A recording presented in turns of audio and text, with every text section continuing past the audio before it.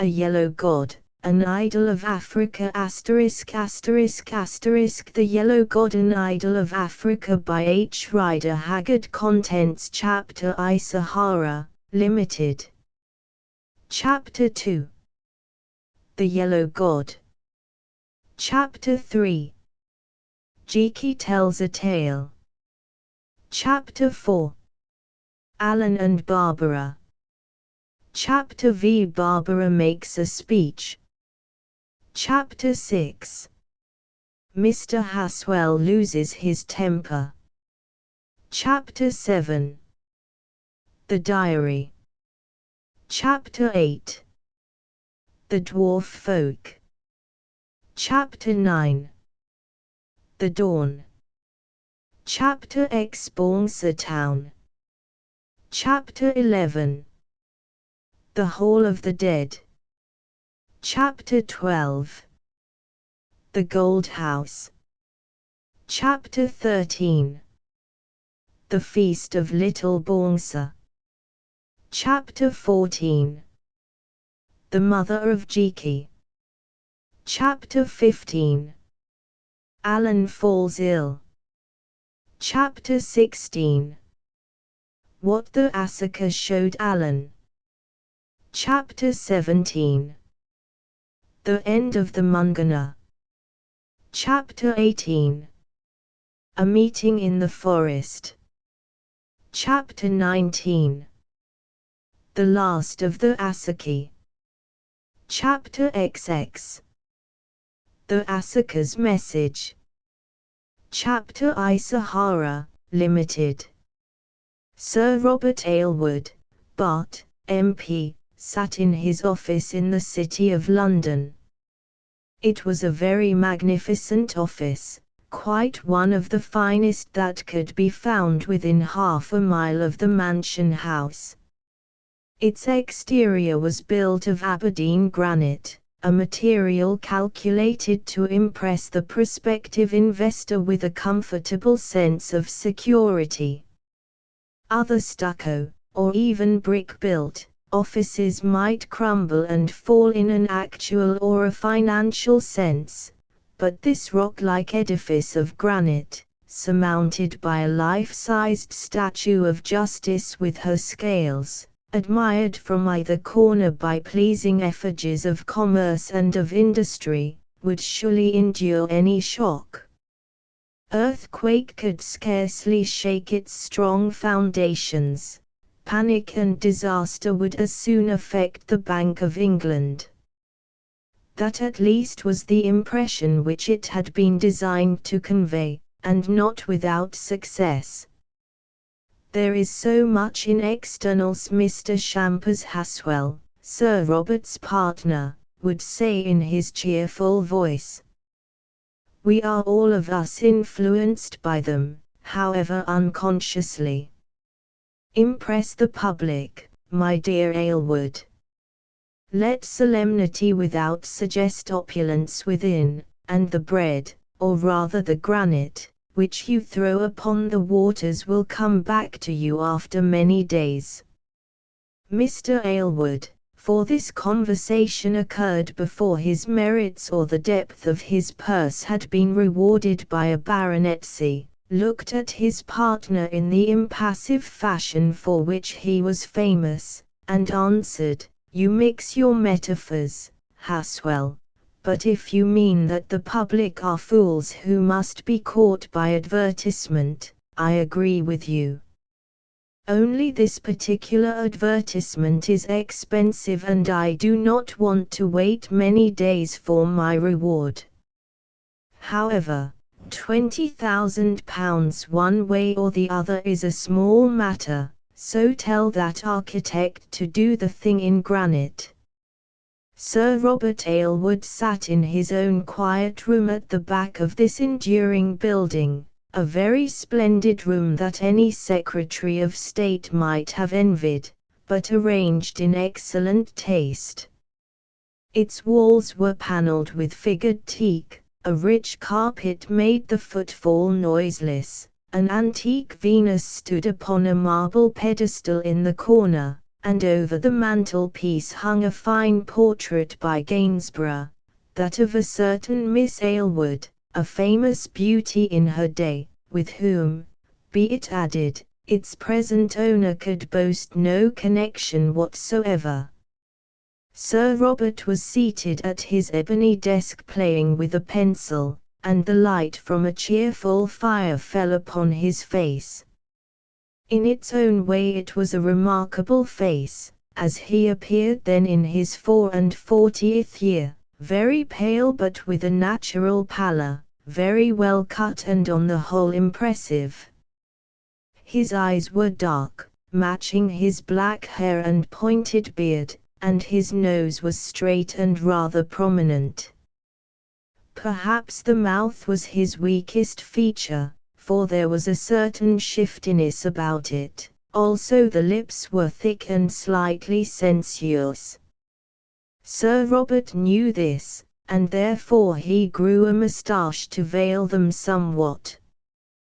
To a careful observer the general impression given by this face was such as is left by the sudden sight of a waxen mask. How strong! How lifelike, he would have said, but of course it isn't real.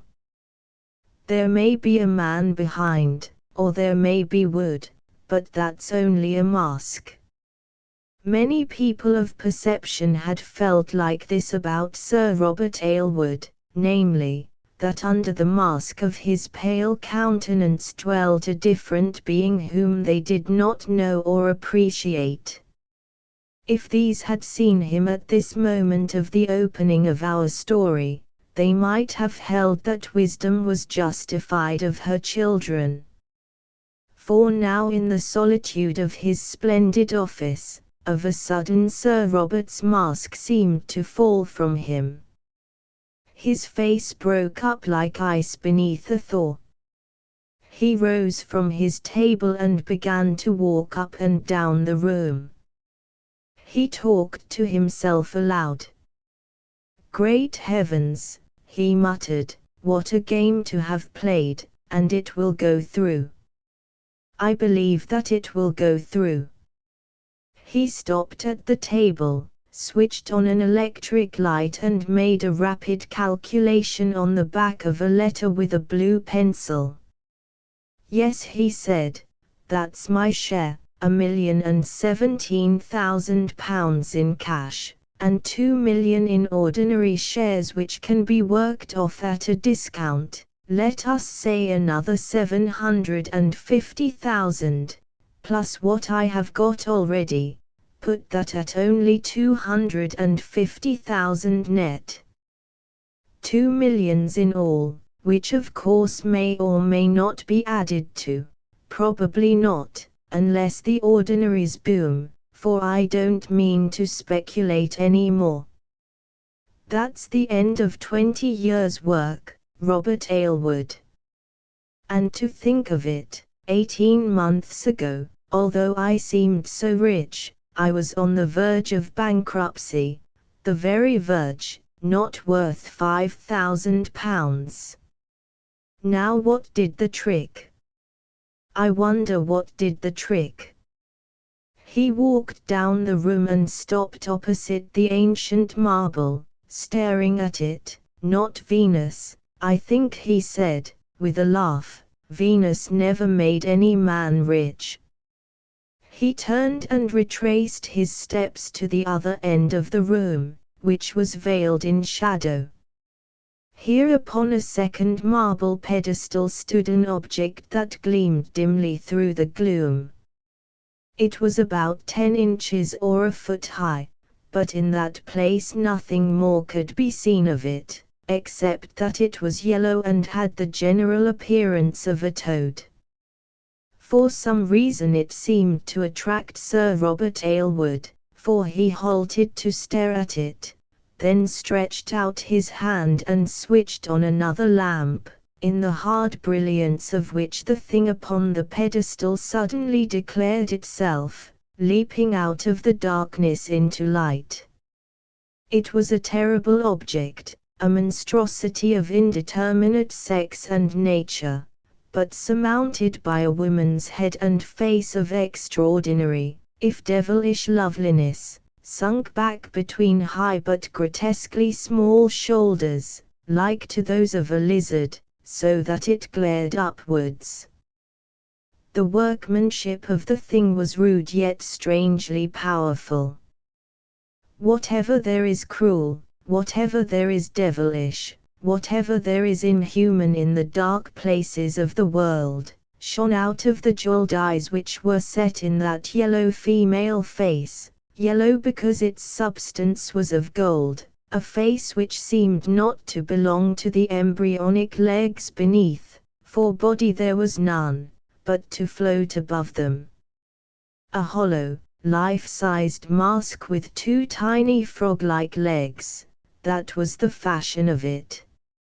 "You are an ugly brute," muttered Sir Robert, contemplating this effigy, "but although I believe in nothing in heaven above or earth below, except the abysmal folly of the British public, I am bothered if I don't believe in you. At any rate from the day when Vernon brought you into my office, my luck turned, and to judge from the smile on your sweet countenance, I don't think it is done with yet.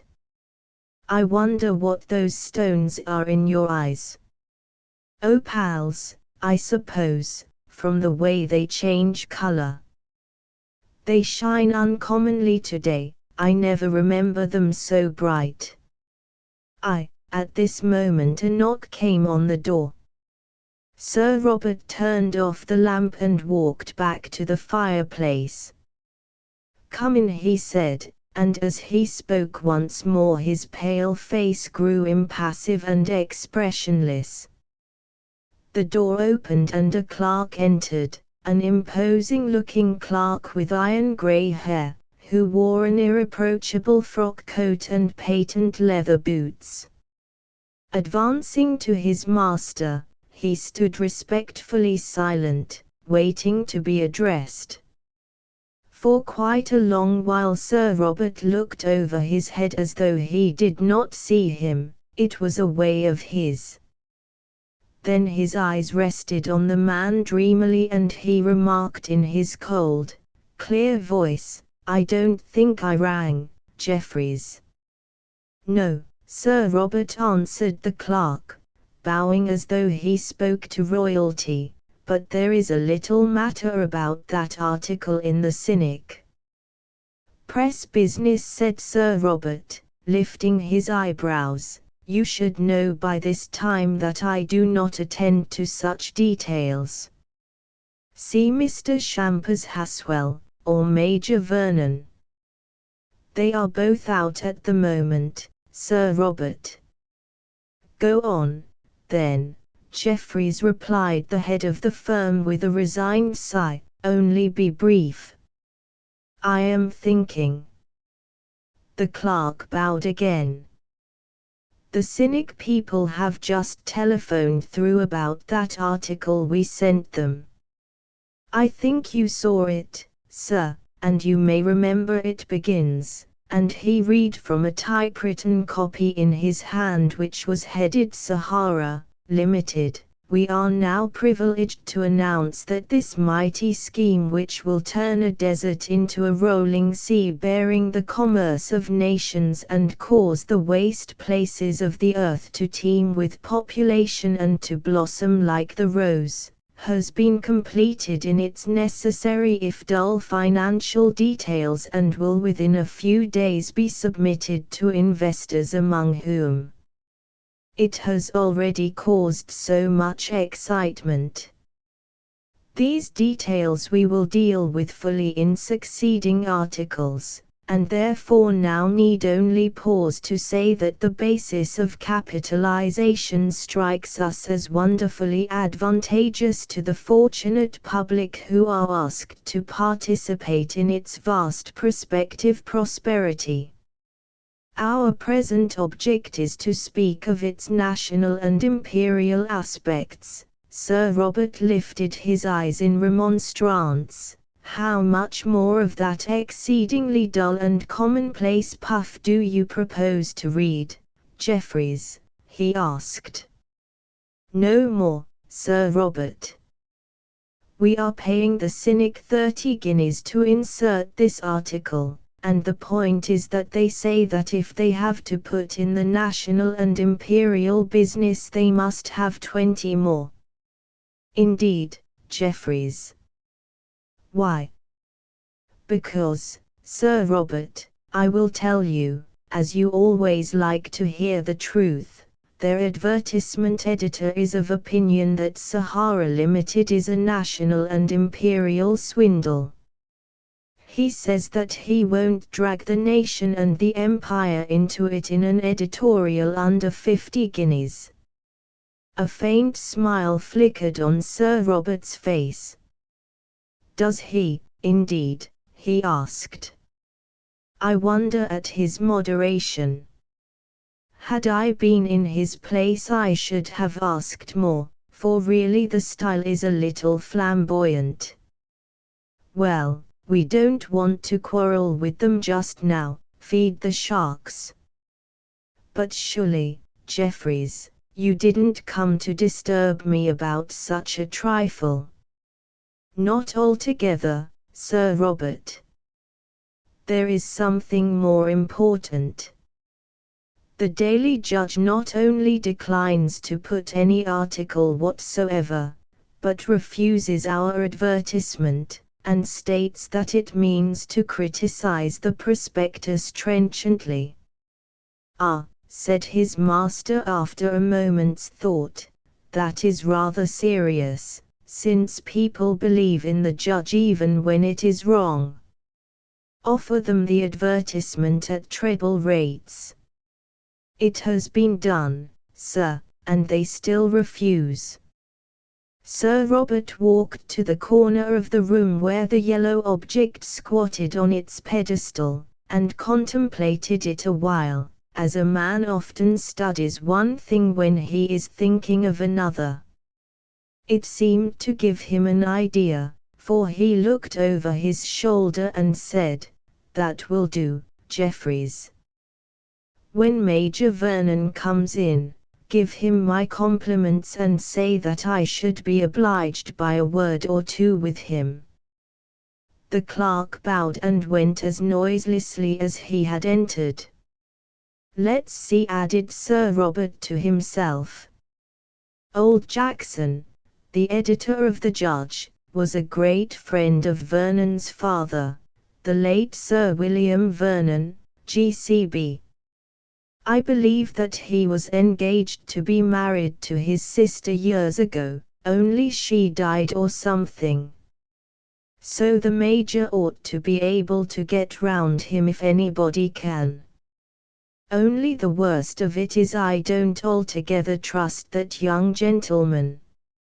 It suited us to give him a share in the business because he is an engineer who knows the country, and this Sahara scheme was his notion, a very good one in a way, and for other reasons. Now he shows signs of kicking over the traces, wants to know too much, is developing a conscience, and so forth. As though the promoters of speculative companies had any business with consciences. Ah! Here he comes. Sir Robert seated himself at his desk and resumed his calculations upon a half-sheet of note-paper, and that moment a clear, hearty voice was heard speaking to the clerks in the outer office. Then came the sound of a strong, firm footstep, the door opened and Major Alan Vernon appeared. He was still quite a young man, not more than 32 or 3 years of age, though he lacked the ultra-robust and rubicund appearance which is typical of so many Englishmen of his class at this period of life. A heavy bout of black water fever acquired on service in West Africa, which would have killed anyone of weaker constitution, had robbed his face of its bloom and left it much sallower, if more interesting than once it had been. for in a way there was interest about the face, also a certain charm. It was a good and honest face with a rather eager, rather puzzled look, that of a man who has imagination and ideas and who searches for the truth but fails to find it. As for the charm, it lay for the most part in the pleasant, open smile and in the frank but rather round brown eyes overhung by a somewhat massive forehead which projected a little, or perhaps the severe illness already alluded to had caused the rest of the face to sink. Though thin, the man was bigly built, with broad shoulders and well-developed limbs, measuring a trifle under 6 feet in height. Such was the outward appearance of Alan Vernon. As for his mind, it was able enough in certain fashions, for instance those of engineering, and the soldier-like faculties to which it had been trained, frank and kindly also, but in other respects not quick, perhaps from its unsuspiciousness. Alan Vernon was a man slow to discover ill and slower still to believe in it even when it seemed to be discovered, a weakness that may have gone far to account for his presence in the office of those eminent and brilliant financiers, Messrs. Aylward and Shampers Haswell. Just now he looked a little worried, like a fish out of water, or rather a fish which has begun to suspect the quality of the water, something in its smell or taste. "Jeffries tells me that you want to see me, Sir Robert," he said in his low and pleasant voice, looking at the baronet rather anxiously. "Yes, my dear Vernon, I wish to ask you to do something, if you kindly will, although it is not quite in your line. Old Jackson, the editor of the Judge, is a friend of yours, isn't he? He was a friend of my father's, and I used to know him slightly." "Well, that's near enough. As I dare say you have heard, he is an unreasonable old beggar, and has taken a dislike to our Sahara scheme. Someone has set him against it and he refuses to receive advertisements, threatens criticisms, etc. Now the opposition of the Judge or any other paper won't kill us, and if necessary we can fight, but at the same time it is always wise to agree with your enemy while he is in the way, and in short, would you mind going down and explaining his mistake to him?" Before answering, Major Vernon walked to the window leisurely and looked out. "I don't like asking favors from family friends," he replied at length, "and, as you said, I think it isn't quite my line. Though of course if it has anything to do with the engineering possibilities, I shall be most happy to see him," he added, brightening. "I don't know what it has to do with, that is what I shall be obliged if you will find out," answered Sir Robert with some asperity. "One can't divide a matter of this sort into watertight compartments. It is true that in so important a concern each of us has charge of his own division, but the fact remains that we are jointly and severally responsible for the whole. I am not sure that you bear this sufficiently in mind, my dear Vernon," he added with slow emphasis. His partner moved quickly. It might almost have been said that he shivered, though whether the movement, or the shiver, was produced by the argument of joint and several liability or by the familiarity of the "my dear Vernon" remains uncertain. Perhaps it was the latter, since although the elder man was a baronet and the younger only a retired major of engineers, the gulf between them, as any one of discernment could see, was wide. They were born, lived, and moved in different spheres unbridged by any common element or impulse. I think that I do bear it in mind, especially of late, Sir Robert answered Alan Vernon slowly. His partner threw a searching glance on him, for he felt that there was meaning in the words, but only said, "That's all right. My motor is outside and will take you to Fleet Street in no time. Meanwhile you might tell them to telephone that you are coming, and perhaps you will just look in when you get back. I haven't got to go to the house tonight, so shall be here till dinner time, and so, I think, will your cousin Haswell. Muzzle that old bulldog, Jackson, somehow. No doubt he has his price like the rest of them, in meal or malt, and you needn't stick at the figure. We don't want him hanging on our throat for the next week or two." 10 minutes later the splendid, 2,000-guinea motor brougham drew up at the offices of the judge and the obsequious motor footman bowed Major Vernon through its rather grimy doorway.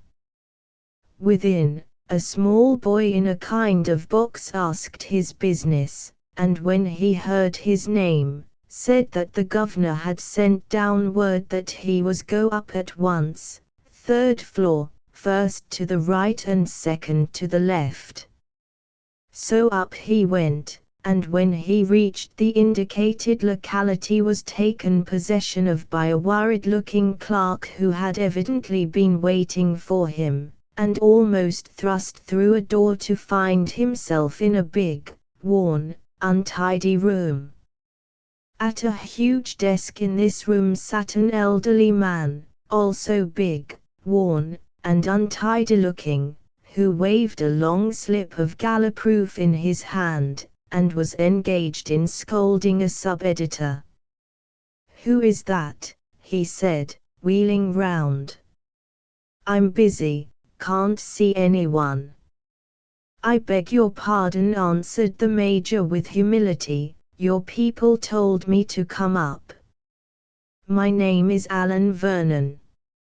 "Oh, I remember. Sit down for a moment, will you, and, Mr. Thomas, oblige me by taking away this rot and rewriting it entirely in the sense I have outlined." Mr. Thomas snatched his rejected copy and vanished through another door, whereon his chief remarked in an audible voice, "That man is a perfect fool. Lucky I thought to look at his stuff. Well, he is no worse than the rest, in this weary world," and he burst into a hearty laugh and swung his chair round, adding, "Now then, Alan, what is it? I have a quarter of an hour at your service." "Why, bless me, I was forgetting that it's more than a dozen years since we met. You were still a boy then, and now you have left the army with a DSO and gratuity, and turned financier, which I think wouldn't have pleased your old father.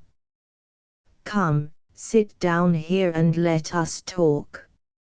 "I didn't leave the army," Mr. Jackson answered his visitor. "It left me. I was invalided out. They said I should never get my health back after that last go of fever, but I did. Ah, bad luck, very bad luck, just at the beginning of what should have been a big career, for I know they thought highly of you at the War Office, that is, if they can think. Well, you have grown into a fine-looking fellow, like your father, very, and someone else too," and he sighed, running his fingers through his grizzled hair. "But you don't remember her, she was before your time. Now let us get to business, there's no time for reminiscences in this office." "What is it, Alan?" for like other people I suppose that you want something. It is about that Sahara flotation, Mr. Jackson, he began rather doubtfully. The old editor's face darkened. The Sahara flotation. That accursed, and he ceased abruptly. What have you, of all people in the world, got to do with it? Oh, I remember. Someone told me that you had gone into partnership with Aylward, the company promoter, and that little beast, Shampers Haswell, who really is the clever one. Well, set it out, set it out. It seems, Mr. Jackson, that the judge has refused not only our article, but also the advertisement of the company.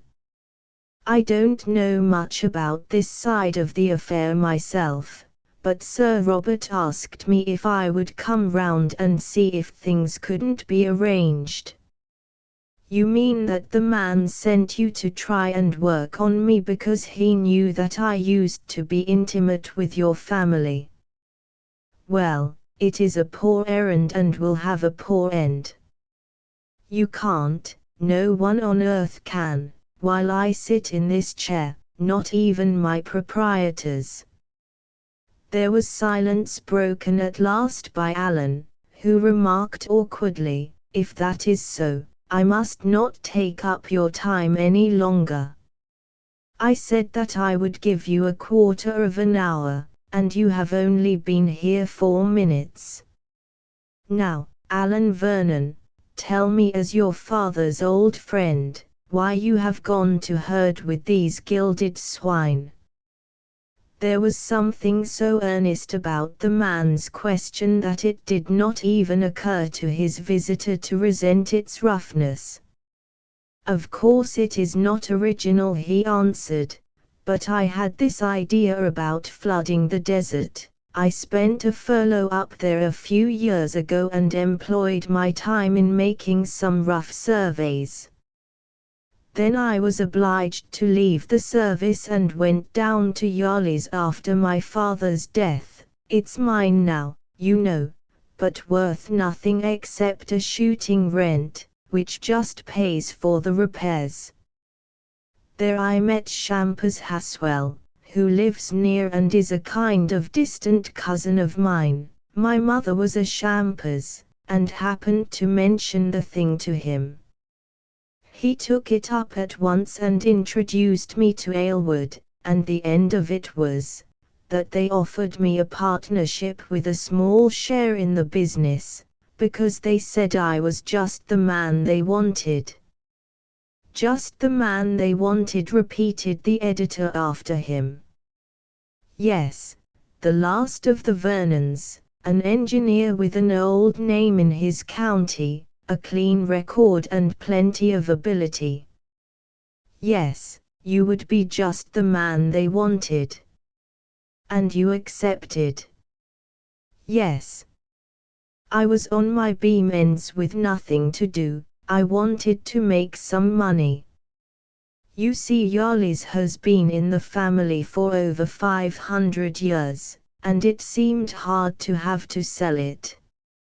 Also, and he paused. Ever meet Barbara Shampers? Asked Mr. Jackson inconsequently. I did once. Wonderfully nice girl, and very good looking too. But of course you know her, and she is her uncle's ward, and their place isn't far off Yarley's, you say. Must be a connection of yours also. Major Vernon started a little at the name and his face seemed to redden. Yes, he said, I have met her and she is a connection. Will be a big heiress one day, I think, went on Mr. Jackson, unless old Haswell makes off with her money. I think Aylward knows that, at any rate he was hanging about when I saw her. Vernon started again, this time very perceptibly. Very natural, you're going into the business, I mean, under all the circumstances, went on Mr. Jackson. But now, if you will take my advice, you'll go out of it as soon as you can. Why? Because, Alan Vernon, I am sure you don't want to see your name dragged in the dirt, any more than I do. He fumbled in a drawer and produced a typewritten document. Take that, he said, and study it at your leisure. It's a sketch of the financial career of Messrs. Aylward and Shampers Haswell, also of the companies which they have promoted and been connected with, and what has happened to them and to those who invested in them. A man got it out for me yesterday and I'm going to use it. As regards this Sahara business, you think it all right, and so it may be from an engineering point of view, but you will never live to sail upon that sea which the British public is going to be asked to find so many millions to make. Look here. We have only 3 minutes more, so I will come to the point at once.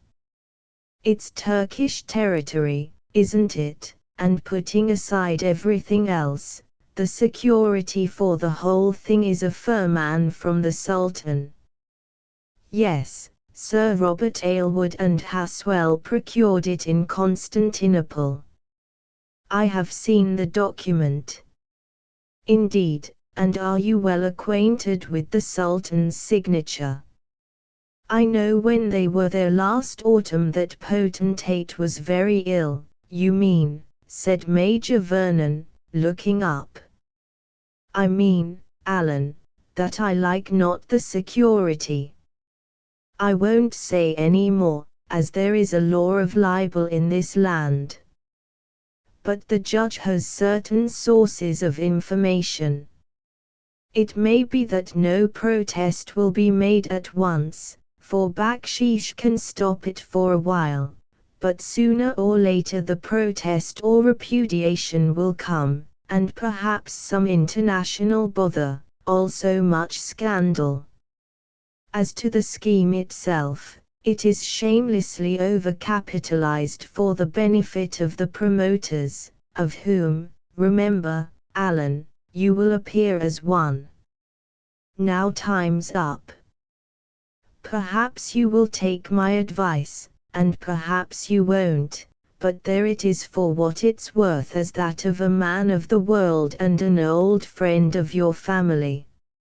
As for your puff article and your prospectus, I wouldn't put them in the judge if you paid me £1,000, which I dare say your friend, Aylward, would be quite ready to do. Goodbye. Come and see me again sometime, and tell me what has happened, and, I say, this last was shouted through the closing door, give my kind regards to Miss Barbara, for wherever she happens to live, she is an honest woman. Chapter 2. The Yellow God. Alan Vernon walked thoughtfully down the lead-covered stairs, hustled by eager gentlemen hurrying up to see the great editor, whose bell was already ringing furiously, and was duly ushered by the obsequious assistant chauffeur back into the luxurious motor. There was an electric lamp in this motor, and by the light of it, his mind being perplexed, he began to read the typewritten document given to him by Mr. Jackson, which he still held in his hand. As it chanced, they were blocked for a quarter of an hour near the mansion house, so that he found time, if not to master it, at least to gather enough of its contents to make him open his brown eyes very wide before the motor pulled up at the granite doorway of his office. Alan descended from the machine, which departed silently, and stood for a moment wondering what he should do. His impulse was to jump into a bus and go straight to his rooms or his club, to which Sir Robert did not belong, but being no coward, he dismissed it from his mind. His fate hung in the balance, of that he was well aware. Either he must disregard Mr. Jackson's warning, confirmed as it was by many secret fears and instincts of his own, and say nothing except that he had failed in his mission, or he must take the bull by the horns and break with the firm. To do the latter meant not only a good deal of moral courage, but practical ruin, whereas if he chose the former course, probably within a fortnight he would find himself a rich man. Whatever Jackson and a few others might say in its depreciation, he was certain that the Sahara flotation would go through, for it was underwritten, of course upon terms, by responsible people. Moreover, the unissued preferred shares had already been dealt in at a heavy premium. Now, to say nothing of the allotment to which he was entitled upon his holding in the parent syndicate, the proportion of cash due to him as a partner would amount to quite £100,000. In other words, he, who had so many reasons for desiring money, would be wealthy. After working so hard and undergoing so much that he felt to be humiliating and even degrading, why should he not take his reward and clear out afterwards? This he remembered he could do, since probably by some oversight of Aylward's, who left such matters to his lawyers, his deed of partnership did not bind him to a fixed term. It could be broken at any moment. To this argument there was only one possible answer, that of his conscience. If once he were convinced that things were not right, it would be dishonest to participate in their profits.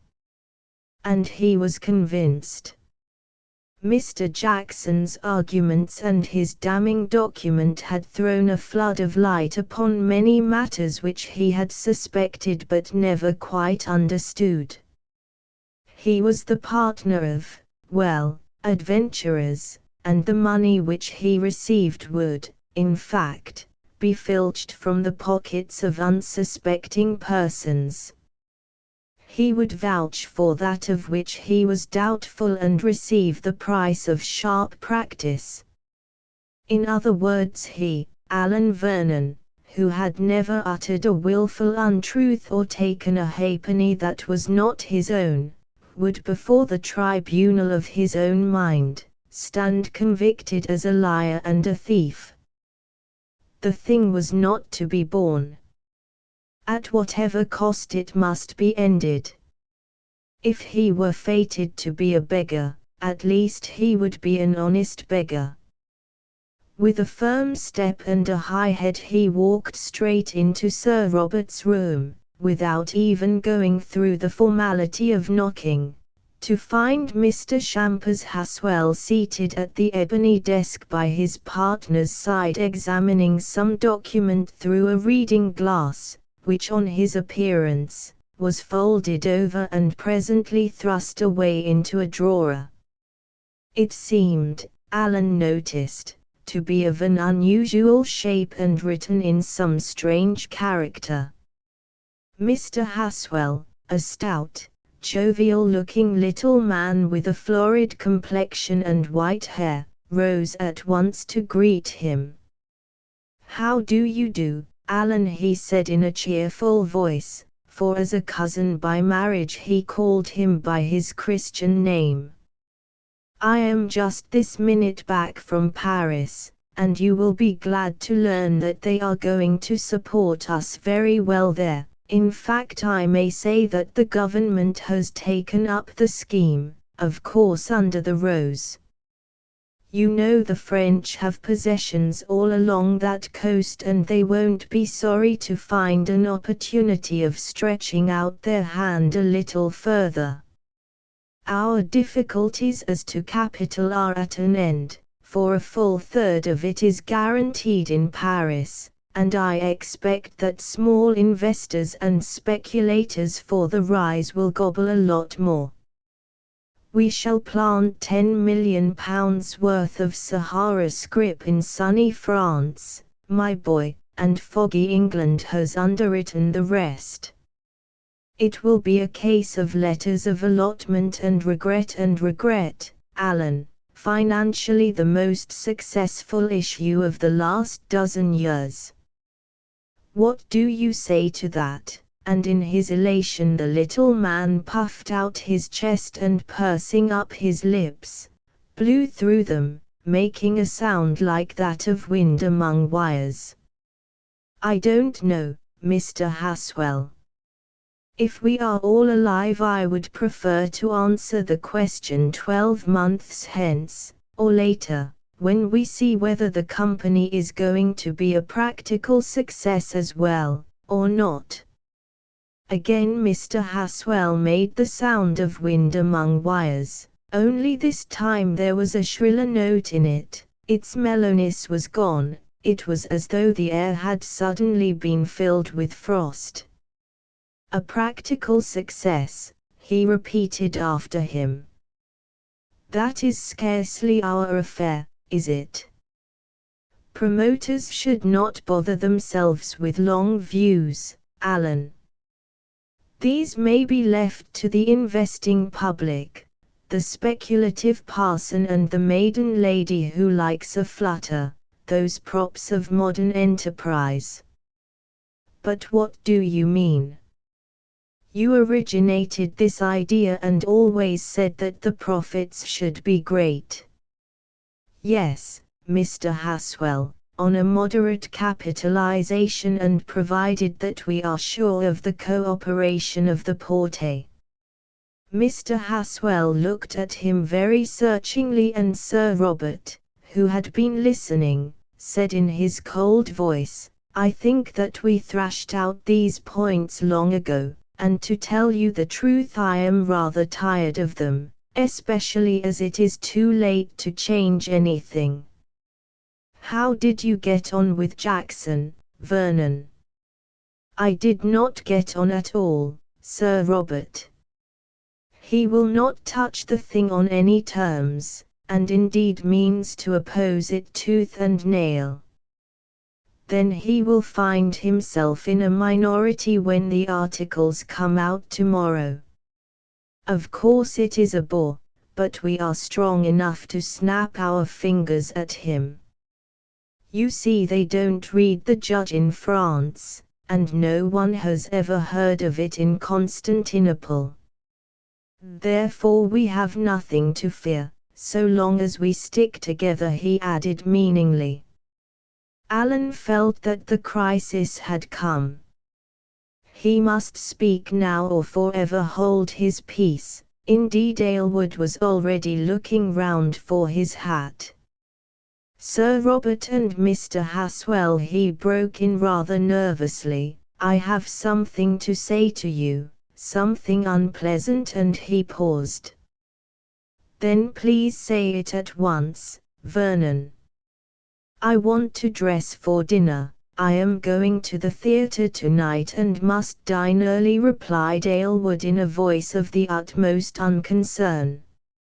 It is, Sir Robert went on Alan with a rush, that I do not like the lines upon which this business is being worked, and I wish to give up my interest in it and retire from the firm, as I have a right to do under our deed of partnership.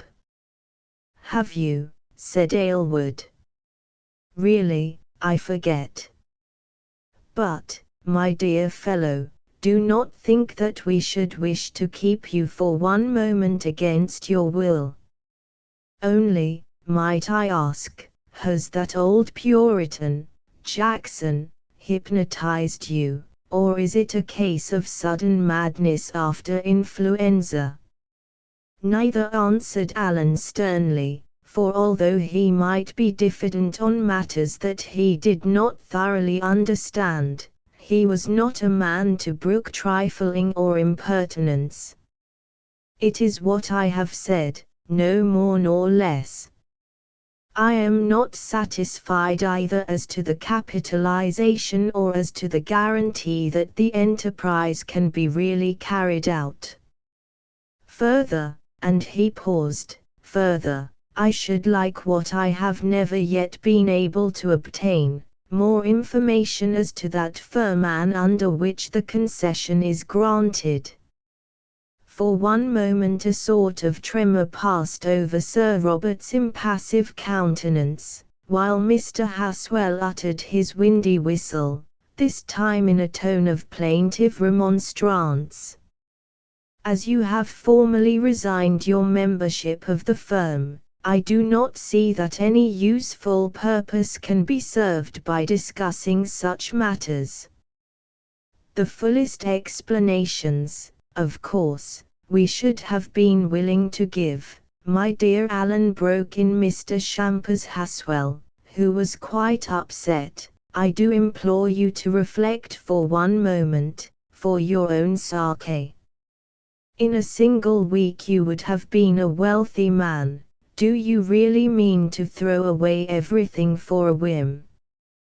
Perhaps Vernon remembers that he holds over 1,700 of the syndicate shares which we have worked up to £18, and thinks it wiser to capture the profit in sight. Generally speaking, a very sound principle, interrupted Aylward sarcastically.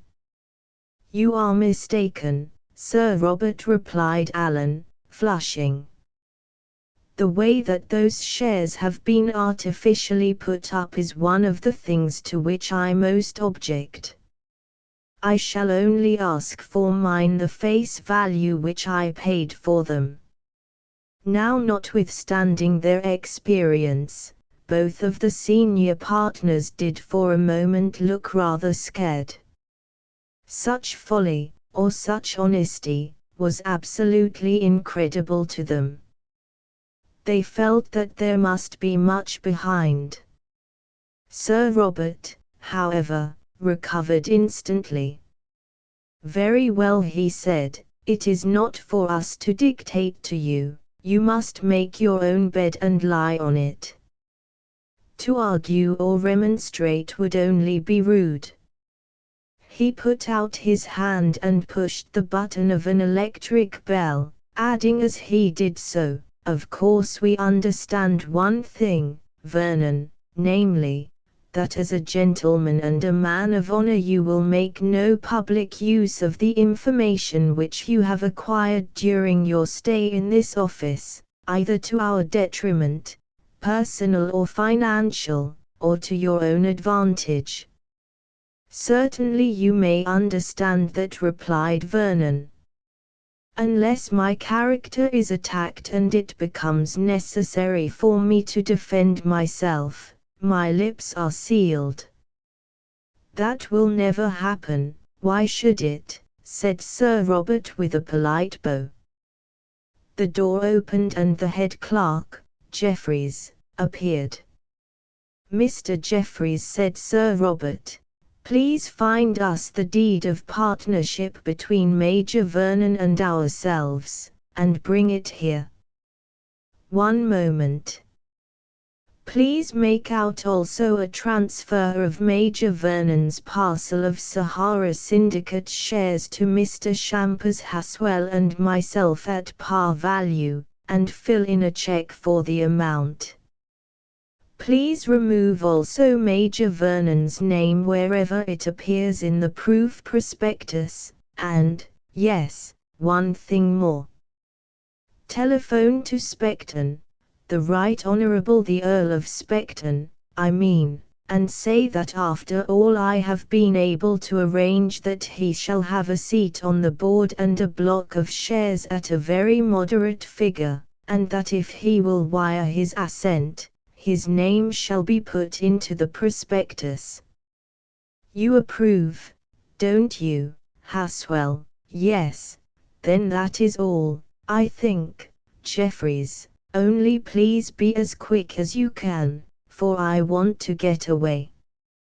Jeffries, the immaculate and the impassive, bowed, and casting one swift glance at Vernon out of the corner of his eye, departed. What is called an awkward pause ensued. In fact, it was a very awkward pause. The die was cast, the matter ended, and what were the principals to do until the ratifications had been exchanged, or, a better simile perhaps, the decree nisi pronounced absolute? Mr. Champers Haswell remarked that the weather was very cold for April, and Alan agreed with him, while Sir Robert found his hat and brushed it with his sleeve. Then Mr. Haswell, in desperation, for in minor matters he was a kindly sort of man who disliked scenes and unpleasantness, muttered something as to seeing him, Alan, at his house, the Court in Hertfordshire, from Saturday to Monday. That was the arrangement, answered Alan bluntly, but possibly after what has happened you will not wish that it should be kept. Oh, why not, said Mr. Haswell. Sunday is a day of rest when we make it a rule not to talk business, and if we did, perhaps we might all change our minds about these matters. Sir Robert is coming, and I am sure that your cousin Barbara will be very disappointed if you do not turn up, for she understands nothing about these city things which are Greek to her. At the mention of the name of Barbara, Sir Robert Aylward looked up from the papers which he affected to be tidying, and Alan thought that there was a kind of challenge in his eyes. A moment before he had made up his mind that no power on earth would induce him to spend a Sunday with his late partners at the court. Now, acting upon some instinct or impulse, he reversed his opinion. "Thanks," he said, "if that is understood, I shall be happy to come. I will drive over from Yarley's in time for dinner tomorrow." "Perhaps you will say so to Barbara. She will be glad, I am sure," answered Mr. Haswell, "for she told me the other day that she wants to consult you about some outdoor theatricals that she means to get up in July." "In July," answered Alan with a little laugh. "I wonder where I shall be in July." Then came another pause, which seemed to affect even Sir Robert's nerves, for, abandoning the papers, he walked down the room till he came to the golden object that has been described, and for the second time that day stood there contemplating it. "This thing is yours, Vernon," he said, "and now that our relations are at an end, I suppose that you will want to take it away. What is its history? You never told me." "Oh, that's a long story," answered Alan in an absent voice. "My uncle, who was a missionary, brought it from West Africa. I rather forget the facts, but Jiki, my Negro servant, knows them all, for as a lad my uncle saved him from sacrifice, or something, in a place where they worship these things, and he has been with us ever since. It is a fetish with magical powers and all the rest of it. I believe they call it the swimming head and other names. If you look at it, you will see that it seems to swim between the shoulders, doesn't it?" "Yes," said Sir Robert, "and I admire the beautiful beast.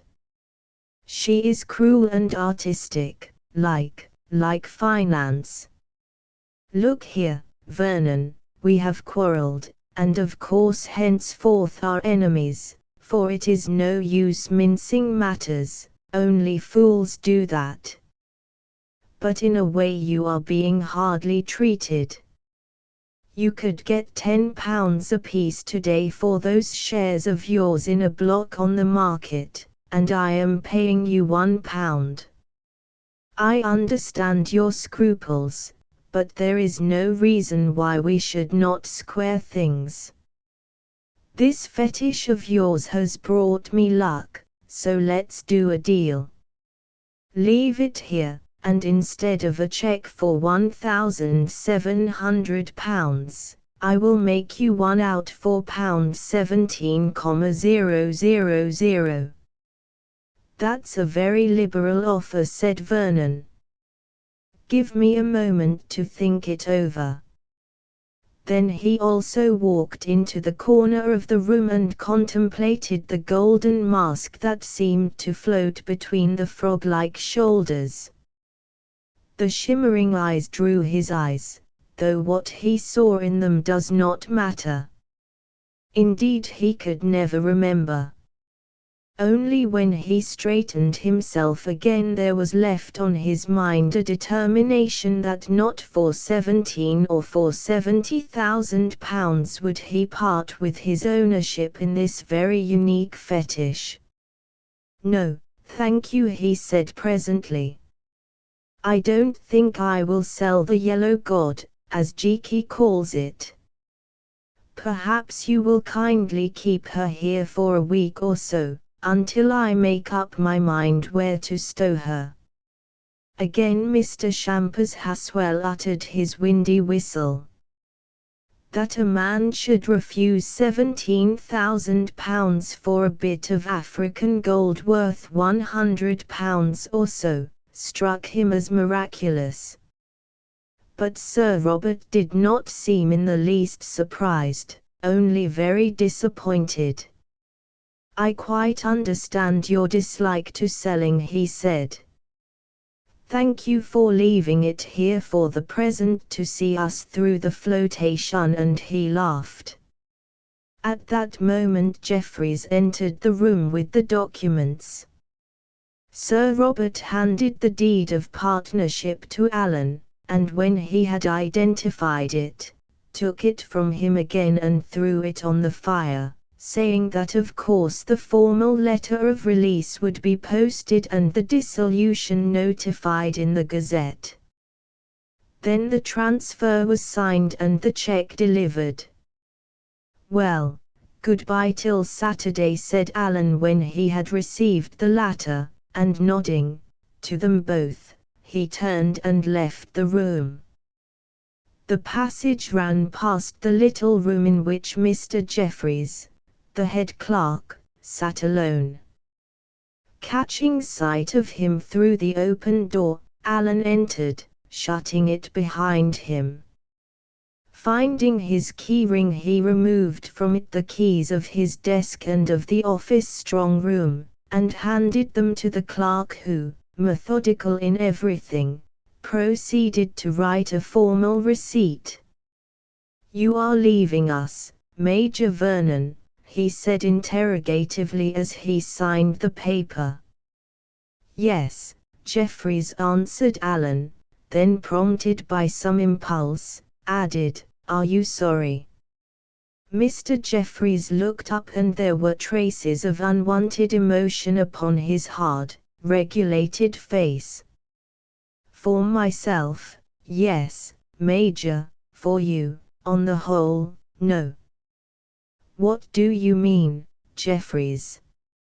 I do not quite understand.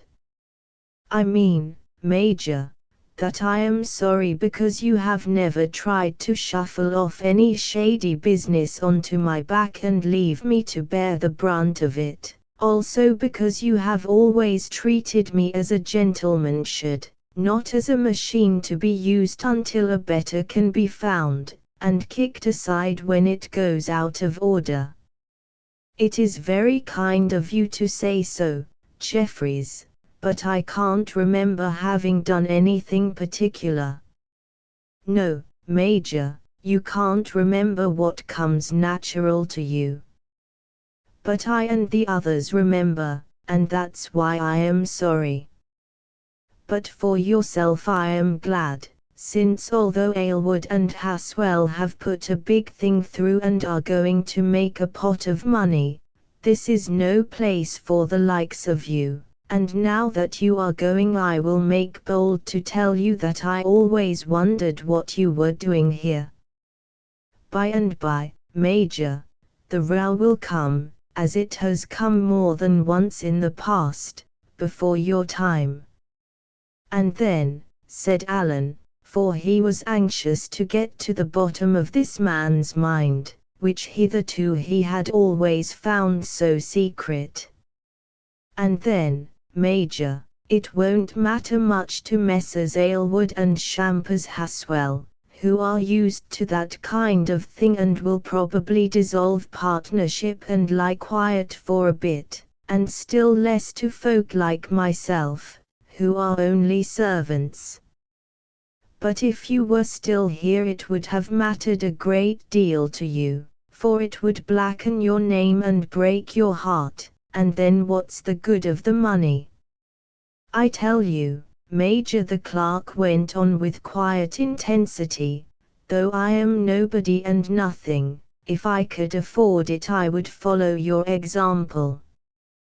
But I can't, for I have a sick wife and a family of delicate children who have to live half the year on the south coast, to say nothing of my old mother, and I was fool enough to be taken in and back Sir Robert's last little venture, which cost me all I had saved. So you see I must make a bit before the machine is scrapped, Major. But I tell you this, that if I can get £5,000 together, as I hope to do out of Sahara's before I am a month older, for they had to give me a look-in, as I knew too much, I am off to the country, where I was born, to take a farm there. No more of Messrs. Aylward and Haswell for Thomas Jeffries. That's my bell. Goodbye, Major. I'll take the liberty to write you a line sometimes, for I know you won't give me away. Goodbye and God bless you, as I am sure he will in the long run. And stretching out his hand, he took that of the astonished Alan and wrung it warmly.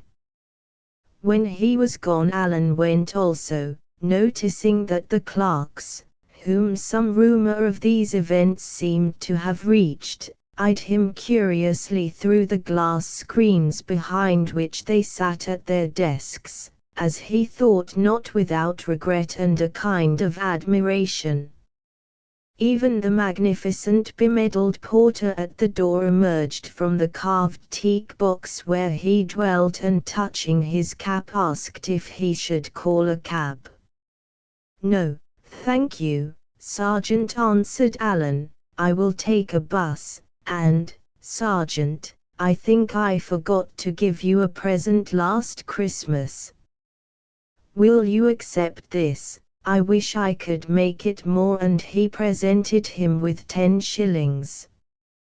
The sergeant drew himself up and saluted. "Thank you kindly, Major," he said. "I'd rather take that from you than £10 from the other gentleman. But, Major, I wish we were out on the west coast again together. It's a stinking, barbarous hole, but not so bad as this air city." For once these two had served as comrades, and it was through Alan that the sergeant obtained his present lucrative but somewhat uncongenial post. He was outside at last. The massive granite portal vanished behind him in the evening mists, much as a nightmare vanishes.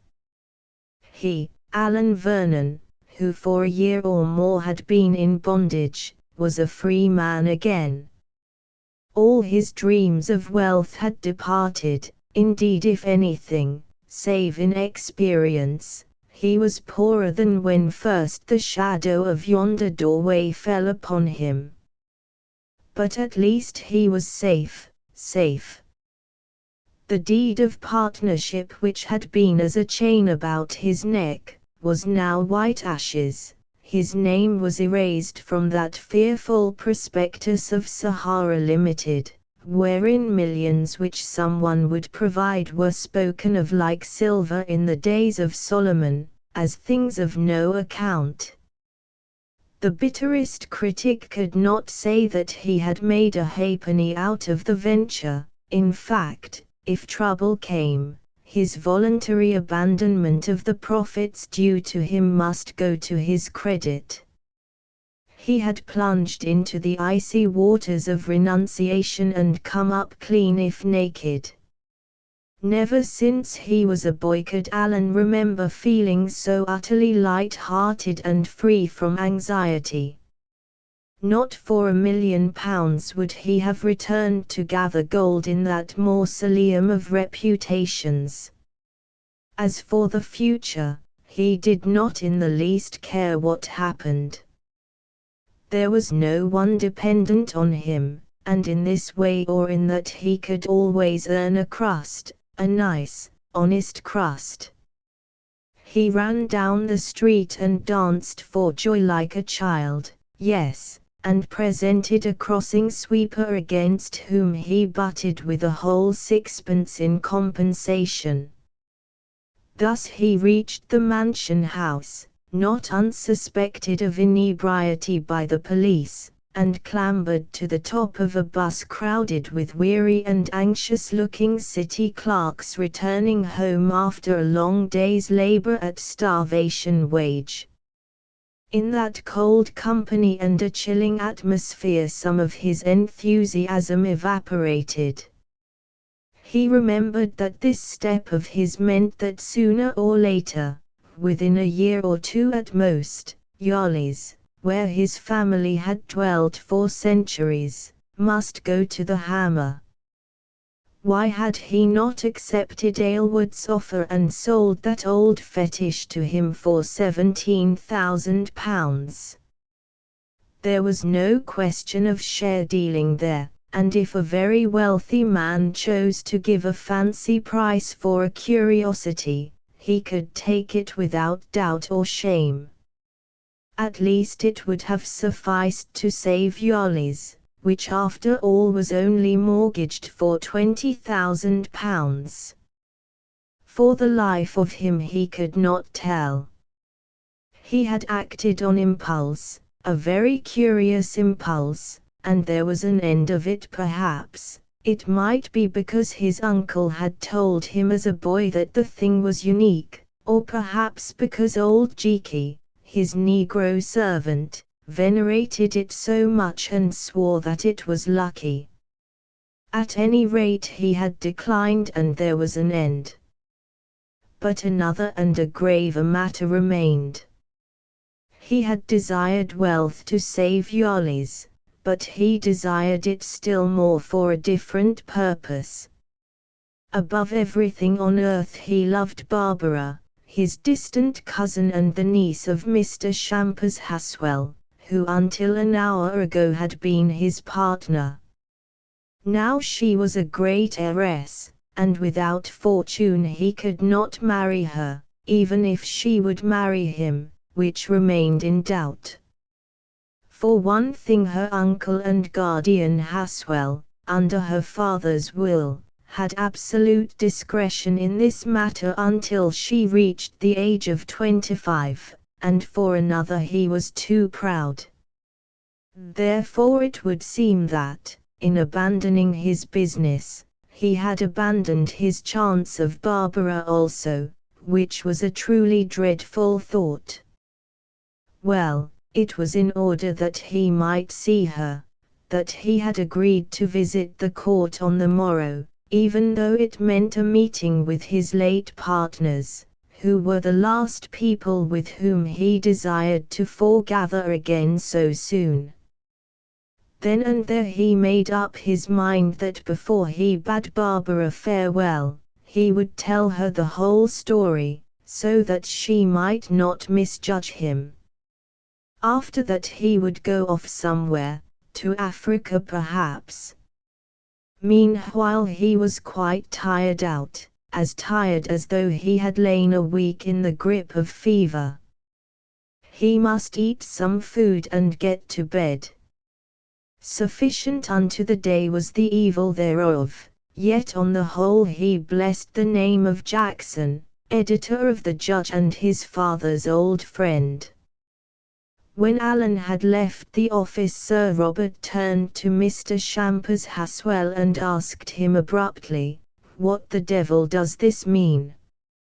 Mr. Haswell looked up at the ceiling and whistled in his own peculiar fashion, then answered, "I cannot say for certain, but our young friend's strange conduct seems to suggest that he has smelled a rat, possibly even that Jackson, the old beast, has shown him a rat, of a large Turkish breed." Sir Robert nodded. "Vernon is a fellow who doesn't like rats. They seem to haunt his sleep," he said, "but do you think that having seen it, he will keep it in the bag?" "Oh, certainly, certainly," answered Mr. Haswell with cheerfulness.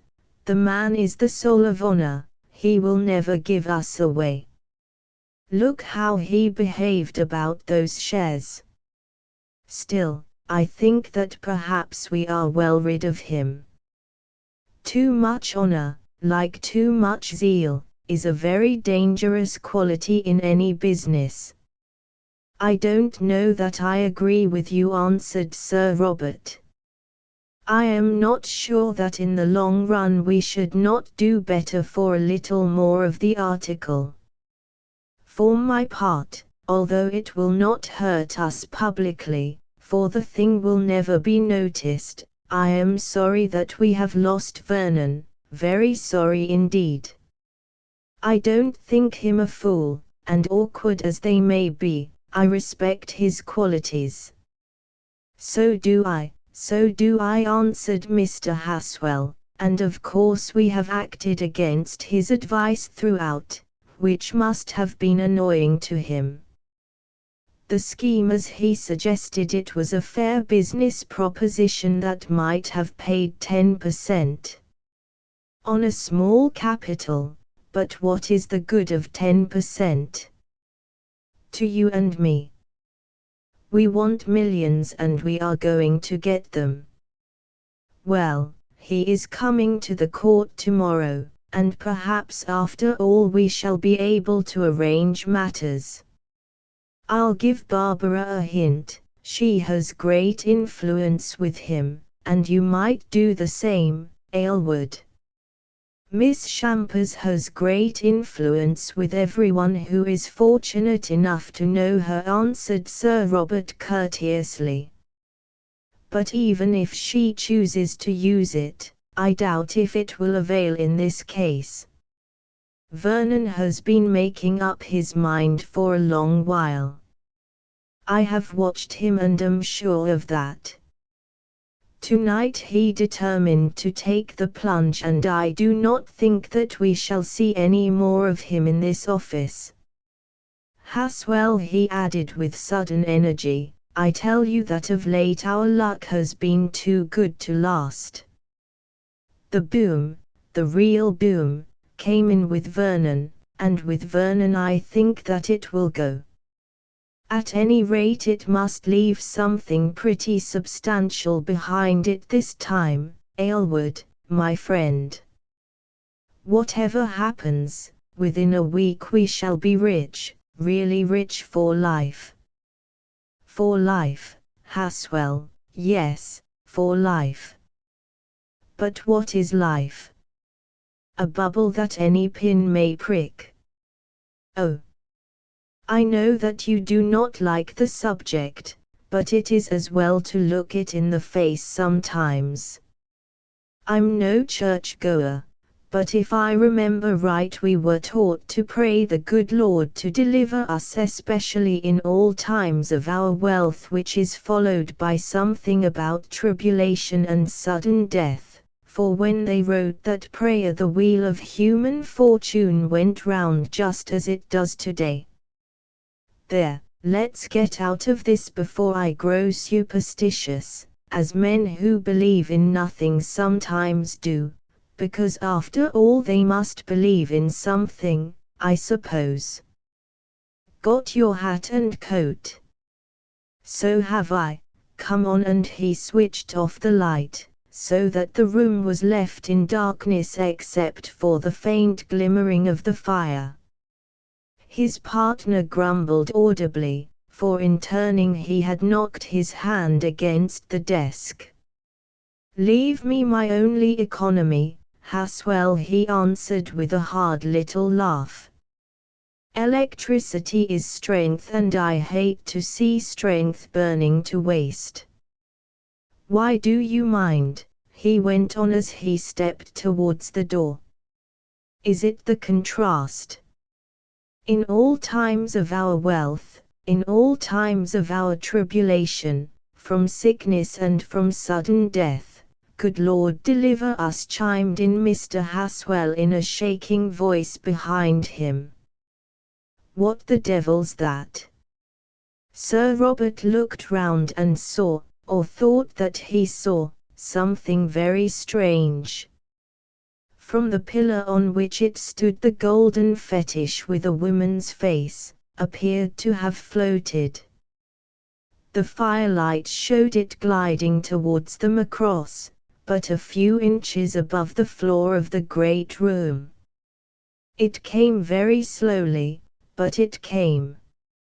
Now it reached them and paused, and now it rose into the air until it attained the height of Mr. Champers Haswell and stayed there, staring into his face and not a hand's breadth away, just as though it were a real woman glaring at him. He uttered a sound, half whistle and half groan, and fell back, as it chanced onto a morocco-covered seat behind him. For a moment or two the gleaming, golden mask floated in the air. Then it turned very deliberately, rose a little way, and moving sidelong to where Sir Robert stood, hung in front of his face. Presently Aylward staggered to the mantelpiece and began to fumble for the switch. In the silence his nails scratching at the panelling made a sound like to that of a gnawing mouse. He found it at last, and next instant the office broke into a blaze of light, showing Mr. Haswell, his rubicund face quite pale, his hat and umbrella on the floor, gasping like a dying man upon the couch, and Sir Robert himself clinging to the mantel-shelf as a person might do who had received a mortal wound, while the golden fetish reposed calmly on its pillar, to all appearance as immovable and undisturbed as the antique Venus which matched it at the other end of the room. For a while there was silence. Then Sir Robert, recovering himself, asked, "Did you notice anything unusual just now, Haswell?" "Yes," whispered his partner. "I thought that hideous African thing which Vernon brought here, came sliding across the floor and stared into my face with its glittering eyes, and in the eyes, well, what was in the eyes? I can't remember. It was a kind of picture, and the meaning of it was sudden death, O Lord. Sudden death. Tell me it was a fancy bred of that ill-omened talk of yours." "I can't tell you anything of the sort," answered Aylward in a hollow voice, "for I saw something also." "What?" asked his partner. "Death that wasn't sudden, and other things." Again the silence fell till it was broken by Aylward. "Come," he said, we have been overworking, too much strain, and now the reaction. Keep this rubbish to yourself, or they will lock you up in an asylum. Certainly, Aylward, certainly. But can't you get rid of that beastly image? Not on any account, Haswell, even if it haunts us all day. Here it shall stop until the Saharas are floated on Monday, if I have to lock it in the strong room and throw the keys into the Thames. Afterwards Vernon can take it, as he has a right to do, and I am sure that with it will go our luck. Then the sooner our luck goes, the better, replied Haswell, with a mere ghost of his former whistle. Life is better than luck, and, Aylward, that yellow god you are so fond of means to murder us. We are being fattened for the sacrifice, that is all. I remember now, that was one of the things I saw written in its eyes. Chapter 3. Jeekie tells a tale.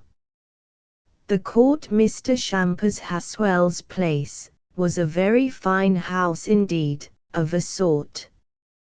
That is, it contained 29 bedrooms, each of them with a bathroom attached, a large number of sitting rooms, ample garages, stables, and offices, the whole surrounded by several acres of newly planted gardens. Incidentally, it may be mentioned that it was built in the most atrocious taste and looked like a suburban villa seen through a magnifying glass. It was in this matter of taste that it differed from Sir Robert Aylward's home, Old Hall, a few miles away. Not that this was old either, for the original house had fallen down or been burnt 100 years before. But Sir Robert, being gifted with artistic perception, had reared up in place of it a smaller but really beautiful dwelling of soft grey stone, long and low, and built in the Tudor style with many gables. This house, charming as it was, could not of course compare with Yarley's, the ancient seat of the Vernons in the same neighbourhood. Yarley's was pure Elizabethan, although it contained an oak-roofed hall which was said to date back to the time of King John, a remnant of a former house. There was no electric light or other modern convenience at Yarley's, yet it was a place that everyone went to see because of its exceeding beauty and its historical associations. The moat by which it was surrounded, the grass court within, for it was built on 3 sides of a square, the mullioned windows, the towered gateway of red brick, the low-panelled rooms hung with the portraits of departed Vernons, the sloping park and the splendid oaks that stood about, singly or in groups, were all of them perfect in their way. It was one of the most lovely of English homes, and oddly enough its neglected gardens and the air of decay that pervaded it, added to rather than decreased its charm. But it is with the court that we have to do at present, not with Yarley's. Mr. Champers Haswell had a week-end party. There were 10 guests, all men, and with the exception of Alan, who it will be remembered was one of them, all rich and in business. They included 2 French bankers and 3 Jews, everyone a prop of the original Sahara syndicate and deeply interested in the forthcoming flotation. To describe them is unnecessary, for they have no part in our story, being only financiers of a certain class, remarkable for the riches they had acquired by means that for the most part would not bear examination. The riches were evident enough. Ever since the morning the owners of this wealth had arrived by ones or twos in their costly motor cars, attended by smart chauffeurs and valets. Their fur coats, their jeweled studs and rings, something in their very faces suggested money, which indeed was the bond that brought and held them together. Alan did not come until it was time to dress for dinner, for he knew that Barbara would not appear before that meal, and it was her society he sought, not that of his host or fellow guests. Accompanied by his Negro servant, Cheeky, for in a house like this it was necessary to have someone to wait upon him, he drove over from Yolly's, a distance of 10 miles, arriving about 8 o'clock. "Mr. Haswell has gone up to dress, Major, and so have the other gentlemen," said the head butler, Mr. Smith, "but Miss Shampers told me to give you this note and to say that dinner is at 8:30. Alan took the note and asked to be shown to his room. Once there, although he had only 25 minutes, he opened it eagerly, while Cheeky unpacked his bag. "Dear Alan," it ran, "don't be late for dinner, or I may not be able to keep a place next to me. Of course Sir Robert takes me in. They are a worse lot than usual this time, odious, odious, and I can't stand one on the left hand as well as on the right. Yours, BP.S. What have you been doing? Our distinguished guests, to say nothing of my uncle, seem to be in a great fuss about you. I overheard them talking when I was pretending to arrange some flowers. One of them called you a sanctimonious prig and an obstinate donkey, and another answered, I think it was Sir Robert, no doubt, but obstinate donkeys can kick and have been known to upset other people's apple carts ere now. Is the Sahara Syndicate the apple cart? If so, I'll forgive you.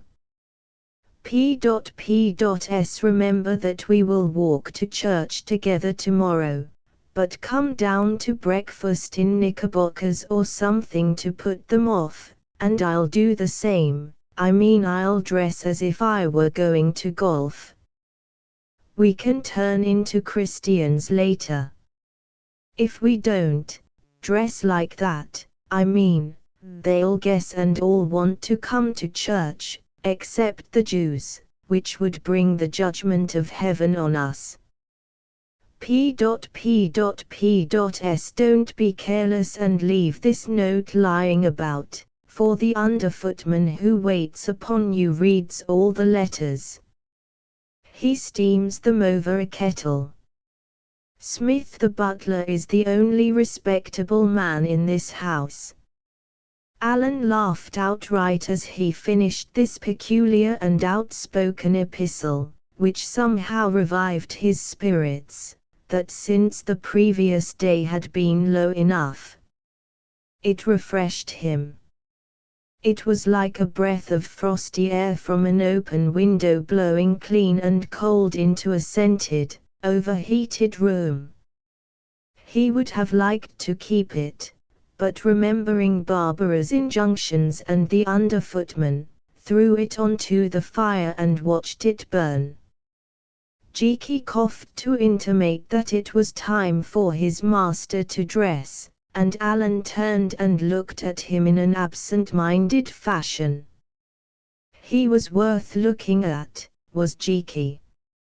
Let the reader imagine a very tall and powerful-built Negro with a skin as black as a well-polished boot, woolly hair as white as snow, a little tufted beard also white, a hand like a leg of mutton, but with long delicate fingers and pink, filbert-shaped nails, an immovable countenance, but set in it beneath a massive brow, two extraordinary humorous and eloquent black eyes which expressed every emotion passing through the brain behind them, that is when their owner chose to allow them to do so. Such was Jiki. "Shall I unlace your boots, Major?" he said in his full, melodious voice and speaking the most perfect English. "I expect that the gong will sound in 9.5 minutes." "Then let it sound and be hanged to it," answered Alan. "No, I forgot, I must hurry. Jiki, put that fire out and open all the windows as soon as I go down. This room is like a hothouse." "Yes, Major, the fire shall be extinguished and the sleeping chamber ventilated." "The other boot, if you please, Major." "Jiki," said Alan, "who is stopping in this place?" "Have you heard? I collected some names on my way upstairs, Major. 3 of the gentlemen you have never met before, but," he added suddenly breaking away from his high-flown book-learned English, as was his custom when in earnest, "Jiki think they just black niggers like the rest, thief people. There ain't a white man in this house, except you and Miss Barbara and me, Major." Jiki learned all that in servants' hall palaver. "No, not now, other time. Everyone tell everything to Jiki, poor old African fool, and he look up and answer, 'Oh law, you don't say so,' but keep his eyes and ears open all the same." "I'll be bound you do," Jiki replied Alan, laughing again. "Well, go on keeping them open, and give me those trousers." "Yes, Major," answered Jiki, reassuming his grand manner, "I shall continue to collect information which may prove to your advantage, but personally I wish that you were clear of the whole caboodle, except Miss Barbara." "Here, here," ejaculated Alan, "there goes the gong. Mind you come in and help to wait," and hurrying into his coat he departed downstairs. The guests were gathered in the hall drinking sherry and bitters, a proceeding that to Alan's mind set a stamp upon the house. His host, Mr. Shampers Haswell, came forward and greeted him with much affectionate enthusiasm, and Alan noticed that he looked very pale, also that his thoughts seemed to be wandering, for he introduced a French banker to him as a noted Jew, and the noted Jew as the French banker, although the distinction between them was obvious and the gentleman concerned evidently resented the mistake. Sir Robert Aylward, catching sight of him, came across the hall in his usual, direct fashion, and shook him by the hand. "Glad to see you, Vernon," he said, fixing his piercing eyes upon Alan as though he were trying to read his thoughts. "Pleasant change this from the city and all that eternal business, isn't it? Ah! You are thinking that one is not quite clear of business after all," and he glanced round at the company. "That's one of your cousin Haswell's faults, he can never shake himself free of the thing, never get any real recreation.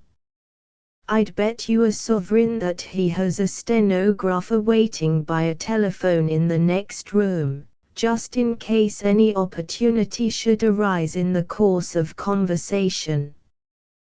That is magnificent, but it is not wise. His heart can't stand it, it will wear him out before his time. Listen, they are all talking about the Sahara. I wish I were there, it must be quiet at any rate. the sands beneath, the eternal stars above. Yes, I wish I were there, he repeated with a sigh, and Alan noted that although his face could not be more pallid than its natural color, it looked quite worn and old. So do I, he answered with enthusiasm.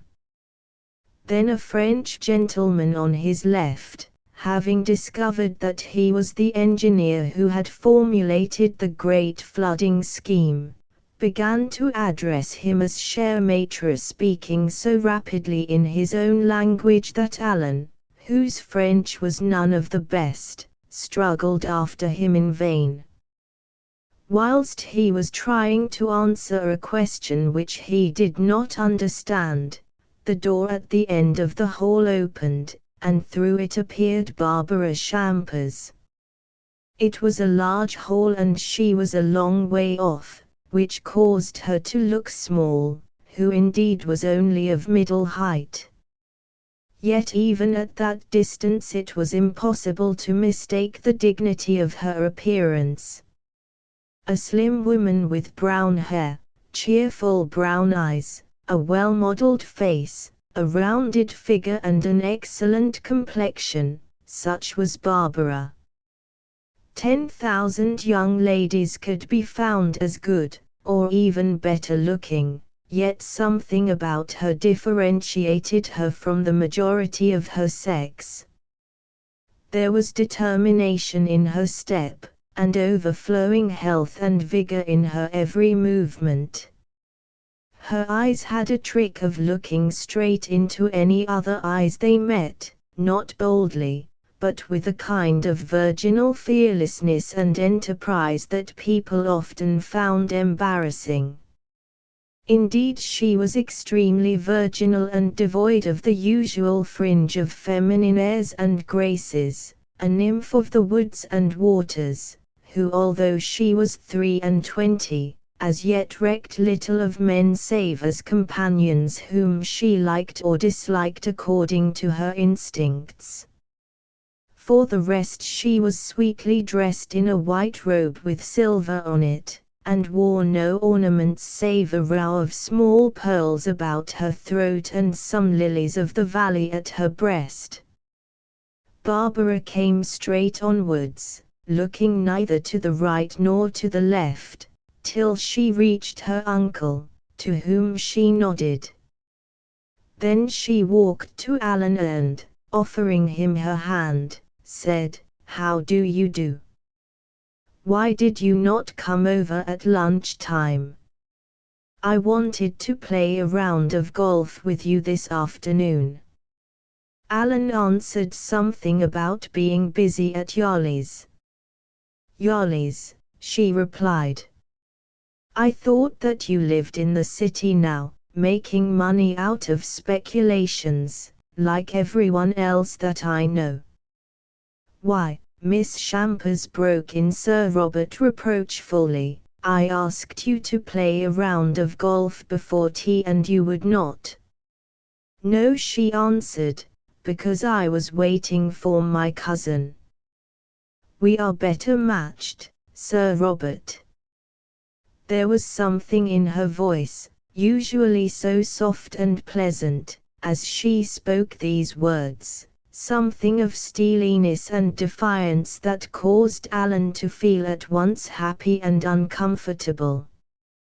Apparently also it caused Aylward to feel angry, for he flashed a glance at Alan over her head of which the purport could not be mistaken, though his pale face remained as immovable as ever. "We are enemies." "I hate you," said that glance. Probably Barbara saw it, at any rate before either of them could speak again. She said, "Thank goodness, there is dinner at last. Sir Robert, will you take me in, and, Alan, will you sit on the other side of me? My uncle will show the rest their places." The meal was long and magnificent. The price of each dish of it would have kept a poor family for a month, and on the cost of the exquisite wines they might have lived for a year or two. Also the last were well patronized by everyone except Barbara, who drank water, and Alan, who since his severe fever took nothing but weak whiskey and soda and a little claret. Even Aylward, a temperate person, absorbed a good deal of champagne. As a consequence the conversation grew animated, and under cover of it, while Sir Robert was arguing with his neighbour on the left, Barbara asked in a low voice, "What is the row, Alan? Tell me, I can't wait any longer." "I have quarrelled with them," he answered, staring at his mutton as though he were criticizing it. "I mean, I have left the firm and have nothing more to do with the business." Barbara's eyes lit up as she whispered back, "Glad of it. Best news I have heard for many a day. But then, may I ask why you are here?" "I came to see you," he replied humbly, "thought perhaps you wouldn't mind," and in his confusion he let his knife fall into the mutton, whence it rebounded, staining his shirt front.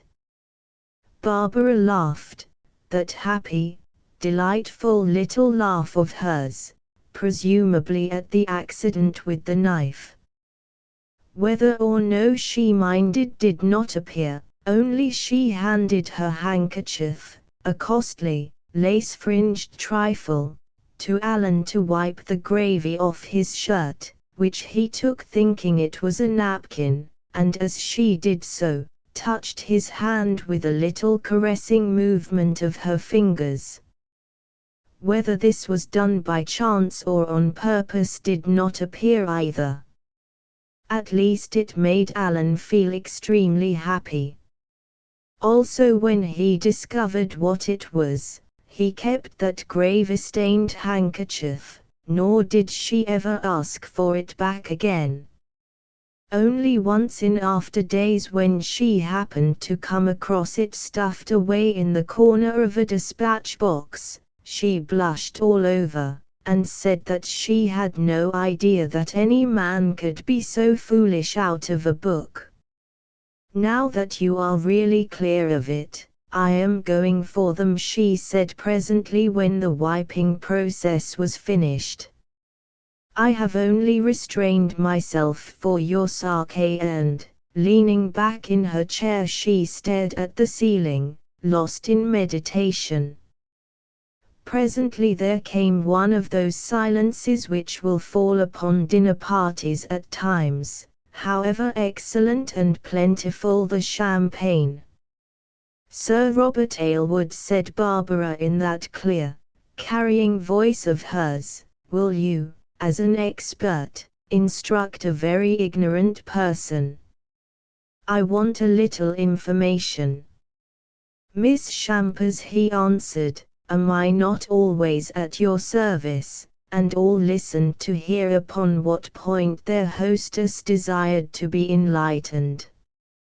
"Sir Robert," she went on calmly, "everyone here is, I believe, what is called a financier, that is except myself and Major Vernon, who only tries to be and will, I am sure, fail, since nature made him something else, a soldier. And what else did nature make you, Alan?"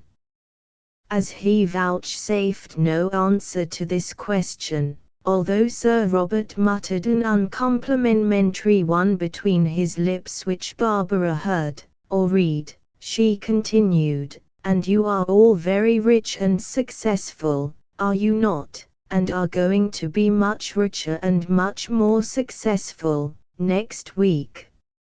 Now what I want to ask you is, how is it done?" "Accepting the premises for the sake of argument, Miss Champers," replied Sir Robert, who felt that he could not refuse the challenge, "the answer is that it is done by finance." "I am still in the dark," she said. Finance, as I have heard of it, means floating companies, and companies are floated to earn money for those who invest in them.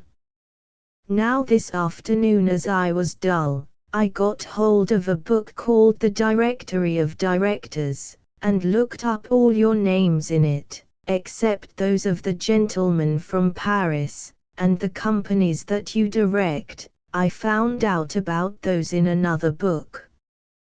Well, I could not make out that any of these companies have ever earned any money, a dividend, don't you call it? Therefore how do you all grow so rich, and why do people invest in them? Now Sir Robert frowned, Alan colored, 2 or 3 of the company laughed outright, and one of the French gentlemen who understood English and had already drunk as much as was good for him, remarked loudly to his neighbor, "Ah, she is charming. She do touch the spot, like that ointment you give me today." How do we grow rich and why do the people invest? Mon Dieu. Why do they invest? That is the great mystery. I say that cette belle demoiselle, votre niece, est ravissante.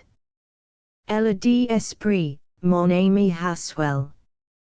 Apparently her uncle did not share these sentiments, for he turned as red as any turkey cock, and said across the great round table, "My dear Barbara, I wish that you would leave matters which you do not understand alone. We are here to dine, not to talk about finance." "Certainly, uncle," she answered sweetly. I stand, or rather sit, reproved. I suppose that I have put my foot into it as usual, and the worst of it is, she added, turning to Sir Robert, that I am just as ignorant as I was before.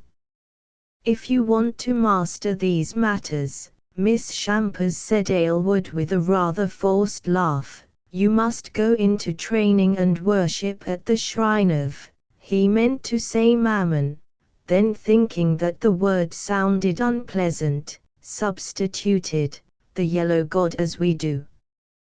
At these words Alan, who had been studying his plate, looked up quickly, and her uncle's face turned from red to white. But the irrepressible Barbara seized upon them. "The yellow god," she repeated. "Do you mean money, or that fetish thing of Major Vernon's with the terrible woman's face that I saw at the office in the city?"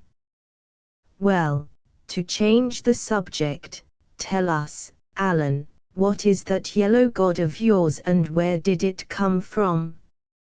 "My uncle Austin, who was my mother's brother and a missionary, brought it from West Africa a great many years ago. He was the first to visit the tribe who worship it. In fact, I do not think that anyone has ever visited them since. But really I do not know all the story. Jiki can tell you about it if you want to know, for he is one of that people and escaped with my uncle."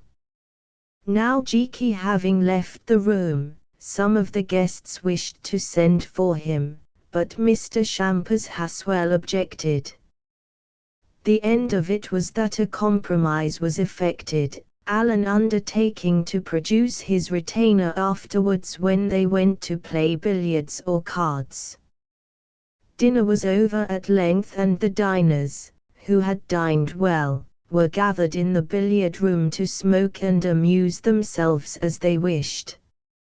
It was a very large room, 60 feet long indeed, with a wide space in the center between the 2 tables, which was furnished as a lounge. When the gentlemen entered it, they found Barbara standing by the great fireplace in this central space, a little shape of white and silver in its emptiness. "Forgive me for intruding on you," she said, and please do not stop smoking, for I like the smell. I have sat up expressly to hear Jiki's story of the yellow god. Alan, produce Jiki, or I shall go to bed at once. Her uncle made a movement as though to interfere, but Sir Robert said something to him which appeared to cause him to change his mind, while the rest in some way or another signified an enthusiastic assent. All of them were anxious to see this Jiki and hear his tale, if he had one to tell. So Jiki was sent for and presently arrived clad in the dress clothes which are common to all classes in England and America. There he stood before them white-headed, ebony-faced, gigantic, imperturbable. There is no doubt that his appearance produced an effect, for it was unusual and indeed striking. "You sent for me, Major," he said, addressing his master, to whom he gave a military salute, for he had been Alan's servant when he was in the army. "Yes, Jiki. Miss Barbara here and these gentlemen wish you to tell them all that you know about the yellow god." The Negro started and rolled his round eyes upwards till the whites of them showed, then began in his schoolbook English, "That is a private subject, Major, upon which I should prefer not to discourse before this very public company." A chorus of remonstrance arose, and one of the Jewish gentlemen approaching Jiki, slipped a couple of sovereigns into his great hand, which he promptly transferred to his pocket without seeming to notice them.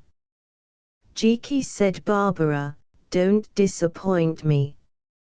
"Very well, miss, I fall in with your wishes. The yellow god that all these gentlemen worship, quite another god to that of which you desire that I should tell you. You know all about him. My god is of female sex." At this statement his audience burst into laughter while Jiki rolled his eyes again and waited till they had finished. "My God," he went on presently, "I mean, gentlemen, the God I used to pray to, for I am a good Christian now, has so much gold that she does not care for any more," and he paused. "Then what does she care for?" asked someone. "Blood," answered Jiki.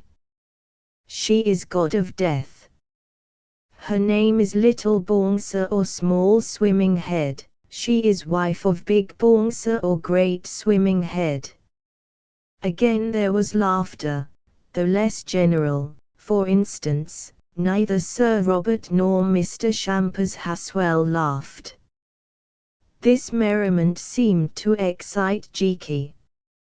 At any rate it caused him to cease his stilted talk and relapse into the strange vernacular that is common to all Negroes, tinctured with a racy slang that was all his own. "You want to hear Yellow God palaver," he said rapidly. "Very well, I tell you, you cocksure white men who think you know everything, but know nothing at all. My people, people of the Asaki, that mean people of spirits, what you call ghosts and say you no believe in, but always look for behind door, they worship Yellow God. Bongsa Big and Bongsa Little, worship both and call them one, only Little Bongsa on trip to this country just now and sit and think in city office. Yellow God live long way up a great river, then turn to the left and walk 6 days through big forest where dwarf people shoot you with poisoned arrow. Then turn to the right, walk upstream where many wild beasts. Then turn to the left again and go in canoe through swamp where you die of fever, and across lake, then walk over grassland and mountains. Then in kloof of the mountains where big black trees make a roof and river fall like thunder, find Asaki and gold house of the yellow god. All that mountain gold, full of gold, and beneath gold house yellow god afloat in water. She what you call queen, priestess, live there also, always there, very beautiful woman called Asaka with face like yellow god, cruel, cruel. She take a husband every year, and every year he die because she always hunt for right man but never find him. How does she kill him then? Asked Barbara. Oh, no, she no kill him, miss, he kill himself at end of year, glad to get away from Asaka and go to spirits.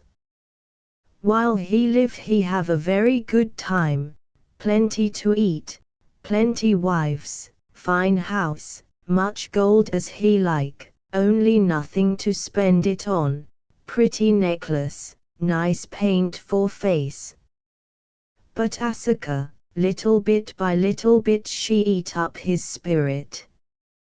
He see too many ghosts. The house where he sleep with dead men who once have his billet, full of ghosts, and every night there come more and sit with him, sit all round him, look at him with great eyes, just like you look at me, till at last when Asaka finish eating up his spirit, he go crazy, he howl like man in hell, he throw away all the gold they give him, and then, sometimes after 1 week, sometimes after 1 month, sometimes after 1 year if he be strong but never more, he run out at night and jump into canal.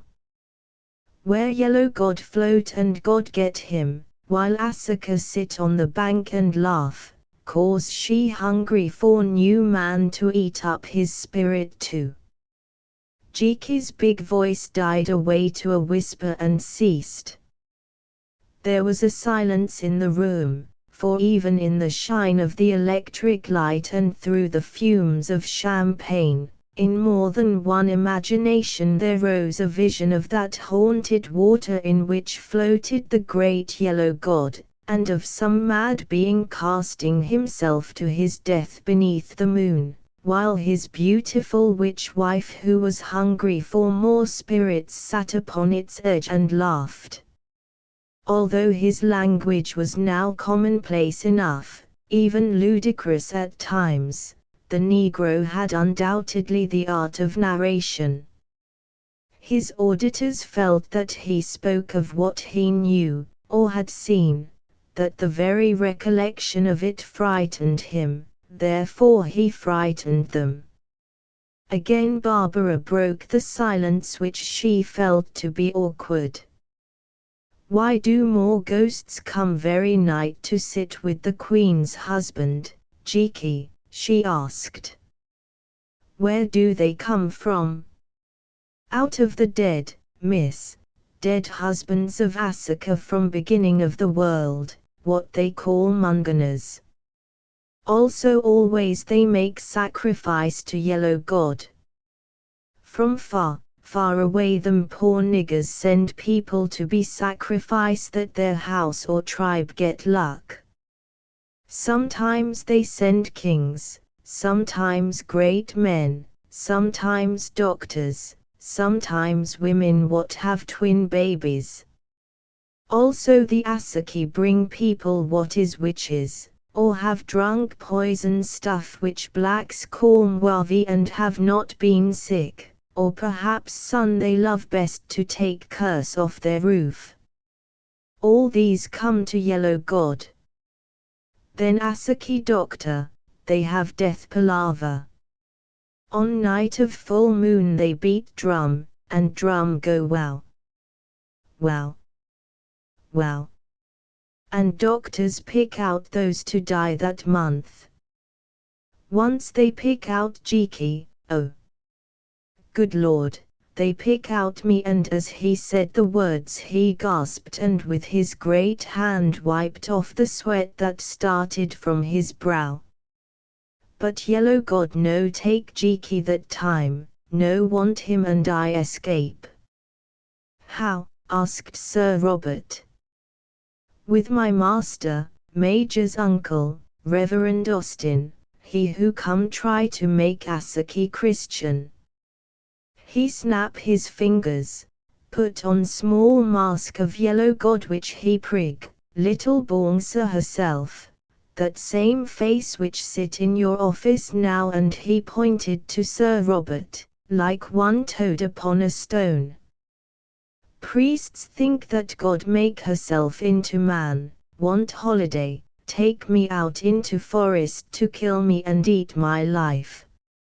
So they let us go by, and we go just as though devil kick us, fast, fast, and never see the Asaki any more. But little Bongsa I bring with me for luck, tell truth I no dare leave her behind, she not stand that, and now she sit in your office and think and make magic there. That why you grow rich, because she know you worship her. That's a nice way for a baptized Christian to talk, said Barbara, adding, but Jiki, what do you mean when you say that the God did not take you? I mean this, miss, when victim offered to big yellow God, priest men bring him to edge of canal where the great God float. Then if yellow God want him, it turn and swim across water. Swim across water. I thought you said it was only a mask of gold. I don't know, miss, perhaps man inside the mask, perhaps spirit. I say it swim across water in the night, always in the night, and lift itself up and look in victim's face. Then priest take him and kill him, sometimes one way, sometimes another. Or if he escape and they not kill him, all same for that Johnny, he die in about 1 year, always die, no one ever live long if yellow God swim to him in dark and rise up and smile in his face. No matter if it big Bongsa or little Bongsa, for they man and wife joined in holy matrimony and either do trick. As these words left Jiki's lips, Alan became aware of some unusual movement on his left, and looking round, saw that Mr. Shampers Haswell, who stood by him, had dropped the cigar which he held and, white as a sheet, was swaying to and fro. Indeed, in another instant he would have fallen had not Alan caught him in his arms and supported him till others came to his assistance, when between them they carried him to a sofa. On their way they passed a table where spirits and soda water were set out, and to his astonishment Alan noticed that Sir Robert Aylward, looking little if at all better than his partner, had helped himself to half a tumbler of cognac, which he was swallowing in great gulps. Then there was confusion and someone went to telephone the doctor, while the deep voice of Jiki was heard exclaiming, "That yellow God at work, oh yes, little Bongsa on the job." Jiki Christian man, but no doubt she very powerful fetish and can do anything she like to them that worship her, and you see, she sit in office of these gentlemen. Spect she make Reverend Austin and me bring her to England because she got eye on firm of Messrs. Aylward and Haswell, London, EC. Oh, shouldn't wonder at all, for Bongsa know everything. Oh, confound you and your fetish. Be off, you old donkey, almost shouted Alan. Major, replied the offended Jiki, assuming his grand manner and language, it was not I who wished to narrate this history of blood-stained superstitions of poor African. Mustn't blame old Jiki if they make Christian gents sick as Channel steamer. Be off, repeated Alan, stamping his foot. So Jiki went, but outside the door, as it chanced, he encountered one of the Jew gentlemen who also appeared to be a little sick. An idea striking him, he touched his white hair with his finger and said, "You like Jiki's pretty story, sir? Well, Jiki think that if you make little present to him, like your brother in there, it please Yellow God very much, and bring you plenty luck." Then acting upon some unaccustomed impulse, that Jew became exceedingly generous. In his pocket was a handful of sovereigns which he had been prepared to stake at bridge. He grasped them all and thrust them into Jiki's outstretched palm, where they seemed to melt. "Thank you, sir," said Jiki. "Now I sure you have plenty luck, just like your grandpa Jacob in book when he do his brother in I." Chapter 4. Alan and Barbara. There was no bridge or billiards at the court that night, where ordinarily the play ran high enough. After Mr. Haswell had been carried to his room, some of the guests, among them Sir Robert Aylward, went to bed, remarking that they could do no good by sitting up, while others, more concerned, waited to hear the verdict of the doctor, who must drive from 6 miles away. He came, and half an hour later Barbara entered the billiard room and told Alan, who was sitting there smoking, that her uncle had recovered from his faint, and that the doctor, who was to stay all night, said that he was in no danger, only suffering from a heart attack brought on apparently by overwork or excitement. When Alan woke next morning, the first thing that he heard through his open window was the sound of the doctor's departing dogcart. Then Jiki appeared and told him that Mr. Haswell was all right again, but that all night he had shaken like one jelly. Alan asked what had been the matter with him, but Jiki only shrugged his shoulders and said that he did not know, perhaps Yellow God touch him up. At breakfast, as in her note she had said she would, Barbara appeared wearing a short skirt. Sir Robert, who was there, looking extremely pale even for him and with black rims round his eyes, asked her if she were going to golf, to which she answered that she would think it over. It was a somewhat melancholy meal, and as though by common consent no mention was made of Jiki's tale of the Yellow God, and beyond the usual polite inquiries, very little of their host's seizure. As Barbara went out she whispered to Alan, who opened the door for her, "Meet me at 10:30 in the kitchen garden." Accordingly, having changed his clothes surreptitiously, Alan, avoiding the others, made his way by a circuitous route to this kitchen garden, which after the fashion of modern places was hidden behind a belt of trees nearly a quarter of a mile from the house. Here he wandered about till presently he heard Barbara's pleasant voice behind him saying, "Don't dawdle so, we shall be late for church." So they started, somewhat furtively like runaway children. As they went Alan asked how her uncle was. "All right now," she answered, "but he has had a bad shake. It was that Yellow God story which did it. I know, for I was there when he was coming to, with Sir Robert.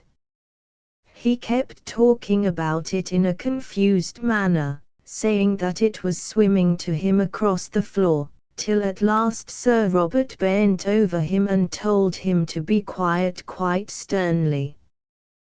"Do you know, Alan, I believe that your pet fetish has been manifesting itself in some unpleasant fashion up there in the office."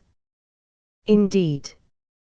If so, it must be since I left, for I never heard of anything of the sort, nor are Aylward and your uncle likely people to see ghosts.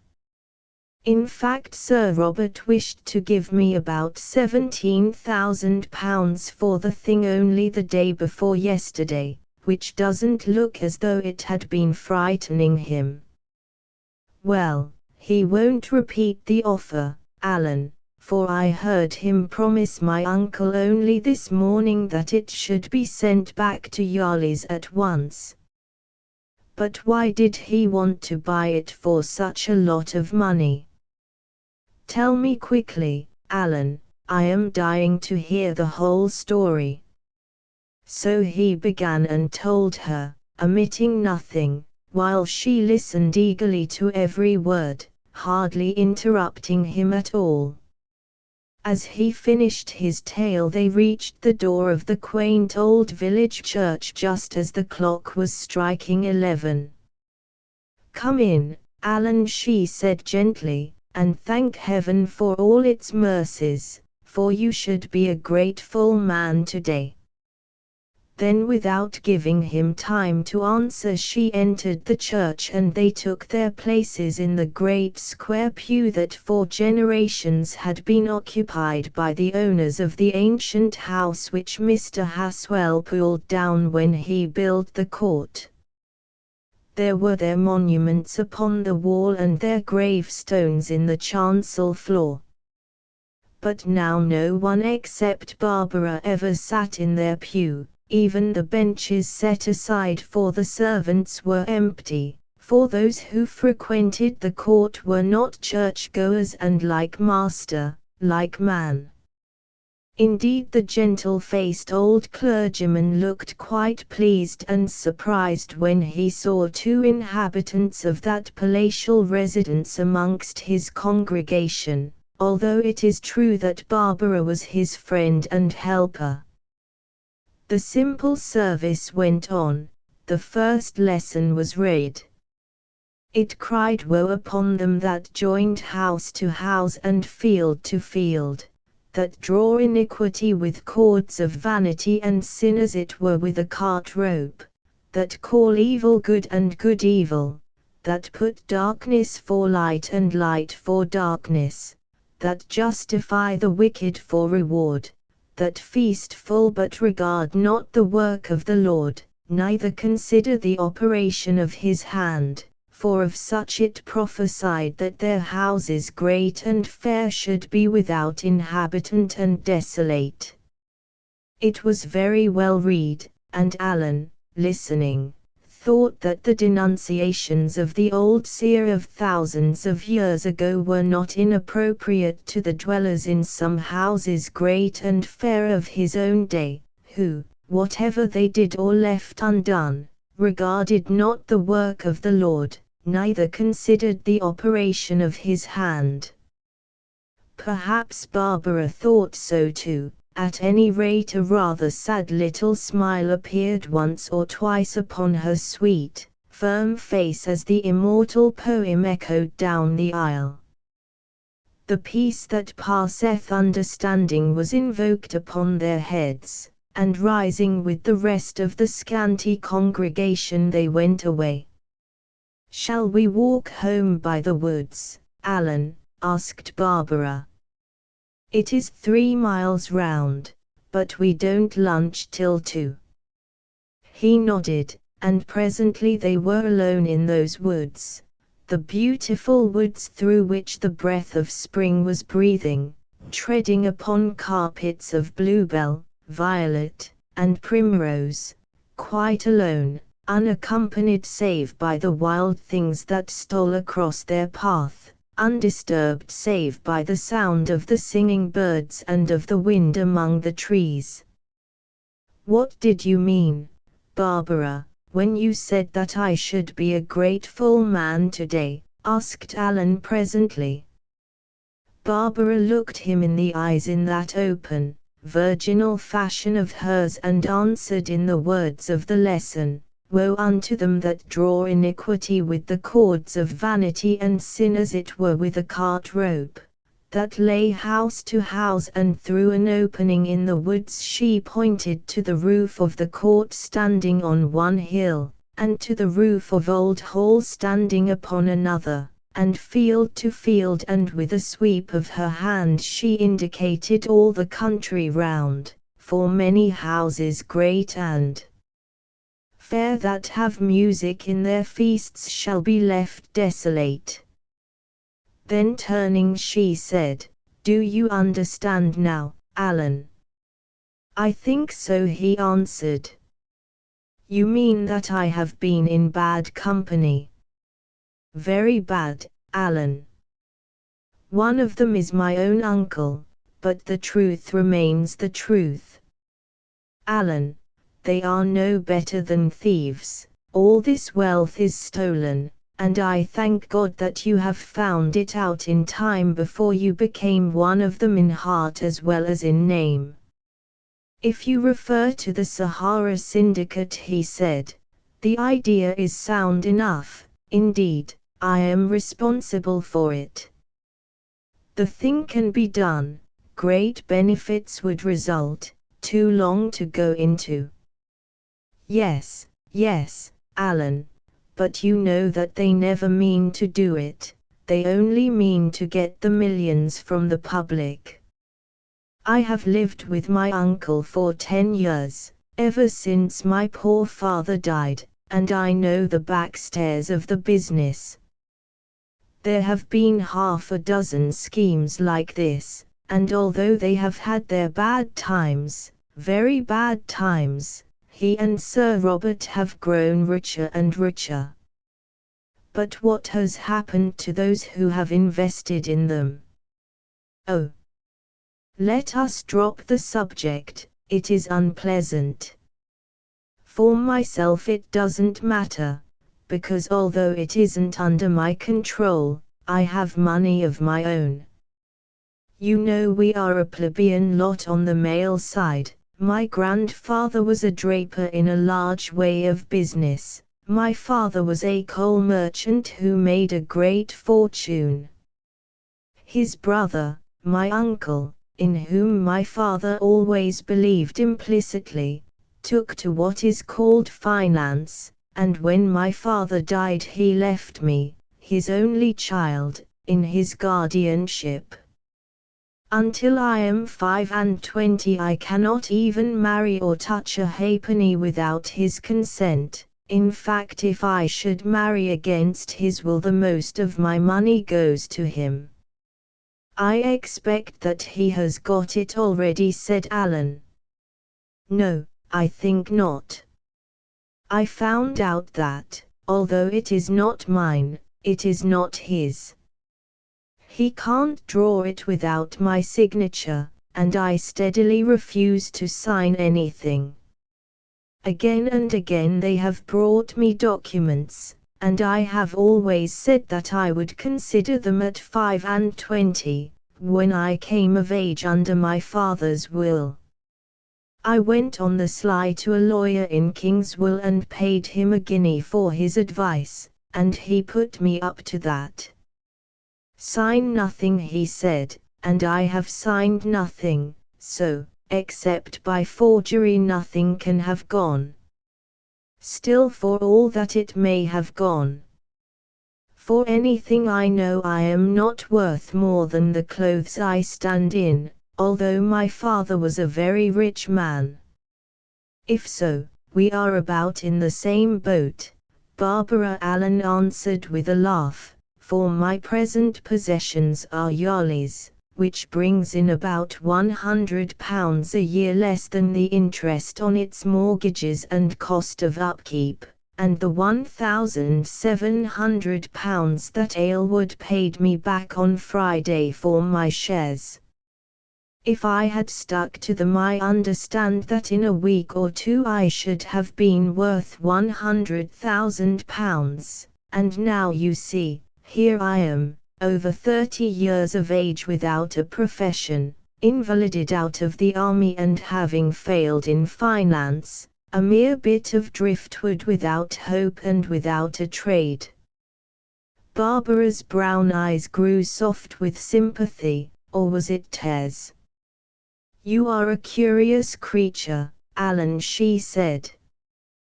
"Why didn't you take the £17,000 for that fetish of yours? It would have been a fair deal and have set you on your legs." "I don't know," he answered dejectedly. "It went against the grain, so what is the use of talking about it? I think my old Uncle Austin told me it wasn't to be parted with. No, perhaps it was Cheeky. Bother the yellow god.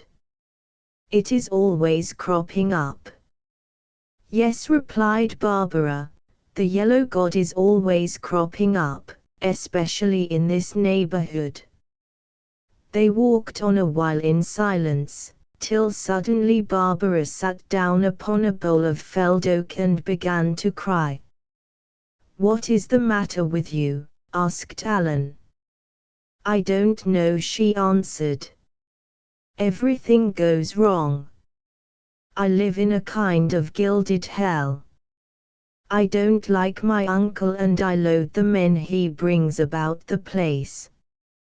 I have no friends. I scarcely know a woman intimately. I have troubles I can't tell you and I am wretched. You are the only creature I have left to talk to, and I suppose that after this row you must go away too to make your living." Alan looked at her there weeping on the log and his heart swelled within him, for he had loved this girl for years. "Barbara," he gasped, "please don't cry, it upsets me. You know you are a great heiress." "That remains to be proved," she answered. "But anyway, what has it to do with the case?" "It has everything to do with it, at least so far as I am concerned. If it hadn't been for that I should have asked you to marry me a long while ago, because I love you, as I would now, but of course it is impossible." Barbara ceased her weeping, wiped her eyes with the back of her hand, and looked up at him. "Alan," she said, "I think that you are the biggest fool I ever knew, not but that a fool is rather refreshing when one lives among knaves." "I know I am a fool," he answered. "If I wasn't I should not have mentioned my misfortune to you, but sometimes things are too much for one. Forget it and forgive me."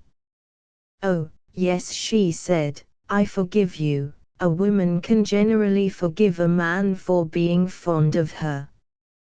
Whatever she may be, she is ready to take a lenient view of his human weakness. But as to forgetting, that is a different matter. I don't exactly see why I should be so anxious to forget, who haven't many people to care about me." And she looked at him in quite a new fashion, one indeed which gave him something of a shock, for he had not thought the nymph-like Barbara capable of such a look as that. She and any sort of passion had always seemed so far apart. Now after all Alan was very much a man, if a modest one, with all a man's instincts, and therefore there are appearances of the female face which even such as he could not entirely misinterpret. "You don't mean," he said doubtfully, "you don't really mean," and he stood hesitating before her. "If you would put your question a little more clearly, Alan, I might be able to give you an answer," she replied, that quaint little smile of hers creeping to the corners of her mouth like sunshine through a mist of rain. "You don't really mean," he went on, "that you care anything about me, like I have cared for you for years?" "Oh, Alan," she said, laughing outright, "why in the name of goodness shouldn't I care about you? I don't say that I do, mind, but why shouldn't I? What is the gulf between us?" "The old one," he answered, "that between Dives and Lazarus, that between the rich and the poor." "Alan," said Barbara, looking down, "I don't know what has come over me, but for some unexplained and inexplicable reason I am inclined to give Lazarus a lead, across that gulf. The first one, I mean, not the second." Like the glance which preceded it, this was a saying that even Alan could not misunderstand. He sat himself on the log beside her, while she, still looking down, watched him out of the corners of her eyes. He went red, he went white, his heart beat very violently. Then he stretched out his big brown hand and took her small white one, and as this familiarity produced no remonstrance, let it fall, and passing his arm about her, drew her to him and embraced her, not once, but often, with such vigor that a squirrel which had been watching these proceedings from a neighboring tree, bolted round it scandalized and was seen no more. I love you," he said huskily. "So I gather," she answered in a feeble voice. "Do you care for me?" he asked. "It would seem that I must, Alan, otherwise I should scarcely." "Oh, you foolish Alan," and heedless of her Sunday hat, which never recovered from this encounter, but was kept as a holy relic, she let her head fall upon his shoulder and began to cry again, this time for very happiness. He kissed her tears away, then, as he could think of nothing else to say, asked her if she would marry him. "It is the general sequel to this kind of thing, I believe," she answered, "or at any rate it ought to be. But if you want a direct answer, yes, I will, if my uncle will let me, which he won't, as you have quarrelled with him, or at any rate 2 years hence, when I am 25 and my own mistress, that is if we have anything to marry on, for one must eat. At present our worldly possessions seem to consist chiefly of a large store of mutual affection, a good stock of clothes and one yellow god, which after what happened last night, I do not think you will get another chance of turning into cash." "I must make money somehow," he said. "Yes, Alan, but I am afraid it is not easy to do, honestly. Nobody wants people without capital whose only stock in trade is a brief but distinguished military career, and a large experience of African fever." Alan groaned at this veracious but discouraging remark, and she went on quickly, "I mean to spend another guinea upon my friend the lawyer at Kingswell. Perhaps he can raise the wind, by a post-obit, or something," she added vaguely, "I mean a post-uncle obit. If he does, Barbara, I can't live on your money alone, it isn't right." "Oh, don't you trouble about that, Alan. If once I can get hold of those dim thousands you will soon be able to make more, for unto him that hath shall be given. But at present they are very dim, and for all I know may be represented by stock in deceased companies. In short, the financial position is extraordinarily depressed, as they say in the market intelligence in the Times. But that's no reason why we should be depressed also. No, Barbara, for at any rate we have got each other. Yes, she answered, springing up, we have got each other, dear, until death do us part, and somehow I don't think he'll do that yet a while. It comes into my heart that he won't do that, Alan, that you and I are going to live out our days. So what does the rest matter? In 2 years I shall be a free woman. In fact, if the worst comes to the worst, I'll defy them all and she set her little mouth like a rock, and marry you straight away, as being over age, I can do, even if it costs me every halfpenny that I've got. No, no, he said, it would be wrong, wrong to yourself and wrong to your descendants. Very well, Alan, then, we will wait, or perhaps luck will come our way, why shouldn't it?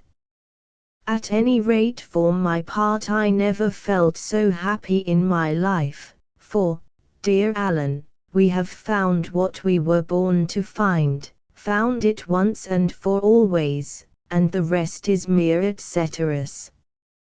What would be the use of all the gold of the Asaki people that Jiki was talking about last night, to either of us, if we had not each other?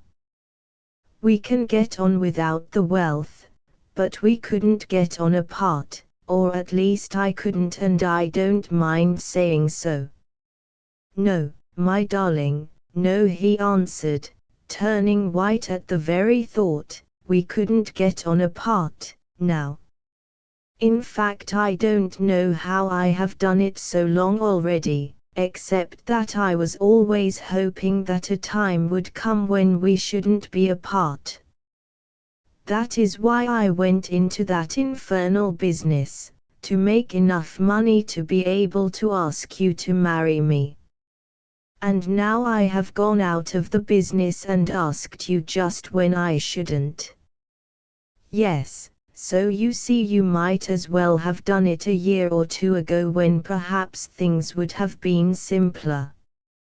Well, it is a fine example of the vanity of human plans, and, Alan, we must be going home to lunch. If we don't, Sir Robert will be organizing a search party to look for us. In fact, I shouldn't wonder if he is doing that already, in the wrong direction. The mention of Sir Robert Aylward's name fell on them both like a blast of cold wind in summer, and for a while they walked in silence. You are afraid of that man, Barbara, said Alan presently, guessing her thoughts. A little, she answered, so far as I can be afraid of anything any more. And you? A little also. I think that he will give us trouble. He can be very malevolent and resourceful. Resourceful, Alan, well, so can I. I'll back my wits against his any day. He shan't separate us by anything short of murder, which he won't go in for. Men like that don't like to break the law, they have too much to lose. But no doubt he will make things uncomfortable for you, if he can, for several reasons. Again they walked on lost in reflections, when Barbara suddenly saw her lover's face brighten. What is it, Alan? She asked. Something that is rare enough with me, Barbara, an idea. You remember speaking about that Asaki gold just now? Well, why shouldn't I go and get it? She stared at him. It sounds a little speculative, she said, something like one of my uncle's companies. not half so speculative as you think. I have no doubt it is there and Jiki knows the way. Also I seem to remember that there is a map and an account of the whole thing in Uncle Austin's diaries, though to tell you the truth the old fellow wrote such a fearful hand, that I have never taken the trouble to read it. You see, he went on with enthusiasm, it is the kind of business that I can do. I am thoroughly salted to fever. I know the West Coast, where I spent 3 years on that boundary commission. I have studied the natives and can talk several of their dialects. Of course there would be a risk, but there are risks in everything, and like you I am not afraid about that, for I believe that we have got our lives before us. Read up those diaries, Alan, and we will talk the thing over again. I'll pump Jiki, who will tell me anything by coaxing, and try to get at the truth. Meanwhile, what are you going to do about my uncle? Speak to him, of course, and have the row over. Yes, she answered, that is the best and the most honest. Of course he can turn you out, but he can't prevent my seeing you. If he does, go home to Yarly's and I'll come over and call. Here we are, let us go in by the back door, and she pointed to her crushed hat, and laughed. Chapter V. Barbara makes a speech.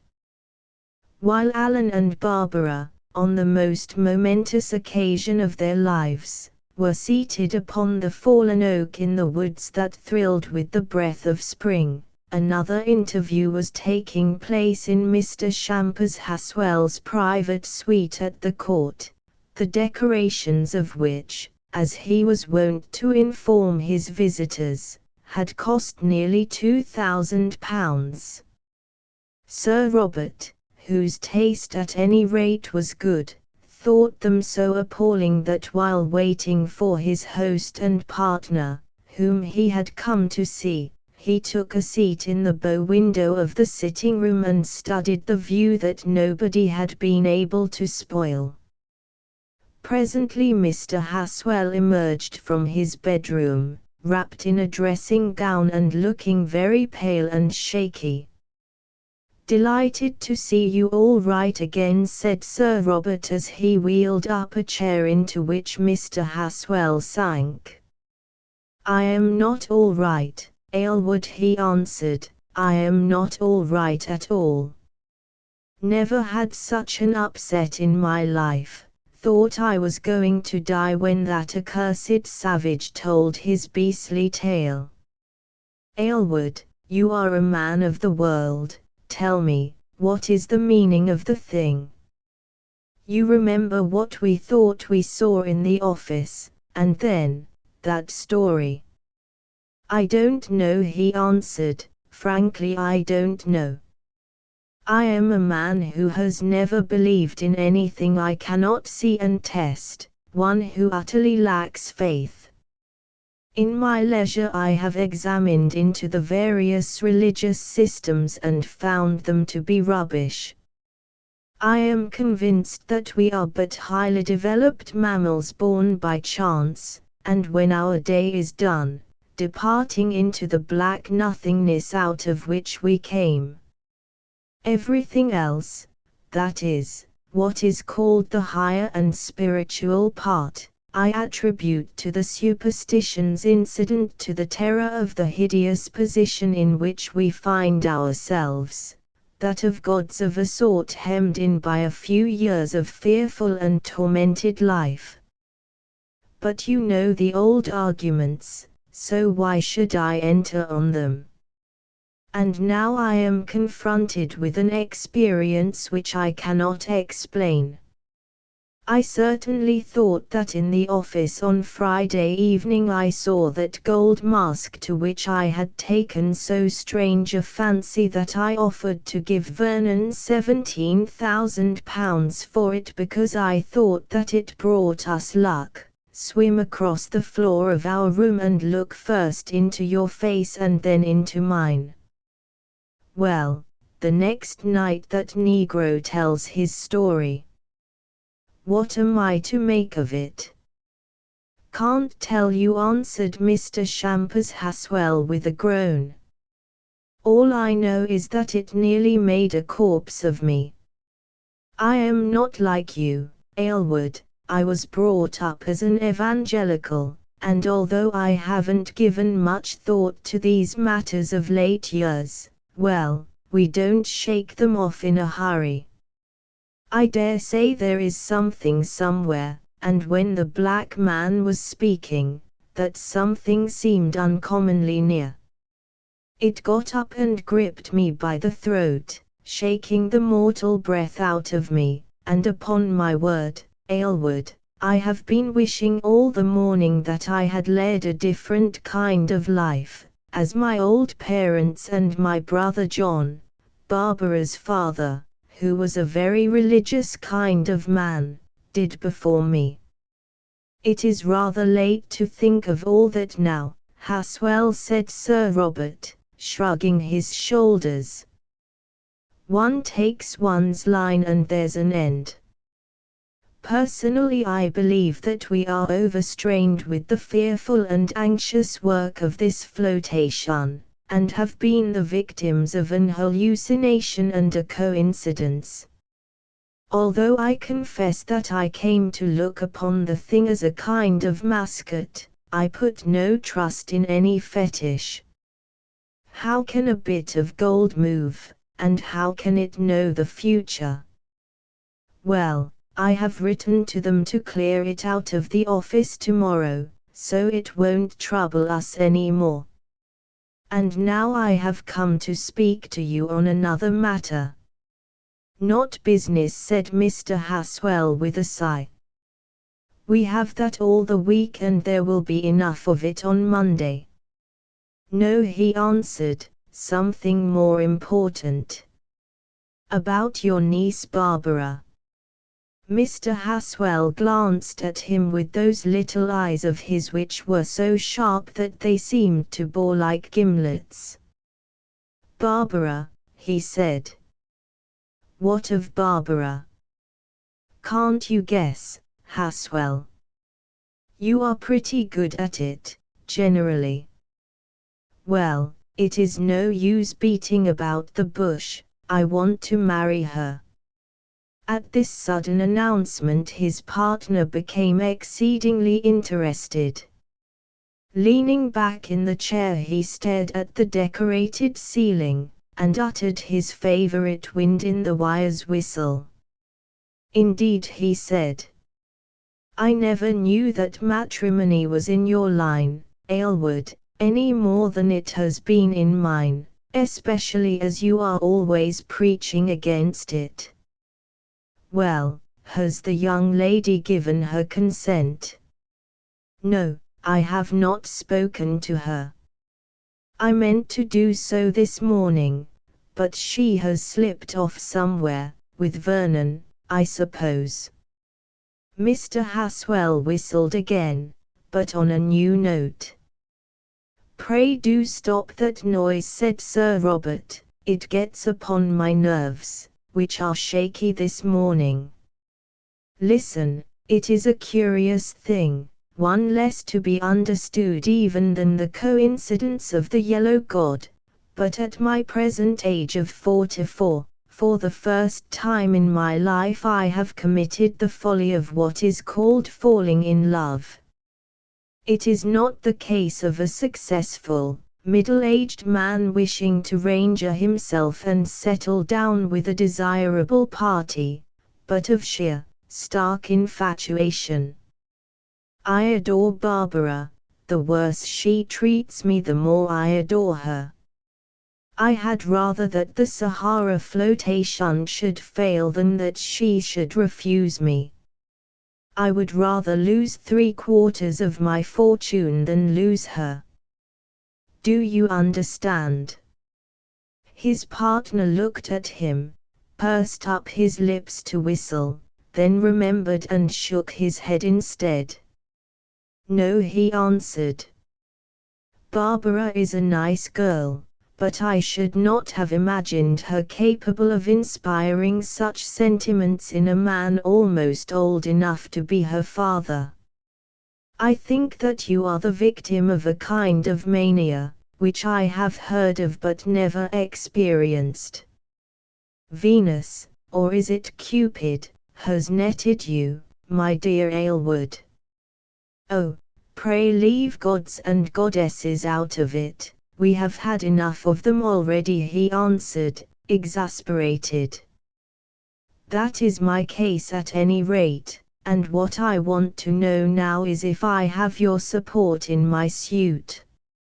Remember, I have something to offer, Haswell, for instance, a large fortune of which I will settle half. It is a good thing to do in our business, and a baronetcy that will be a peerage before long. A peerage. Have you squared that? I think so. There will be a general election within the next 3 months, and on such occasions a couple of 100,000 in cool cash come in useful to a party that is short of ready money. I think I may say that it is settled. She will be the Lady Aylward, or any other name she may fancy, and one of the richest women in England. Now have I your support? Yes, my dear friend, why not? Though Barbara does not want money, for she has plenty of her own, in first-class securities that I could never persuade her to vary, for she is shrewd in that way and steadily refuses to sign anything. Also she will probably be my heiress, and, Aylward here a sickly look of alarm spread itself over his face, I don't know how long I have to live. That infernal doctor examined my heart this morning and told me that it was weak. Weak was his word, but from the tone in which he said it, I believe that he meant more. Aylward, I gather that I may die any day.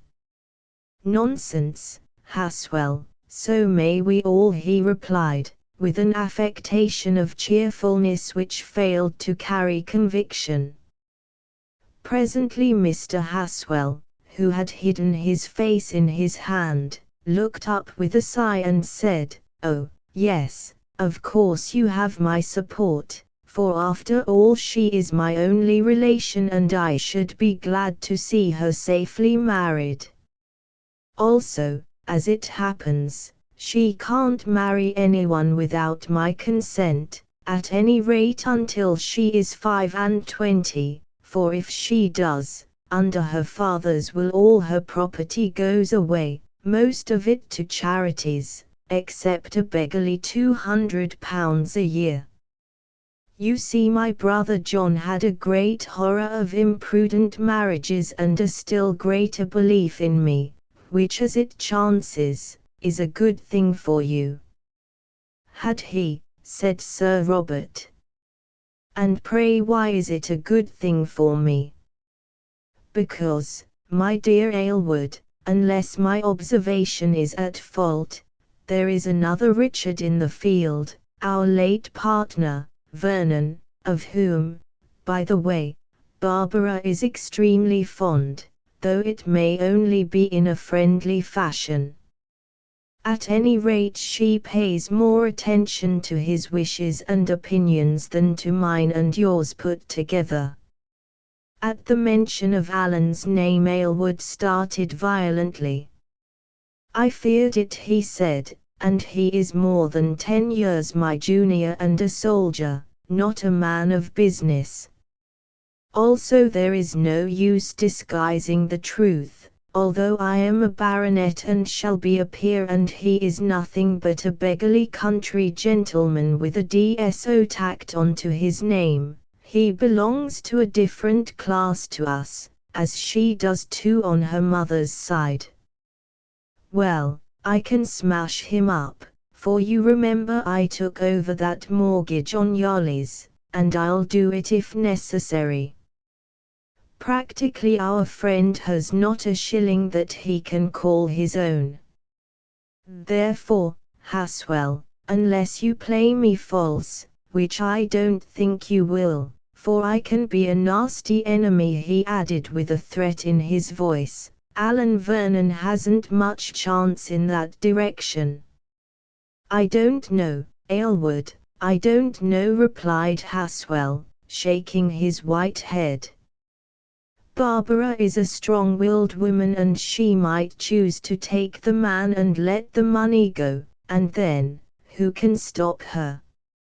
Also, I don't like your idea of smashing Vernon.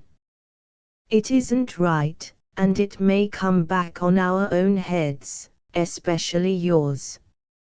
I am sorry that he has left us, as you were on Friday night, for somehow he was a good, honest stick to lean on, and we want such a stick. But I am tired now, I really can't talk any more. The doctor warned me against excitement. Get the girl's consent, Aylward, and we'll see. Ah! Here comes my soup. Goodbye for the present. When Sir Robert came down to luncheon, he found Barbara looking particularly radiant and charming, already presiding at that meal and conversing in her best French to the foreign gentlemen, who were paying her compliments. "Forgive me for being late," he said. "First of all, I have been talking to your uncle, and afterwards skimming through the articles in yesterday's papers on our little venture which comes out tomorrow. A cheerful occupation on the whole, for with one or two exceptions they are all favorable." "Mon Dieu," said the French gentleman on the right, "seeing what they did cost, that is not strange. Your English papers, they are so expensive. In Paris we have done it for half the money." Barbara and some of the guests laughed outright, finding this frankness charming. "But where have you been, Miss Champers? I thought that we were going to have a round of golf together." "The caddies were there, I was there. The greens had been specially rolled this morning, but there was no you." "No," she answered, "because Major Vernon and I walked to church and heard a very good sermon upon the observance of the Sabbath." "You are severe," he said. "Do you think it wrong for men who work hard all the week to play a harmless game on Sunday?" "Not at all, Sir Robert." Then she looked at him and, coming to a sudden decision, added, "If you like, I will play you 9 holes this afternoon and give you a stroke a hole, or would you prefer a foursome?" "No, let us fight alone and let the best player win." "Very well, Sir Robert, but you mustn't forget that I am handicapped." "Don't look angry," she whispered to Alan as they strolled out into the garden after lunch. "I must clear things up and know what we have to face. I'll be back by tea time, and we will have it out with my uncle." The 9 holes had been played, and by a single stroke Barbara had won the match, which pleased her very much, for she had done her best, and with such heavy odds in his favor, Sir Robert, who had also done his best, was no mean opponent, even for a player of her skill. Indeed, the fight had been quite earnest, for each party knew that it was but a prelude to another and more serious fight, and looked upon the result as in some sense an omen. "I am conquered," he said in a voice in which vexation struggled with a laugh, "and by a woman over whom I had an advantage. It is humiliating, for I confess I do not like being beaten." "Don't you think that women generally win if they mean to?" asked Barbara. "I believe that when they fail, which is often enough, it is because they don't care, or can't make up their minds. A woman in earnest is a dangerous antagonist." "Yes," he answered, "or the best of allies." Then he gave the clubs and half a crown to the caddies, and when they were out of hearing, added, "Miss Champers, I have been wondering for some time whether it is possible that you would become such an ally to me. I know nothing of business, Sir Robert, my tastes do not lie that way." "You know well that I was not speaking of business, Miss Champers. I was speaking of another kind of partnership, that which nature has ordained between men and women, marriage. Will you accept me as a husband?" She opened her lips to speak, but he lifted his hand and went on. "Listen before you give that ready answer which it is so hard to recall, or smooth away. I know all my disadvantages, my years, which to you may seem many, my modest origin, my trade, which, not altogether without reason, you despise and dislike. Well, the first two cannot be changed except for the worse, the second can be, and already is, buried beneath the gold and ermine of wealth and titles. What does it matter if I am the son of a city clerk who never earned more than £2 a week and was born in a tenement at Battersea, when I am one of the rich men of this rich land and shall die a peer in a palace, leaving millions and honours to my children? As for the third, my occupation, I am prepared to give it up. It has served my turn, and after next week I shall have earned the amount that years ago I determined to earn. Thenceforth, set above the accidents of fortune, I propose to devote myself to higher aims, those of legitimate ambition. So far as my time would allow, I have already taken some share in politics as a worker. I intend to continue in them as a ruler, which I still have the health and ability to do. I mean to be one of the first men in this empire, to ride to power over the heads of all the nonentities whose only claim upon the confidence of their countrymen is that they were born in a certain class, with money in their pockets and without the need to spend the best of their manhood in work. With you at my side I can do all these things and more, and such is the future that I have to offer you." Again she would have broken in upon his speech, and again he stopped her, reading the unspoken answer on her lips. "Listen, I have not told you all. Perhaps I have put first what should have come last. I have not told you that I love you earnestly and sincerely, with the settled, unalterable love that sometimes comes to men in middle age who have never turned their thought that way before.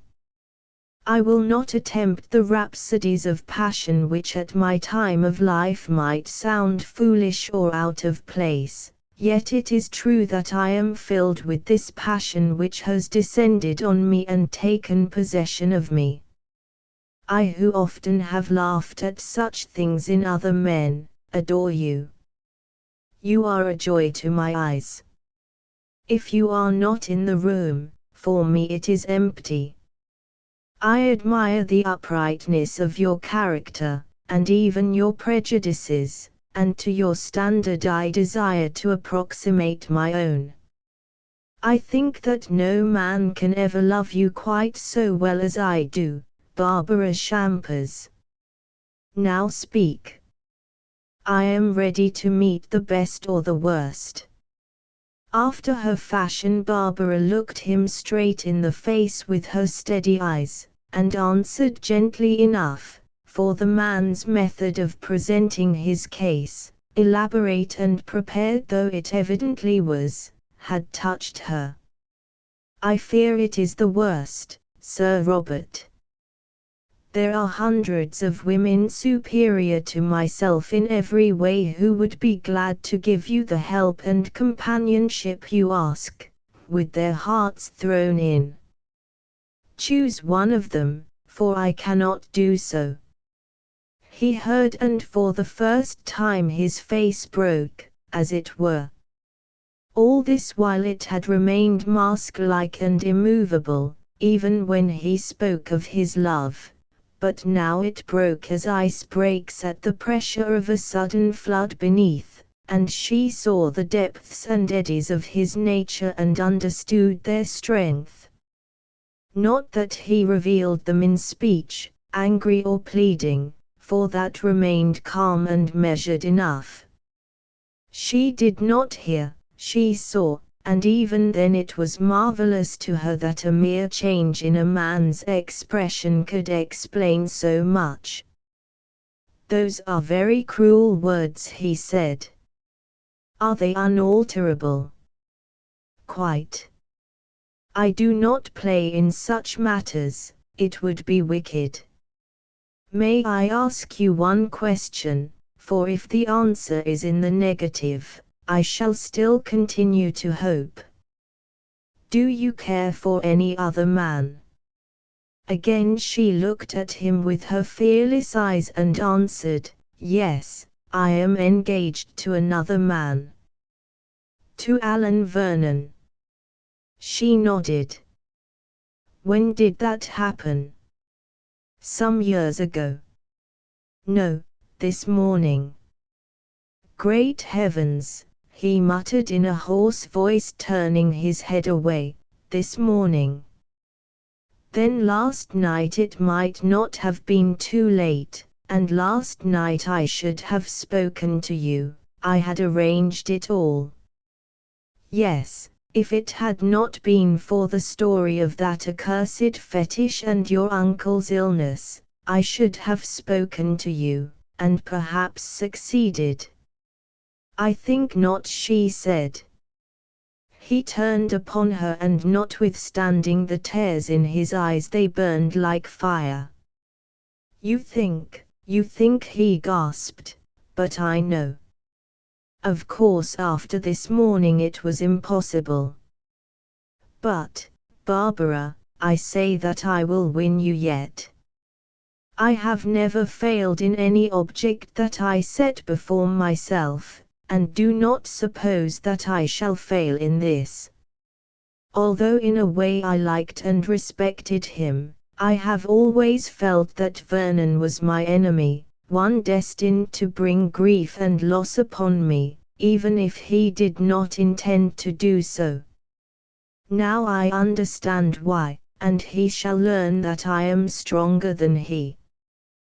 God help him. I say. I think he will, Barbara answered, calmly. You are speaking wildly, and I understand the reason and hope that you will forget your words, but whether you forget or remember, do not suppose that you frighten me. You men who have made money, she went on with swelling indignation, who have made money somehow, and have bought honors with the monies somehow, think yourselves great, and in your little day, your little day that will end with 3 lines in small type in the Times, you are great in this vulgar land. You can buy what you want, and people creep round you and ask you for doles and favors, and railway porters call you my lord at every other step. but you forget your limitations in this world, and that which lies above you. You say you will do this and that. You should study a book which few of you ever read, where it tells you that you do not know what you will be on the morrow, that your life is even as a vapor appearing for a little time and then vanishing away. You think that you can crush the man to whom I have given my heart because he is honest and you are dishonest, because you are rich and he is poor, and because he chances to have succeeded where you have not. Well, for myself and for him I defy you. Do your worst and fail, and when you have failed, in the hour of your extremity remember my words today. If I have given you pain by refusing you, it is not my fault and I am sorry. But when you threaten the man who has honored me with his love and whom I honor above every creature upon the earth, then I threaten back, and may the power that made us all judge between you and me, as judge it will. And bursting into tears she turned and left him. Sir Robert watched her go. What a woman, he said meditatively, what a woman, to have lost. Well, she has set the stakes and we will play out the game. The cards all seem to be in my hands, but it would not in the least surprise me if she won the rubber, for the element that I call chance and she would call something else, may come in. Still, I never refused a challenge yet and we will play the game out without pity to the loser. That night the first trick was played. When he got back to the court, Sir Robert ordered his motor car and departed on urgent business, either to his own place, Old Hall, or to London, saying only that he had been summoned away by telegram. As the 70-horsepower Mercedes glided out of the gates, a penciled note was put into Mr. Haswell's hand. It ran, I have tried and failed, for the present. By ill luck AV had been before me, only this morning. If I had not missed my chance last night owing to your illness, it would have been different. I do not, however, in the least abandon my plan, in which of course I rely on and expect your support. Keep V in the office or let him go as you like. Perhaps it would be better if you could prevail upon him to stop there until after the flotation. But whatever you say at the moment, I trust to you to absolutely veto any engagement between him and your niece, and to that end to use all your powers and authority as her guardian. Burn this note. Chapter 6. Mr. Haswell loses his temper. Alan and Barbara sat in Mr. Shampers Haswell's private sitting room with the awful decorations, and before them by the fire Mr. Shampers Haswell reclined upon his couch. Alan in a few, brief, soldier-like words had just informed him of his engagement to Barbara. During the recital of this interesting fact Barbara said nothing, but Mr. Haswell had whistled several times. Now at length he spoke, in that tone of forced geniality which he generally adopted towards his cousin. You are asking for the hand of a considerable heiress, Alan my boy, he said, but you have neglected to inform me of your own position. Where is the use of telling you what you know already, Mr. Haswell? I have left the firm, therefore I have practically nothing. You have practically nothing, and yet, well, in my young days men were more delicate, they did not like being called fortune hunters, but of course times have changed. Alan bit his lip and Barbara sat up quite straight in her chair, observing which indications. Mr. Haswell went on hurriedly. Now if you had stopped in the firm and earned the very handsome competence in a small way which would have become due to you this week, instead of throwing us over at the last moment for some quixotic reasons of your own, it might have been a different matter. I do not say it would have been, I say it might have been, and you may remember a proverb about winks and nods and blind horses. So I ask you whether you are inclined to withdraw that resignation of yours and bring up this question again, let us say, next Sunday. Alan thought a while before he answered. As he understood, Mr. Haswell practically was promising to assent to the engagement upon these terms. The temptation was enormously great, the fiercest that he had ever been called upon to face. He looked at Barbara.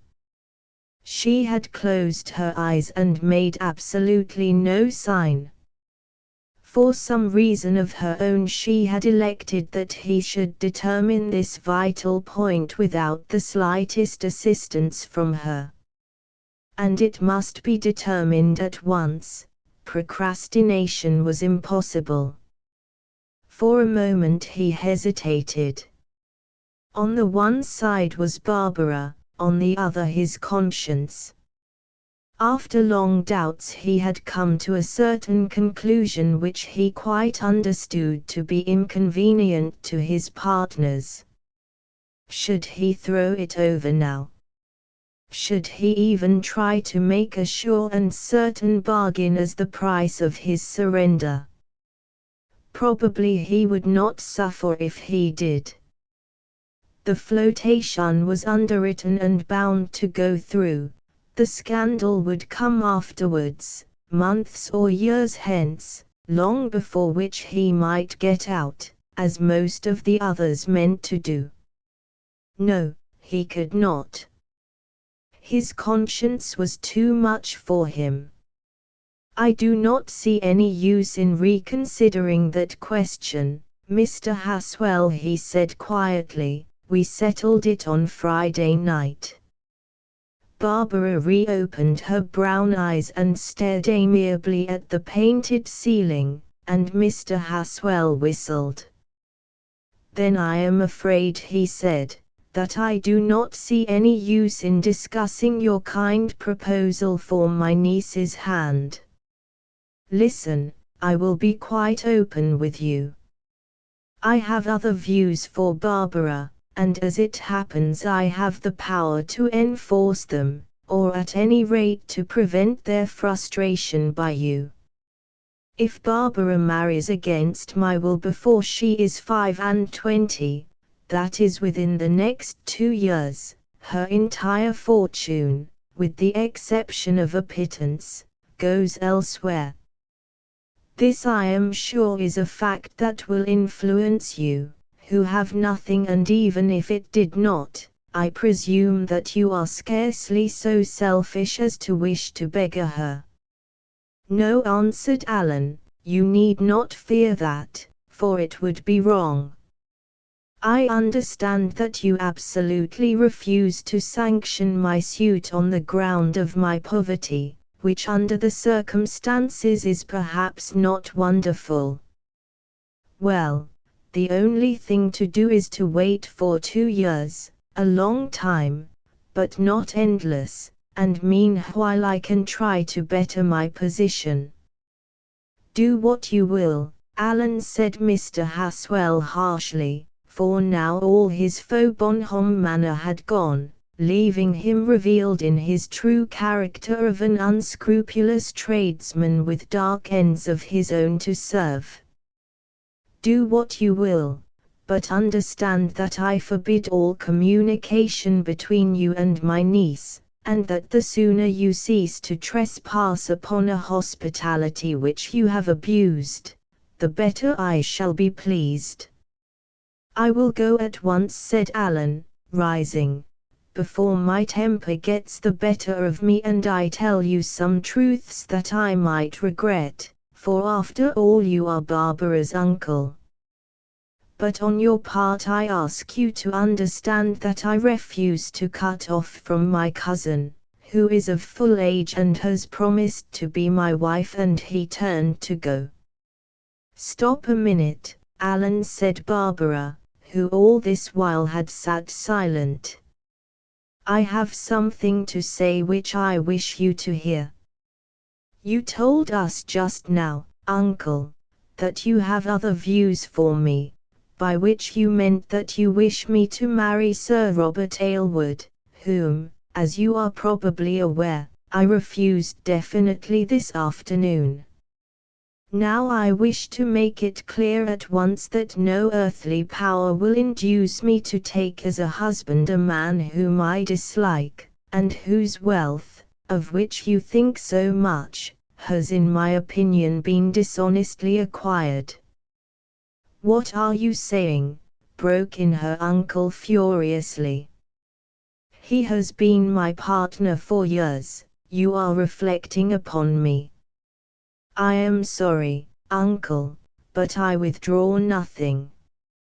Even if Alan here were dead, I would not marry that man, and perhaps you will make him understand this, she added with emphasis. Indeed, I had sooner die myself. You told us also that if I marry against your will, you can take away all the property that my father left to me.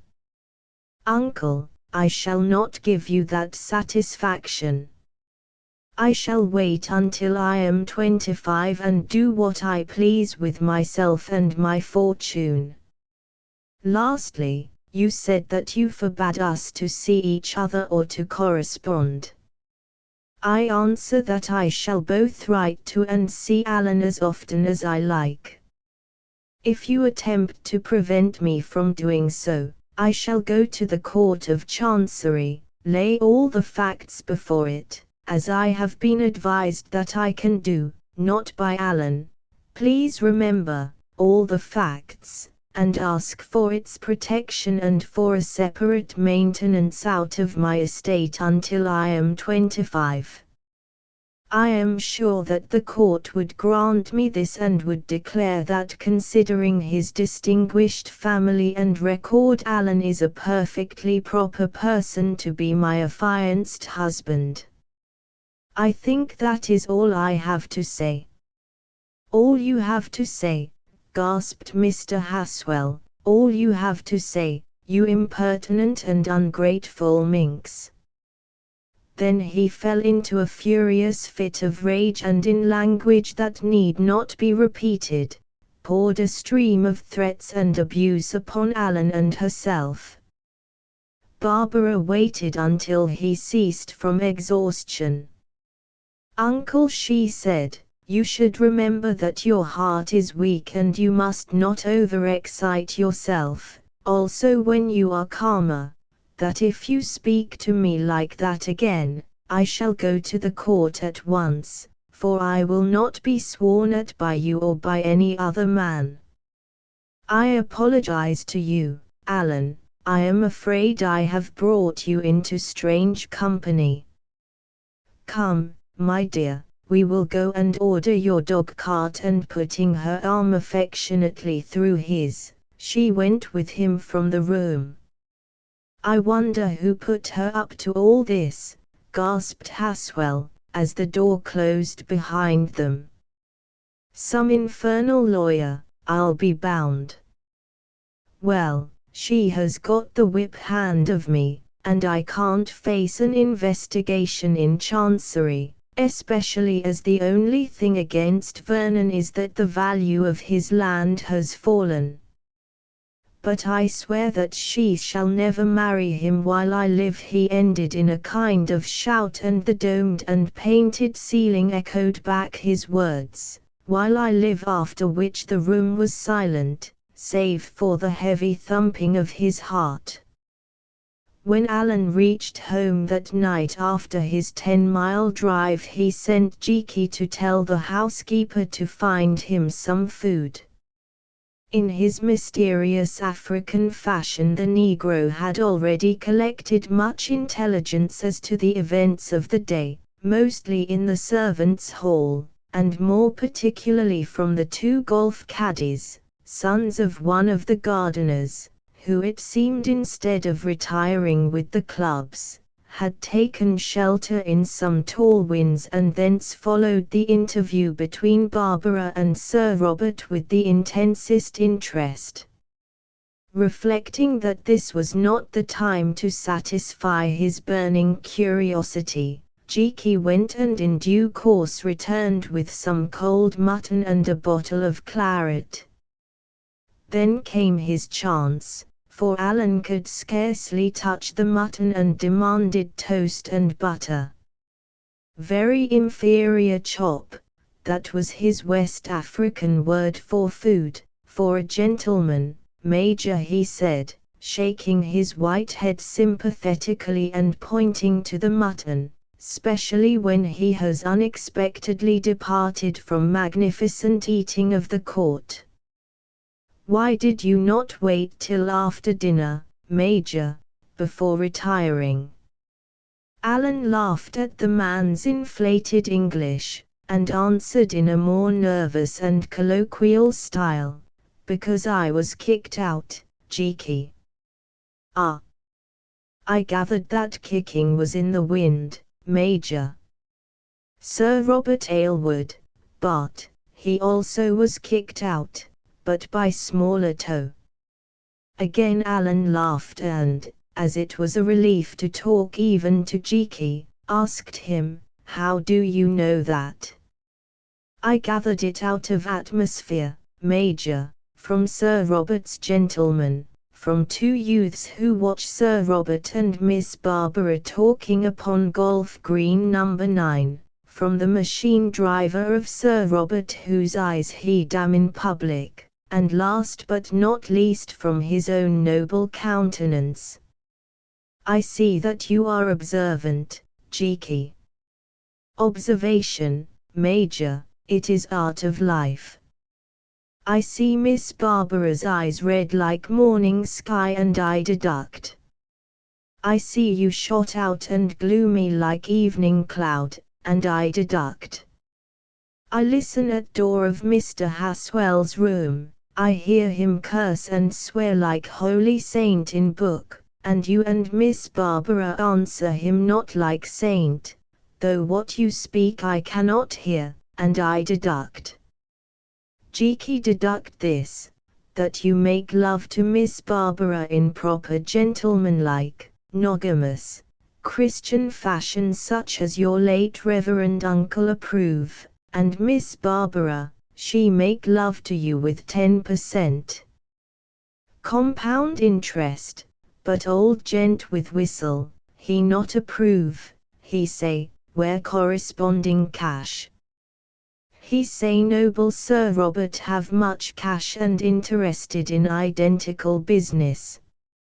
I prefer Sir Robert. Get out, you cashless. Often I see this same thing when boy in West Africa, very common wherever sun shine. I note all these matters and I deduct, that Jiki's way and Jiki seldom wrong. Alan laughed for the 3rd time, until the tears ran down his face indeed. Jiki, he said, you are a great rascal. Yes, yes, interrupted Jiki. Great rascal. Best thing to be in this world, Major. Honourable Sir Robert, Bart, MP, and Mr. Shampers Haswell, DL, JP, they find that out long ago and sit on top of tree of opulent renown. Jiki great rascal and therefore have savings bank account. Go on, Major. Well, Jiki, because if you are a rascal you are kind-hearted, and because I believe that you care for me, oh, Major broke in cheeky again, that most utterably true. Honor bright, I love you, Major, better than anyone on earth, except my late old woman, now happily dead, gone and forgotten in best oak coffin, £4.10 without fittings but polished, and perhaps your holy uncle, Reverend Mr. Austin, also coffined and departed, who saved me from early extinction in a dark place. Major, I know like graves, I see too much of them, and can't tell what lie on other side. Though everyone say they know, cheeky not quite sure. Maybe all light and crowns of glory, maybe damp black hole and no way out. But this at least true, that I love you better, yes, better than Miss Barbara, for love of women very poor, uncertain thing, quick come, quick go. Cheeky find that out, often. Yes, if need be, though death most nasty, if need be I say I die for you, which great unpleasant sacrifice, and cheeky in the genuine enthusiasm of his warm heart, throwing himself upon his knees after the African fashion, seized his master's hand and kissed it. Thanks, cheeky, said Alan, very kind of you, I am sure. But we haven't come to that yet, though no one knows what may happen later on. Now sit upon that chair and take a little whiskey, not too much, for I am going to ask your advice. Major, said cheeky, I obey, and seizing the whiskey bottle in a casual manner, he poured out half a tumbler full, for cheeky was fond of whiskey. Indeed, before now this taste had brought him into conflict with the local magistrates. Put back 3 parts of that, said Alan, and cheeky did so. Now he went on, listen, this is the case, Miss Barbara and I are, and he hesitated. Oh, I know, like me and Mrs. Cheeky once, said cheeky, gulping down some of the neat whiskey. Go on, Major. And Sir Robert Aylward is, same thing, Major. Continue. And Mr. Haswell has, those facts all ascertained, Major, said cheeky, contemplating his glass with a mournful eye. Now come to the point, Major. Well, the point is, cheeky, that I am what you called just now cashless, and therefore interrupted cheeky again, stick fast in honourable intention towards Miss Barbara owing to obstinate opposition of Mr. Haswell, legal uncle with control of property fomented by noble Sir Robert who desire same girl. Quite right, cheeky. But if you would talk a little less and let me talk a little more, we might get on better. I henceforth silent, Major, and lifting his empty tumbler cheeky looked through it as if it were a telescope, a hint that Alan ignored. Cheeky, you infernal old fool, I want money. Yes, Major, I understand, Major. Forgive me for breaking conspiracy of silence, but if £500 in savings bank any use, very much at your service, Major, also £20 more extracted last night from terror of wealthy Jew who fear fetish. Cheeky, you old donkey, I don't want your £500, I want a great deal more. £50,000 or £500,000. Tell me how to get it. City best place, Major. But you chuck city, too much honest man, great mistake to be honest in this terrestrial sphere. Often notice that in West Africa. Perhaps, cheeky, but I have done with the city.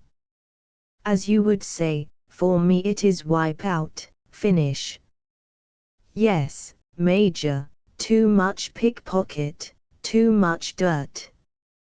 Bottom always drop out of bucket shop at last.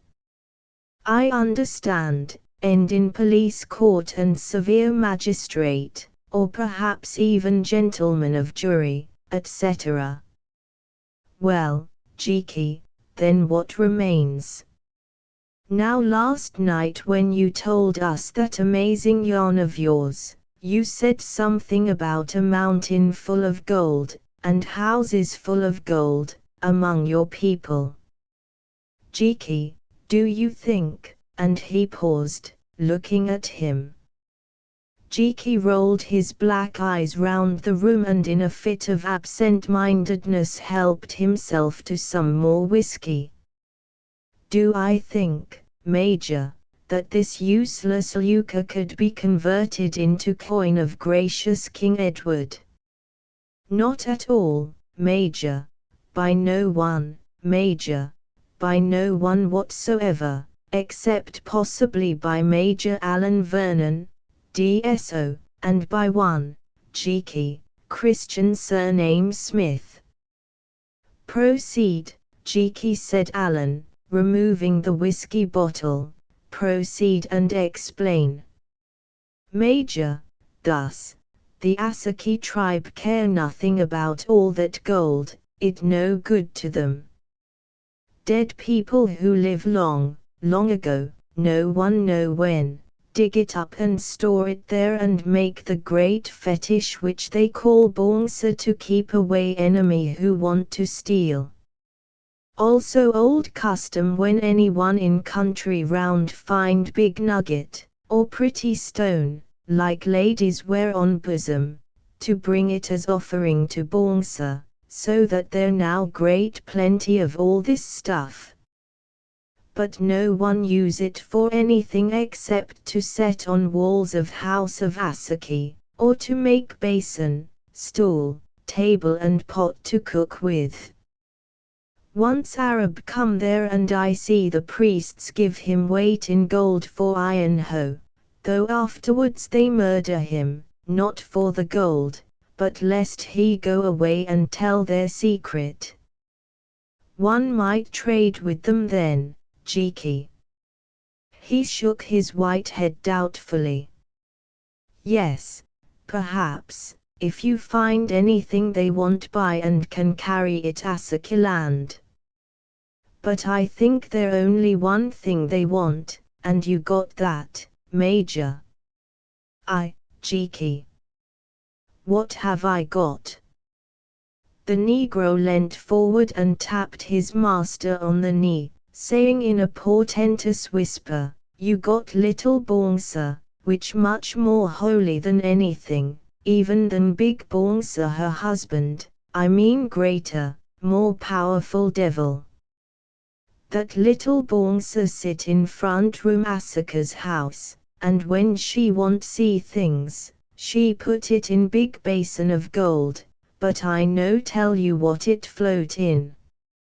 Also once or twice every year they take out little bongsa, Asaka wear it on head as mask, and whoever they meet they kill as offering to little bongsa, so that spirit come back to world to be priest of bongsa. I tell you, Major, that yellow god see many thousand of people die. Indeed, said Alan. A pleasing fetish truly. I should think that the Asaki must be glad it is gone. No, not glad, very sorry. No luck for them when little bongsa go away, but plenty luck for those who got her. That why firm Aylward and Haswell make so much money when you join them and bring her to office. She drop green in eye of public so they no smell rat. That why you so lucky, not die of black water fever when you should. Get safe out of den of thieves in city with good name, win love of sweet maiden, Miss Barbara. Little Bouncer do all those things for you, and by do plenty more, as little Bouncer bring my old master, your holy uncle, safe out of that country because all the Asaki run away when they see him wear her on head, for they think she come sacrifice them after she eat up my life. I don't wonder that they ran, said Alan, laughing, for the vision of a missionary with little Bouncer on his head caught his fancy. But come to the point, you old heathen. What do you mean that I should do? Jiki not heathen now, Major, but plenty other things true in this world, besides Christian religion. I no want you do anything, but I say this. You go back to Asaki wearing little Bouncer on head and dressed like Reverend Uncle whom you very like, for he just your age then 30 years ago, and they give you all the gold you want, if you give them back little Bouncer whom they love and worship forever and ever, for little Bouncer very, very old. Alan sat up in his chair and stared at Jiki, while Jiki nodded his head at him. There is something in it, he said slowly, speaking more to himself than to the Negro, and perhaps that is why I would not sell the fetish, for as you say, there are plenty of true things in the world besides those which we believe. But, Jiki, how should I find the way? No trouble, Major. Little Bouncer find way, want to get back home, very hungry by now, much need sacrifice. Think it good thing kill pig to little Bouncer, or even lamb. She know you do your best, since human being not to become at in Christian land, and say thank you for life of pig. Stop that rubbish, said Alan. I want a guide. If I go, will you come with me? At this suggestion the Negro looked exceedingly uncomfortable. Not like to at all, he said, rolling his eyes. Asakiland very funny place for native born. But he added sadly, if you go Jiki must, for I servant of little Bouncer, and if I stay behind, she angry and kill me because I not attend her where she walk. But perhaps if I go and take her to Gold House again, she pleased and let me off. Also I able help you there. Yes, if you and little Bouncer go, think I go too. After this announcement Jiki rose and walked down the room, carrying the cold mutton in his hand. Then he returned, replaced it on the table and standing in front of Alan, said earnestly, Major, I tell you all truth, just this once. Jiki believe he got go with you to Asakiland. Jiki have plenty bad dream lately. Little Bouncer come in middle of the night and sit on his stomach and scratch his face with her gold leg, and say, Jiki, Jiki, you son of Bouncer, you get up quick and take me back Bouncer town, for I darn tired of city fog and finished all I come here to do. Now I want jolly good sacrifice and got plenty business attend to there at home. Things you not understand just yet. You take me back sharp, or I make you sit up, Jiki, my boy, and he paused. Indeed, said Alan, and did she tell you anything else in her midnight visitations? Yes, Major. She say, you take that white master of yours along also, for I want come back Asakiland on his head, and someone wish see him there, old pal what he forgot but what not forget him. You tell him little Bongsa got score she wants settle with that party and wish use him to square account. You tell him too that she pay him well for trip, he lose nothing if he play her game cause she got no score against him. But if he not go, that another matter, then he look out, for little Bongsa very nasty customer if she riled, as his late partners find out one day. Oh, shut up, Jiki. What's the use of wasting time telling me your nightmares? Very well, Major, just as you like, Major. But I got other reasons why I willing go. Jiki want see his ma. Your ma? I never heard you had a ma. Besides she must be dead long ago. No, Major, cause she turn up in dream too, very much alive, swear at me cause I back her blanket. Also she tough old woman, take lot kill her. Perhaps you have a pa too suggested Alan. Think not, Major, my ma always say she forget him. What she mean, she not like talk about him, he such a swell. Why Jiki so strong, so clever and with such beautiful face? No doubt because he is son of very great man. All this true reason why he want to go with you, Major. Still, perhaps poor old Jiki make mistake. Perhaps he dream cause he eat too much supper, perhaps his ma dead, after all. If so, perhaps better stay at home, not no. No answered Alan, not no. What between little Bongsa and one thing and another my head is swimming, like little Bongsa in the water. Big Bongsa swim in water interrupted Jiki. Little Bongsa swim in gold tub. Well, Big Bongsa, or Little Bongsa, I don't care which. I'm going to bed and you had better clear away these things and do the same. But, Jiki, if you say a word of our talk to anyone, I shall be very angry. Do you understand? Yes, Major, I understand. I understand that if I tell secrets of little Bongsa to anyone except you with whom she live in strange land far away from home, little Bongsa come at me like one lion, and cut my throat. No fear Jiki split on little Bongsa, oh.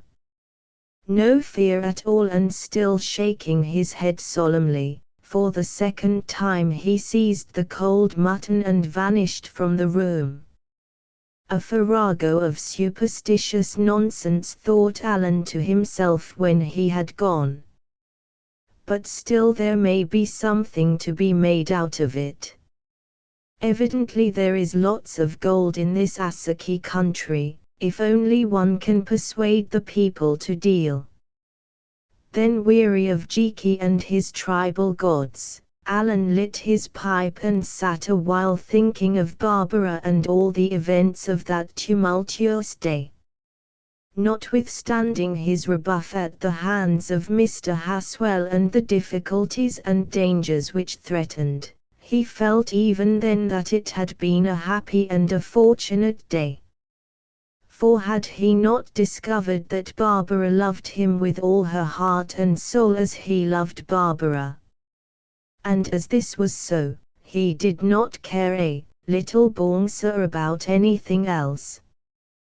The future must look to itself, sufficient to the day was the abiding joy thereof. So he went to bed and for a while to sleep, but he did not sleep very long. For presently he fell to dreaming, something about Big Bongsa and Little Bongsa, which sat, or rather floated on either side of his couch and held an interminable conversation over him, while Jiki and Sir Robert Aylward, perched respectively at its head and its foot, like the symbols of the good and evil genii on a Mohammedan tomb, acted as a kind of insane chorus. He struck his repeater. It was only 1 o'clock, so he tried to go to sleep again, but failed utterly. Never had he been more painfully awake. For an hour or more Alan persevered, then at last in despair he jumped out of bed, wondering what he could do to occupy his mind. Suddenly he remembered the diary of his uncle, the Reverend Mr. Austen, which he had inherited with the Yellow God and a few other possessions, but never examined. They had been put away in a box in the library about 15 years before, just at the time he entered the army, and there doubtless they remained. Well, as he could not sleep, why should he not examine them now, and thus get through some of this weary night? He lit a candle and went down to the library, an ancient and beautiful apartment with black oak paneling between the bookcases, set there in the time of Elizabeth. In this paneling there were cupboards, and in one of the cupboards was the box he sought, made of teak wood. On its lid was painted, "The Reverend Henry Austen, passenger to Accra," showing that it had once been his uncle's cabin box. The key hung from the handle, and having lit more candles, Alan drew it out and unlocked it, to be greeted by a smell of musty documents done up in great bundles. One by one he placed them on the floor. It was a dreary occupation alone there in that great, silent room at the dead of night, one indeed with which he was soon satisfied, for somehow it reminded him of rifling coffins in a vault. Before him, so carefully put away, lay the records of a good if not a distinguished life, and until this moment he had never found the energy even to look through them. At length he came to the end of the bundles and saw that beneath lay a number of manuscript books packed closely with their backs upwards, marked, "Journal," and with the year and sometimes the place of the author's residence. As he glanced at them in dismay, for they were many, his eye caught the title of one inscribed, as were several others, "West Africa," and written in brackets beneath, "This volume contains all that is left of the notes of my escape with Jiki from the Asaki devil worshippers." Alan drew it out, and having refilled and closed the box, bore it off to his room, where he proceeded to read it in bed. As a matter of fact, he found that there was not very much to read, for the reason that most of the closely written volume had been so damaged by water, that the penciled writing had run and become utterly illegible. The center pages, however, not having been soaked, could still be deciphered, at any rate in part. Also there was a large manuscript map, executed in ink, apparently at a later date, on the back of which was written, "I purpose, D.V., to rewrite at some convenient time all the history of my visit to the unknown Asaki people, as my original notes were practically destroyed when the canoe overset in the rapids and most of our few possessions were lost, except this book and the gold fetish mask, which is called Little Bongsa or Small Swimming Head. This I think I can do with the aid of Jiki from memory, but as the matter has only a personal and no religious interest, seeing that I was not able even to preach the word among those benighted and bloodthirsty savages in whose country, as I verily believe, the devil has one of his principal habitations, it must stand over till a convenient season, such as the time of old age or sickness. H.O. P.S. I ought to add with gratitude that even out of this hellfire I was enabled to snatch one brand from the burning, namely, the Negro lad, Jiki, to whose extraordinary resource and faithfulness I owe my escape. After a long hesitation I have been able to baptize him, although I fear that the taint of heathenism still clings to him. Thus not 6 months ago I caught him sacrificing a white cock to the image, little Bongsa, in gratitude, as to my horror he explained, for my having been appointed an honorary canon of the cathedral. I have told him to take that ugly mask which has been so often soaked in human blood, and melt it down over the kitchen stove, after picking out the gems in the eyes, that the proceeds may be given to the poor. Note: I had better see to this myself, as where little Bongsa is concerned, Jiki is not to be trusted.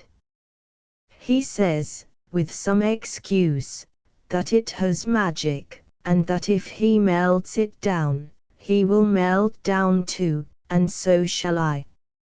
How dark and ridiculous are the superstitions of the heathen!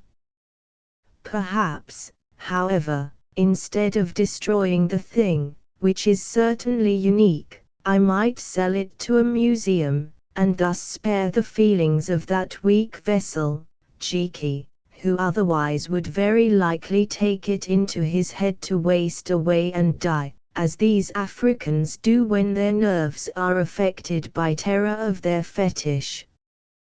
Chapter 7. The Diary.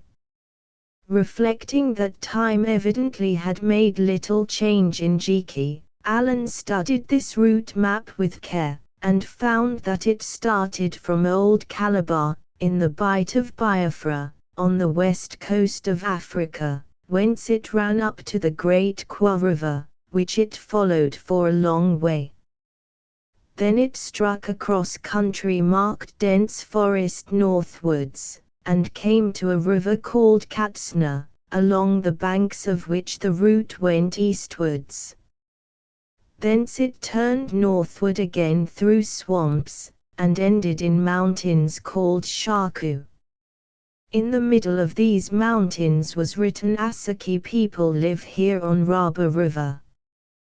The map was roughly drawn to scale, and Alan, who was an engineer accustomed to such things, easily calculated that the distance of this Raba River from Old Calabar was about 350 miles as the crow flies, though probably the actual route to be travelled was nearer 500 miles. Having mastered the map, he opened the water-soaked diary. Turning page after page, only here and there could he make out a sentence, such as so identified that beautiful but terrific woman. I, a Christian minister, the husband of a heathen priestess. Perish the thought. Sooner would I be sacrificed to Bongsa. Then came more illegible pages and again a paragraph that could be read.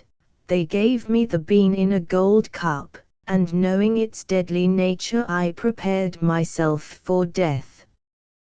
But happily for me my stomach, always delicate, rejected it at once, though I felt queer for days afterwards.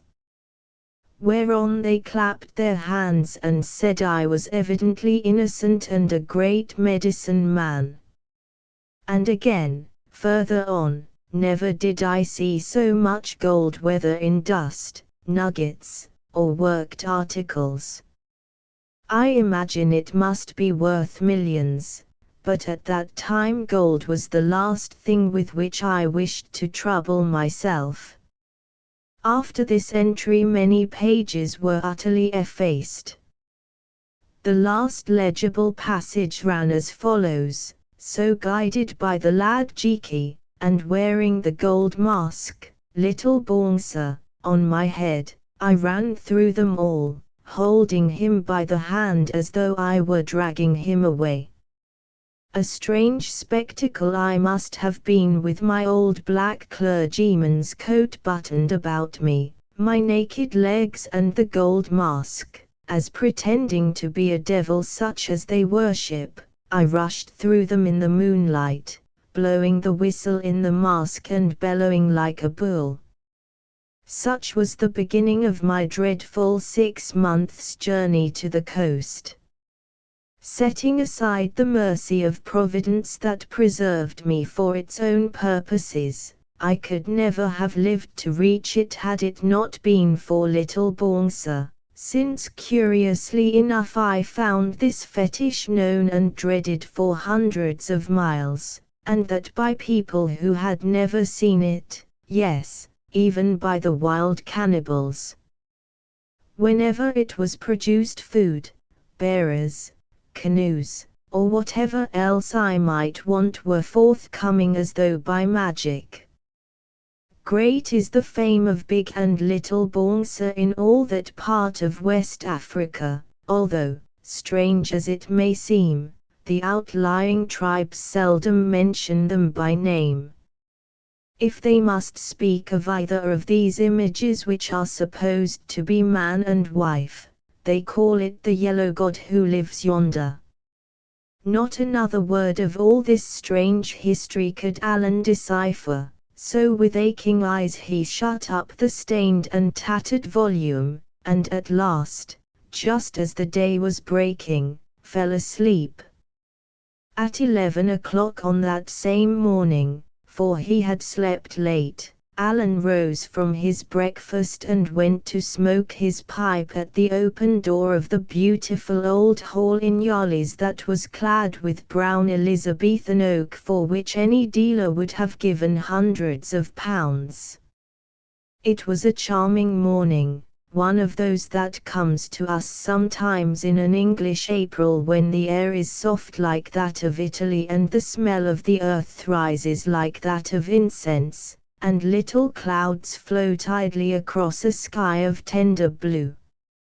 Standing thus he looked out upon the park where the elms already showed a tinge of green and the ash buds were coal black. Only the walnuts and the great oaks, some of them pollards of 1,000 years of age, remained stark and stern in their winter dress. Alan was in a reflective mood and involuntarily began to wonder how many of his forefathers had stood in that same spot upon such April mornings and looked out upon those identical trees wakening in the breath of spring. Only the trees and the landscape knew, those trees which had seen every one of them born to baptism, to bridal and to burial. The men and women themselves were forgotten. Their portraits, each in the garb of his or her generation, hung here and there upon the walls of the ancient house which once they had owned or inhabited, but who remembered anything of them today? In many cases their names even were lost, for believing that they, so important in their time, could never sink into oblivion, they had not thought it necessary to record them upon their pictures. And now the thing was coming to an end. Unless in this way or in that he could save it, what remained of the old place, for the outlying lands had long since been sold, must go to the hammer and become the property of some pushing and successful person who desired to found a family, and perhaps in days to be would claim these very pictures that hung upon the walls as those of his own ancestors, declaring that he had brought in the estate because he was a relative of the ancient and ruined race. Well, it was the way of the world, and perhaps it must be so, but the thought of it made Alan Vernon sad. If he could have continued that business, it might have been otherwise. By this hour his late partners, Sir Robert Aylward and Mr. Shampers Haswell, were doubtless sitting in their granite office in the city, probably in consultation with Lord Specton, who had taken his place upon the board of the great company which was being subscribed that day. No doubt applications for shares were pouring in by the early posts and by telegram, and from time to time Mr. Jeffreys respectfully reported their number and amount, while Sir Robert looked unconcerned and Mr. Haswell rubbed his hands and whistled cheerfully. Almost he could envy them, these men who were realizing great fortunes amidst the bustle and excitement of that fierce financial life, whilst he stood penniless and stared at the trees and the ewes which wandered among them with their lambs, he who, after all his work, was but a failure. With a sigh he turned away to fetch his cap and go out walking. There was a tenant whom he must see, a shifty, new-fangled kind of man who was always clamoring for fresh buildings and reductions in his rent. How was he to pay for more buildings? He must put him off, or let him go. Just then a sharp sound caught his ear, that of an electric bell. It came from the telephone which, since he had been a member of a city firm, he had caused to be put into Yarley's at considerable expense in order that he might be able to communicate with the office in London. Were they calling him up from force of habit, he wondered. He went to the instrument which was fixed in a little room he used as a study, and took down the receiver. "Who is it?" he asked. "I am Yarley's. Alan Vernon." "And I am Barbara," came the answer. "How are you, dear? Did you sleep well?" "No, very badly." "Nerves, Alan, you have got nerves. Now, although I had a worse day than you did, I went to bed at 9, and protected by a perfect conscience, slumbered till 9 this morning, exactly 12 hours. Isn't it clever of me to think of this telephone, which is more than you would ever have done? My uncle has departed to London vowing that no letter from you shall enter this house, but he forgot that there is a telephone in every room, and in fact at this moment I am speaking round by his office within a yard or two of his head. However, he can't hear, so that doesn't matter. My blessing be on the man who invented telephones, which hitherto I have always thought an awful nuisance. Are you feeling cheerful, Alan?" "Very much the reverse," he answered. "Never was more gloomy in my life, not even when I thought I had to die within 6 hours of black water fever. Also I have lots that I want to talk to you about, and I can't do it at the end of this confounded wire that your uncle may be tapping."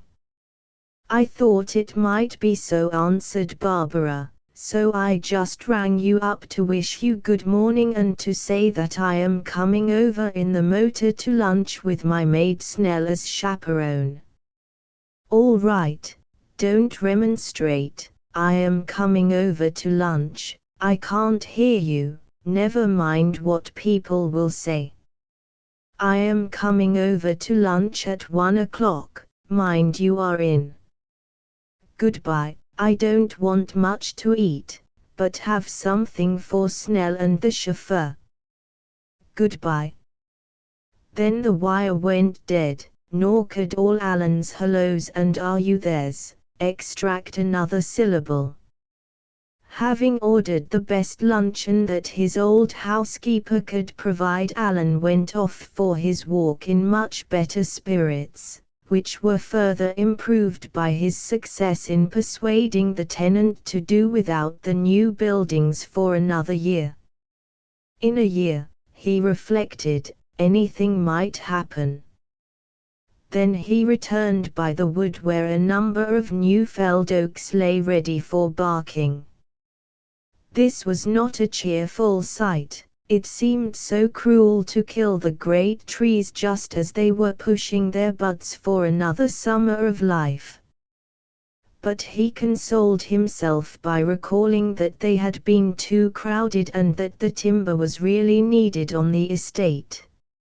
As he reached the house again carrying a bunch of white violets which he had plucked in a sheltered place for Barbara, he perceived a motor traveling at much more than the legal speed up the Walnut Avenue, which was the pride of the place. In it sat that young lady herself, and her maid, Snell, a middle-aged woman with whom, as it chanced, he was on very good terms, as once, at some trouble to himself, he had been able to do her a kindness. The motor pulled up at the front door and out of it sprang Barbara, laughing pleasantly and looking fresh and charming as the spring itself. "There will be a row over this, dear," said Alan, shaking his head doubtfully when at last they were alone together in the hall. "Of course, there'll be a row," she answered. "I mean that there shall be a row. I mean to have a row every day if necessary, until they leave me alone to follow my own road, and if they won't, as I said, to go to the Court of Chancery for protection. Oh, by the way, I have brought you a copy of the Judge.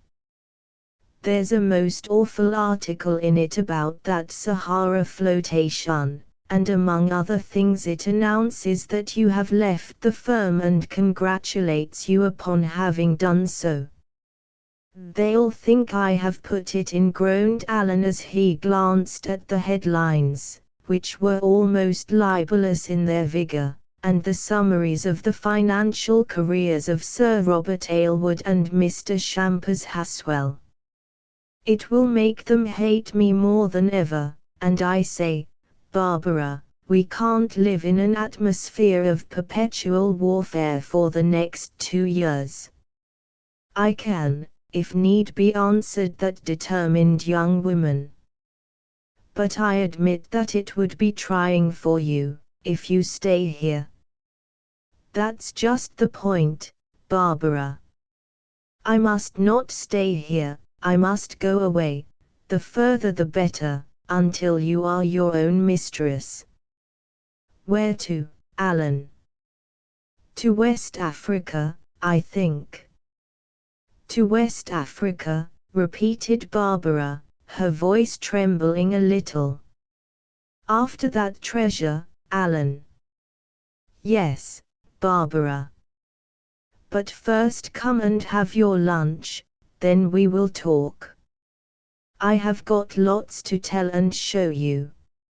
So they lunched, speaking of indifferent things, for the servant was there waiting on them. Just as they were finishing their meal, Jiki entered the room carrying a box and a large envelope addressed to his master, which he said had been sent by special messenger from the office in London. "What's in the box?" asked Alan, looking somewhat nervously at the envelope, which was addressed in a writing that he knew. "Don't know for certain, Major," answered Jiki, "but think little Bouncer, think I smell her through wood." "Well, look and see," replied Alan, while he broke the seal of the envelope and drew out its contents. They proved to be sundry documents sent by the firm's lawyers, among which were a notice of the formal dissolution of partnership to be approved by him before it appeared in the Gazette, a second notice calling in a mortgage for £15,000 and odd on Yarley's, which as a matter of business had been taken over by the firm while he was a partner, a cash account showing a small balance against him, and finally a receipt for him to sign acknowledging the return of the gold image that was his property. "You see," said Alan with a sigh, pushing over the papers to Barbara, who read them carefully one by one. "I see," she answered presently. "It is war to the knife. Alan, I hate the idea of it, but perhaps you had better go away. While you are here they will harass the life out of you." Meanwhile, with the aid of a big jackknife and the dining room poker, Jiki had prized off the lid of the box.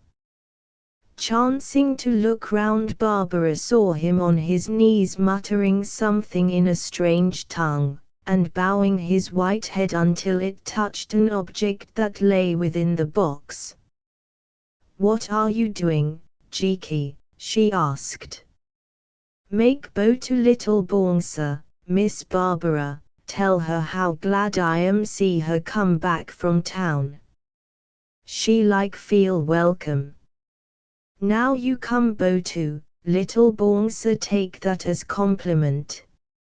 "I won't bow, but I will look, Jiki, for although I have heard so much about it I have never really examined this yellow god." "Very good, you come look, miss," and Jiki propped up the case upon the end of the dining room table. As from its height and position she could not see its contents very well whilst standing above it, Barbara knelt down to get a better view of it. "My goodness," she exclaimed, "what a terrible face, beautiful too in its way." Hardly had the words left her lips when, for some reason unexplained that probably had to do with the shifting of the center of gravity, little Bouncer appeared to glide or fall out of her box with a startling suddenness, and project herself straight at Barbara, who, with a faint scream, fearing lest the precious thing should be injured, caught it in her arms and for a moment hugged it to her breast. "Saved!" she exclaimed, recovering herself and placing it on the table, whereon Jiki, to their astonishment, began to execute a kind of war dance. "Oh, yes," he said, "saved, very much saved. All saved, most magnificent omen. Lady kneel to little Bouncer and little Bouncer nip out of box, make bow and jump in lady's arms. That's splendid, first-class luck, for miss and everybody. When little Bouncer do that need fear nothing no more. All come right as rain." "Nonsense," said Barbara, laughing. Then from a cautious distance she continued her examination of the fetish. "See," said Jiki, pointing to the misshapen little gold legs which were yet so designed that it could be stood up upon them, when anyone were little Bouncer, tie her on head behind by these legs, look, here same old leather string. Now I put her on, for she like to be worn again," and with a quick movement he clapped the mask onto his face, manipulated the greasy black leather thongs and made them fast. Thus adorned, the great Negro looked no less than terrific. "I see you, miss," he said, turning the fixed eyes of opal-like stone, bloodshot with little rubies, upon Barbara, I see you, though you no see me, for these eyes made very cunning.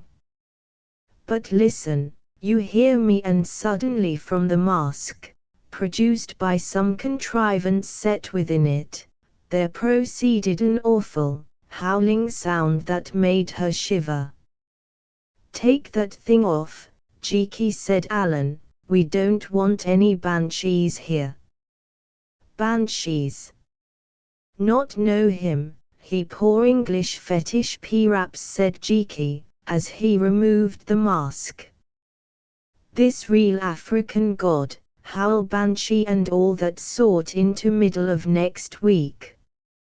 This little Bongsa and no mistake, 10,000 years old and more, eat up lives, so many that no one can count them, and go on eating forever, yes unto the third and fourth generation, as 10 commandments lay it down for benefit of Christian man, like me.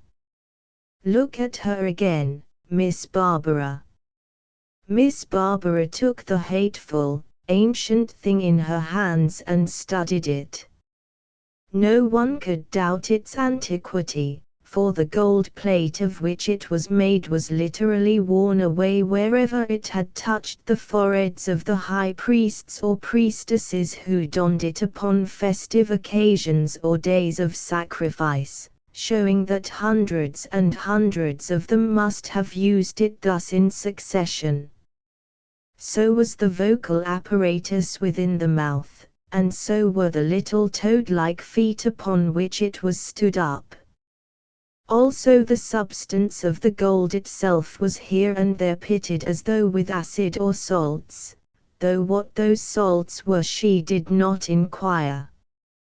And yet, so consummate was the art with which it had originally been fashioned, that the battered beautiful face of little Bongsa still peered at them with the same devilish smile that it had worn when it left the hands of its maker, perhaps before Mohammed preached his holy war, or even earlier.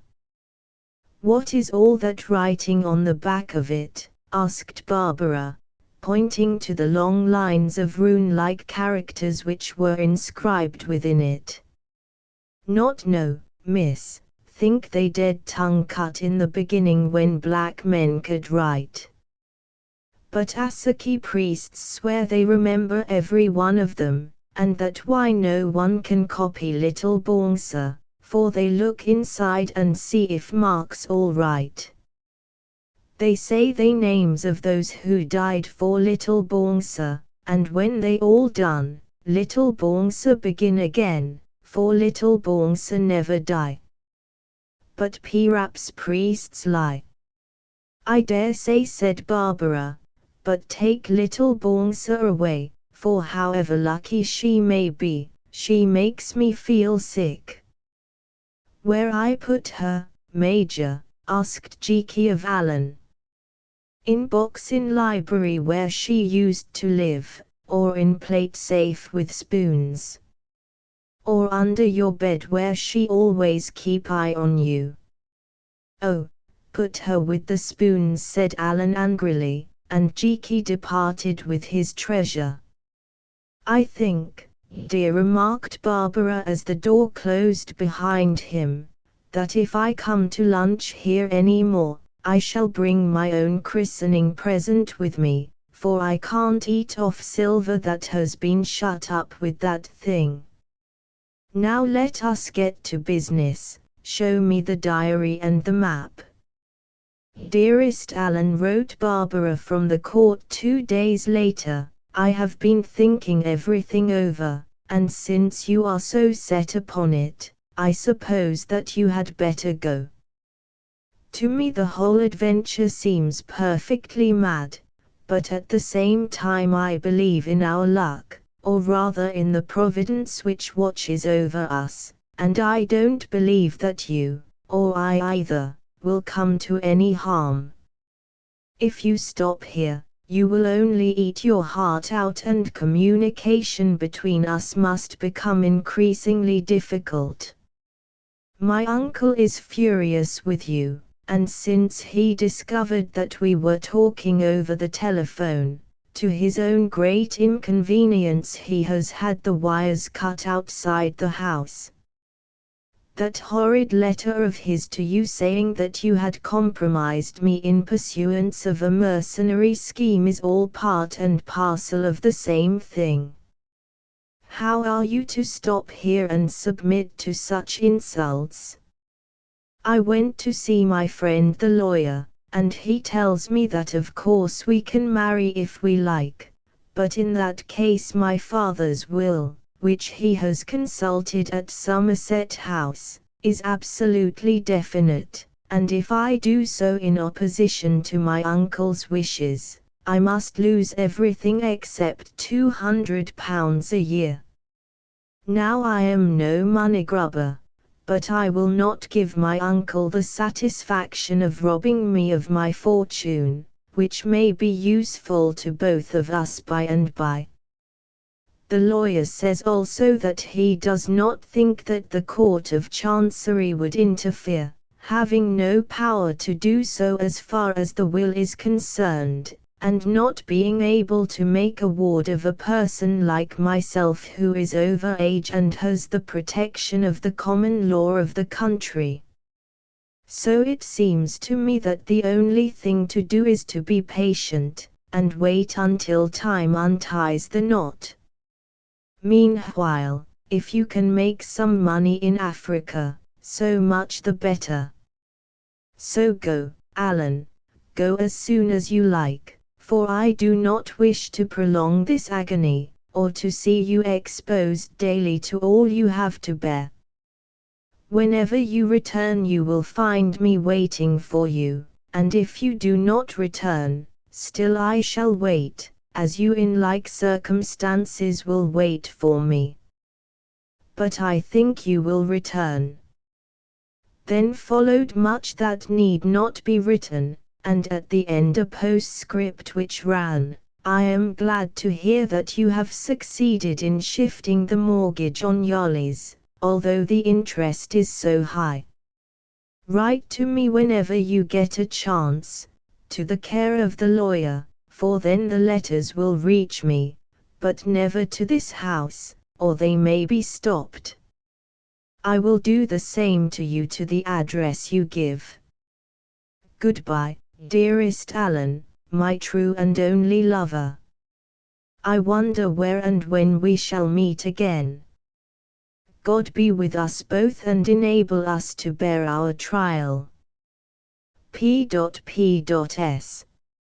I hear that the Sahara flotation was really a success, notwithstanding the judge attacks. Sir Robert and my uncle have made millions. I wonder how long they will keep them. A week after he received this letter Alan was on the seas heading for the shores of Western Africa. Chapter 8. The Dwarf Folk. It was dawn at last. All night it had rained as it can rain in West Africa, falling on the wide river with a hissing splash, sullen and continuous. Now, towards morning, the rain had ceased and everywhere rose a soft and pearly mist that clung to the face of the waters and seemed to entangle itself like strands of wool among the branches of the bordering trees. On the bank of the river at a spot that had been cleared of bush, stood a tent, and out of this tent emerged a white man wearing a sun helmet and grey flannel shirt and trousers. It was Alan Vernon, who in these surroundings looked larger and more commanding than he had done at the London office, or even in his own house of Yolly's. Perhaps the moustache and short brown beard which he had grown, or his skin, already altered and tanned by the tropics, had changed his appearance for the better. At any rate it was changed. So were his manner and bearing, whereof all the diffidence had gone. Now they were those of a man accustomed to command who found himself in his right place. "Jiki," he called, "wake up those fellows and come and light the oil stove. I want my coffee." Thereon a deep voice was heard speaking in some native tongue and saying, "Cease your snoring, you black hogs, and arouse yourselves, for your Lord calls you." An invocation that was followed by the sound of kicks, thumps, and muttered curses. A minute or two later Jiki himself appeared, and he also was much changed in appearance, for now instead of his smart, European clothes, he wore a white robe and sandals that gave him an air at once dignified and patriarchal. "Good morning, Major," he said cheerfully. "I hope you sleep well, Major, in this low-lying and accursed situation, which is more than we do in boat that half full of water, to say nothing of smell of black man and prevalent mosquito. But the rain it over and gone, and presently the sun shine out, so might be much worse, no cause at all complain." "I don't know," answered Alan, with a shiver. "I believe that I am fever-proof, but otherwise I should have caught it last night, and, just give me the quinine, I will take 5 grains for luck." "Yes, yes, for luck," answered Jiki as he opened the medicine chest and found the quinine, at the same time glancing anxiously out of the corner of his eye at his master's face, for he knew that the spot where they had slept was deadly to white men at this season of the year. "You not catch fever, little Bongsa?" Here he dropped his voice and looked down at the box which had served Alan for a pillow. "See to that. But quinine give you appetite for breakfast. Very good chop this morning. Which you like best? Cold venison, or fish, or one of them ducks you shoot yesterday?" "Oh, some of the cold meat, I think." "Give the ducks to the boatman, I don't fancy them in this hot place. By the way, Jiki, we leave the Kwa River here, don't we?" "Yes, yes, Major, just here. I remember spot well, for your uncle he pray on it 1 whole hour, I pretend pray too, but in heart give thanks to little Bongsa, for heathen in those days, quite different now. This morning we begin walk through forest where it rather dark and cool and comfortable, that is if we no see dwarf people from whom good Lord deliver us." And he bowed towards the box containing little Bongsa. "Will those 4 porters come with us through the forest, Jiki, as they promised?" "Yes, yes, they come. Last night they say they not come, too much afraid of dwarf. But I settle their hash. I tell them I save up bits of their hair and toenails when they no thinking, and I mix it with medicine, and if they not come, they die every one before they get home. They think me great doctor and they believe. Perhaps they die if they go on. If so, I tell them that because they want show white feather, and they think me greater doctor still. Oh, they come, no fear, or else Jiki no reason why. Now, here coffee, Major. Drink him hot before you go take tub, but keep in shallow water, because crocodile he very early riser." Alan laughed, and departed to take tub. Notwithstanding the mosquitoes that buzzed round him in clouds, the water was cool and pleasant by comparison with the hot, sticky air, and the feel of it seemed to rid him of the languor resulting from his disturbed night. A month had passed since he had left Old Calabar, and owing to the incessant rains the journeying had been hard. Indeed, the white men there thought that he was mad to attempt to go up the river at this season. Of course he had said nothing to them of the objects of his expedition, hinting only that he wished to explore and shoot, and perhaps prospect for mines.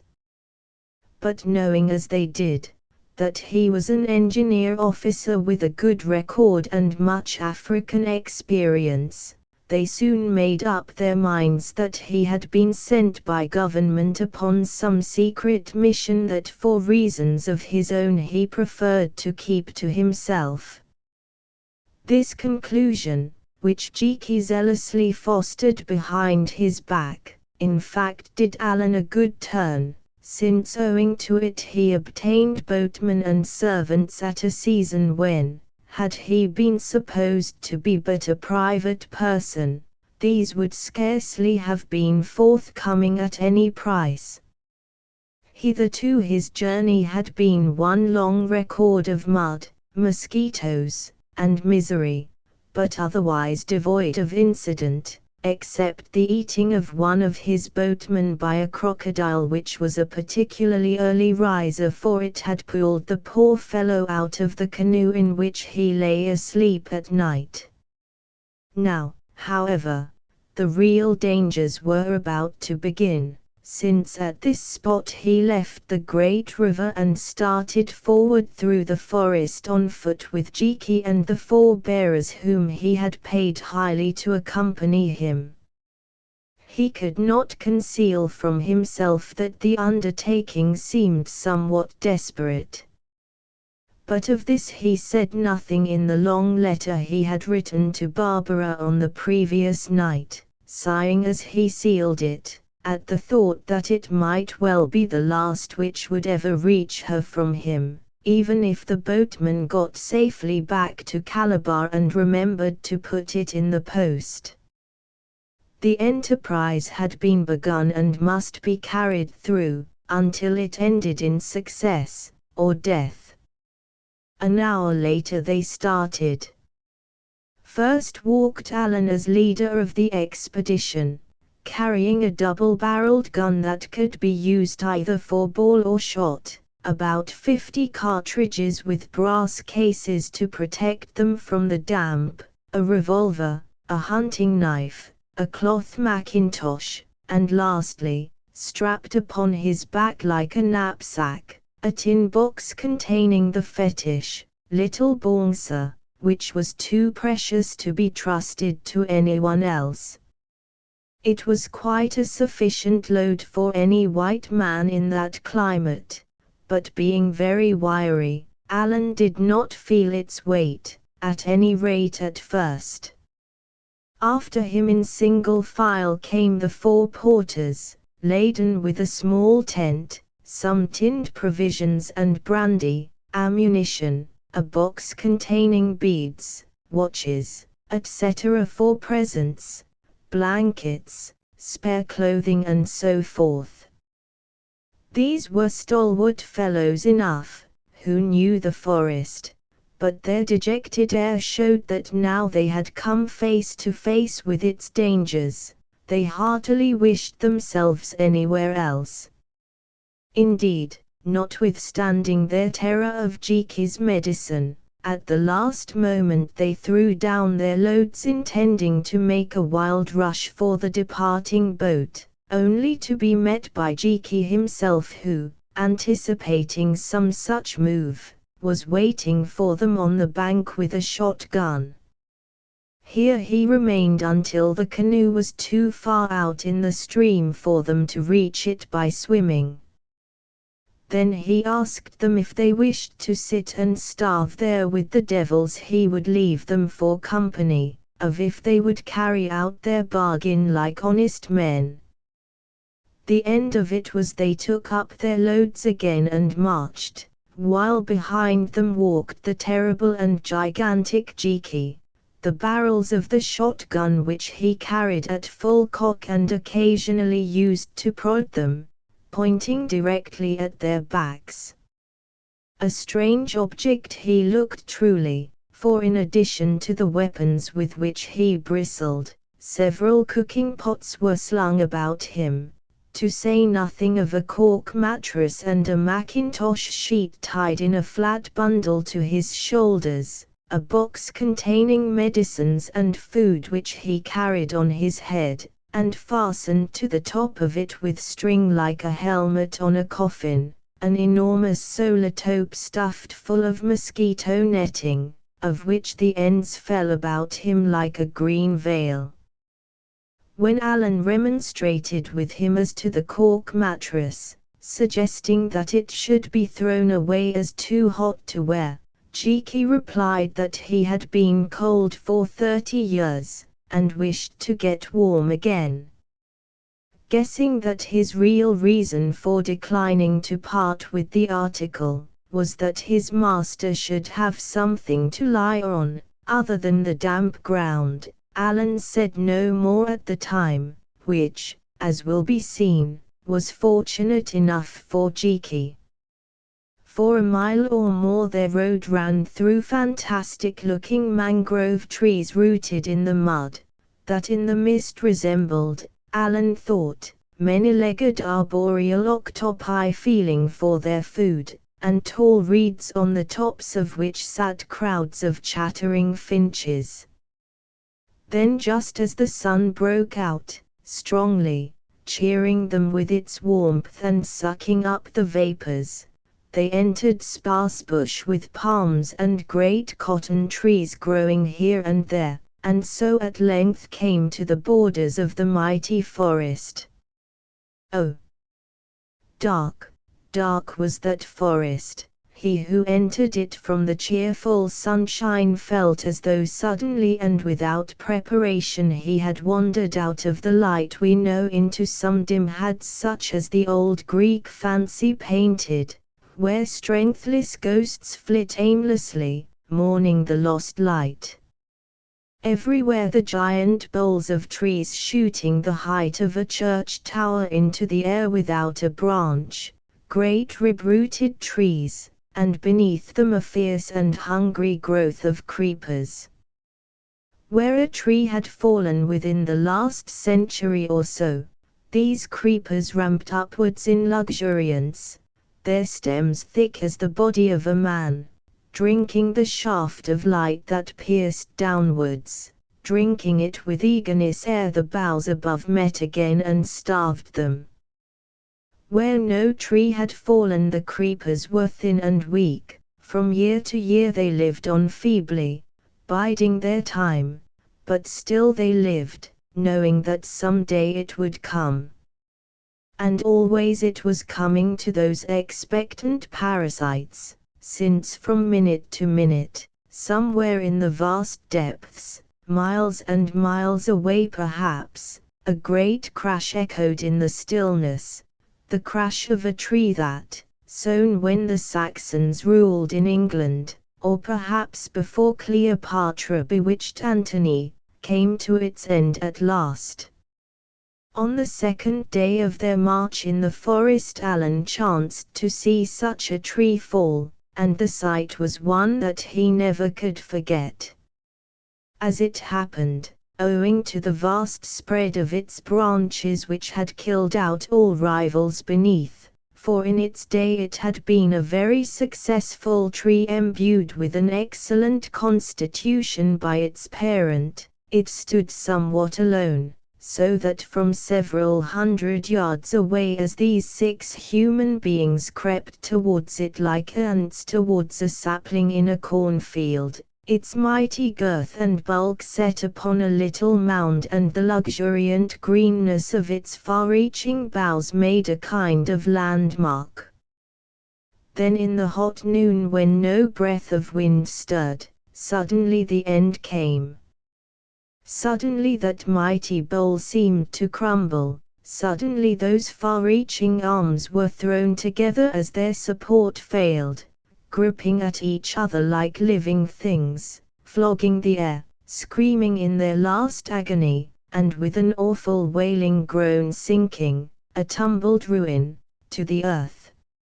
Silence again, and in the midst of the silence Jiki's cheerful voice. "Old tree go flop. Glad he no flop on us, thanks be to little Bongsa. Get on, you lazy nigger dog. Who pay you stand there and snivel? Get on or I blow out your stupid skull." And he brought the muzzle of the full-cocked, double-barreled gun into sharp contact with that part of the terrified porter's anatomy. Such was the forest. Of their march through it for the first 4 days, there is nothing to tell. Its depths seemed to be devoid of life, although occasionally they heard the screaming of parrots in the treetops a couple of 100 feet above, or caught sight of the dim shapes of monkeys swinging themselves from bough to bough. That was in the daytime, when, although they could not see it, they knew that the sun was shining somewhere. But at night they heard nothing, since beasts of prey do not come where there is no food. What puzzled Alan was that all through these impenetrable recesses there ran a distinct road which they followed. To the right and left rose a wall of creepers, but between them ran this road, an ancient road, for nothing grew on it, and it only turned aside to avoid the biggest of the trees which must have stood there from time immemorial, such a tree as that which he had seen fall. Indeed, it was one of those round which the road ran. He asked Jiki who made the road. "People who come out Noah's Ark," answered Jiki. "I think they run up here to get out of way of water, and sent them 2 elephants ahead to make path. Or perhaps dwarf people make it. Or perhaps those who go up to Asakiland to do sacrifice like old Jews." "You mean you don't know?" said Alan. "No, of course don't know. Who know about forest path made before beginning of world? You ask question, Major," I answer. "More lively answer than to shake head and roll eyes like them silly fool porters." It was on the 4th night that the trouble began. As usual, they had lit a huge fire made of the fallen boughs and rotting tree trunks that lay about in plenty. There was no reason why the fire should be so large, since they had little to cook and the air was hot, but they made it so for the same reason that Jiki answered questions, for the sake of cheerfulness. At least it gave light in the darkness, leaping up in red tongues of flame 20 or 30 feet high, and its roar and crackle were welcome in the primeval silence. Alan lay upon the cork mattress in the open, for here there was no need to pitch the tent. If any rain fell above, the canopy of leaves absorbed it. He was amusing himself while he smoked his pipe with watching the reflection of the firelight against a patch of darkness caused probably by some bush about 20 yards away, and by picturing in his own mind the face of Barbara, that strong, pleasant English face, as it might appear on such a background. Suddenly there, on the identical spot, he did see a face, though one of a very different character. It was round and small and hideous, resembling in its general outline that of a bloated child. At this distance he could not distinguish the features, except the lips, which were large and pendulous, and between them the flash of white teeth. "Look here," he whispered to Jiki in English, and Jiki looked. Then, without saying a word, lifted the shotgun that lay at his side and fired straight at the bush. Instantly there arose a squeaking noise, such as might be made by a wounded animal, and the 4 porters sprang up in alarm. "Sit down," said Jiki to them in their own tongue. "A leopard was stalking us and I fired to frighten it away. Don't go near the place, as it may be wounded and angry, but drag up some boughs and make a fence round the fire, for fear of others." The men who dreaded leopards, looking on these animals, indeed, with superstitious reverence, obeyed readily enough, and as there was plenty of wood lying within a few yards, soon constructed a boma fence that, rough as it was, would serve for protection. "Jiki," said Alan presently as they labored at the fence, "that was not a leopard, it was a man." "No, no, Major, not man, little dwarf devil, him that have poisoned arrow. I shoot at once to make him sit up. Think he no come back tonight, too much afraid of shot fetish. But tomorrow, can't say. Not tell those fellows anything," and he nodded towards the porters, "or perhaps they bolt."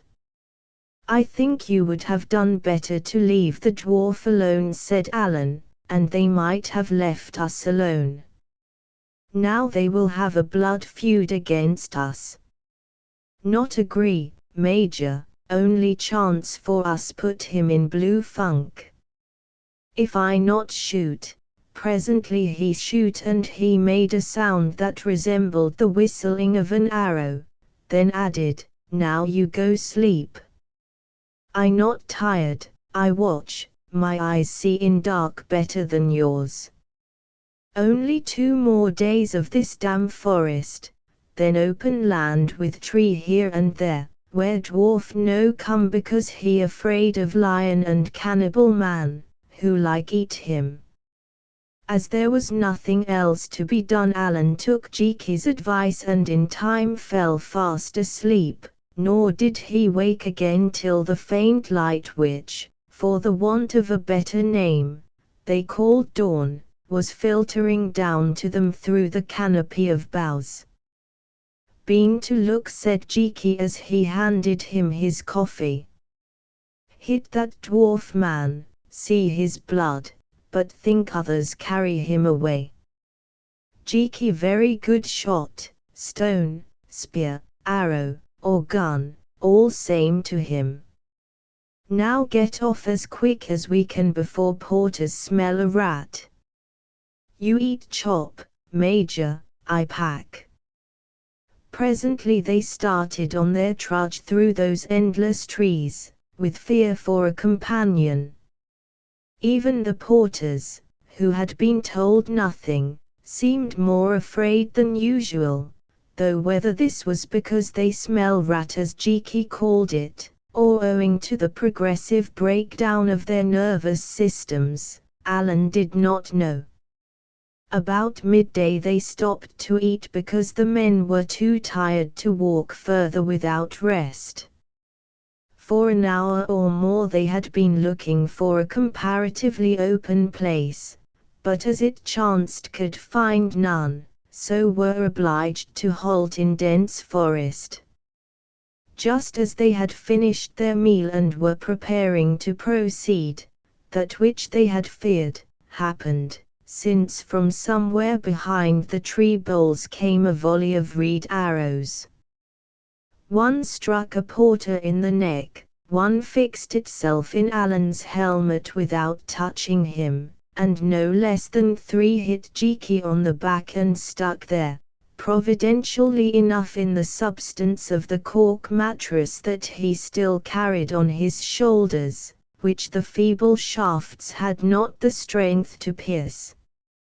Everybody sprang up and with a curious fascination, instead of attempting to do anything, watched the porter who had been hit in the neck somewhere in the region of the jugular vein. The poor man rose to his feet with great deliberation, reminding Alan in some grotesque way of a speaker who has suddenly been called on to address a meeting and seeks to gain time for the gathering of his thoughts. Then he turned towards that vast audience of the trees, stretched out his hand with a declamatory gesture, said something in a composed voice, and fell upon his face stone dead. The swift poison had reached his heart and done its work. His 3 companions looked at him for a moment and the next with a yell of terror, rushed off into the forest, hurling down their loads as they ran. What became of them Alan never learned, for he saw them no more, and the dwarf people keep their secrets. At the time indeed he scarcely noticed their departure, for he was otherwise engaged. One of their hideous little assailants, made bold by success, ventured to run across an open space between 2 trees, showing himself for a moment. Alan had a gun in his hand, and mad with rage at what had happened, he raised it and swung on him as he would upon a rabbit. He was a quick and practiced shot and his skill did not fail him now, for just as the dwarf was vanishing behind a tree, the bullet caught him and next instant he was seen rolling over and over upon its further side. "That very nice," said Jiki reflectively, "very nice indeed, but I think we best move out of this." "Aren't you hurt?" gasped Alan. "Your back is full of arrows." "Don't feel nothing, Major," he answered. "Best cork mattress, 25/3 at stores, very good for poisoned arrow, but leave him behind now, because perhaps points work through as I run, one scratch do trick." And as he spoke Jiki untied a string or several strings, letting the little mattress fall to the ground. "Great pity leave all those goods," said Jiki, surveying the loads that the porters had cast away, "but what says book? Life more than I meant. Also take no thought for morrow. Dwarf people do that for us. Come, Major, make tracks." And dashing at a bag of cartridges which he cast about his neck, a trifling addition to his other impedimenta, and a small case of potted meats that he hitched under his arm, he poked his master in the back with the muzzle of his full-cocked gun as a signal that it was time to start. "Keep that cursed thing off me," said Alan furiously. "How often have I told you never to carry firearms at full cock?" "About 1,000 times, Major," answered Jiki imperturbably, "but on such occasion forget discreetness. My ma just same, it run in family, but story too long tell you now." "Cut, Major, cut like hell. Them dwarfs be back soon," but he puffed, I think little Bouncer come square with them one day." So Alan cut and the huge Jiki blundered along after him, the paraphernalia with which he was hung about rattling like the hoofs of a galloping giraffe. Nor for all his load did he ever turn a hair. Whether it were fear within or a desire to save his master, or a belief in the virtues of little Bouncer, or that his foot was, as it were, once more upon his native heath, the fact remained that notwithstanding the 50 years, almost, that had whitened his wool, Jiki was absolutely inexhaustible. At least at the end of that fearful chase, which lasted all the day, and through the night also, for they dared not camp, he appeared to be nearly as fresh as when he started from Old Calabar, nor did his spirits fail him for one moment. When the light came on the following morning, however, they perceived by many signs and tokens that the dwarf people were all about them. Some arrows were shot even, but these fell short. "Pooh," said Jiki, "all right now, they much afraid. Still, no time for coffee, we best get on." So they got on as they could, till towards midday the forest began to thin out. Now as the light grew stronger they could see the dwarfs, of whom there appeared to be several hundred, keeping a parallel course to their own on either side of them at what they thought to be a safe distance. "Try one shot, I think," said Jiki, kneeling down and letting fly at a clump of the little men, which scattered like a covey of partridges, leaving one of its number kicking on the ground. "Ah, my boy," shouted Jiki in derision, "how you like bullet in tummy. You not know paradox guaranteed flat trajectory 250 yard. You remember that next time, sonny." Then off they went again up a long rise. "River other side of that rise," said Jiki. "Think those tree monkeys no follow us there." But the monkeys appeared to be angry and determined. They would not come any more within the range of the paradox, but they still marched on either side of the two fugitives, knowing well that at last their strength must fail and they would be able to creep up and murder them. So the chase went on till Alan began to wonder whether it would not be better to face the end at once. "No, no, if say die, can't change mind tomorrow morning," gasped Jiki in a hoarse voice. "Here top rise, much nearer than I thought.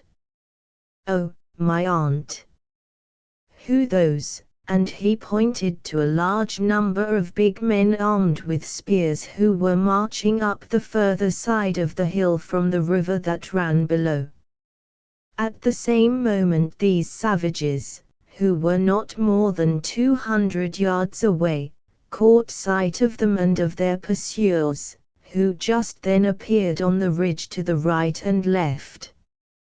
The dwarfs, on perceiving these strangers, uttered a shrill yell of terror, and wheeled about to fly to their fastnesses in the forest, which evidently they regretted ever having left.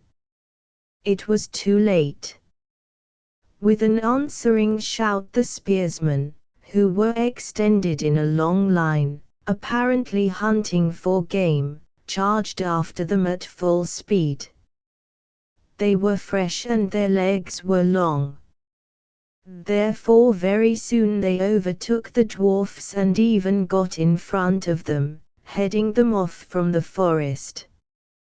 The end may be guessed. Save a few whom they reserved alive, they killed them mercilessly, and almost without loss to themselves, since the little forest folk were too terrified and exhausted to shoot at them with their poisoned arrows, and they had no other weapons. In fact, as Alan discovered afterwards, for generations there had been war between them, since all the other tribes hate the dwarfs, whom they look upon as dangerous human monkeys, and never before had the big men found such a chance of squaring their account. When Jiki saw this fearful-looking company, for the first time his spirits seemed to fail him. "Ogula," he exclaimed with a groan and sat himself upon a flat rock, pulling Alan down beside him. "Ogula. Know them by hair and spears," he repeated. "Up gum tree now, say good night." "Why? Who are they?" gasped Alan.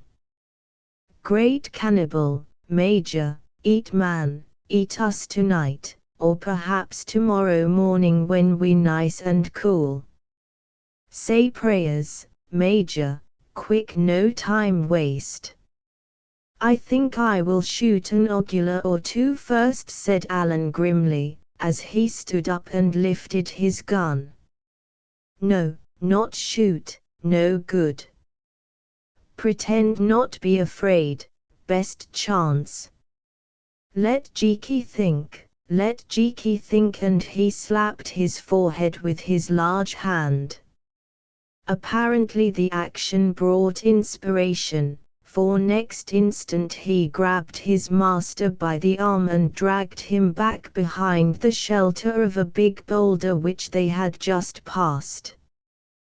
Then with really marvelous swiftness he cut the straps of the tin box that Alan wore upon his back, and since there was no time to find the key and unlock it, seized the little padlock with which it was fastened between his finger and thumb, and putting out his great strength, with a single wrench twisted it off. "What are you?" began Alan. "Hold tongue," he answered savagely, "make you God, I priest. Ogula no little bongsa. Quick, quick." In a minute it was done. The golden mask was clapped onto Alan's head, and the leather thongs were fastened. Moreover, Jiki himself was arrayed in the solar taupe to which all this while he had clung, allowing streams of green mosquito netting to hang down over his white robe.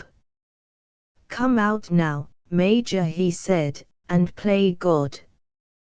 You whistle, I do palaver." Then hand in hand they walked from behind the rock.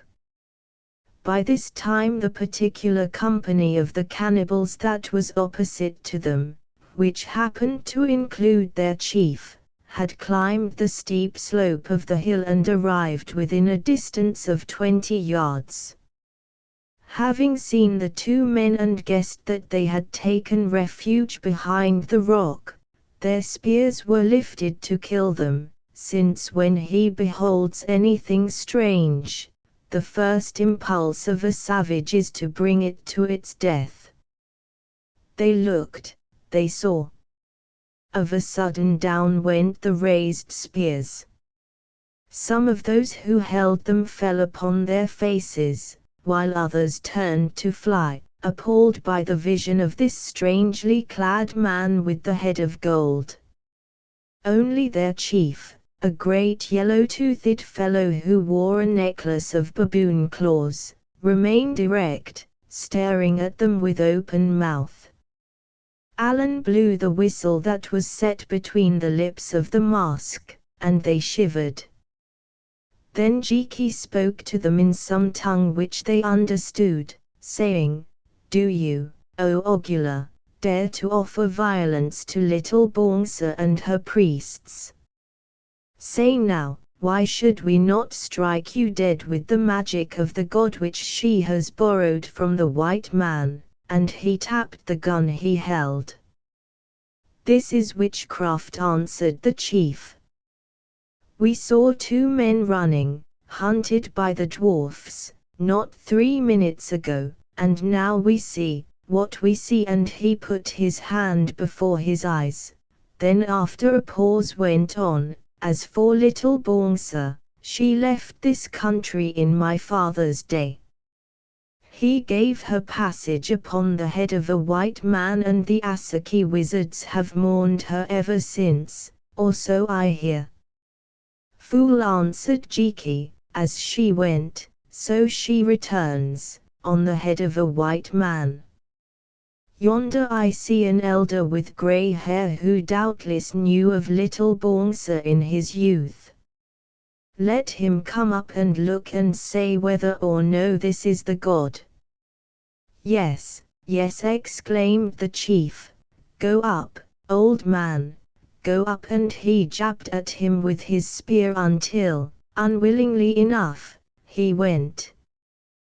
The elder arrived, making obeisance, and when he was near, Alan blew the whistle in his face, whereon he fell to his knees. "It is little Bongsa," he said in a trembling voice, "little Bongsa without a doubt. I should know, as my father and my elder brother were sacrificed to her, and I only escaped because she rejected me. Down on your face, chief, and do honor to the yellow god before she slay you." Instantly every man within hearing prostrated himself and lay still. Then Jiki strode up and down among them shouting out, "Little Bongsa has come back and brought to you, man-eaters, a fat offering, an offering of the dwarf people whom you hate, of the treacherous dwarf people who when you walk the ancient forest path, murder you with their poisoned arrows. Praise little Bongsa who delivers you from your foes, and hearken to her bidding. Send on messengers to the Asaki saying that little Bongsa comes home again from across the black water bringing the white preacher, whom she led away in the day of their fathers. Say to them that the Asaki must send out a company that little Bongsa and the magician with whom she ran away may be escorted back to her house with the state which has been hers from the beginning of time.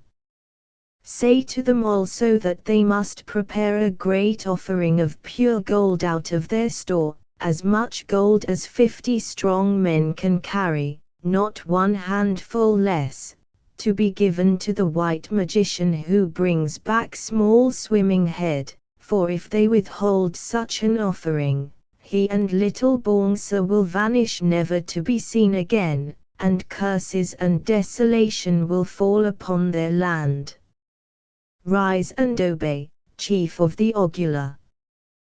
Then the man scrambled to his feet and answered, "It shall be done, O priest of the yellow god. Tomorrow at the dawn swift messengers will start for the gold house of the Asaki. Tonight they cannot leave, as we are all very hungry and must eat." "What must you eat?" asked Jiki suspiciously. "O priest," answered the chief with a deprecatory gesture, "when first we saw you we hoped that it would be the white man and yourself, for we have never tasted white man. But now we fear that you will not consent to this, and as you are holy and the guardian of the god, we cannot eat you without your own consent. Therefore fat dwarf must be our food, of which, however, there will be plenty for you as well as us." "You dog!" exclaimed Jiki in a voice of furious indignation. "Do you think that white men and their high-born companions, such as myself, were made to fill your vile stomachs? I tell you that a meal of the deadly bean would agree better with you, for if you dare so much as to look on us, or on any of the white race with hunger, agony shall seize your vitals and you and all your tribe shall die as though by poison. Moreover, we do not touch the flesh of men, nor will we see it eaten. It is our orunda, it is consecrate to us, it must not pass our lips, nor may our eyes behold it. Therefore we will camp apart from you further up the stream and find our own food. But tomorrow at the dawn the messengers must leave as we have commanded. Also you shall provide strong men and a large canoe to bear little Bongsa forward towards her own home until she finds her people coming out to greet her." "It shall be done," answered the chief humbly, "everything shall be done according to the will of little Bongsa spoken by her priest, that she may leave a blessing and not a curse upon the heads of the tribe of the Ogula. Say where you wish to camp and men shall run to build a house of reeds for the god to dwell in." Chapter 9. The Dawn. Jiki looked up and down the river, and saw that in the center of it, about half a mile away, there was an island on which grew some trees. "Little Bongsa will camp yonder," he said. "Go, make her house ready, light fire and bring canoe to paddle us across. Now leave us, all of you, for if you look too long upon the face of the yellow god she will ask a sacrifice, and it is not lawful that you should see where she hides herself away." At this saying the cannibals departed as one man, and at top speed, some to the canoes and others to warn their fellows who were engaged in the congenial work of hunting and killing the dwarfs, not to dare to approach the white man and his companion. A third party ran to the bank of the river that was opposite to the island to make ready as they had been bidden, so that presently Alan and Jiki were left quite alone. "Ah," said Jiki, with a gasp of satisfaction, "that all right, everything arranged quite comfortable. Thought little Bongsa come out top somehow and score off dirty dwarf monkeys. They never get home to tea anyway, stay and dine with Ogula. Stop chattering, Jiki, and untie this infernal mask. I am almost choked," broke in Alan in a hollow voice. "Not say infernal mask, Major, say face of angel. Little Bongsa woman and like it better, also true, if on this occasion only, for she save our skins," said Jiki as he unknotted the thongs and reverently replaced the fetish in its tin box. "My," he added, contemplating his master's perspiring countenance, "you blush like garden carrot. Well, gold hot wherein afternoon sun beneath Tropic of Cancer. Now we walk on quietly and I tell you all. I arrange for night's lodging and future progress of joint expedition." So gathering together what remained of their few possessions, they started leisurely down the slope towards the island, and as they went Jiki explained all that had happened, since Ogula was not one of the African languages with which Alan was acquainted and he had only been able to understand a word here and there. "Look," said Jiki when he had finished, and turning, he pointed to the cannibals who were driving the few survivors of the dwarfs before them to the spot where their canoes were beached. "Those dwarfs done for, capital business, forest road quite safe to travel home by, Ogula best friends in world, very remarkable escape from delicate situation." "Very remarkable indeed," said Alan. "I shall soon begin to believe in the luck of little Bongsa." "Yes, Major, you see she anxious to get home and make path clear. But," he added gloomily, "how she behave when she reach there, can't say." "Nor can I, Jiki, but meanwhile I hope she will provide us with some dinner, for I am faint for want of food and all the tinned meat is lost." "Food," repeated Jiki. "Yes, necessity for human stomach, which unhappily built that way, so Ogula find out, and so dwarfs find out presently." Then he looked about him and in a kind of aimless manner lifted his gun and fired. "There we are," he said. "Little Bongsa understand bodily needs," and he pointed to a fat buck of the sort that in South Africa is called duiker, which his keen eyes had discovered in its form against a stone where it now lay shot through the head and dying. "No further trouble on score of grub for next 3 days," he added. "Come on to camp, Major." I send one savage skin and bring that buck." So on they went to the river bank, Alan so tired now that the excitement was over, that he was not sorry to lean upon Jiki's arm. Reaching the stream they drank deep of its water, and finding that it was shallow at this spot, waded through it to the island without waiting for a canoe to ferry them over. Here they found a party of the cannibals already at work clearing reeds with their large, curved knives, in order to make a site for the hut. Another party under the command of their chief himself had gone to the top end of the island, to cut the stems of a willow-like shrub to serve as uprights. These people stared at Alan, which was not strange, as they had never before seen the face of a white man, and were wondering, doubtless, what had become of the ancient and terrible fetish that he had worn. Without entering into explanations, Jiki in a great voice ordered two of them to fetch the buck, which the white man, whom he described as husband of the goddess, had slain by thunder. When these had departed upon their errand, leaving Jiki to superintend the building operations, Alan sat down upon a fallen tree, watching one of the savages making fire with a pointed stick and some tinder.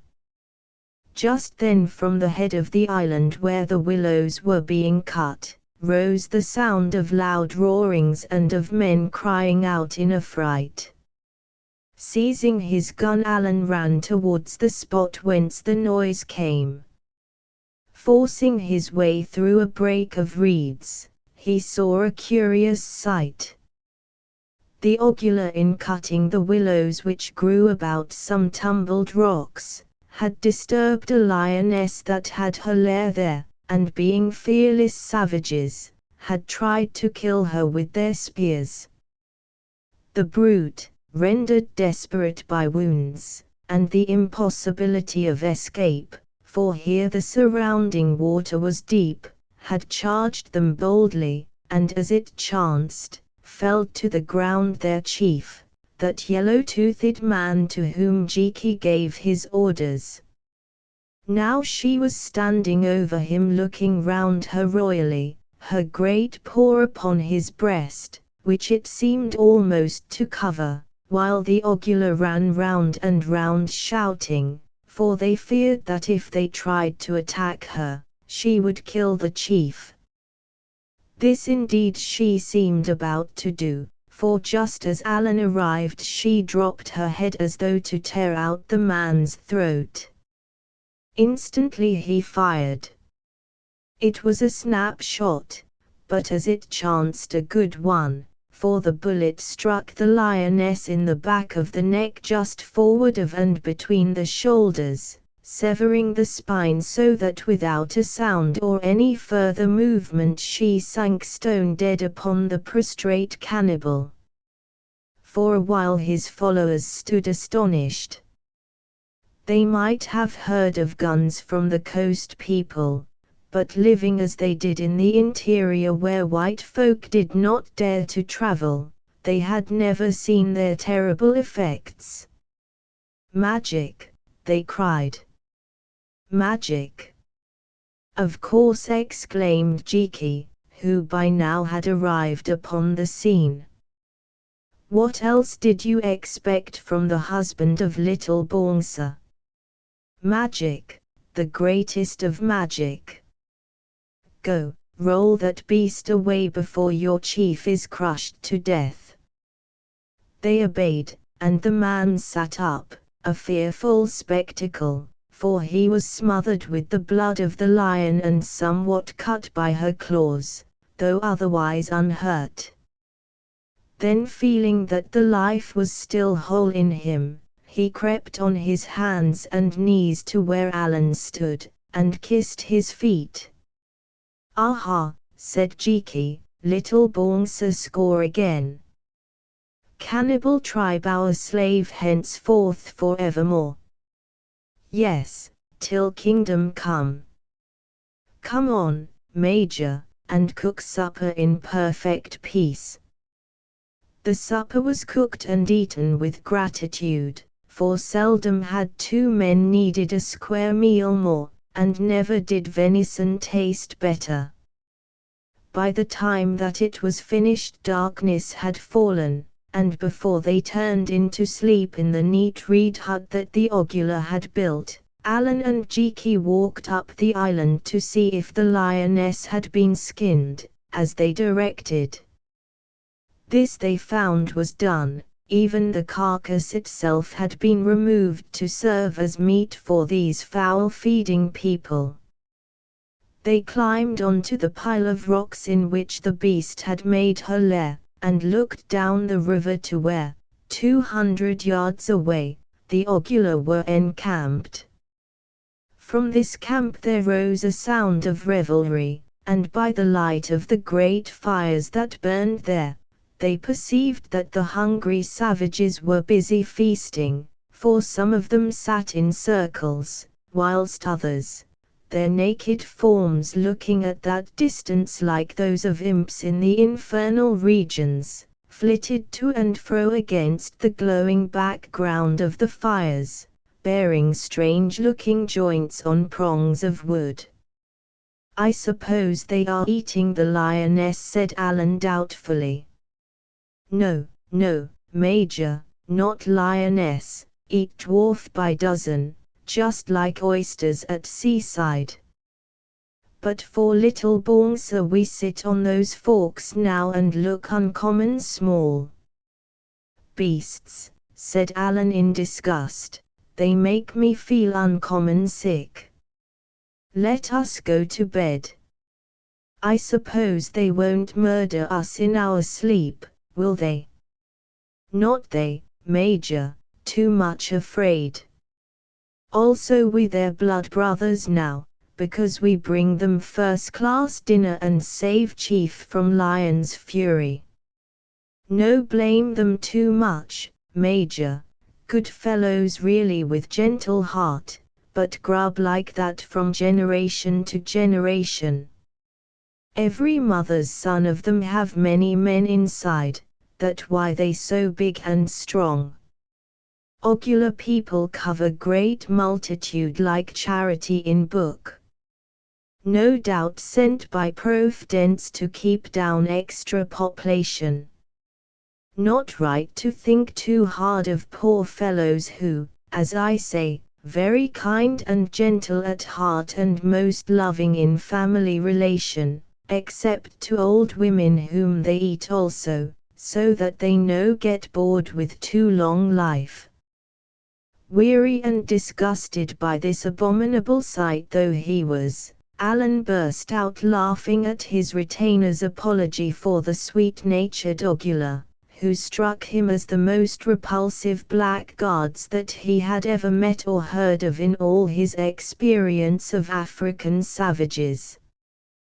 Then wishing to see and hear no more of them that night, he retreated rapidly to the hut and was soon fast asleep with his head pillowed on the box that hid the charms of little Bongsa. When he awoke it was broad daylight. Rising he went down to the river to wash, and never had a bath been more welcome, for during all their journey through the forest no such thing was obtainable. On his return he found his garments well brushed with dry reeds and set upon a rock in the hot sun to air, while Jiki in a cheerful mood, was engaged cooking breakfast in the frying pan, to which he had clung through all the vicissitudes of their flight. "No coffee, Major," he said regretfully, "that stop in forest. But never mind. Hot water better for nerve. Ogula messengers gone in little canoe to Asaki at break of day. Travel slow till they work off dwarf, but afterwards go quick. I send lion skin with them as present from you to great high priestess Asaka, also claws for necklace. No lions there, and she think much of that. Also it make her love mighty man who can kill fierce lion like Samson in book. Love of head woman very valuable ally among beastly savage peoples. I am sure I hope it won't, said Alan with earnestness, but no doubt it is as well to keep on the soft side of the good lady if we can. What time do we start? In 1 hour, Major. I been to camp already, chosen best canoe and finest men for rowers. Chief, he called Fanny, so grateful that he come with them himself. Indeed. That is very kind of him, but I say, Cheeky, what are these fellows going to live on? I can't stand what you call their favorite chop. No, no, Major, that all right. I tell them that when they travel with little Bouncer, they must keep Lent like pious Roman Catholic family that live near Yarley's. They catch plenty fish in river, and perhaps we shoot game, or rich potamus, which they like cause he fat. Evidently the Ogular chief, Farney by name, not Fanny, as Jiki called him, was a man of his word, for before the hour was up he appeared at the island in command of a large canoe manned by 12 splendid-looking savages. Springing to land, he prostrated himself before Alan, kissing his feet as he had done on the previous night, and making a long speech. That very good spirit, exclaimed Jiki. Like to see heathen in his darkness lick white gentleman's boot. He say you his lord and great magician who save his life, and know all little Bouncer's secrets, which many and unrepeatable. He say he die for you twice a day if need be, and go on dying tomorrow and all next year. He say he take you safe till you meet Asaki, and for your sake, though he hungry, eat no man for 1 whole month, or perhaps longer. Now we start at once. So they started up the river that was called Katsna, Alan and Jiki seated in a lordly fashion near the stern of the canoe beneath an awning made out of some sticks and a grass mat. In truth, after their severe toil and adventures in the forest, this method of journeying proved quite luxurious. Except for a rapid here and there over or round which the canoe must be dragged, the river was broad and the scenery on its banks park-like and beautiful. Moreover, the country, perhaps owing to the appetites of the Ogular, appeared to be practically uninhabited except by vast herds of every sort of game. All day they sat in the canoe which the stalwart rowers propelled, in silence for the most part, since they were terribly afraid of the white man, and still more so of the renowned fetish which they knew he carried with him. Then when evening came they moored their craft to the bank and camped till the following morning. Nor did they lack for food, since game being so plentiful, it was only necessary for Alan to walk a few 100 yards and shoot a fat eland, or hartebeest, or other buck which in its ignorance of guns would allow him to approach quite close. Elephants, rhinoceros, and buffalo were also common, while great herds of giraffe might be seen wandering between the scattered trees, but as they were not upon a hunting trip and their ammunition was very limited, with these they did not interfere. Having their daily fill of meat which their souls loved, the Ogular oarsmen remained in an excellent mood. Indeed, the chief, Farney, informed Alan that if only they had such magic tubes wherewith to slaughter game, he and his tribe would gladly give up cannibalism, except on feast days. He added sadly that soon they would be obliged to do so, or die, since in those parts there were now few people left to eat, and they hated vegetables. Moreover, they kept no cattle. It was not the custom of that tribe, except a very few for milk. Allen advised them to increase their herds, since, as he pointed out to them, dog should not eat dog or the human being his own kind. The chief answered that there was a great deal in what he said, which on his return he would lay before his head men. Indeed Allen, to his astonishment, discovered that Jiki had been quite right when he alleged that these people, so terrible in their mode of life, were yet kind and gentle at heart. They preyed upon mankind because for centuries it had been their custom so to do, but if anyone had been there to show them a better way, he grew sure that they would follow it gladly.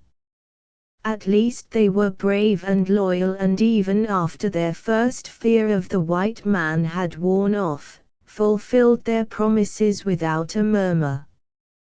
Once, indeed, when he chanced to have gone for a walk unarmed and to be charged by a bull elephant, these Ogula ran at the brute with their spears and drove it away, a rescue in which one of them lost his life, for the rogue caught and killed him. So the days went on while they paddled leisurely up the river, Allen employing the time by taking lessons in the Asaki tongue from Jiki, a language which he had been studying ever since he left England. The task was not easy, as he had no books, and Jiki himself, after some 30 years of absence, was doubtful as to many of its details. Still, being a linguist by nature and education, and finding in the tongue similarities to other African dialects which he knew, he was now able to speak it a little, in a halting fashion. On the 5th day of their ascent of the river, they came to a tributary that flowed into it from the north, up which the Ogula said they must proceed to reach Asaki land. The stream was narrow and sluggish, widening out here and there into great swamps through which it was not easy to find a channel. Also the district was so unhealthy that even several of the Ogula contracted fever, of which Allen cured them by heavy doses of quinine, for fortunately his traveling medicine chest remained to him. These cures were effected after their chief suggested that they should be thrown overboard, or left to die in the swamp as useless, with the result that the white man's magical powers were thenceforth established beyond doubt or cavil. Indeed, the poor Ogula now looked on him as a god superior even to little Bongsa, whose familiar he was supposed to be.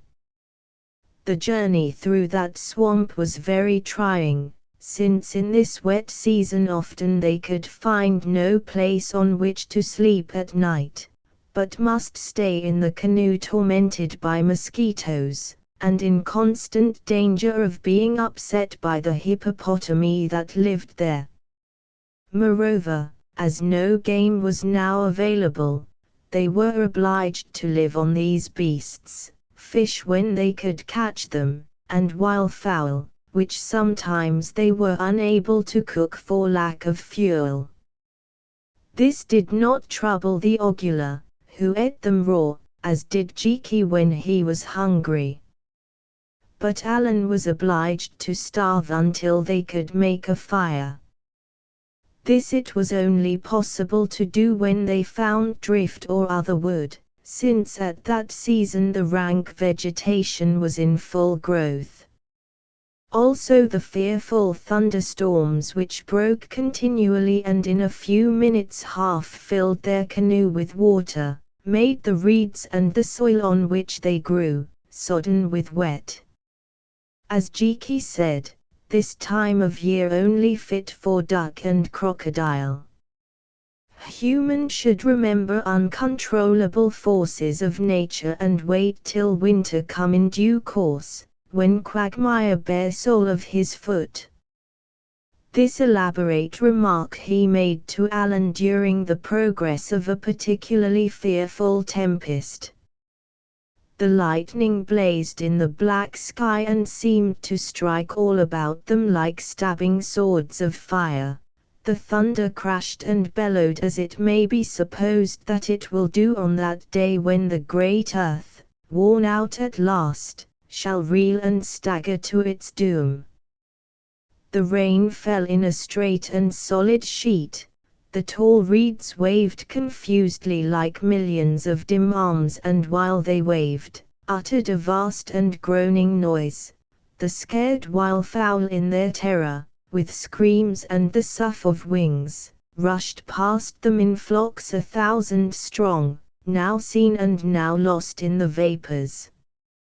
To keep their canoe afloat the poor, naked ogular oarsmen, shivering with cold and fear, bailed furiously with their hands, or bowls of hollowed wood, and called back to Alan to save them as though he were the master of the elements. Even Jiki was depressed and appeared to be offering up petitions, though whether these were directed to Little Bongsa or elsewhere it was impossible to know. As for Alan, the heart was out of him. It is true that so far he had escaped fever or other sickness, which in itself was wonderful, but he was chilled through and practically had eaten nothing for 2 days, and very little for a week, since his stomach turned from half-cooked hippopotamus fat and wildfowl. Moreover, they had lost the channel and seemed to be wandering aimlessly through a wilderness of reeds broken here and there by lines of deeper water. According to the ogular they should have reached the confines of the Great Lake several days before and landed on healthful rising ground that was part of the Asaki territory. But this had not happened, and now he doubted whether it ever would happen. It was more likely that they would come to their deaths, there in the marsh, especially as the few ball and shot cartridges which they had saved in their flight were now exhausted. Not one was left, nothing was left except their revolvers with some charges, which of course were quite useless for the killing of game. Therefore they were in a fair way to die of hunger, for here if fish existed, they refused to be caught and naught remained for them to fill themselves with except water slugs, and snails which the boatmen were already gathering and crunching up in their great teeth. Or, perhaps the ogular, forgetting friendship under the pressure of necessity, would murder them as they slept and revert to their usual diet. Jiki was right, he should have remembered the uncontrollable forces of nature. Only a madman would have undertaken such an expedition in the rains. No wonder that the Asaki remained a secret and hidden people when their frontier was protected by such a marsh as this upon the one side and, as he understood, by impassable mountains upon the other. There came a lull in the tempest and the boatmen began to get the better of the water, which now was up to their knees. Alan asked Jiki if he thought it was over, but that worthy shook his white head mournfully, causing the spray to fly as from a twirling mop, and replied, "Can't say, cats and dogs not tumble so many for present, only pups and kitties left, so to speak, but think there plenty more up there," and he nodded at the portentous fire-laced cloud which seemed to be spreading over them, its black edges visible even through the gloom. "Bad business, I am afraid, Jiki. Shouldn't have brought you here, or those poor beggars either," and he looked at the scared, frozen Ogula. "I begin to wonder, never wonder," Major broke in Jiki in alarm. "If wonder, not live, if wonder, not be born, too much wonder about everywhere. Can't understand nothing, so give it up. Say, righto and devil hindermost. Very good motto for biped in tight place. Better drown here than in city bucket shop. But no drown. Should be dead long ago, but little Bongsa play the game, she not want to sink in stinking swamp when so near her happy home. Come out all right somehow, as from dwarf. Every cloud have silver lining, Major, even that black chap up there. Oh, my golly." This last exclamation was wrung from Jiki's lips by a sudden development of forces of nature which astonished even him. Instead of a silver lining, the black chap exhibited one of gold.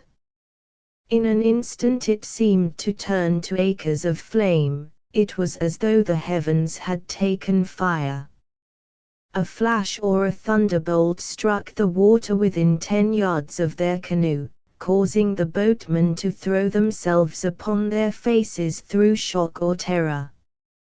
Then came the hurricane, which fortunately was so strong that it permitted no more rain to fall.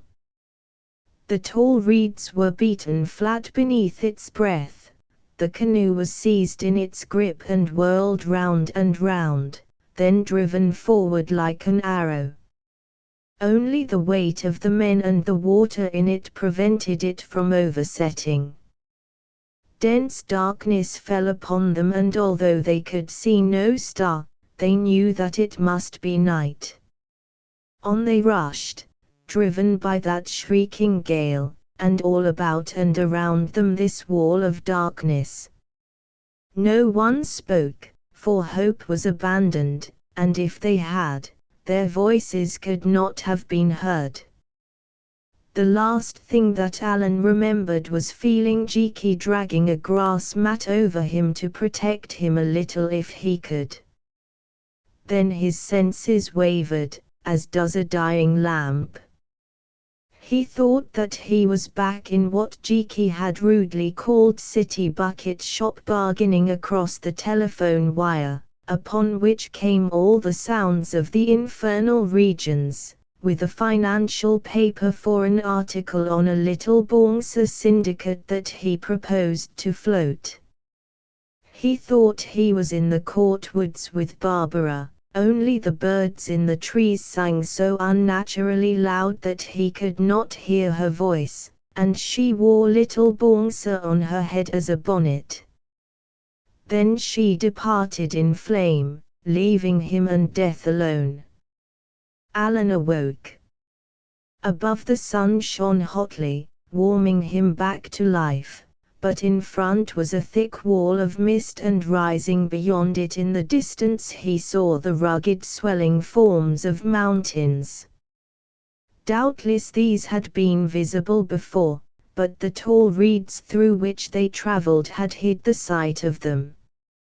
He looked behind him, and there in a heap lay the Ogula around their chief, insensible or sleeping. He counted them and found that 2 were gone, lost in the tempest, how or where no man ever learned. He looked forward and saw a peculiar sight, for in the prow of the drifting canoe stood Jiki, clad in the remains of his white robe and wearing on his head the battered helmet, and about his shoulders the torn fragments of green mosquito net. While Alan was wondering strangely why he had adopted this ceremonial garb, from out of the mist there came a sound of singing, of wild and solemn singing. Jiki seemed to listen to it, then he lifted up his great musical voice and sang as though in answer. What he sang Alan could not understand, but he recognized that the language which he used was that of the Asaki people. A pause and a confused murmuring, and now again the wild song rose and again Jiki answered.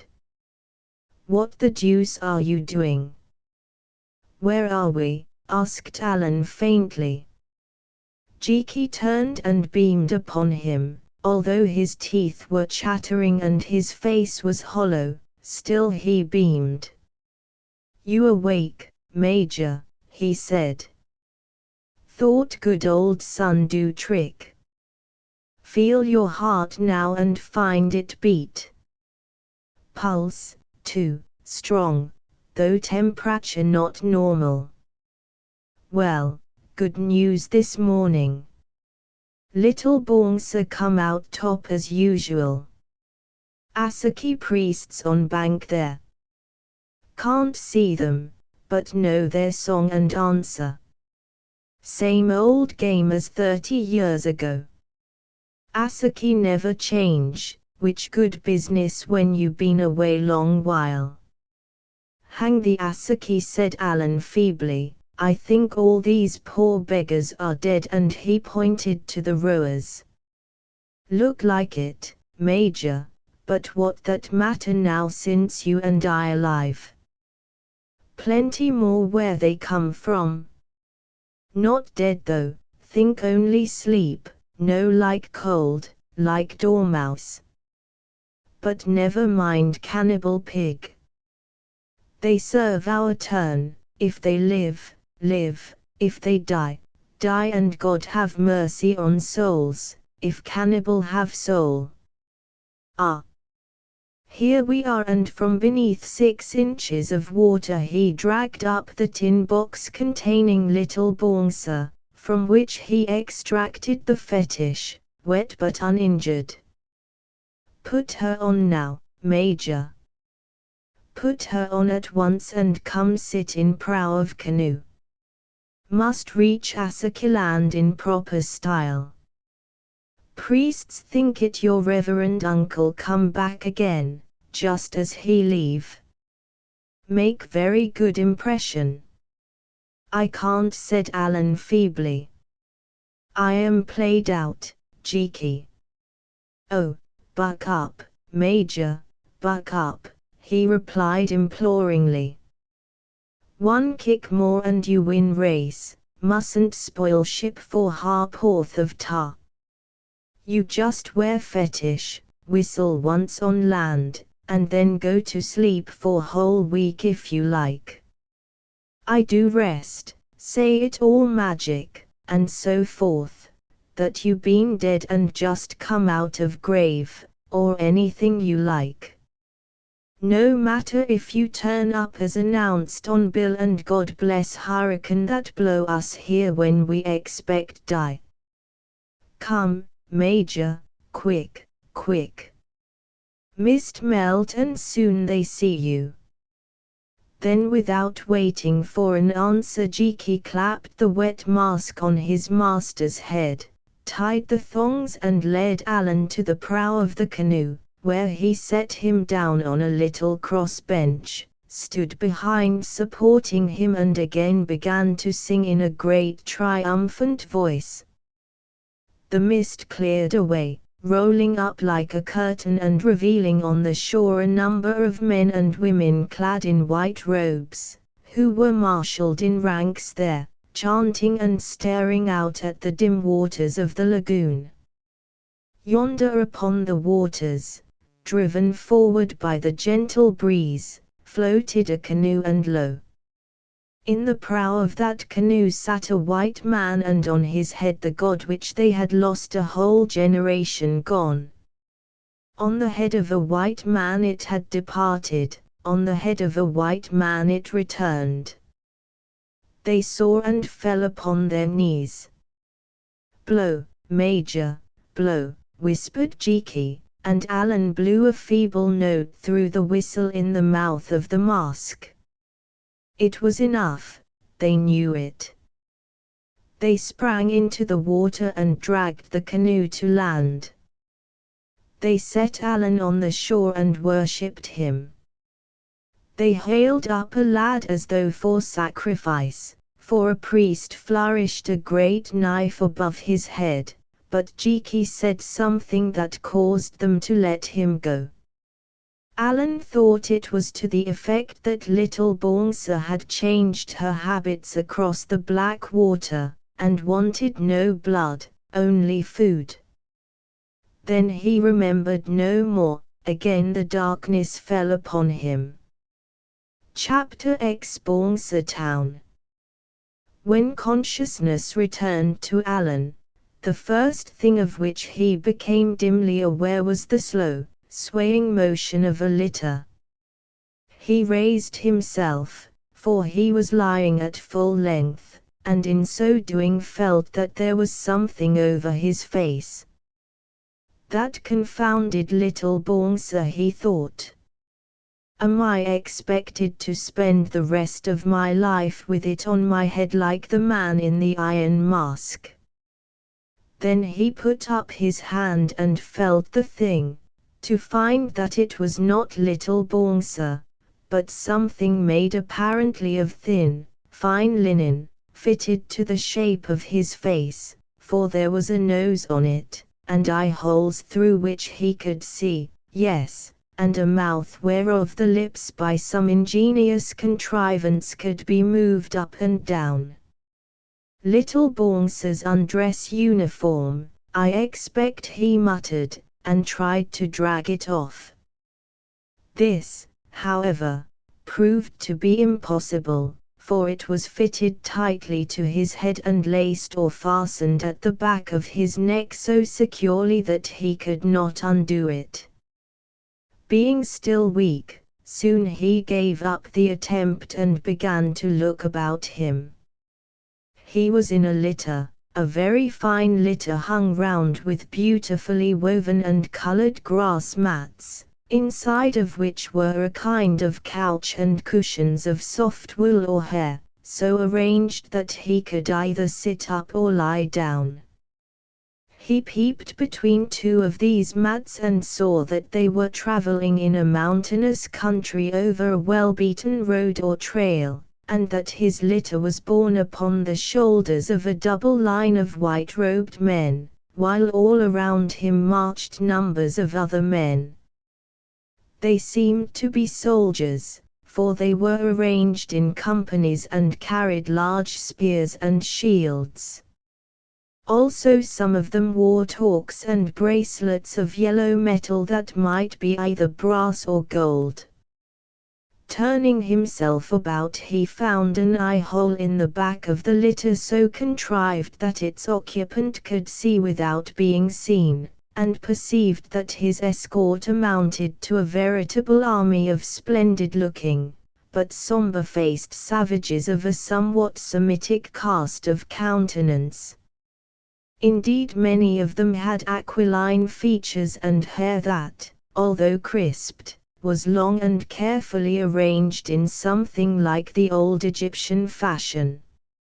Also he saw that about 30 yards behind and separated from him by a bodyguard, was borne a second litter. By means of a similar aperture in front he discovered yet more soldiers, and beyond them, at the head of the procession, was what appeared to be a body of white-robed men and women bearing strange emblems and banners. These he took to be priests and priestesses. Having examined everything that was within reach of his eye, Alan sank back upon his cushions and began to realize that he was very faint and hungry. It was just then that the sound of a familiar voice reached his ears. It was the voice of Jiki, and he did not speak. He chanted in English to a melody which Alan at once recognized as a Gregorian tone, apparently from the second litter. "Oh, Major," he sang, "have you yet awoke from refreshing sleep? If so, please answer me in same tone of voice, for remember that you do evil of a swell, lord of the little Bongsa, and must not speak like Kooman Cad. Feeble as he was, Alan nearly burst out laughing, then remembering that probably he was expected not to laugh, chanted his answer as directed, which having a good tenor voice, he did with some effect, to the evident awe and delight of all the escort within hearing. I am awake, most excellent Geek, and feel the need of food. If you have such a thing about you out you, and it is lawful for the Lord of Little Bongsa to take nutriment. Instantly Jiki's deep voice rose in reply. That good tidings upon the mountain tops, Maharaja. Can't come out to bring you chop because too I infradig, for now I also biggish bug, the little bird what sit upon the rose, as poet says. I tell these Johnnies bring you grub, which you eat without qualm, for Asakia one kuo. Then followed loud orders issued by Jiki to his immediate entourage, and some confusion. As a result, presently Alan's litter was halted. The curtains were opened and kneeling women thrust through them platters of wood upon which, wrapped up in leaves, were the dismembered limbs of a bird which he took to be chicken or guinea fowl, and a gold cup containing water pleasantly flavored with some essence. This cup interested him very much, both on account of its shape and workmanship, which if rude, was striking in design, resembling those drinking vessels that have been found in Mycenaean graves. Also it proved to him that Jiki's stories of the abundance of the precious metal among the Asaki had not been exaggerated. If it were not very plentiful, they would scarcely, he thought, make their traveling cups of gold. Evidently there was wealth in the land. After the food had been handed to him, the litter went on again, and seated upon his cushions, he ate and drank heartily enough, for now that the worst of his fatigue had passed away, his hunger was great. In some absurd fashion this meal reminded him of that which a traveler makes out of a luncheon basket upon a railway line in Europe or America. Only there the cups are not of gold, and among the Asaki were no paper napkins, no salt and mustard, and no 3 and 6pence or dollar to pay. Further, until he got used to it, luncheon in a linen mask with a movable mouth was not easy. This difficulty he overcame at last by propping the imitation lips apart with a piece of bone, after which things were easier. When he had finished he threw the platter and the remains out of the litter, retaining the cup for further examination, and recommenced his intoned and poetical converse with Jiki. To set it out at length would be wearisome, but in the course of an hour or so he collected a good deal of information. Thus he learned that they were due to arrive at the Asaki city, which was called Bongsa town, by nightfall, or a little after. Also he was informed that the mask he wore was, as he had guessed, a kind of undress uniform without which he must never appear, since for anyone except the Asaka herself to look upon the naked countenance of an individual so mysteriously mixed up with Little Bongsa, was sacrilege of the worst sort. Indeed, Jiki assured him that the priests who had put on the headdress when he was insensible were first blindfolded. This news depressed Alan very much, since the prospect of living in a linen mask for an indefinite period was not cheerful. Recovering, he chanted a query as to the fate of the Ogular crew and their chief Fani. "Not dead," intoned Jiki in reply, "and not gone back. All alive, oh, somewhere behind there. Fani very sick about it, for he think Asaki bring them along for sacrifice, poor beggars." Finally he inquired where little Bongsa was and was answered that he himself as its lawful guardian, was sitting on the fetish in its tin box, tidings that he was able to verify by groping beneath the cushions. After this his voice gave out, though Jiki continued to sing items of interesting news from time to time. Indeed, there were other things that absorbed Alan's attention. Looking through the peepholes and cracks in the curtains, he saw that at last they had reached the crest of a ridge up which they had been climbing for hours.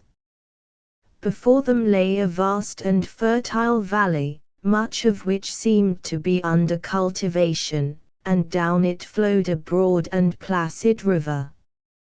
Opposite to him and facing west a great tongue of land ran up to a wall of mountains with stark precipices of black rock that seemed to be hundreds, or even thousands, of feet high, and at the tip of this tongue a mighty waterfall rushed over the precipice, looking at that distance like a cascade of smoke. This torrent, which he remembered was called Raba, fell into a great pool and there divided itself into two rushing branches that enclosed an ellipse of ground, surrounded on all sides by water, for on its westernmost extremity the branches met again and after flowing a while as one river, divided once more and wound away quietly to north and south further than the eye could reach. On the island thus formed, which may have been 3 miles long by 2 in breadth, stood thousands of straw-roofed, square-built huts with verandas, neatly arranged in blocks and lines and having between them streets that were edged with palms.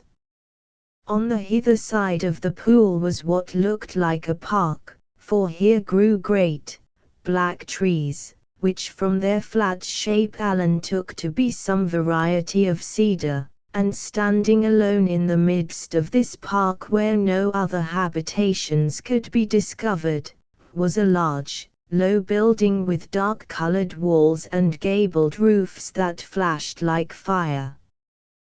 "The Gold House," said Alan to himself with a gasp.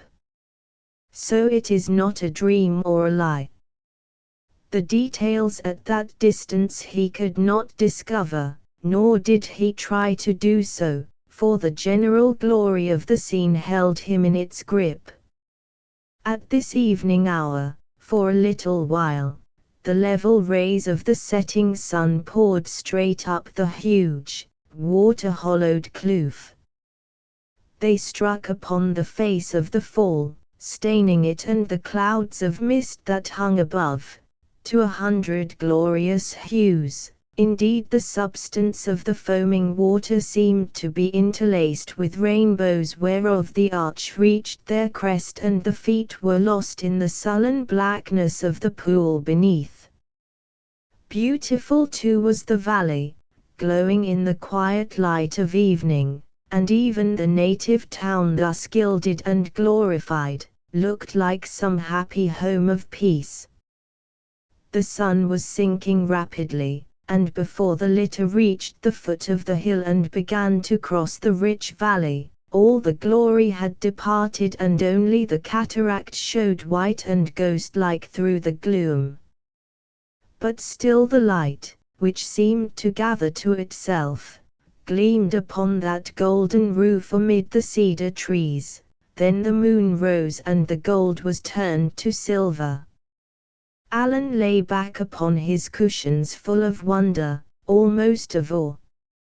It was a marvelous thing that he should have lived to reach this secret place hidden in the heart of Africa and defended by swamps, mountains and savages to which, so far as he knew, only one white man had ever penetrated. And to think of it! That white man, his own uncle, had never even held it worthwhile to make public any account of its wonders, which apparently had seemed to him of no importance. Or perhaps he thought that if he did he would not be believed. Well, there they were before and about him, and now the question was, what would be his fate in this gold house where the great fetish dwelt with its priestess? Ah! That priestess! Somehow he shivered a little when he thought of her. It was as though her influence were over him already. Next moment he forgot her for a while, for they had come to the river brink and the litter was being carried onto a barge or ferry, about which were gathered many armed men. Evidently the gold house was well defended both by nature and otherwise. The ferry was pulled or rowed across the river, he could not see which, and they passed through a gateway into the town and up a broad street where hundreds of people watched his advent. They did not seem to speak, or if they spoke their voices were lost in the sound of the thunder of the great cataract which dominated the place with its sullen, continuous roar. It took Alan days to become accustomed to that roar, but by the inhabitants of Asakiland apparently it was not noticed. Their ears and voices were attuned to overcome its volume which their fathers had known from the beginning. Presently they were through the town and a wooden gate in an inner wall which surrounded the park where the cedars grew. At this spot Alan noted that everybody left them except the bearers and a few men whom he took to be priests. On they stole like ghosts beneath the mighty trees, from whose limbs hung long festoons of moss.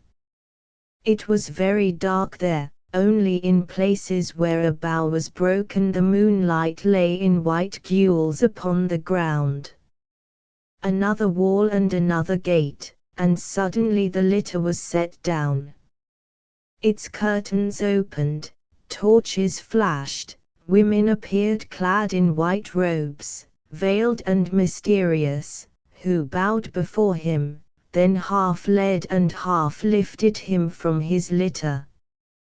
He could feel their eyes on him through their veils, but he could not see their faces.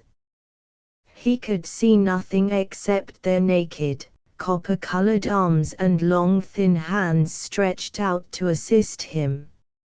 Alan descended from the litter as slowly as he could, for somehow he shrank from the quaint, carved portal which he saw before him. He did not wish to pass it, its aspect filled him with reluctance. The women drew him on, their hands pulled at his arms, their shoulders pressed him from behind. Still he hung back, looking about him, till to his delight he saw the other litter arrive and out of it emerge Jiki, still wearing his sun helmet with its fringe of tattered mosquito curtain. "Here we are, Major," he said in his cheerful voice, "turned up all right like a bad halfpenny, but in odd situation." "Very odd," echoed Alan. "Could you persuade these ladies to let go of me?" "Don't know," answered Jiki. "'Spect they doubtfully your wives, 'spect you have lots of wives here, don't get white man every day, so make most of him. Best thing you do, kick out and teach them place. Rub nose in dirt at once and make them good, that first-class plan with female. I no like interfere in such delicate matter. Terrified by this information, Alan put out his strength and shook the women off him, whereon without seeming to take any offense, they drew back to a little distance and began to bow, like automata. Then Jiki addressed them in their own language, asking them what they meant by defiling this mighty Lord, born of the heavens, with the touch of their hands, whereat they went on bowing more humbly than before. Next he threw aside the cushions of the litter and finding the tin box containing little Bongsa, held it before him in both hands and bade the women lead on.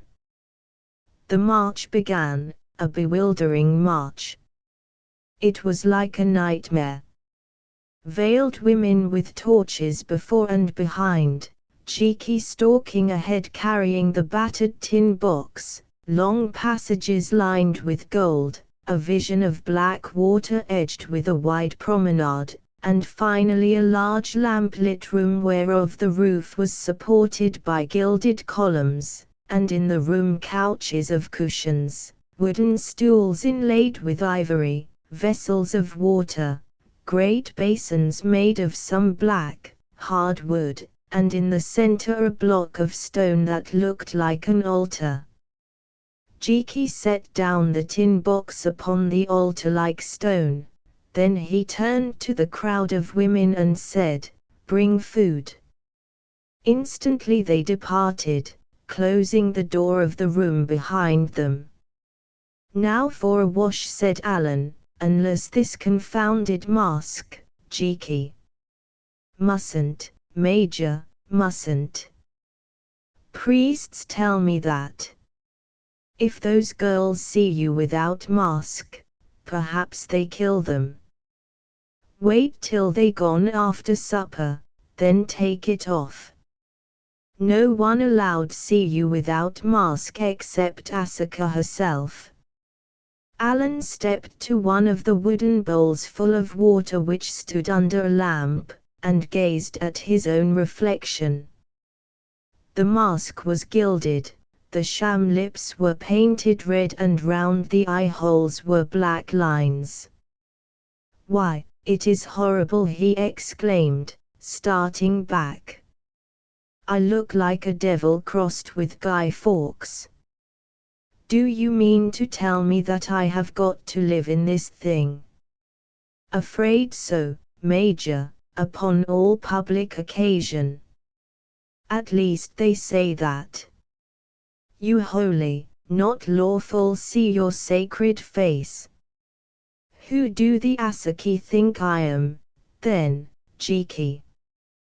"They think you your reverend uncle come back after many, many year.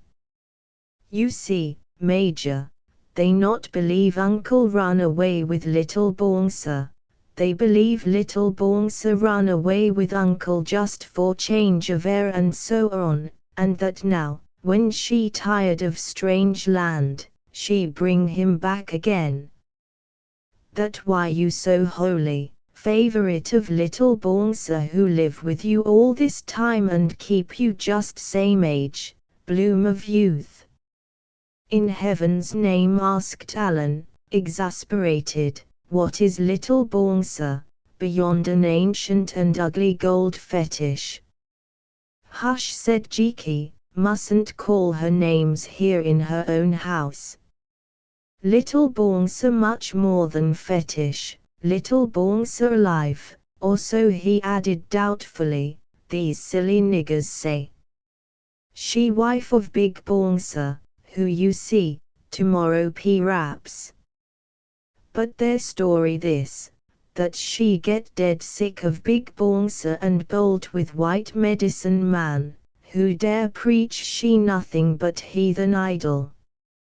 She won't show him whether or no she only idol. That the yarn, priests tell it me today. They always watch for her there by the edge of the lake.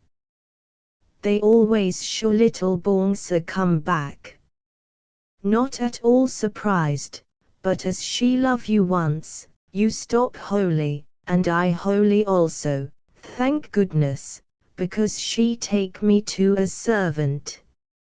Therefore we sleep in peace, for they not cut our throats, at any rate at present, though I think he added mournfully, they not let us go either. Alan sat down on a stool and groaned at the appalling prospect suggested by this information. Cheer up, Major, said Jiki sympathetically. Perhaps manage hook it somehow, and meanwhile make best of bad business and have high old time. You see you want to come Asaki land, though I tell you it rum place, and he added with certitude and a circular sweep of his hand, by Jingo, you hear now, and I dare say they give you all the gold you want. What's the good of gold unless one can get away with it? What's the good of anything if we are prisoners among these devils? Perhaps time show, Major. Hush. Here come dinner. You sit still on stool and look holy. The door opened and through it appeared 4 of the women bearing dishes and cups full of drink, fashioned of gold like that which had been given to Alan in the litter. He noticed at once that they had removed their veils and outer garments, if indeed they were the same women, and now, like many other Africans, were but lightly clad in linen capes open in front that hung over their shoulders, short petticoats or skirts about their middles, and sandals. Such was their attire which, scanty as it might be, was yet becoming enough and extremely rich. Thus the cape was fastened with a brooch of worked gold, so were the sandal straps, while the petticoat was adorned with beads of gold that jingled as they walked, and amongst them strings of other beads of various and beautiful colors, that might be glass or might be precious stones. Moreover, these women were young and handsome, having splendid figures and well-cut features, soft, dark eyes and rather long hair worn in the formal and attractive fashion that has been described. Advancing to Alan, 2 of them knelt before him, holding out the trays upon which was the food. So they remained while he ate, like bronze statues, nor would they consent to change their posture even when he told them in their language to be pleased to go away. On hearing themselves addressed in the Asaki language, they seemed surprised, for their faces changed a little, but go they would not. The result was that Alan grew extremely nervous and ate and drank so rapidly that he scarcely noted what he was putting into his mouth. Then before Jiki, to whom the women did not kneel, had half finished his dinner, Alan rose and walked away, whereon 2 of the women gathered up everything, including the dishes that had been given to Jiki, and in spite of his remonstrances carried them out of the room.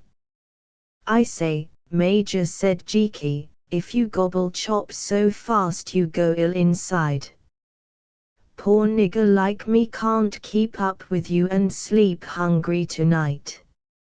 I am sorry, Jiki, said Alan with a little laugh, but I can't eat off living tables, especially when they stare at one like that.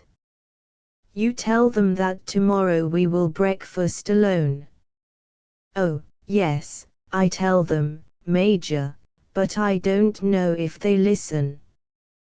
They mean it great compliment and only think you not like those girls and send others.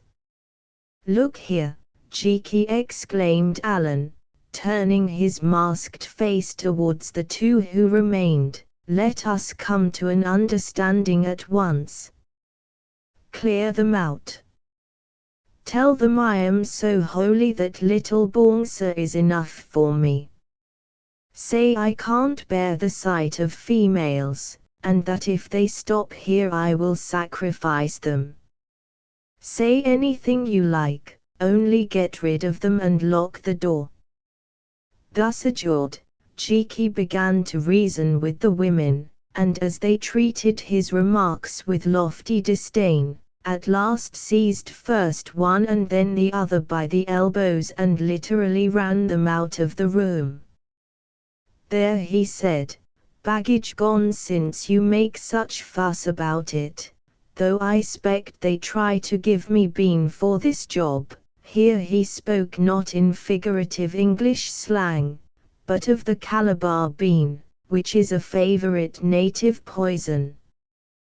"Well, dinner gone and girls gone, and we tired, so best go to bed.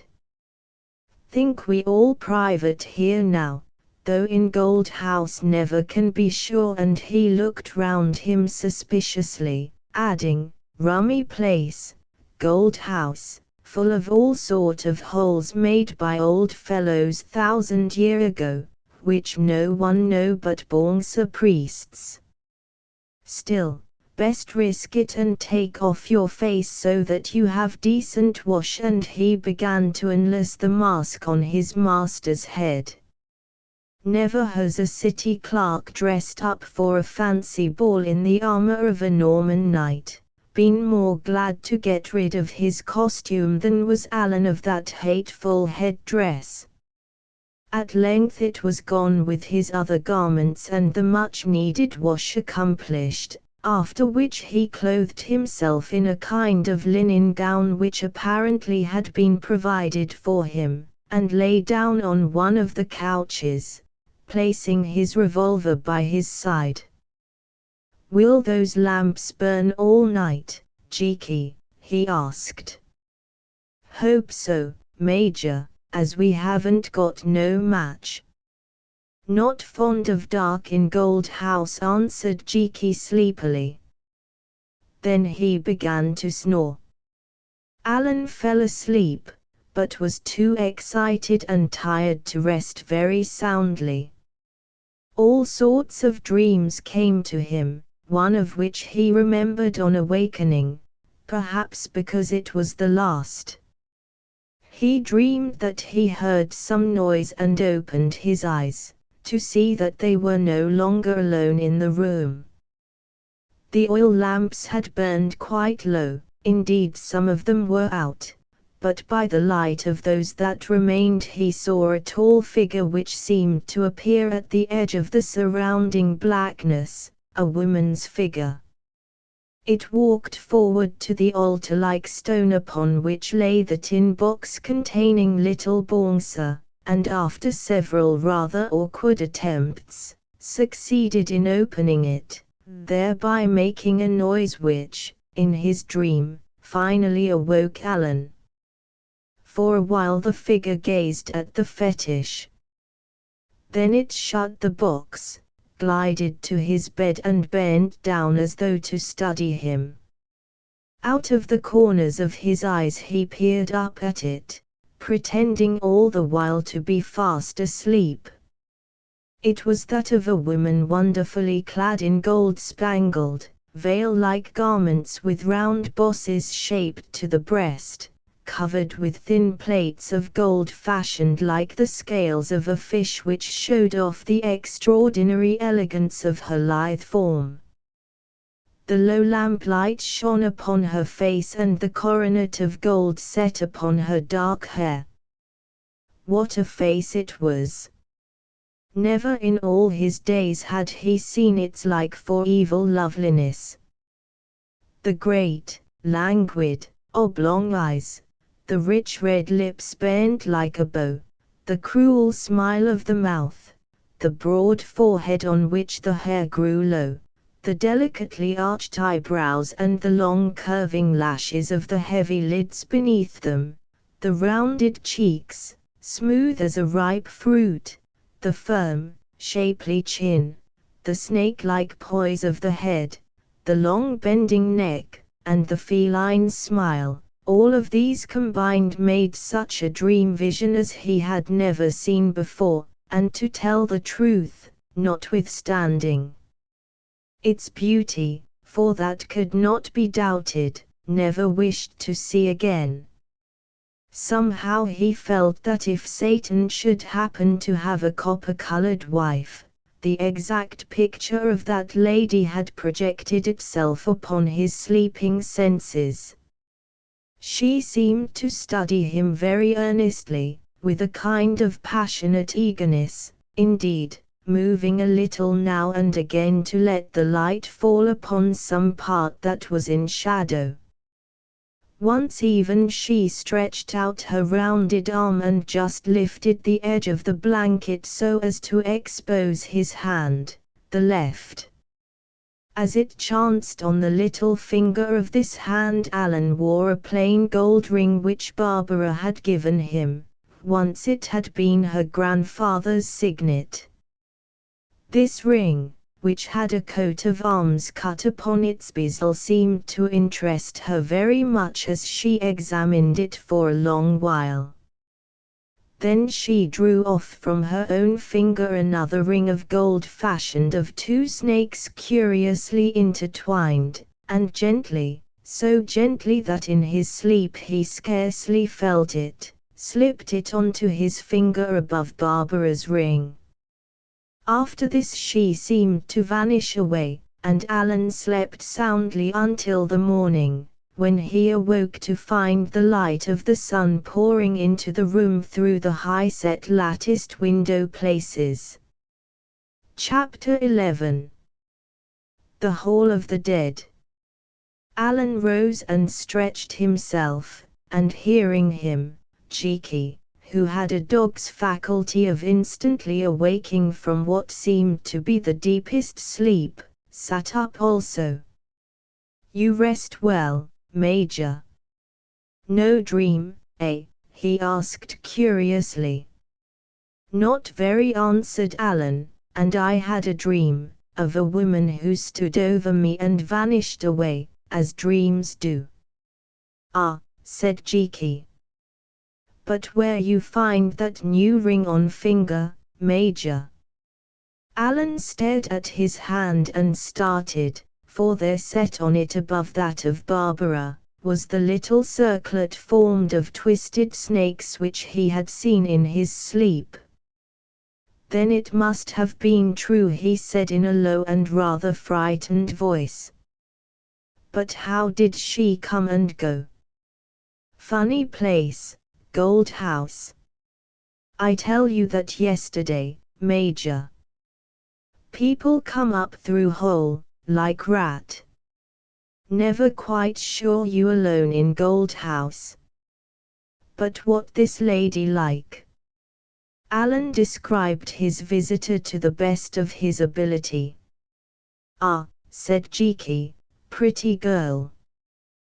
Big eyes, gold crown, gold stays which fit tight in front, very nice and decent, sort of night shirt with little gold stars all over, by jingo. I think that Asuka herself. If so, great compliment." "Confound the compliment, I think it great cheek," answered Alan angrily. "What does she mean by poking about here at night and putting rings on my finger?" "Don't know, Major, but perhaps she wish make you understand that she like cut of your jib. Find out by and by. Meanwhile you wear ring, for while that on finger no one do you any harm." "You told me that this Asuka is a married woman, did you not?" remarked Alan gloomily. "Oh, yes, Major, always married, one down, other come on, you see. But she not always like her husband, and then she make him sit up, poor devil, and he die double quick. Great honor to be Asuka's husband, but soon all finished. Perhaps, Then he checked himself and suggested that Alan should have a bath while he cleaned his clothes, an attention that they needed. Scarcely had Alan finished his toilet, donned the Arab-looking linen robe over his own fragmentary flannels, and above it the hateful mask which Jiki insisted he must wear, when there came a knocking on the door. Motioning to Alan to take his seat upon a stool, Jiki undid the bars, and as before women appeared with food and waited while they ate, which this time, having overcome his nervousness, Alan did more leisurely. Their meal done, one of the women asked Jiki, for to his master they did not seem to dare to speak, whether the White Lord did not wish to walk in the garden. Without waiting for an answer she led him to the end of the large room and, unbarring another door that they had not noticed, revealed a passage, beyond which appeared trees and flowers. Then she and her companions went away with the fragments of the meal. "Come on," said Alan, taking up the box containing little Bongsa, which he did not dare to leave behind, "and let us get into the air." So they went down the passage and at the end of it through gates of copper or gold, they knew not which, that had evidently been left open for them, into the garden. It was a large place, a good many acres in extent indeed, and kept with some care, for there were paths in it and flowers that seemed to have been planted. Also here grew certain of the mighty cedar trees that they had seen from far off, beneath whose spreading boughs twilight reigned, while beyond, not more than half a mile away, the splendid river fall thundered down the precipice. For the rest they could find no exit to that garden which on one side was enclosed by a sheer cliff of living rock, and on the others with steep stone walls beyond which ran a torrent, and by the buildings of the gold house itself. For a while they walked up and down the rough paths, till at last Jiki, wearying of this occupation, remarked, "Melancholy hole this, Major. Remind me of Westminster Abbey in London fog, where your uncle of blessed memory often take me pray and look at fusty tomb of King. Suppose we go back Gold House and see what happen. Anything better than stand about under cursed old cedar tree." "All right," said Alan, who through the eye-holes of his mask had been studying the walls to seek a spot in them that could be climbed if necessary, and found none. So they returned to the room, which had been swept and garnished in their absence. No sooner had they entered it than the door opened and through it came long lines of Asaki priests, each of whom staggered beneath the weight of a hide bag that he bore upon his shoulder, which bags they piled up about the stone altar. Then, as though at some signal, each priest opened the mouth of his bag and Alan saw that they were filled with gold, gold in dust, gold in nuggets, gold in vessels perfect or broken, more gold than Alan had ever seen before. "Why do they bring all this stuff here?" he asked, and Jiki translated his question. "It is an offering to the Lord of Little Bongsa," answered the head priest, bowing, "a gift from the Asaka. The heaven-born white man sent word by his ocular messengers that he desired gold. Here is the gold that he desired." Alan stared at the treasure, which after all was what he had come to seek. If only he had it safe in England, he would be a rich man and his troubles ended. But how could he get it to England? Here it was worthless as mud. I thank thee, Asuka, he said. I ask for porters to bear her gift back to my own country, since it is too heavy for me and my servant to carry alone. At these words the priest smiled a little, then said that the Asuka desired to see the White Lord and to receive from him little Bongsa in return for the gold, and that he could proffer his request to her. Good, replied Alan, lead me to the Asuka. Then they started, Alan bearing the box containing little Bongsa, and Jiki following after him.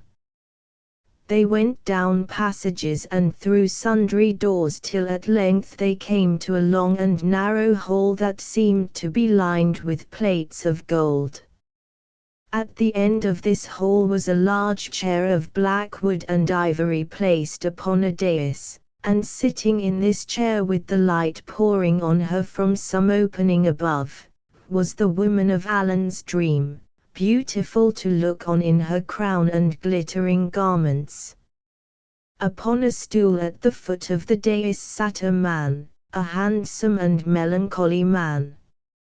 His hair was tied behind his head in a pigtail and gilded, his face was painted red, white and yellow, he wore ropes of bright-colored stones about his neck, middle, arms and ankles, and held a kind of scepter in his hand.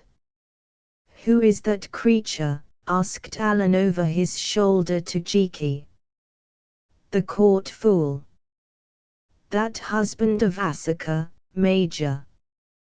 He not fool, very big gun, but look a little low now because his time soon up. Come on, Major, Asuka beckon us. Get on stomach and crawl, that custom here, he added, going down onto his hands and knees, as did all the priests who followed them. I'll see her hanged first, answered Alan in English. Then, accompanied by the creeping Jiki and the train of prostrate priests, he marched up the long hall to the edge of the dais and there stood still and bowed to the woman in the chair. Greeting, white man, she said in a low voice when she had studied him for a while. Do you understand my tongue? A little, he answered in Asaki, moreover, my servant here knows it well and can translate. I am glad, she said. Tell me then, in your country do not people go on to their knees before their queen, and if not, how do they greet her? No, answered Alan with the help of Jiki. They greet her by raising their headdress or kissing her hand. Ah, she said. Well, you have no headdress, so kiss my hand, and she stretched it out towards him, at the same time prodding the man whom Jackie had said was her husband, in the back with her foot, apparently to make him get out of the way. Not knowing what else to do, Alan stepped onto the dais, the painted man scowling at him as he passed. Then he halted and said, How can I kiss your hand through this mask, Asuka? True, she answered, then considered a little and added, White man, you have brought back little Bongsa, have you not, little Bongsa who ran away with you a great many years ago? I have, he said, ignoring the rest of the question. Your messengers said that you required a present of gold in return for little Bongsa. I have sent you one, is it sufficient? If not, you can have more. I cannot say, O Asuka, I have not examined it. But I thank you for the present and desire porters to enable me to carry it away. You desire porters, she repeated meditatively. We will talk of that when you have rested here a moon or two. Meanwhile, Give me little Bong so that she may be restored to her own place. Alan opened the tin box and lifting out the fetish, gave it to the priestess, who took it and with a serpentine movement of extraordinary grace glided from her chair onto her knees, holding the mask above her head in both hands, then thrice covered her face with it. This done, she called to the priests, bidding them take little Bongsa to her own place and give notice throughout the land that she was back again. She added that the ancient feast of little Bongsa would be held on the night of the full moon within 3 days, and that all preparations must be made for it as she had commanded.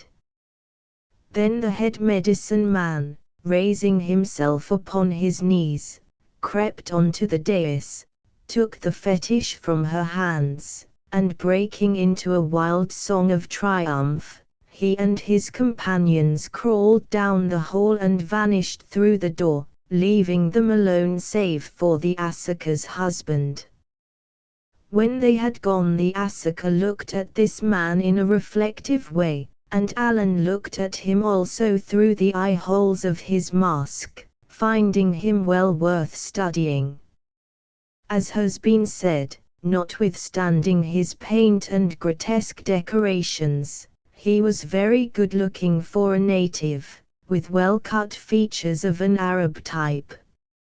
Also he was tall and muscular and not more than 30 years of age.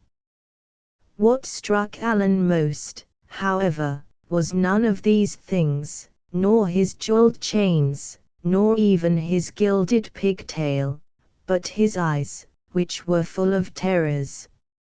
Seeing them, Alan remembered Jiki's story, which he had told to Mr. Haswell's guests at the court, of how the husband of the Asuka was driven mad by ghosts. Just then she spoke to the man, addressing him by name and saying, "Leave us alone, Mungana, I wish to speak with this white lord." He did not seem to hear her words, but continued to stare at Alan. "Hearken," she exclaimed in a voice of ice. "Do my bidding and begone, or you shall sleep alone tonight in a certain chamber that you know of." Then Mungana rose, looked at her as a dog sometimes does at a cruel master who is about to beat it, yes, with just that same expression, put his hands before his eyes for a little while, and turning, left the hall by a side door which closed behind him. The Asuka watched him go, laughed musically and said, "It is a very dull thing to be married, but how are you named, white man?" "Vernon," he answered. "Vernoon, Vernoon," she repeated, for she could not pronounce the O as we do. "Are you married, Vernoon?" He shook his head. "Have you been married?" "No," he answered, "never, but I am going to be."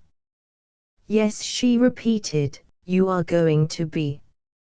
You remember that you were near to it many years ago, when little Bongsa got jealous and ran away with you. Well, she won't do that again, for doubtless she is tired of you now, and besides," she added with a flash of ferocity, "I'd melt her with fire first and set her spirit free." While Jiki was trying to explain this mysterious speech to Alan, the Asuka broke in, asking, "Do you always want to wear that mask?" He answered, "Certainly not," whereon she bade Jiki take it off, which he did. "Understand me," she said, fixing her great languid eyes upon his in a fashion that made him exceedingly uncomfortable. "Understand, Vernoon, that if you go out anywhere, it must be in your mask, which you can only put off when you are alone with me." "Why?" Because, Vernoon, I do not choose that any other woman should see your face. If a woman looks upon your uncovered face, remember that she dies, not nicely. Alan stared at her blankly, being unable to find appropriate Asuka words in which to reply to this threat. But the Asuka only leaned back in her chair and laughed at his evident confusion and dismay, till a new thought struck her. "Your lips are free now," she said. "Kiss my hand after the fashion of your own country," and she stretched it out to Alan, leaving him no choice but to obey her. "Why," she went on mischievously, taking his hand and in turn touching it with her red lips, "why, are you a thief, Vernoon? That ring was mine and you have stolen it. How did you steal that ring?" "I don't know," he answered. "Through Jiki, I found it on my finger. I cannot understand how it came there. I understand nothing of all this talk." Well, keep it, Vernoon, only give me that other ring of yours in exchange." "I cannot," he replied, coloring. "I promised to wear it always." "Whom did you promise?" she asked with a flash of rage. "Was it a woman?" "Nay, I see, it is a man's ring, and that is well, for otherwise I would bring a curse on her, however far off she may be dwelling. Say no more and forgive my anger. A vow is a vow, keep your ring." "But where is that one you used to wear in bygone days? I recall that it had a cross upon it, not this star and figure of an eagle." Now Alan remembered that his uncle owned such a ring with a cross upon it, and was frightened, for how did this woman know these things? "Jiki," he said, "ask the Asuka if I am mad, or if she is. How can she know what I used to wear, seeing that I was never in this place till yesterday, and certainly I have not met her anywhere else." "She mean when you your reverend uncle," said Jiki, wagging his great head, "she think you identical man." "What troubles you, Vernoon?" the Asuka asked softly, then added anything but softly to Jiki, "Translate, you dog, and be swift." So Jiki translated in a great hurry, telling her what Alan had said, and adding on his own account that he, silly white man that he was, could not understand how, as she was quite a young woman, she could have seen him before she was born. If that were so, she would be old and ugly now, not beautiful as she was. "I never saw you before, and you never saw me, lady, yet you talk as though we had been friends," broke in Alan in his halting Asuki. "So we were in the spirit, Vernoon. It was she who went before me who loved that white man whose face was as your face is, but her ghost lives on in me and tells me the tale. There have been many Asukas, for thousands of years they have ruled in this land, yet but one spirit belongs to them all, it is the string upon which the beads of their lives are threaded. White man, I, whom you think young, know everything back to the beginning of the world, back to the time when I was a monkey woman sitting in those cedar trees, and if you wish, I can tell it you." "I should like to hear it very much indeed," answered Alan, when he had mastered her meaning, "though it is strange that none of the rest of us remember such things. Meanwhile, O Asuka, I will tell you that I desire to return to my own land, taking with me that gift of gold that you have given me." When will it please you to allow me to return? Not yet a while, I think, she said, smiling at him weirdly, for no other word will describe that smile. My spirit remembers that it was always thus. Those wanderers who came hither always wished to return again to their own country, like the birds in spring. Once there was a white man among them. That was more than 200 years ago. He was a native of a country called Roma, and wore a helmet. He wished to return, but my mother of that day, she kept him, and by I will show him to you if you like. Before that there was a brown man who came from a land where a great river overflows its banks every year. He was a prince of his own country, who had fled from his king, and the desert folk made a slave of him, and so he drifted hither. He wished to return also, for my mother of that day, or my spirit that dwelt in her, showed to him that if he could but be there they would make him king in his own land. But my mother of that day, she would not let him go, and by I will show him to you, if you wish. Bewildered, amazed, Alan listened to her. Evidently the woman was mad, or else she played some mystical part for reasons of her own. When will you let me go, O Asuka? He repeated. Not yet a while, I think, she said again. You are too comely and I like you, and she smiled at him. There was nothing coarse in the smile, indeed it had a certain spiritual quality which thrilled him. I like you, she went on in her dreamy voice. I would keep you with me until your spirit is drawn up into my spirit, making it strong and rich as all the spirits that went before have done, those spirits that my mothers loved from the beginning, which dwell in me today. Now Alan grew alarmed, desperate even. Queen, he said, but just now your husband sat here. Is it right then that you should talk to me thus? My husband, she answered, laughing. Why, that man is but a slave who plays the part of husband to satisfy an ancient law.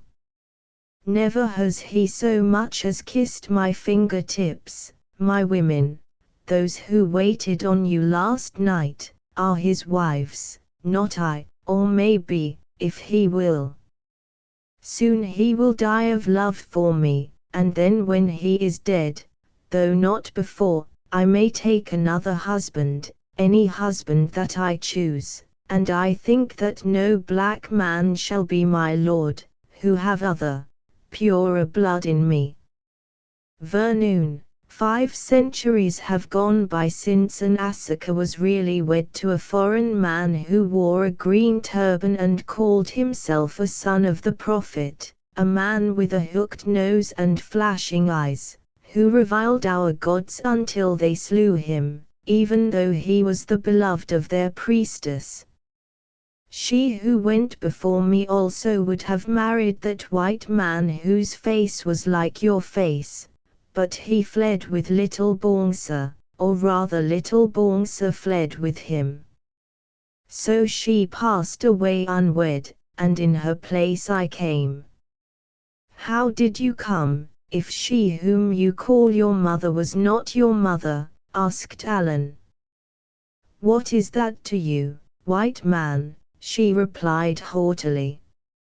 I am here, as my spirit has been here from the first. Oh! I see you think I lie to you. Come then, come, and I will show you those who from the beginning have been the husbands of the Asuka. And rising from her chair she took him by the hand. They went through doors and by long, half-lit passages till they came to great gates guarded by old priests armed with spears. As they drew near to these priests, the Asuka loosed a scarf that she wore over her breastplate of goldfish scales, and threw the star-spangled thing over Alan's head, that even these priests should not see his face.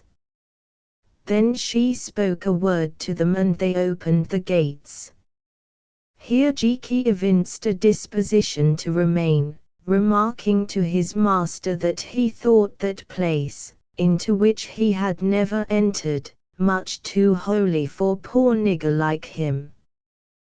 The Asuka asked him what he had said and he explained his sense of unworthiness in her own tongue.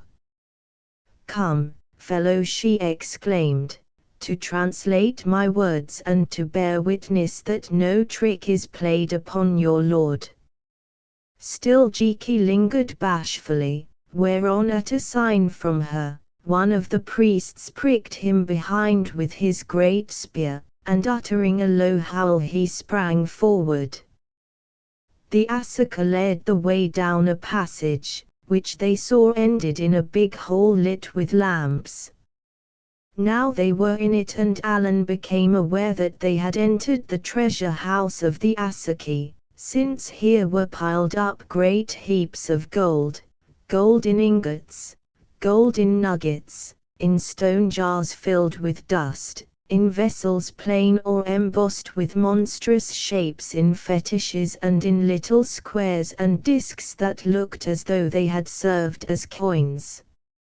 Never had he seen so much gold before. "You are rich here, lady," he said, gazing at the piles astonished. She shrugged her shoulders. "Yes, as I have heard that some people count wealth.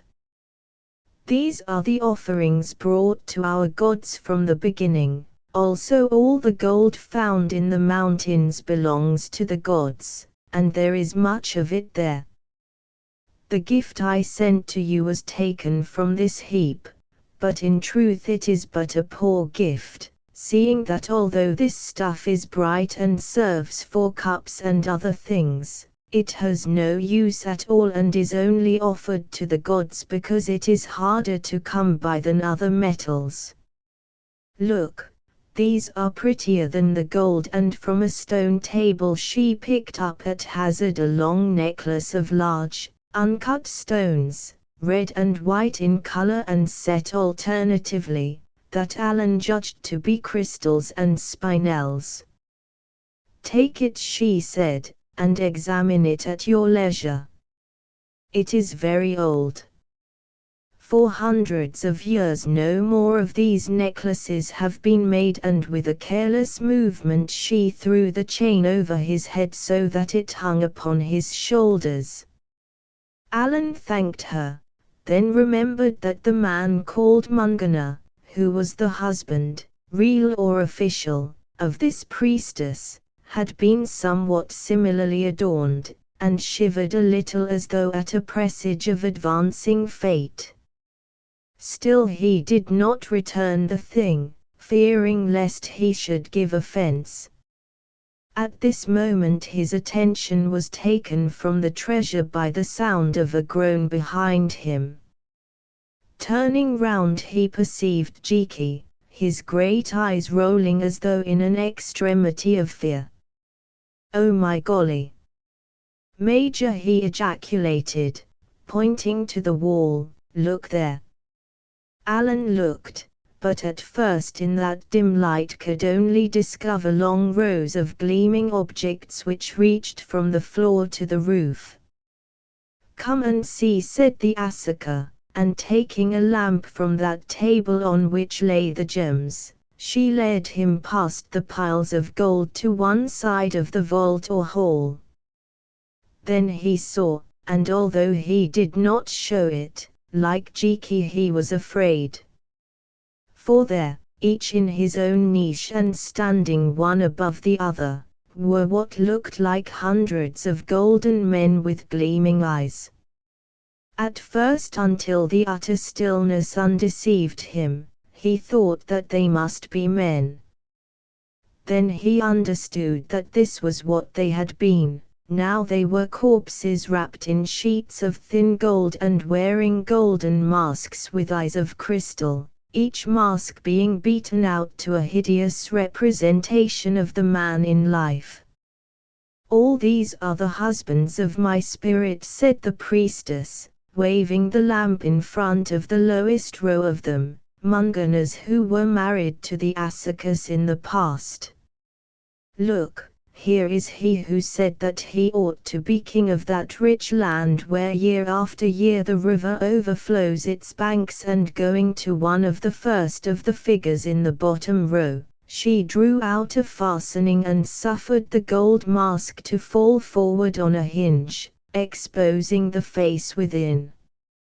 Although it had evidently been treated with some preservative, this head now was little more than a skull still covered with dark hair, but set upon its brow appeared an object that Alan recognized at once, a simple band of plain gold, and rising from it the head of an asp. Without doubt it was the urus, that symbol which only the royalties of old Egypt dared to wear. Without doubt also either this man had brought it with him from the Nile, or in memory of his rank and home he had fashioned it of the gold that was so plentiful in the place of his captivity. So this woman's story was true. An ancient Egyptian had once been husband to the Asuka of his day. Meanwhile his guide had passed a long way down the line and halting in front of another gold-wrapped figure, opened its mask. "This is that man," she said, "who told us he came from a land called Roma. Look, the helmet still rests upon his head, though time has eaten into it, and that ring upon your hand was taken from his finger. I have a headdress made upon the model of that helmet which I wear sometimes in memory of this man who, my soul remembers, was brave and pleasant and a gallant lover." "Indeed," answered Alan, looking at the sunken face above which a rim of curls appeared beneath the rusting helmet.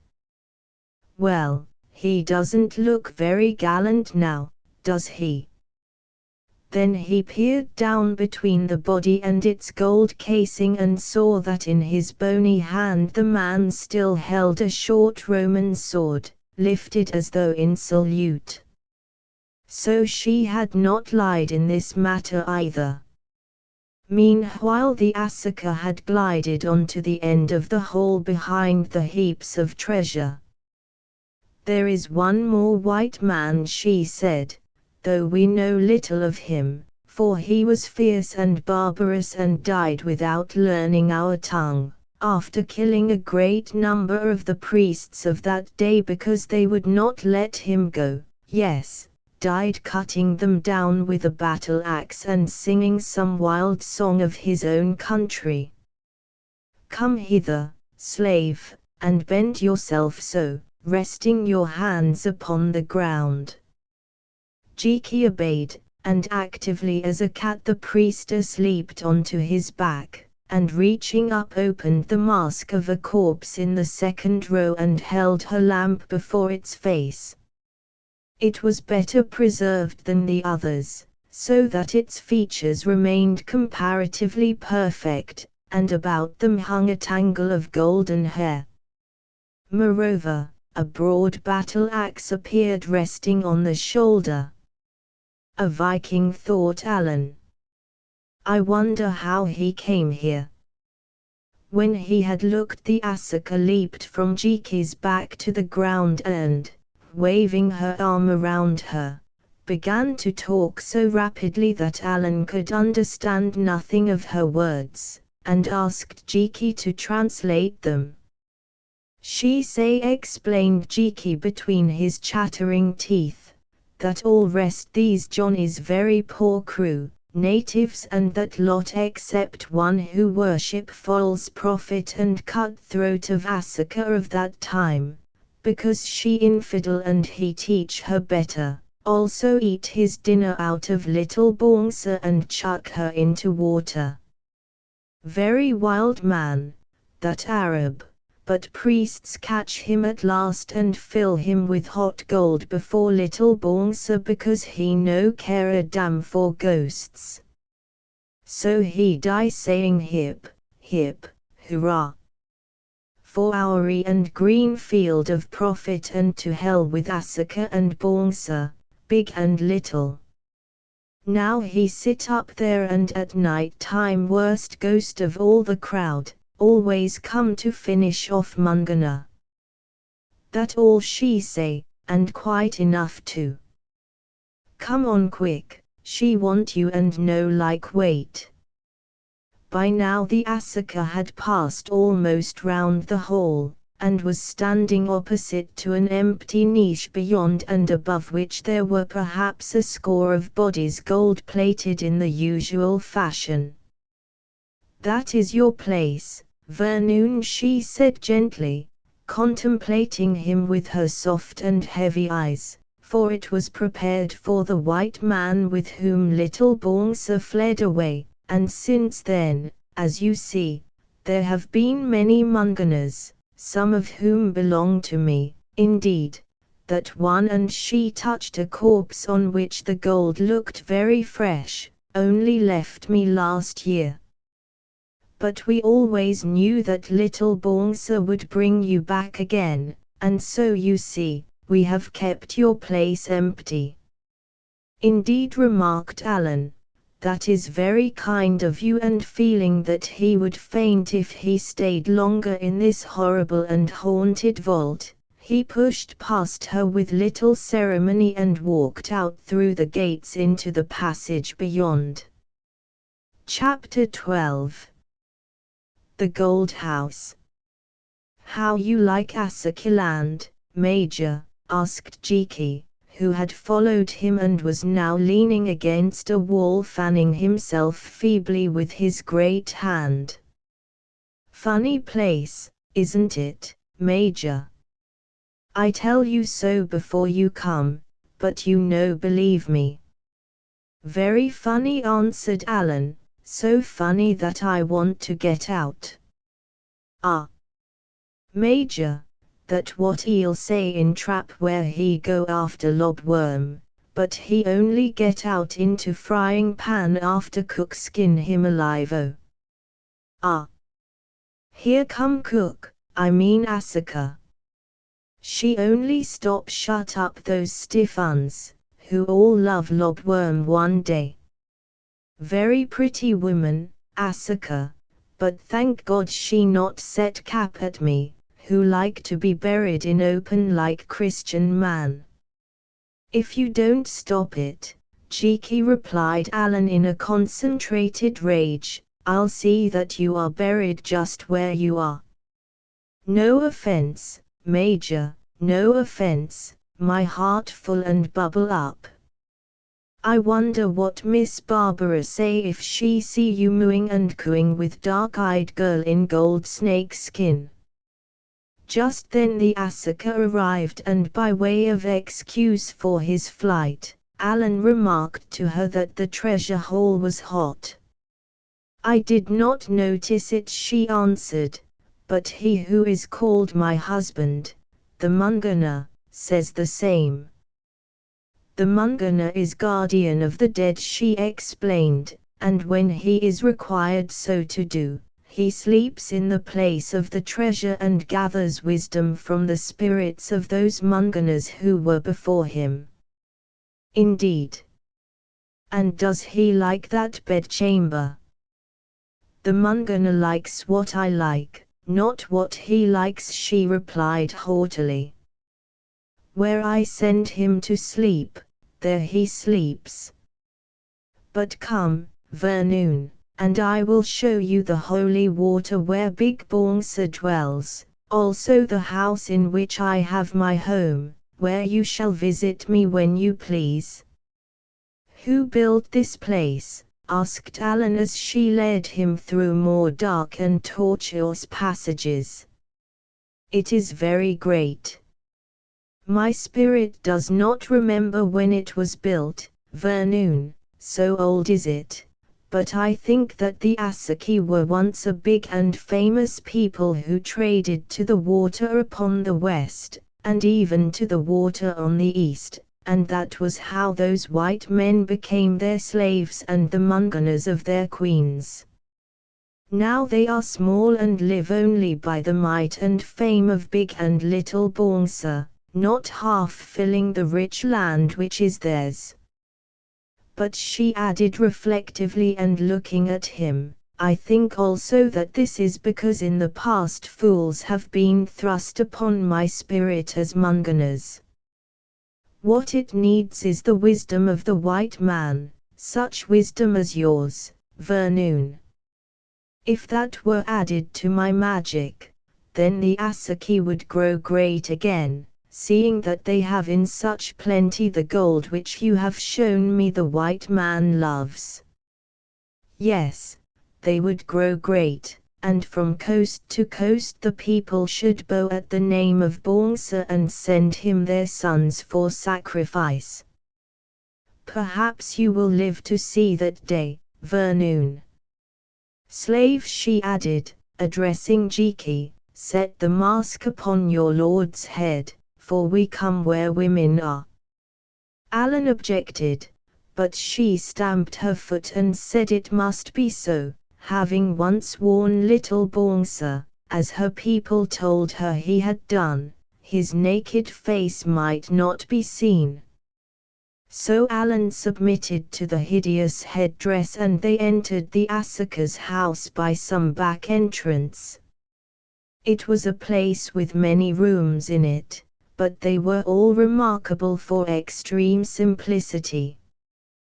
With a single exception, no gilding or gold was to be seen, although the food vessels were made of this material here as everywhere. The chambers, including those in which the Asaka lived and slept, were paneled, or rather boarded with cedar wood that was almost black with age, and their scanty furniture was mostly made of ebony. They were very insufficiently lighted, like his own room, by means of barred openings set high in the wall. Indeed, gloom and mystery were the keynotes of this place, amongst the shadows of which handsome, half-naked servants or priestesses flitted to and fro at their tasks, or peered at them out of dark corners. The atmosphere seemed heavy with secret sin. Alan felt that in those rooms unnameable crimes and cruelties had been committed for hundreds or perhaps thousands of years, and that the place was yet haunted by the ghosts of them. At any rate, it struck a chill to his healthy blood, more even than had that hall of the dead and of heaped-up golden treasure. "Does my house please you?" the Asaka asked of him. "Not altogether," he answered. "I think it is dark. From the beginning my spirit has ever loved the dark, Vernoon. I think that it was shaped in some black midnight." They passed through the chief entrance of the house, which had pillars of woodwork grotesquely carved, down some steps into a walled and roofed-in yard where the shadows were even more dense than in the house they had left. Only at one spot was there light flowing down through a hole in the roof, as it did apparently in that hole where Alan had found the Asaka sitting in state. The light fell onto a pedestal or column made of gold which was placed behind an object like a large Saxon font, also made of gold. The shape of this column reminded Alan of something, namely of a very similar column, although fashioned of a different material, which stood in the granite-built office of Messrs. Aylward and Haswell in the City of London. Nor did this seem wonderful to him, since on top of it, squatting on its dwarf legs, stood a horrid but familiar thing, namely Little Bongsa herself come home at last. There she sat smiling cruelly, as she had smiled from the beginning, forgetful doubtless of her wanderings in strange lands, while round her stood a band of priests armed with spears. Followed by the Asuka and Jiki, Alan walked up and looked her in the face, and to his excited imagination she appeared to grin at him in answer. Then while the priests prostrated themselves, he examined the golden basin or lava, and saw that at the further side of it was a little platform approached by steps. On the top of these golden steps were two depressions such as might have been worn out in the course of ages by persons kneeling there. Also the flat edge of the basin, which stood about 30 inches above the level of the topmost step, was scored as though by hundreds of sword cuts which had made deep lines in the pure metal. The basin itself was empty. Seeing that these things interested him, the Asuka volunteered the information through Jiki, that this was a divining bowl, and that if those who went before her had wished to learn the future, they caused little Bongsa to float in it and found out all they wanted to know by her movements. She, however, she added, had other and better methods of learning things that were predestined. "Where does the water come from?" asked Alan thoughtlessly, searching the bowl for some tap or inlet. "Out of the hearts of men," she answered with a low and dreadful laugh. "These marks are those of swords, and every one of them means a life." Then seeing that he looked incredulous, she added, "Stay, I will show you. Little Bongsa must be thirsty who has fasted so long, also there are matters that I desire to know. Come hither, you, and you," and she pointed at hazard to the two priests who knelt nearest to her, "and do you bid the executioner bring his axe." She went on to a third. The dark faces of the men turned ashen, but they made no effort to escape their doom. One of them crept up the steps and laid his neck upon the edge of gold, while the other, uttering no word, threw himself on his face at the foot of them, waiting his turn. Then a door opened and there appeared a great and brutal-looking fellow, naked except for a loincloth, who bore in his hand a huge weapon, half knife and half axe. First he looked at the Asuka, who nodded almost imperceptibly, then sprang onto a prolongation of the golden steps, bowed to little Bongsa on her column behind and heaved up his knife. Now for the first time Alan really understood what was about to happen, and that what he had imagined a stage rehearsal, was to become a hideous murder. "Stop," he shouted in English, being unable to remember the native word. The executioner paused with his axe poised in midair. The victim turned his head and looked, as though surprised. The second victim and the priests their companions looked also. Jiki fell onto his knees and burst into fervent prayer addressed apparently to little Bongsa. The Asuka smiled and did nothing.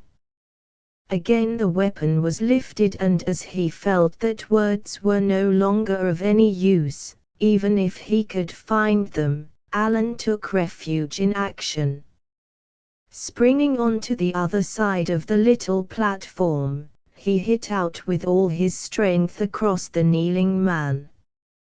Catching the executioner on the point of the chin, he knocked him straight backwards in such fashion that his head struck upon the floor before any other portion of his body, so that he lay there either dead or stunned. Alan never learned which, since the matter was not thought of sufficient importance to be mentioned.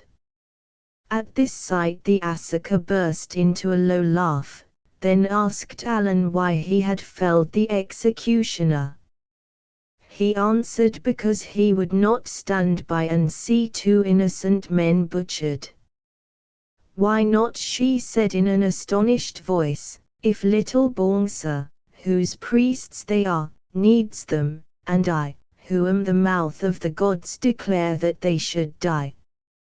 Still, she has been in your keeping for a long while and you may know her will, so if you wish it, let them live. Or perhaps you require other victims, and she fixed her eyes upon Jiki with a glance of suggestive hope. Oh my golly, gasped Jiki in English, tell her not for Joe, Major, tell her most improper. Say yellow God my dearest friend and go mad as hatter if my throat cut. Alan stopped his protestations with a secret kick. I choose no victims, he broke in, nor will I see man's blood shed. To me it is orunda, unholy. I may not look on human blood, and if you cause me to do so, Asuka, I shall hate you because you make me break my oath. The Asuka reflected for a moment, while Jiki behind muttered between his chattering teeth, good missionary talk that, Major. Keep up word in season, Major. If she make Christian martyr of Jiki, who get you out of this confounded hole? Then the Asuka spoke.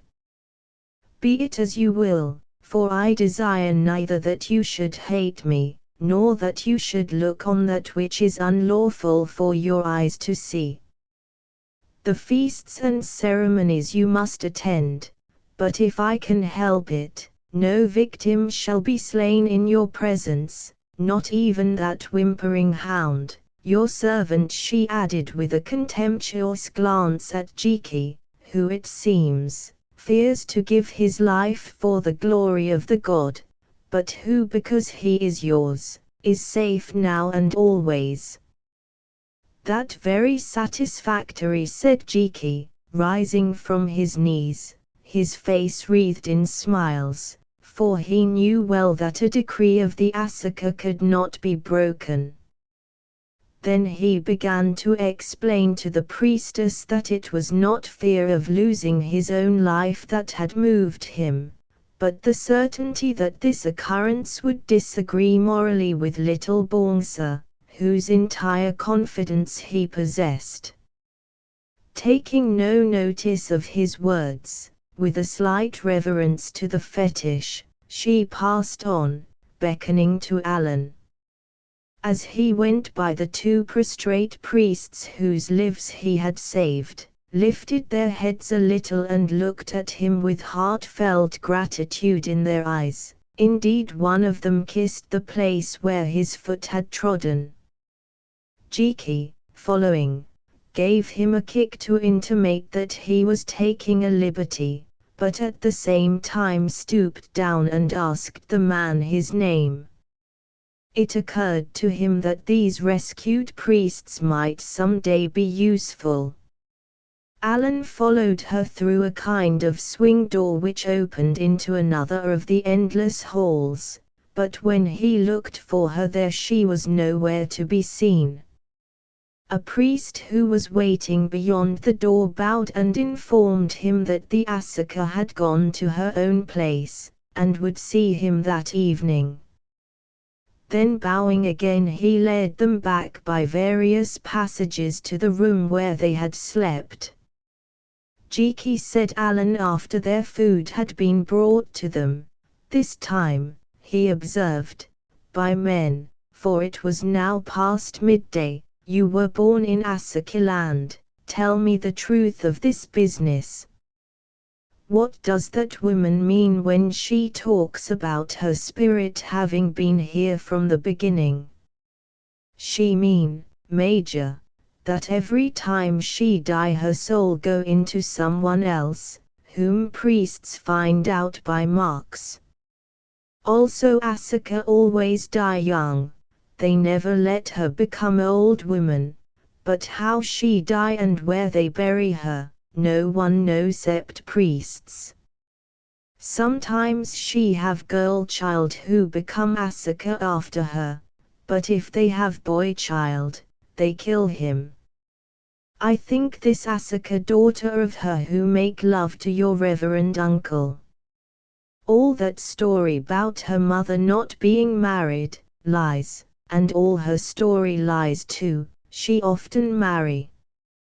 But how about the spirit coming back, Jiki? Spect that lie too, Major, though she think it solemn fact. Priests teach her all those old things. Still he added doubtfully, Asuka great medicine woman, and know a lot we don't know, can't say how. Very awkward customer, Major. Quite so, Jiki, I agree with you. But to come to the point, what is her game with me? Oh, Major, he answered with a grin, that's simple enough. She tired of black man, want change, mean to marry you according to law, that is when Mungana dies, and he die jolly quick now. She mustn't kill him, but polish him off all the same, stick him to sleep with those dead uns, till he go like drunk man and see things and drown himself. Then she marry you. But till he dead, you all right, she only talk and make eyes, cause of Asaki law, not cause she want to stop there. Indeed, Jiki, and how long do you think that Mungana will last?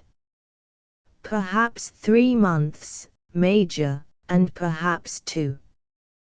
Think not more than 2.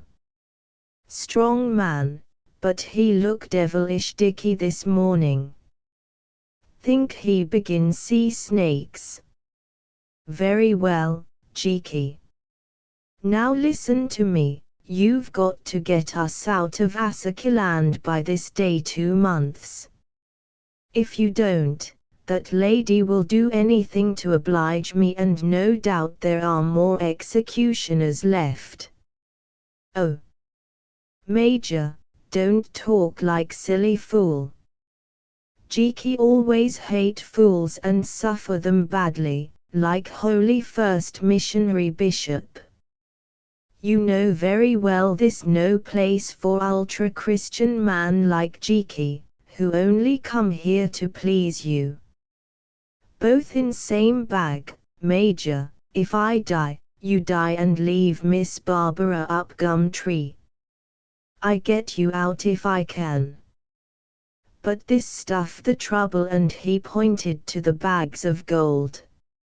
Not want to leave all that behind after such arduous walk. No, no, I try get you out, meanwhile you play game. The game. What game, Jiki? What game? Why, Asuka game of course. If she sigh, you sigh, if she look at you, you look at her, if she squeeze hand, you squeeze hand, if she kiss, you kiss. I am hanged if I do, Jiki. Must, Major, must or never get out of Asakiland. What all that matter, he added confidentially. Miss Barbara never know. Jiki doesn't split, also quite necessary in situation, and you can't be married till that Mungana dead. All matter business, Major, make time pass pleasant as well. Asuka jolly enough if you stroke her fur right way, but if you put her back up, oh law. No trouble, sit and smile and say, oh, ducky, how beautiful you are, that not hurt anybody. In spite of himself Alan burst out laughing. But how about the Mungana, he asked. Mungana, he got take that with rest. Also I try make friends with that poor devil. Tell him it all my eye. Perhaps he believe me, not sure. If he me, I no believe him. Mungana, he added oracularly, Mungana take his chance. What matter? In 2 months' time he nothing but gold figure, number 2403, just like one mummy in museum. Now I try catch my ma. I hear she alive somewhere. They tell me she used keep lodging house for Bongsa pilgrim, but steal grub, say it cat, all that sort of thing, and get run in as thief. Afraid my ma come down very much in world, not society lady now, shut up long way off in suburb. Still perhaps she useful, so best send her message by policeman. Say how much I love her, say her dear little Jiki turn up again just to see her sweet face. Only don't know if she swallow that or if they let her out prison unless I pay for all she prig. Chapter 13. The Feast of Little Bongsa. It was the night of full moon and of the great feast of the return of Little Bongsa. Alan sat in his chamber waiting to be summoned to take part in this ceremony and listening the while to that wow, wow, wow of the death drums, whereof Jiki had once spoken in England, which could be clearly heard even above the perpetual boom of the cataract tumbling down its cliff behind the town. By now he had recovered from the fatigue of his journey and his health was good, but the same could not be said of his spirits, for never in his life had he felt more downhearted, not even when he was sickening for black water fever, or lay in bondage in the city, expecting every morning to wake up and find his reputation blasted. He was a prisoner in this dreadful, gloomy place where he must live like a second man in the Iron Mask, without recreation or exercise other than he could find in the walled garden where grew the black cedar trees, and, so far as he could see, a prisoner without hope of escape. Moreover, he could no longer disguise from himself the truth. Jiki was right. The Asaka had fallen in love with him, or at any rate made up her mind that he should be her next husband. He hated the sight of the woman and her sinuous, evil beauty, but to be free of her was impossible, and to offend her, death. All day long she kept him about her, and from his sleep he would wake up and as on the night of his arrival, distinguish her leaning over him studying his face by the light of the faintly burning lamps, as a snake studies the bird it is about to strike. He dared not stir or give the slightest sign that he saw her. Nor indeed did he always see her, for he kept his eyes closely shut.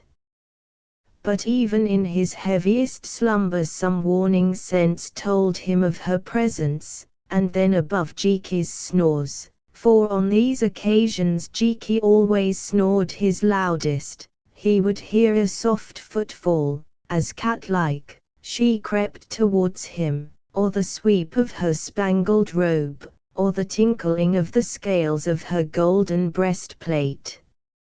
For a long while she would stand there, examining him greedily and even the few little belongings that remained to him, and then with a hungry sigh glide away and vanish in the shadows. How she came or how she vanished Alan could not discover.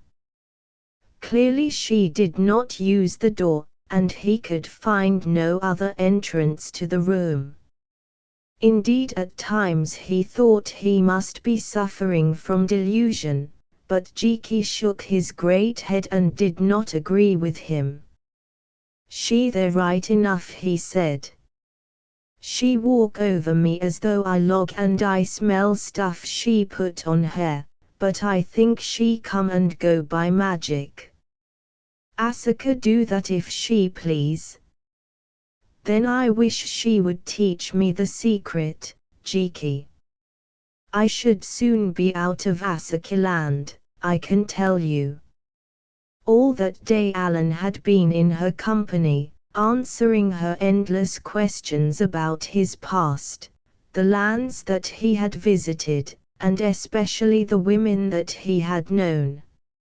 He had the tact to tell her that none of these were half so beautiful as she was, which was true in a sense and pleased her very much, for in whatever respects she differed from them, in common with the rest of her sex she loved a compliment. Emboldened by her good humor, he had ventured to suggest that being rested and having restored little Bongsa, he would be glad to return with her gifts to his own country. Next instant he was sorry, for as soon as she understood his meaning she grew almost white with rage. "What?" she said, "you desire to leave me?" "No, Vernoon, that I will see you dead first and myself also, for then we shall be born again together and can never more be separated." Nor was this all, for she burst into weeping, threw her arms about him, drew him to her, kissed him on the forehead, and then thrust him away, saying, "Curses on the priest's law that makes us wait so long, and curses on that Mungana who will not die and may not be killed. Well, he shall pay for it, and within 2 months, Vernoon, oh! Within 2 months," and she stretched out her arms with a gesture of infinite passion, then turned and left him. "My," said Jiki afterwards, for he had watched all this scene open-mouthed, "my, but she mean business. Mrs. Jiki never kiss me like that, nor any other female either. She dead nuts on you, Major. Very great compliment. Spect when you Mungana, she keep you alive a long time, 4 or 5 years perhaps, if no other white man come this way.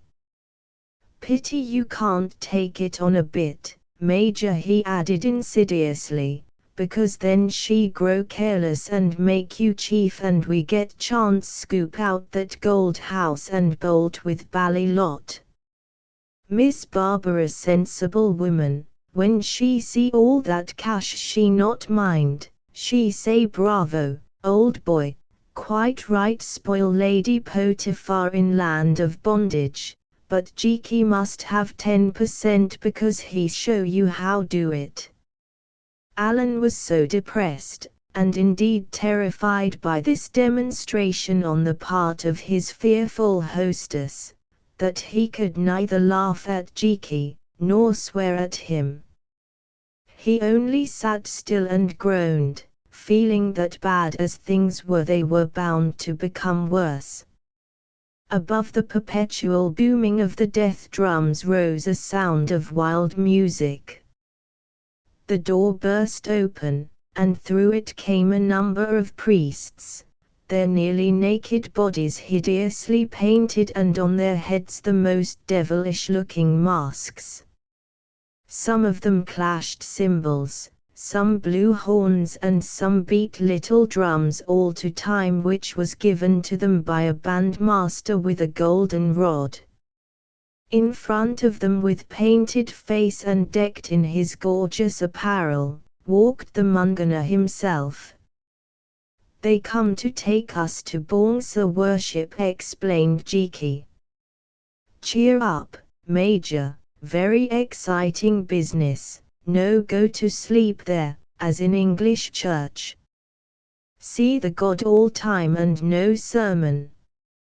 Alan, who wore a linen robe over the remains of his European garments, and whose mask was already on his head, rose listlessly and bowed to the gorgeous Mungana who, poor man, answered him with a stare of hate, knowing that this wanderer was destined to fill his place. Then they started, Jiki accompanying them, and walked a long way through various halls and passages, bearing first to the left and then to the right again, till suddenly through some side door they emerged upon a marvelous scene. The first impressions that reached Alan's mind were those of a long stretch of water, very black and still and not more than 80 feet in width.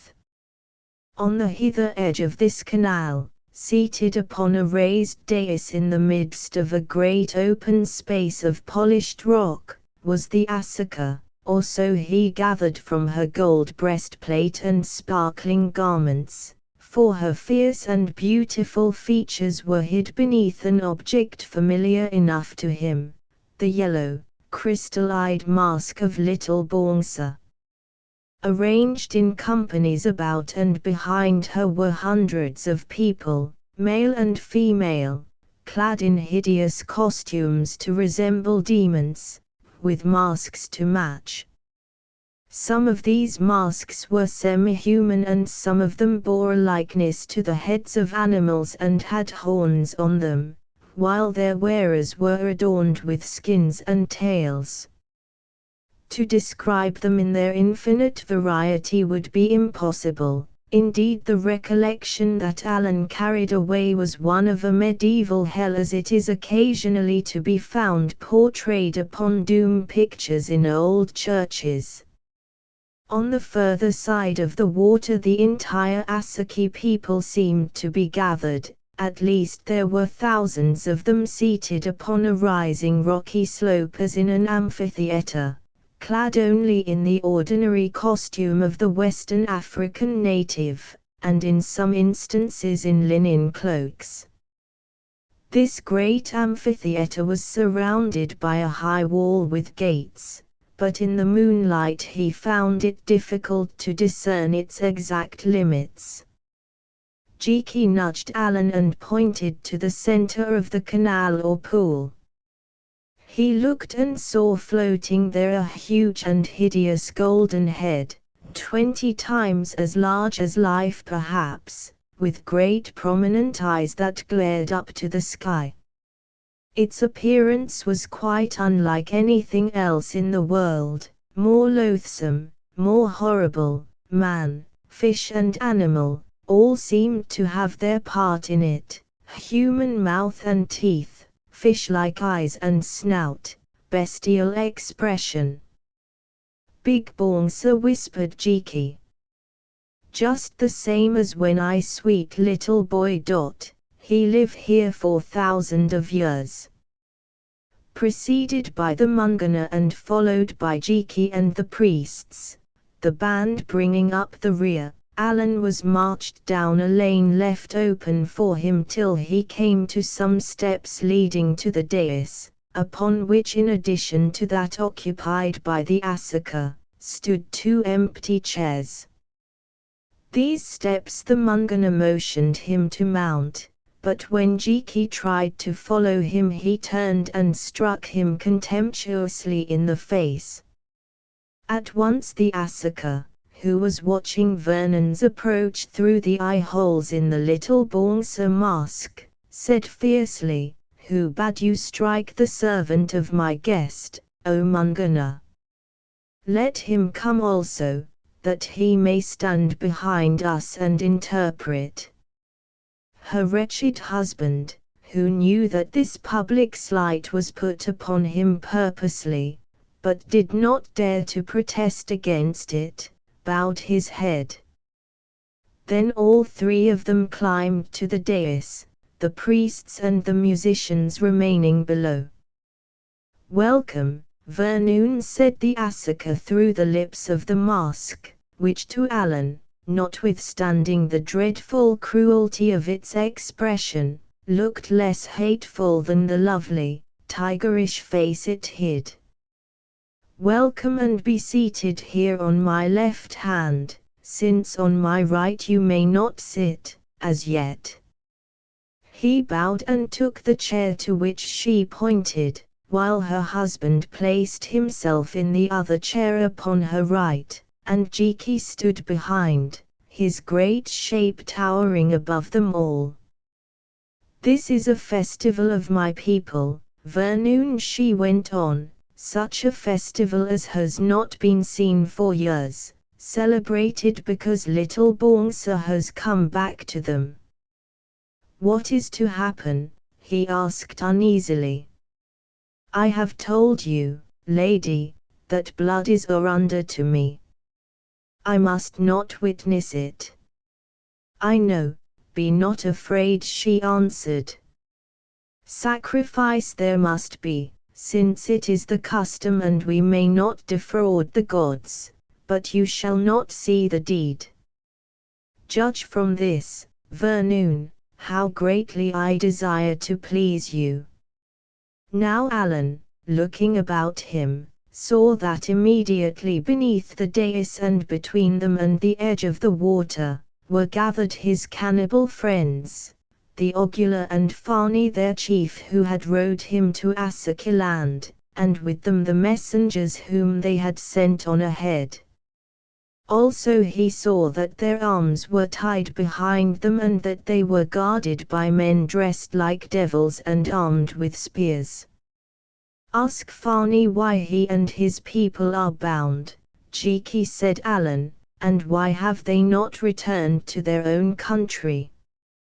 Jiki obeyed, putting the question in the Ogula language, whereon the poor men turned and began to implore Alan to save their lives, Fani adding that he had been told they were to be killed that night.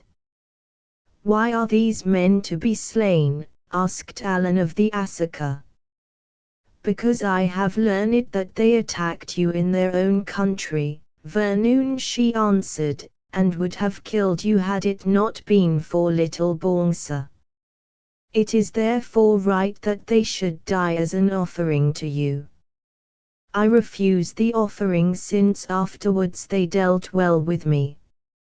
Set them free and let them return to their own land, Asaka." "That cannot be," she replied coldly. "Here they are and here they remain. Still, their lives are yours to take or to spare, so keep them as your servants if you will." And bending down she issued a command which was instantly obeyed, for the men dressed like devils cut the bonds of the Ogula and brought them round to the back of the dais, where they stood blessing Alan loudly in their own tongue. Then the ceremonies began with a kind of infernal ballet. On the smooth space between them and the water's edge appeared male and female bands of dancers who emerged from the shadows. For the most part they were dressed up like animals and imitated the cries of the beasts that they represented, although some of them wore little or no clothing. To the sound of wild music of horns and drums these creatures danced a kind of insane quadrille which seemed to suggest everything that is cruel and vile upon the earth. They danced and danced in the moonlight till the madness spread from them to the thousands who were gathered upon the farther side of the water, for presently all of these began to dance also. Nor did it stop there, since at length the Asaka rose from her chair upon the dais and joined in the performance with the Mungana her husband. Even Jiki began to prance and shout behind, so that at last Alan and the Ogula alone remained still and silent in the midst of a scene and a noise which might have been that of hell let loose. Leaving go of her husband, the Asaka bounded up to Alan and tried to drag him from his chair, thrusting her gold mask against his mask. He refused to move, and after a while she left him and returned to Mungana. Louder and louder brayed the music and beat the drums, wilder and wilder grew the shrieks.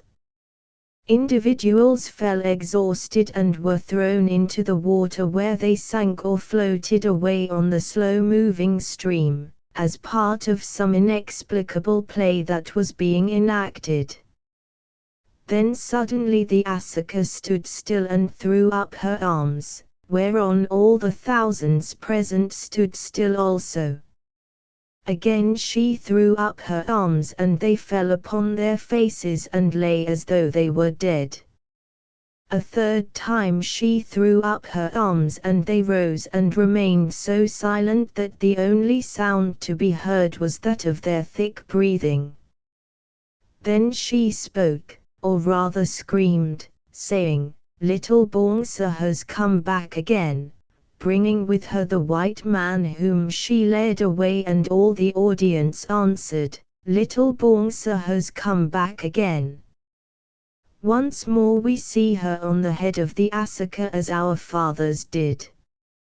Give her a sacrifice. Give her the white man. Nay, she screamed back, "The white man is mine. I name him as the next Mungana." "Aho," roared the audience, "aho, she names him as the next Mungana. Goodbye, old Mungana. Greeting, new Mungana. When will be the marriage feast?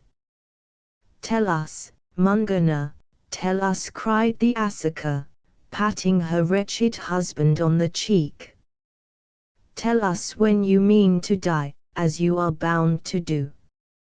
"On the night of the second full moon from now," he answered with a terrible groan that seemed to be wrung out of his heavy heart. "On that night my soul will be eaten up and my day done.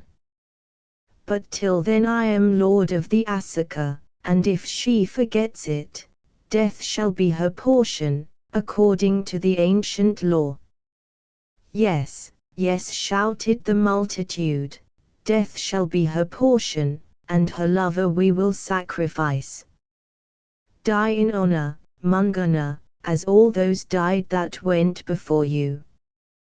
"Thank heaven," muttered Alan to himself, "I am safe from that witch for the next 2 months," and through the eye holes of his mask he contemplated her with loathing and alarm.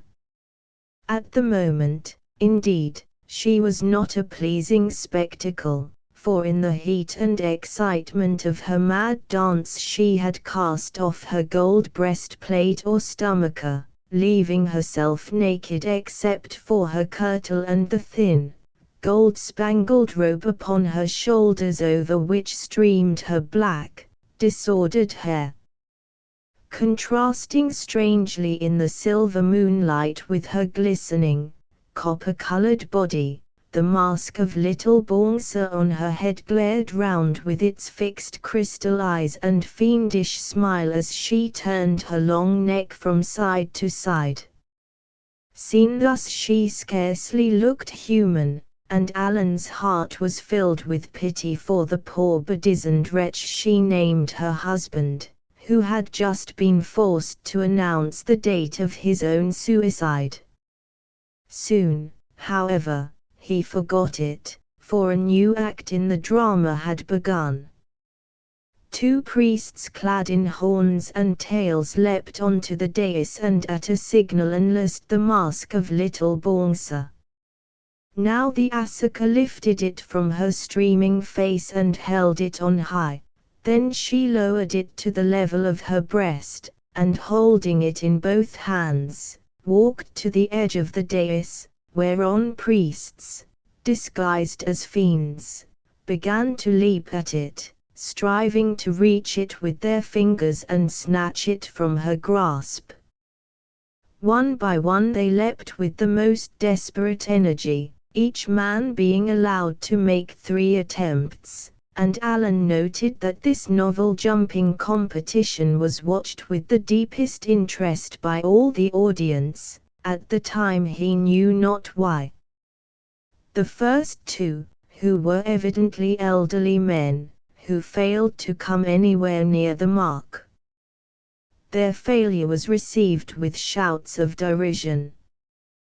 They sank exhausted to the ground, and from the motion of his body Alan could see that one of them was weeping, while the other remained sullenly silent. Then a younger man advanced and at the third try almost grasped the fetish. Indeed, he would have grasped it had he not met with foul play, for the Asuka, seeing that he was about to succeed, lifted it an inch or two, so that he also missed, and with a groan joined the band of the defeated.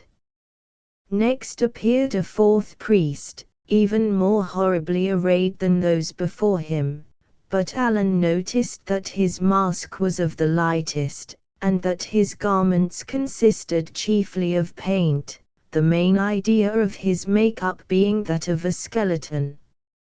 He was a thin active fellow, and all the watching thousands greeted him with a shout. For a few seconds he stood back gazing at the mask as a wolf might at an unapproachable bone. Then suddenly he ran forward and sprang into the air. Such an amazing jump Alan had never seen before. So high was it indeed that his head came level with that of the fetish, which he snatched with both hands, tearing it from Asuka's grasp. Coming to the ground again with a thud, he began to caper to and fro, kissing the mask, while the audience shouted, "Little Bongsa has chosen." "What fate for the fallen? Ask her, priest." The man stopped his capering and held the mouth of little Bongsa to his ear, nodding from time to time as though she were speaking to him and he heard what she said. Then he passed round the dais where Alan could not see him, and presently reappeared holding little Bongsa in his right hand and in his left a great gold cup. A silence fell upon the place. He advanced to the first man who had jumped and offered him the cup. He turned his head away, but 1,000 voices thundered, "Drink." Then he took it and drank, passing it to a companion in misfortune, who in turn drank also and gave it to the third priest, he who would have snatched the mask had not the Asuka lifted it out of his reach. This man drained it to the dregs, and with an exclamation of rage dashed the empty vessel into the face of the chosen priest with such fury that the man rolled upon the ground and for a while lay there stunned. Now he who had drunk first began to spring about in a ludicrous fashion, and presently was joined in his dance by the other two. So absurd were their motions and tumblings and clown-like grimaces, for they had dragged off their masks, that roars of brutal laughter rose from the audience, in which the Asuka joined. At first Alan thought that the thing was a joke, and that the men had merely been made mad drunk, till catching sight of their eyes in the moonlight, he perceived that they were in great pain and turned indignantly to remonstrate with the Asuka. "Be silent, Vernoon," she said savagely, "blood is your Orunda and I respect it. Therefore by decree of the god these die of poison." And again she fell to laughing at the contortions of the victims. Alan shut his eyes, and when at length, drawn by some fearful fascination, he opened them once more, it was to see that the three poor creatures had thrown themselves into the water, where they rolled over and over like wounded porpoises, till presently they sank and vanished there.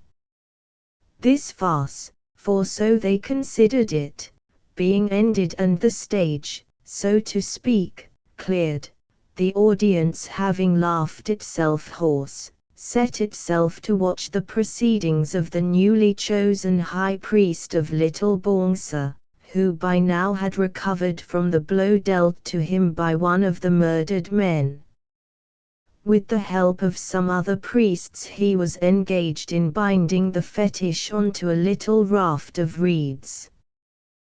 This done, he laid himself flat upon a broad plank which had been made ready for him at the edge of the water, placing the mask in front of him, and with a few strokes of his feet that hung over the sides of the plank, paddled himself out to the center of the canal where the god called Big Bongsa floated, or was anchored. Having reached it, he pushed the little raft off the plank into the water, and in some way that Alan could not see, made it fast to Big Bongsa, so that now the two of them floated one behind the other. Then while the people cheered, shouting out that husband and wife had come together again at last, he paddled his plank back to the water's edge, sat down and waited. Meanwhile, at a sign from the Asaka, all the scores of priests and priestesses who were dressed as devils had filed off to right and left, and vanished, presumably to cross the water by bridges or boats that were out of sight. At any rate, now they began to appear upon its further side and to wind their way singly among the thousands of the Asaki people who were gathered upon the rocky slope beyond in order to witness this fearsome entertainment.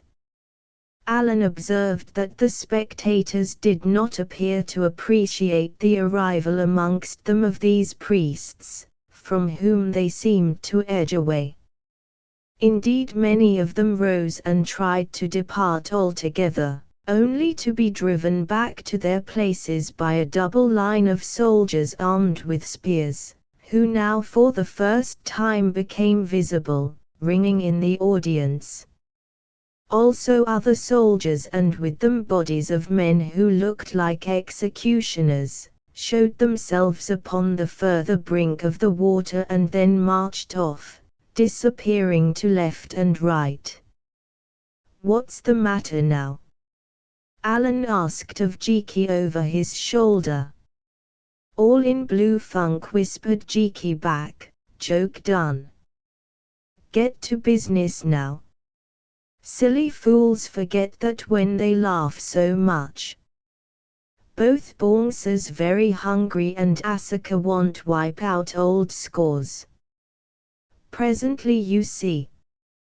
Presently Alan did see, for at some preconcerted signal the devil priests, each of them, jumped with a yell at a person near to them, gripping him or her by the hair, whereon assistants rushed in and dragged them down to the bank of the canal. Here to the number of 100 or more, a wailing, struggling mass, they were confined in a pen like sheep. Then a bar was lifted and one of them allowed to escape, only to find himself in a kind of gangway which ran down into shallow water. Being forced along this, he came to an open space of water exactly opposite to the floating fetishes, and there was kept a while by men armed with spears. As nothing happened, they lifted their spears and the man bolted up an incline and was lost among the thousands of spectators. The next one, evidently a person of rank, was not so fortunate. Jumping into the pool off the gangway, he stood there like a sheep about to be washed, the water reaching up to his middle.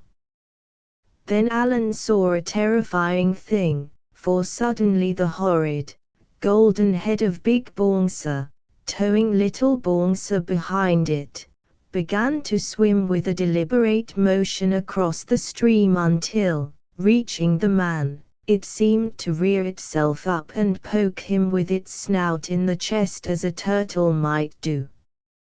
Then it sank again into the water and slowly floated back to its station, directed by some agency or power that Alan could not discover.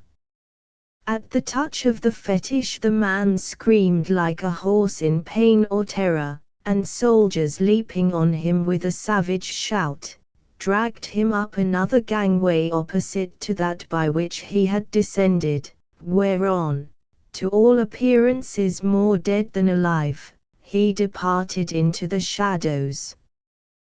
The horns and drums set up a bray of triumph, the Asuka clapped her hands approvingly, the spectators cheered, and another victim was bundled down the gangway and submitted to the judgment of the bouncers, which came at him like hungry pikes at a frog.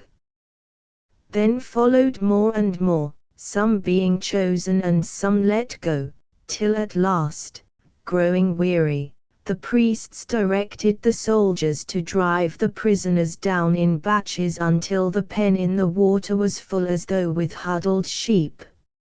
If the horrible golden masks swam at them and touched one of their number, they were all dragged away. If these remained quiescent they were let go.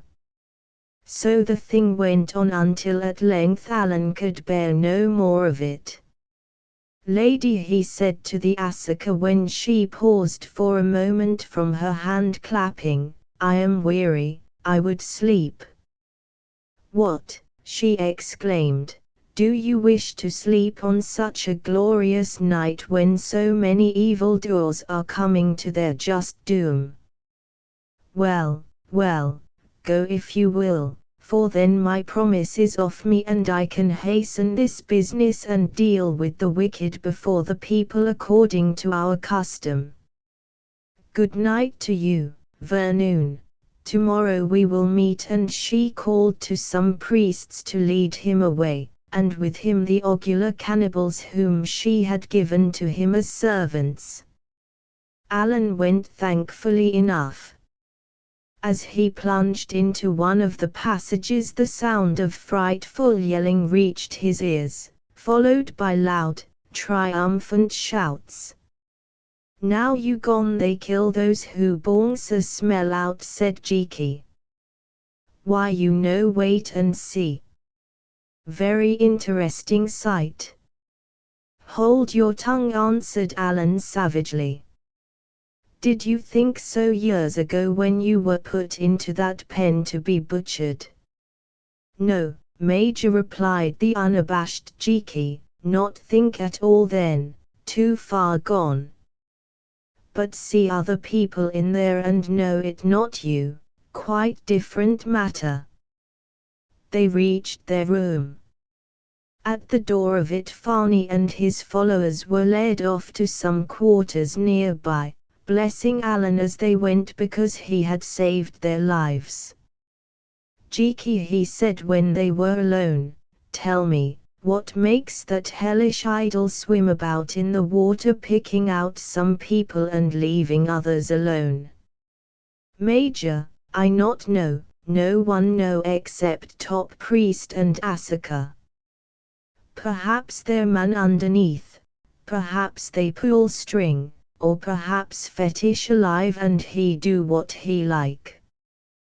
Please don't call him names, Major, or he remember and come after us one time, and that bad job." And Jiki shivered visibly. "Bosh," answered Alan, but all the same he shivered also. "Jiki," he asked again, "what happens to those people whom the bouncers smell out?" "Case of goodbye, Major. Sometimes they chop off nut, sometimes they spifurcate in gold tub, sometimes priest man make hole in what white doctor call diagram, and shake hands with heart. All matter of taste, Major, just as Asuka please. If she like victim or they old friends, chop off head. If she not like him, do worse things." More than satisfied with his information, Alan went to bed. for hour after hour that night he lay tossing and turning, haunted by the recollections of the dreadful sights that he had seen and of the horrible Asuka, beautiful and half-naked, glaring at him amorously through the crystal eyes of little Bongsa. When at last he fell asleep, it was to dream that he was alone in the water with the god which pursued him as a shark pursues a shipwrecked sailor. Never did he experience a nightmare that was half so awful. Only one thing could be more awful, the reality itself. Chapter 14. The Mother of Jiki. Jiki, said Alan next morning, I tell you again that I have had enough of this place, I want to get out. Yes, Major, that's just what mouse say when he finish cheese in trap, but Mrs. come along, call him pretty, pretty and drown him all the same, and he nodded in the direction of the Asuka's house. Jiki, it has got to be done. Do you hear me? I had rather die trying to get away than stop here till the next 2 months are up. If I am here on the night of the next full moon but one, I shall shoot that Asuka and then shoot myself, and you must take your chance. Do you understand? Understand that foolish game and poor look out for Jiki, Major, but can't think of any plan. Then he rubbed his big nose reflectively and added, Farney and his people your slaves now, suppose we have talk with him. I tell priests to bring him along when they come with breakfast. Leave it to me, Major. Alan did leave it to him, with the result that after long argument the priests consented or obtained permission to produce Farney and his followers, and a little while after the great men arrived looking very dejected, and saluted Alan humbly. Bidding the rest of them be seated, he called Farney to the end of the room and asked him through Jiki if he and his men did not wish to return home. Indeed we do, White Lord, answered the old chief, but how can we? The Asuka has a grudge against our tribe, and but for you would have killed every one of us last night. We are snared and must stop here till we die. Would not your people help you if they knew, Farney? Yes, Lord, I think so. But how can I tell them who doubtless believe us dead? Nor can I send a messenger, for this place is guarded and he would be killed at once. We came here for your sake because you had little Bongsa, a god that is known in the east and the west, in the north and the south, and because you saved me from the lion, and here, alas, we must perish. Jiki, said Alan, can you not find a messenger? Have you, who were born of this people, no friend among them at all? Jiki shook his white head and rolled his eyes. Then suddenly an idea struck him. Yes, he said, I think one, perhaps. I mean my ma. Your ma, said Alan. Oh. I remember. Have you heard anything more about her? Yes, Major. Very old girl now, but strong on leg, so they say. Believe she glad go anywhere, because she public nuisance. They tired of her in prison and there no workhouse here, so they won't turn her out starve, which of course break my heart. Perhaps she take message. Some use that way. Only think she afraid go Ogula land because they nasty cannibal and eat old women. When all this was translated to Fani, he assured Jiki with earnestness that nothing would induce the Ogula people to eat his mother, moreover, that for her sake they would never look carnivorously on another old woman, fat or thin. Well, said Jiki, I try again to get hold of old lady and we see.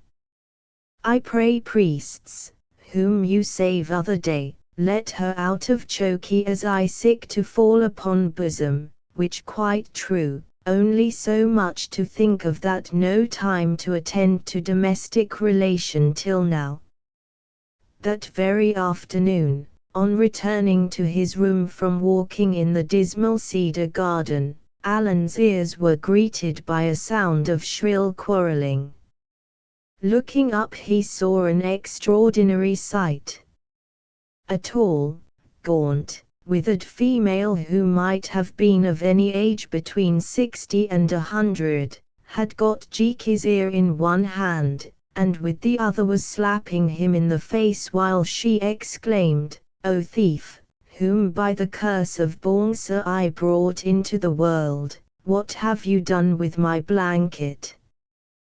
Was it not enough that you, my only son, should leave me to earn my own living?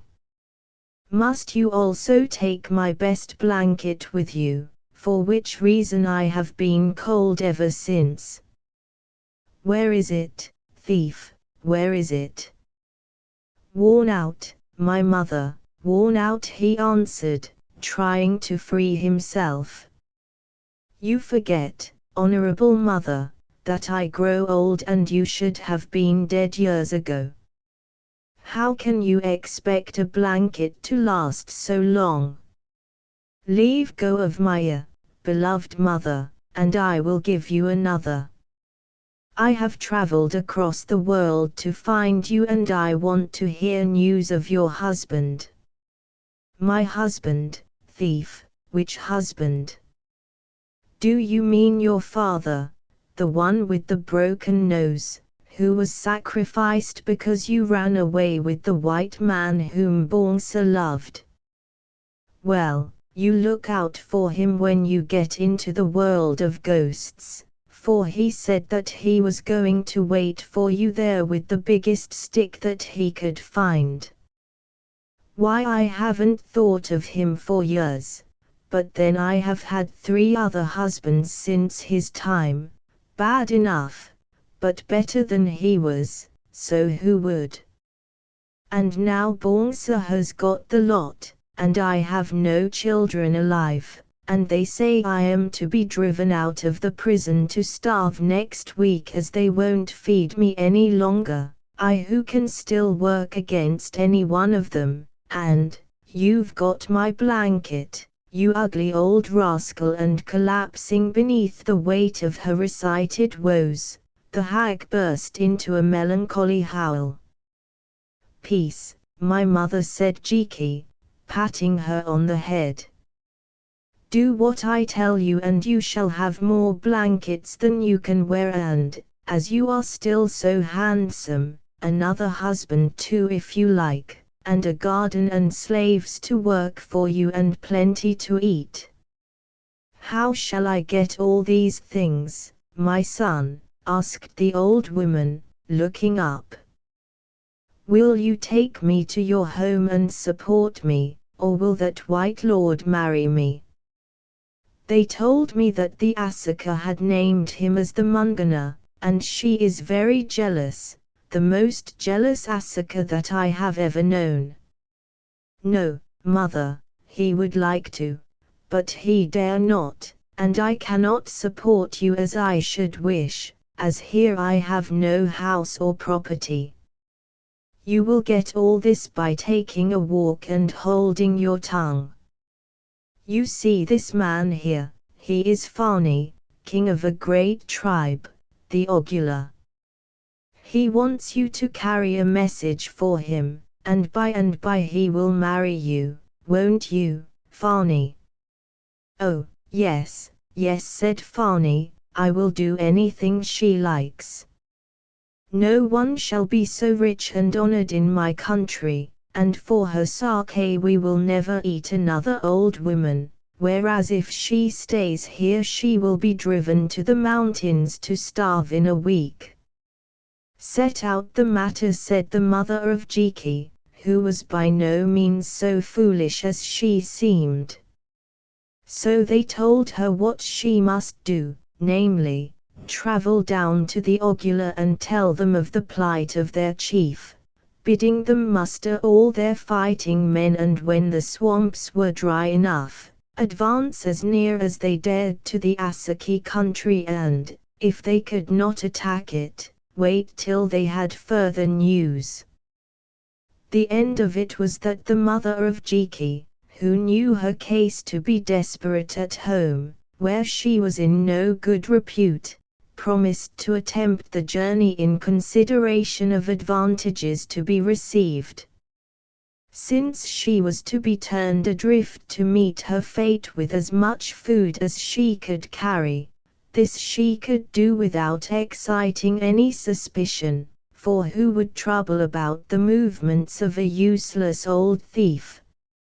Meanwhile Jiki gave her one of the robes which the Asaka had provided for Alan, also various articles which she desired, and, having learned Fani's message by heart and announced that she considered herself his affianced bride, the gaunt old creature departed happy enough after exchanging embraces with her long-lost son. "She will tell somebody all about it and we shall only get our throats cut," said Alan wearily, for the whole thing seemed to him a foolish farce. "No, no, Major. I make her swear not split on ghosts of all her husbands and by Big Bonsa hisself. She sit tight as wax, because she think they haunt her if she don't, and I too by and by when I dead. P'raps she get to Ogula country and p'raps not. If she don't, can't help it and no harm done. Break my heart, but only one old woman less. Anyhow she hold tongue, that main point, and I really very glad find my ma, who never hoped to see again. Heaven very kind to Jiki, give him back to family bosom," he added, unctuously. That day there were no excitements, and to Alan's intense relief he saw nothing of the Asaka. After its orgy of witchcraft and bloodshed on the previous night, weariness and silence seemed to have fallen upon the town.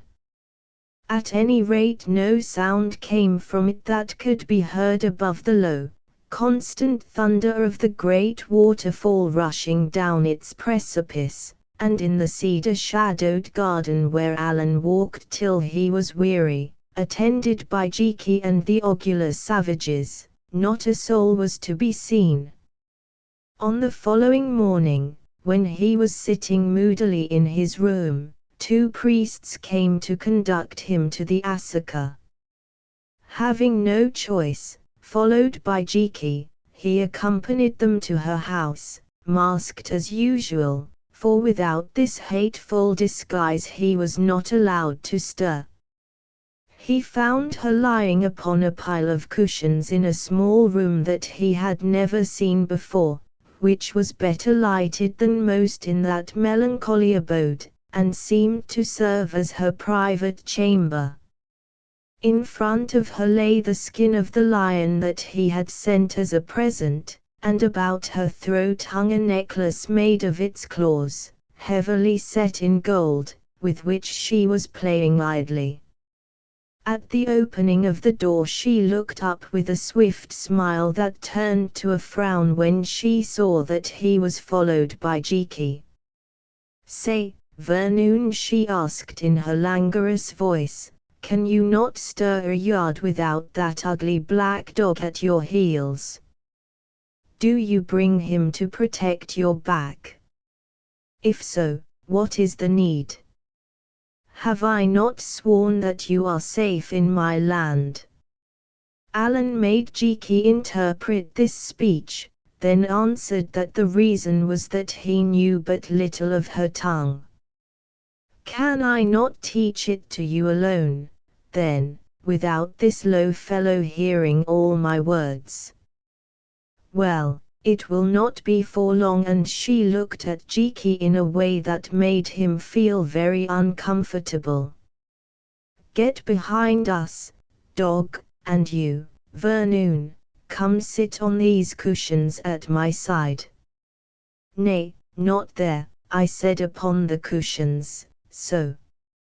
Now I will take off that ugly mask of yours, for I would look into your eyes. I find them pleasant, Vernoon, and, without waiting for his permission, she sat up and did so. Ah, she went on, we shall be happy when we are married, shall we not? Do not be afraid, Vernoon, I will not eat out your heart as I have those of the men that went before you. We will live together until we are old, and die together at last, and together be born again, and so on and on till the end which even I cannot foresee. Why do you not smile, Vernoon, and say that you are pleased, and that you will be happy with me who loved you from the moment that my eyes fell upon you in sleep? Speak, Vernoon, lest I should grow angry with you. I don't know what to say, answered Alan despairingly through Jiki. The honor is too great for me, who am but a wandering trader who came here to barter little bongsa against the gold I need, to support my wife and family, he was about to add, then remembering that this statement might not be well received, substituted, to support my old parents and 8 brothers and sisters who are dependent upon me, and remain hungry until I return to them. Then I think they will remain hungry a long time, Vernoon, for while I live you shall never return. Much as I love you I would kill you first, and her eyes glittered as she said the words. Still she added, noting the fall in his face, if it is gold that they need, you shall send it them. Yes, my people shall take all that I gave you down to the coast, and there it can be put in a big canoe and carried across the water. See to the packing of the stuff, you black dog, she said to Jiki over her shoulder, and when it is ready I will send it hence. Alan began to thank her, though he thought it more than probable that even if she kept her word, this bullion would never get to Old Calabar, and much less to England. But she waved the matter aside as one in which she was not interested. Tell me, she asked, would you have me other than I am? First, do you think me beautiful? Yes, answered Alan honestly, very beautiful when you are quiet as now, not when you are dancing as you did the other night without your robes. When she understood what he meant, the Asuka actually blushed a little. I am sorry, she answered in a voice that for her was quite humble. I forget that it might seem strange in your eyes. It has always been the custom for the Asuka to do as I did at feasts and sacrifices, but perhaps that is not the fashion among your women. Perhaps they always remain veiled, as I have heard the worshippers of the Prophet do, and therefore you thought me immodest. I am very, very sorry, Vernoon. I pray you to forgive me who am ignorant and only do what I have been taught. Yes, they always remain veiled, stammered Alan, though he was not referring to their faces. And as the words passed his lips he wondered what the Asuka would think if she could see a ballet at a London music hall. Is there anything else wrong? she went on gently. If so, tell me that I may set it right. I do not like cruelty or sacrifices, O Asuka. I have told you that bloodshed is under to me, and at the feast those men were poisoned and you mocked them in their pain, also many others were taken away to be killed for no crime. She opened her beautiful eyes and stared at him, answering, But, Vernoon, all this is not my fault, they were sacrifices to the gods, and if I did not sacrifice, I should be sacrificed by the priests and wizards who live to sacrifice. Yes, myself I should be made to drink the poison and be mocked at while I died like a snake with a broken back. Or even if I escaped the vengeance of the people, the gods themselves would kill me and raise up another in my place. Do they not sacrifice in your country, Vernoon? No, Asuka, they fight if necessary and kill those who commit murder. But they have no fetish that asks for blood, and the law they have from heaven is a law of mercy. She stared at him again. All this is strange to me, she said. I was taught otherwise. Gods are devils and must be appeased, lest they bring misfortune on us. Men must be ruled by terror, or they would rebel and pull down the great house. Doctors must learn magic, or how could they avert spells? Wizards must be killed, or the people would perish in their net. May not we who live in a hell, strive to beat back its flame with the wisdom our forefathers have handed on to us? Tell me, Vernoon, for I would know. You make your own hell, answered Alan when with the help of Jiki he understood her talk. She pondered over his words for a while, then said, I must think. The thing is big. I wander in blackness, I will speak with you again. Say now, what else is wrong with me? Now Alan thought that he saw opportunity for a word in season and made a great mistake. I think that you treat your husband, that man whom you call Mungana, very badly. Why should you drive him to his death? At these words the Asuka leapt up in a rage, and seeking something to vent her temper on, violently boxed Jiki's ears and kicked him with her sandaled foot. The Mungana, she exclaimed, that beast! What have I to do with him? I hate him, as I hated the others. The priests thrust him on me. He has had his day, let him go.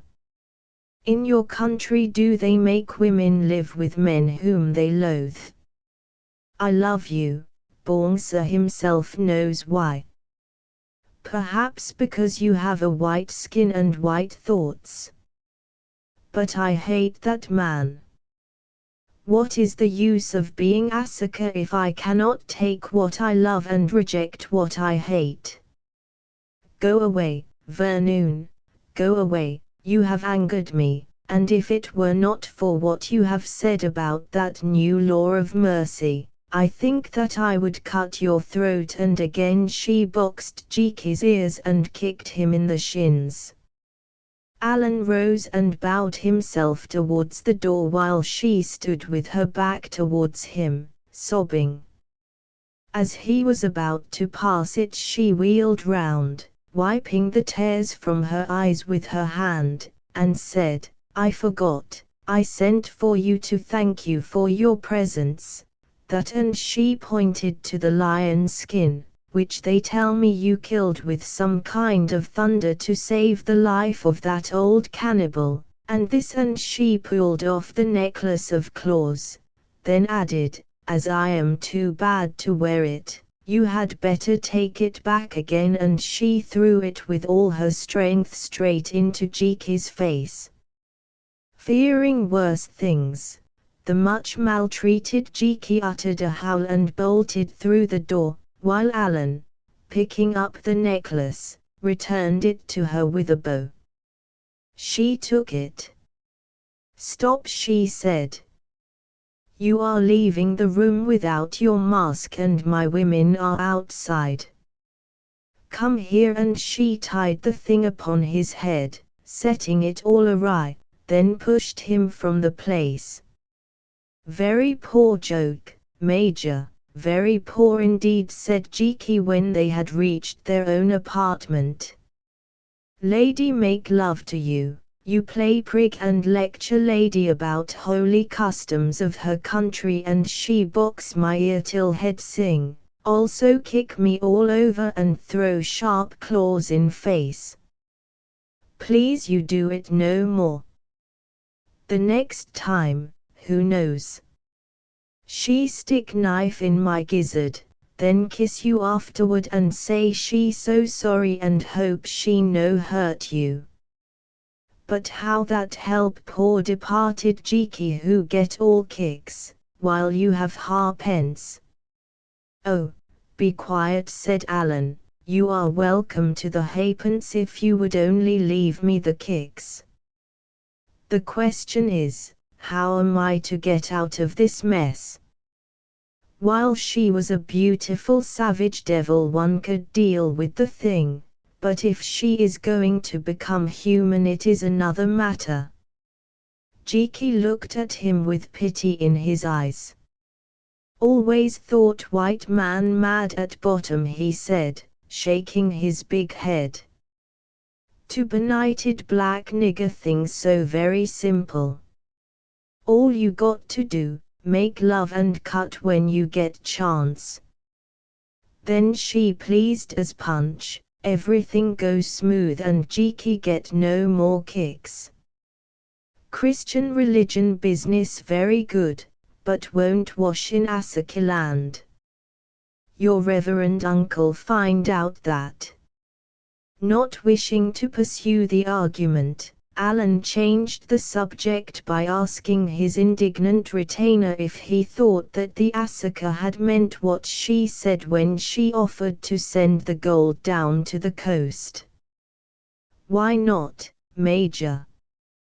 That good lady always mean what she say, and what she do too," and he dabbed wrathfully at the scratches made by the lion's claws on his face, then added, "She know her own mind, not like shilly-shally, see-saw white woman, who get up one thing and go to bed another. If she love she love, if she hate she hate. If she say she send gold, she send it, though pity to part with all that cash, because 'spect someone bag it." Alan reflected a while.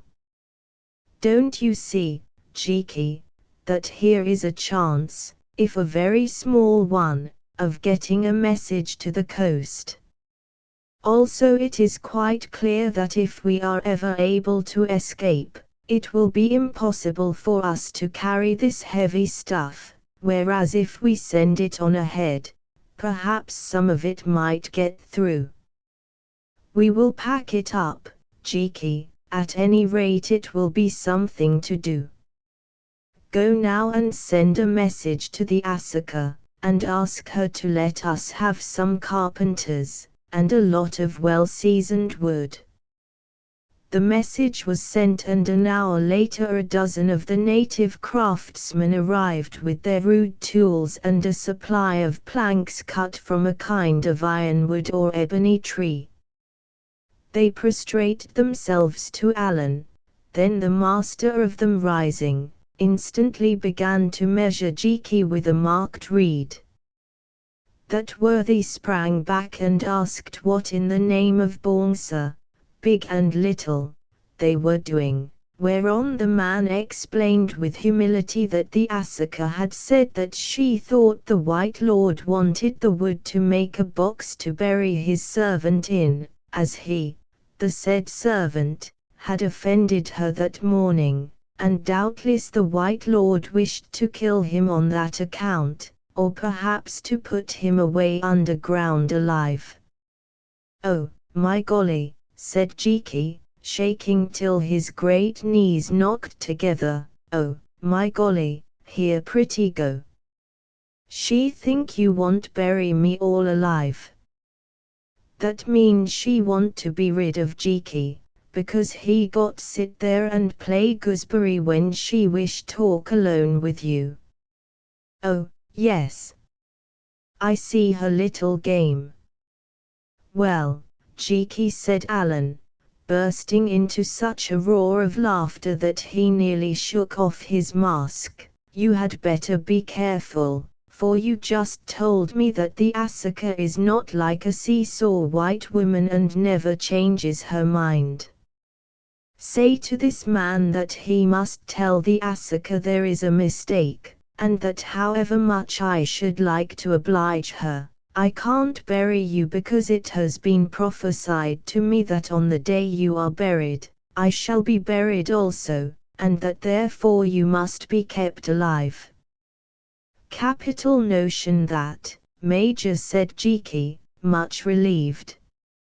"She not want bury you just at present, next year perhaps, but not now. I tell him." And he did with much vigor. This slight misconception having been disposed of, they explained to the carpenters what was wanted. First, all the gold was emptied out of the sacks in which it remained as the priests had brought it, and divided into heaps, each of which weighed about 40 pounds, a weight that with its box Alan considered would be a good load for a porter. Of these heaps there proved to be 53, their total value, Alan reckoned, amounting to about 100,000 pounds sterling.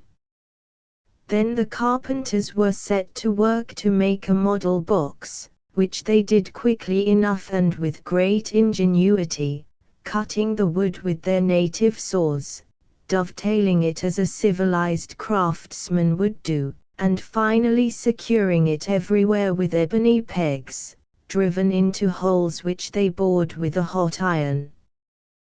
The result was a box that would stand any amount of rough usage, and when finally pegged down, one that could only be opened with a hammer and a cold chisel. This box making went on for 2 whole days. As each of them was filled and pegged down, the gold within being packed in sawdust to keep it from rattling, Alan amused himself in adding an address with a feather brush and a supply of red paint such as the Asaki priests used to decorate their bodies. At first he was puzzled to know what address to put, but finally decided upon the following: Major Vernon, care of Miss Shampers, The Court, near Kingswell, England.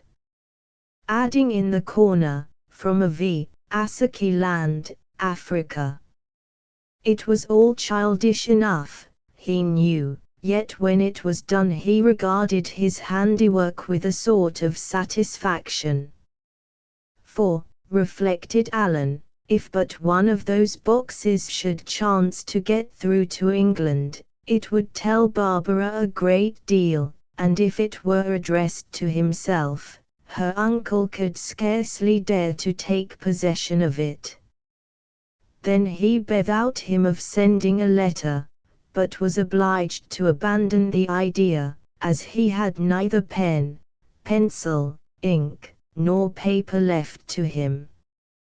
Whatever arts remained to them, that of any form of writing was now totally unknown to the Asaki, although marks that might be writing, it will be remembered, did appear on the inner side of the little bronze mask, an evidence of its great antiquity. Even in the days when they had wrapped up the Egyptian, the Roman, and other early manganas in sheets of gold and set them in their treasure house. Apparently they had no knowledge of it, for not even an hieroglyph or a rune appeared upon the imperishable metal shrouds.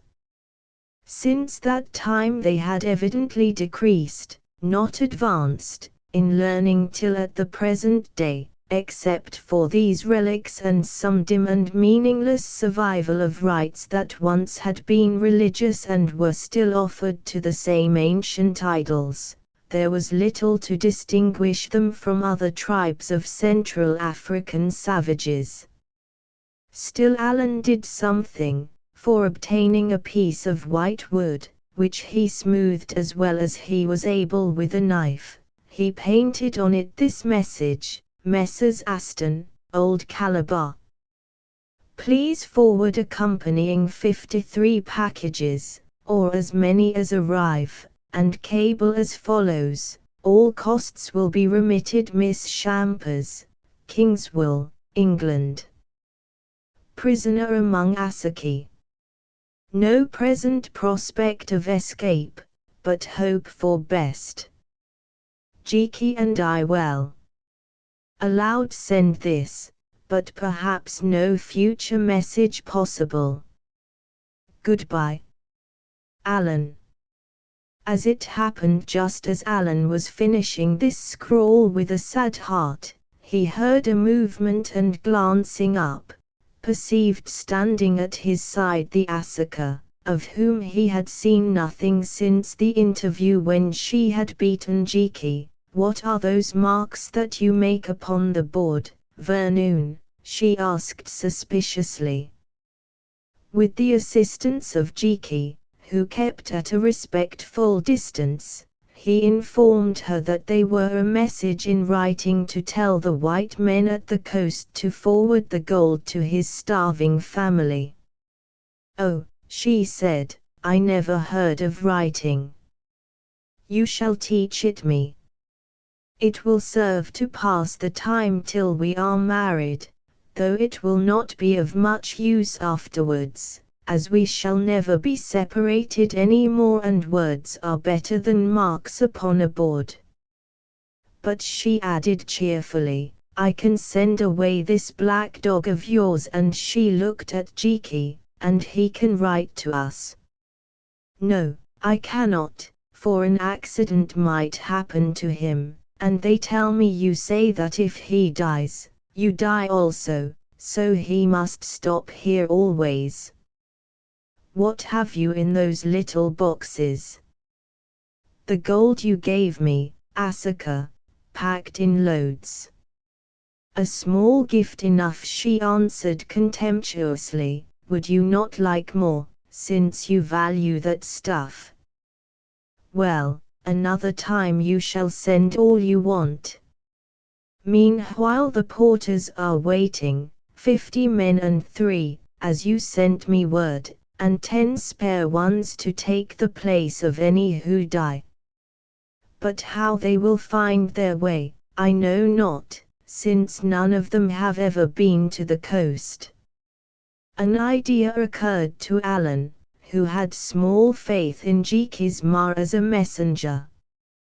The Ogular prisoners could show them, he said, at any rate as far as the forest, and after that they could find out.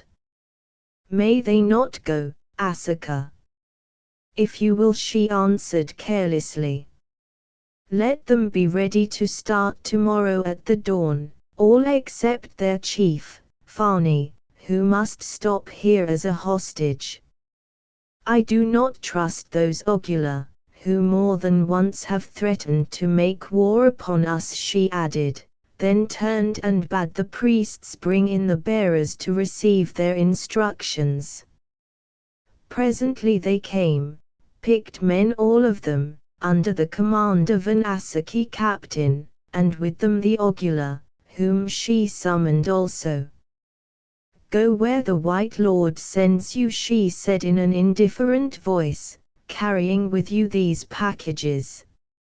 I do not know where it is, but these man-eaters will show you some of the way. and if you fail in the business but live to come back again, you shall be sacrificed to Bongsa at the next feast. If you run away, then your wives and children will be sacrificed. Food shall be given you for your journey, and gold to buy more when it is gone. Now, Vernoon, tell them what they have to do. So Alan, or rather Jiki, told them, and these directions were so long and minute, that before they were finished the Asuka grew tired of listening and went away, saying as she passed the captain of the company, "Remember my words, man, succeed or die, but of your land and its secrets say nothing." "I hear," answered the captain, prostrating himself. That night Alan summoned the Ogula and spoke to them through Jiki in their own language. At first they declared that they would not leave their chief, preferring to stay and die with him. "Not so," said Fani. "Go, my children, that I may live. Go and gather the tribe, all the thousands of them who are men and can fight, and bring them up to attack Asuka land, to rescue me if I still live, or to avenge me if I am dead.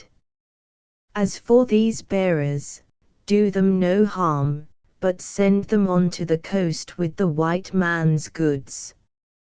So in the end the Ogula said that they would go, and when Alan woke up on the following morning, he was informed that they and the Asaki porters had already departed upon their journey. Then he dismissed the matter from his mind, for to tell the truth he never expected to hear of them any more. Chapter 15. Alan falls ill. After the departure of the messengers a deep melancholy fell upon Alan, who was sure that he had now no further hope of communicating with the outside world. Bitterly did he reproach himself for his folly in having ever journeyed to this hateful place in order to secure, what? About £100,000 worth of gold, which of course he never could secure, as it would certainly vanish or be stolen on its way to the coast. For this gold he had become involved in a dreadful complication which must cost him much misery, and sooner or later life itself, since he could not marry that beautiful savage Asuka, and if he refused her she would certainly kill him in her outraged pride and fury. Day by day she sent for him, and when he came, assumed a new character, that of a woman humbled by a sense of her own ignorance, which she was anxious to amend. So he must play the role of tutor to her, telling her of civilized peoples, their laws, customs and religions, and instructing her how to write and read. She listened and learned submissively enough, but all the while Alan felt as one might who is called upon to teach tricks to a drugged panther. The drug in this case was her passion for him, which appeared to be very genuine. But when it passed off, or when he was obliged to refuse her, what, he wondered, would happen then? Anxiety and confinement told on him far more than all the hardships of his journey. His health ran down, he began to fall ill. Then, as bad luck would have it, walking in that damp, unwholesome cedar garden, out of which he might not stray, he contracted the germ of some kind of fever which in autumn was very common in this poisonous climate. 3 days later he became delirious, and for a week after that hung between life and death. Well was it for him that his medicine chest still remained intact, and that recognizing his own symptoms before his head gave way, he was able to instruct Jiki what drugs to give him at the different stages of the disease. For the rest, his memories of that dreadful illness always remained very vague. He had visions of Jiki and of a robed woman whom he knew to be the Asuka, bending over him continually. Also it seemed to him that from time to time he was talking with Barbara, which even then he knew must be absurd, for how could they talk across thousands of miles of land and sea? At length his mind cleared suddenly, and he awoke as from a nightmare to find himself lying in the hall or room where he had always been, feeling quite cool and without pain, but so weak that it was an effort to him to lift his hand. He stared about him and was astonished to see the white head of Jiki rolling uneasily to and fro upon the cushions of another bed nearby. "Jiki," he said, "are you ill too, Jiki?" At the sound of that voice his retainer started up violently. "What, Major, you awake?" he said. "Thanks be to all gods, white and black, yes, and yellow too, for I thought your goose cooked." "No, no, Major, I not ill, only Asuka say so." "You go to bed, so she make me go to bed." "You get worse, she treat me cruel, you seem better, she stuff me with food till I burst." "All because you tell her that you and I die same day." "Oh, Lord!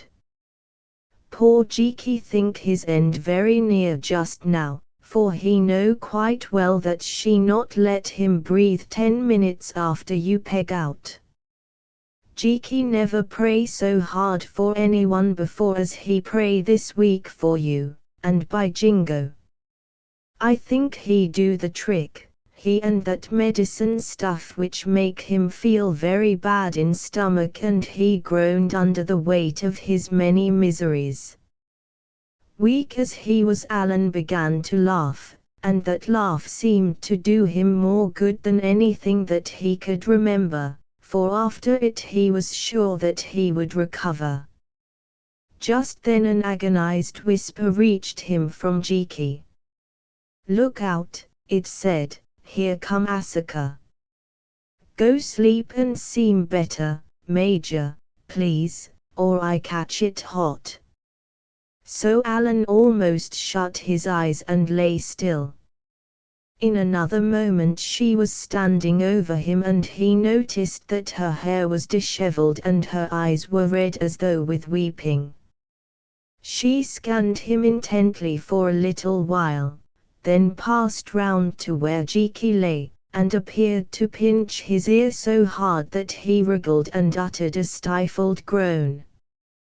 "How is your lord, dog?" she whispered.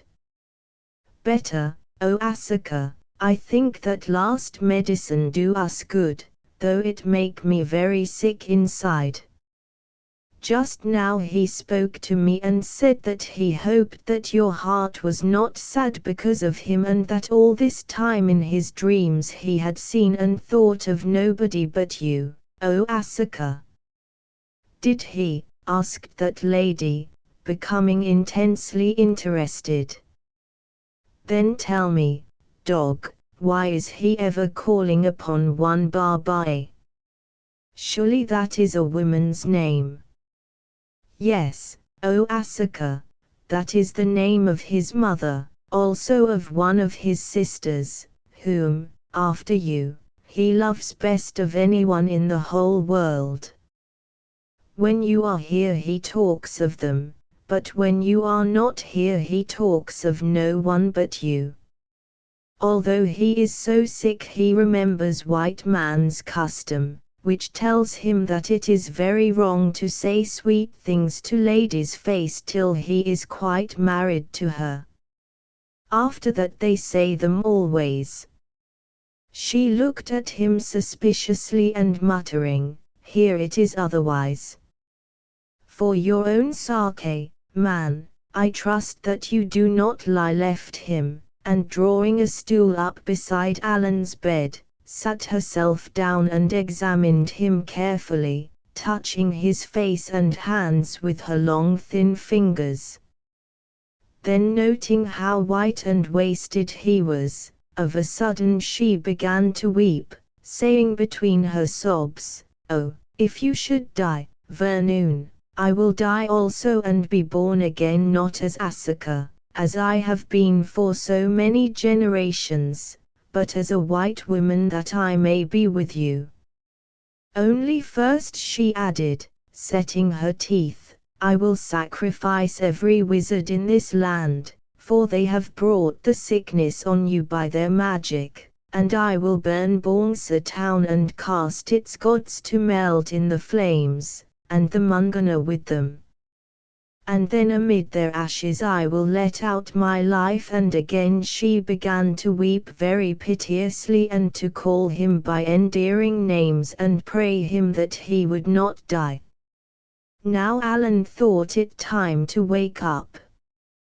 He opened his eyes, stared at her vacantly, and asked if it were raining, which indeed it might have been, for her big tears were falling on his face. She uttered a gasp of joy.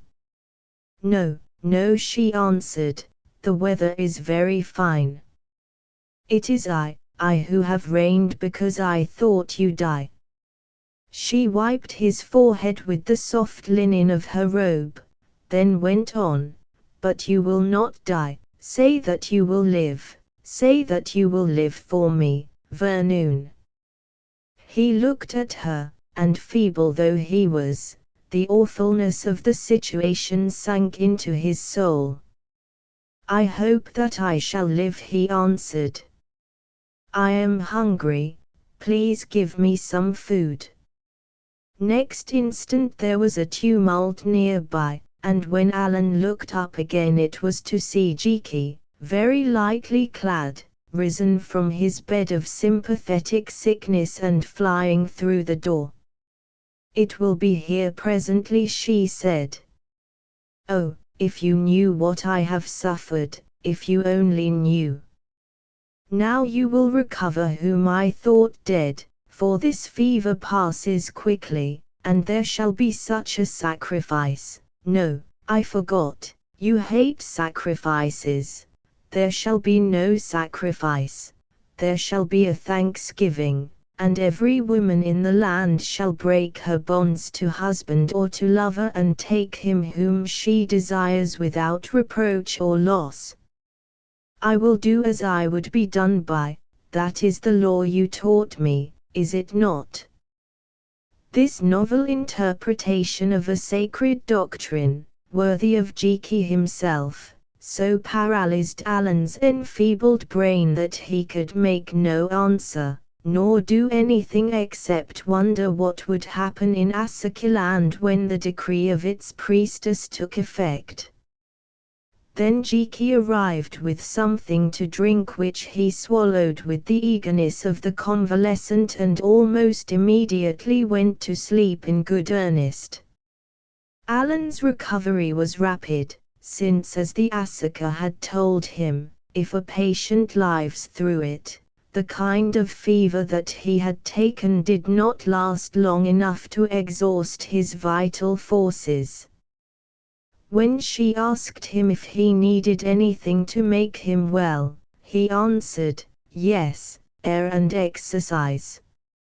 She replied that he should have both, and next morning his hated mask was put upon his face and he was supported by priests to a door where a litter, or rather litters, were waiting, one for himself and another for Jiki, who, although in robust health, was still supposed to be officially ill and not allowed to walk upon his own legs. They entered these litters and were borne off till presently they met a third litter of particularly gorgeous design carried by masked bearers, wherein was the Asuka herself, wearing her coronet and a splendid robe. Into this litter, which was fitted with a second seat, Alan was transferred, the Mungana, for whom it was designed, being placed in that vacated by Alan, which either by accident or otherwise, was no more seen that day. They went up the mountain side and to the edge of the great fall and watched the waters thunder down, though the crest of them they could not reach. Next they wandered off into the huge forests that clothed the slopes of the hills and there halted and ate. Then as the sun sank they returned to the gloomy Bongsa town beneath them. For Alan, notwithstanding his weakness and anxieties, it was a heavenly day. The Asaka was passive, some new mood being on her, and scarcely troubled him at all except to call his attention to a tree, a flower, or a prospect of the scenery.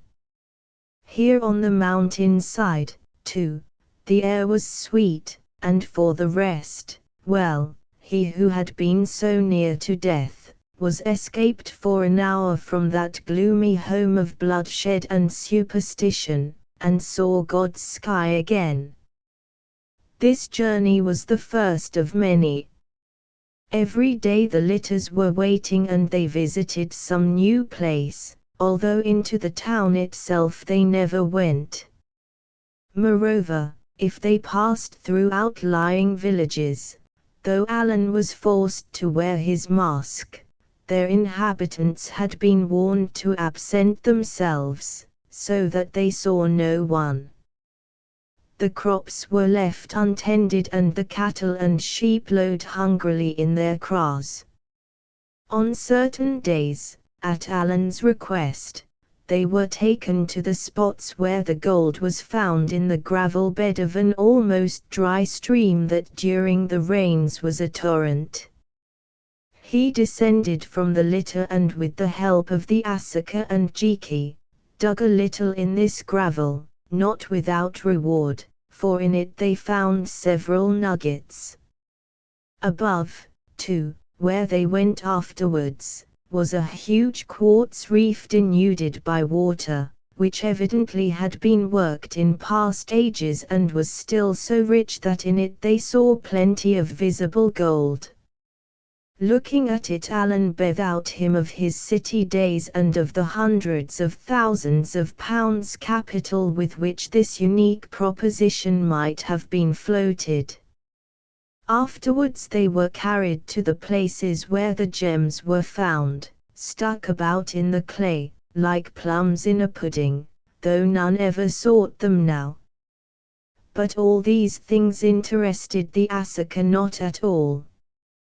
"What is the good of gold?" she asked of Alan, "except to make things of, or the bright stones except to play with? What is the good of anything except food to eat and power and wisdom that can open the secret doors of knowledge, of things seen and things unseen, and love that brings the lover joy and forgetfulness of self and takes away the awful loneliness of the soul, if only for a little while?" Not wishing to drift into discussion on the matter of love, Alan asked the priestess to define her soul, whence it came and whither she believed it to be going. "My soul is I, Vernoon," she answered, "and already very, very old. Thus it has ruled amongst this people for thousands of years." "How is that?" he asked, seeing that the Asaka dies. "Oh, no, Vernoon, she does not die, she only changes. The old body dies, the spirit enters into another body which is waiting. Thus until I was 14 I was but a common girl, the daughter of a headman of that village yonder, at least so they tell me, for of this time I have no memory. Then the Asaka died, and as I had the secret marks and the beauty that is hers, the priests burnt her body before Big Bongsa and suffocated me, the child, in the smoke of the burning. But I awoke again, and when I awoke the past was gone and the soul of the Asuka filled me, bringing with it its awful memories, its gathered wisdom, its passion of love and hate, and its power to look backward and before. "Do you ever do these things?" asked Alan. "Backward, yes. Before very little, since you came, not at all, because my heart is a coward and I fear what I might see." "Oh, Vernoon, Vernoon, I know you and your thoughts. You think me a beautiful beast who loves like a beast, who loves you because you are white and different from our men. Well, what there is of the beast in me the gods of my people gave, for they are devils and I am their servant. But there is more than that, there is good also which I have won for myself. I knew you would come even before I had seen your face, I knew you would come," she went on passionately, "and that is why I was yours already. But what would befall after you came, that I neither knew, nor know, because I will not seek, who could learn it all."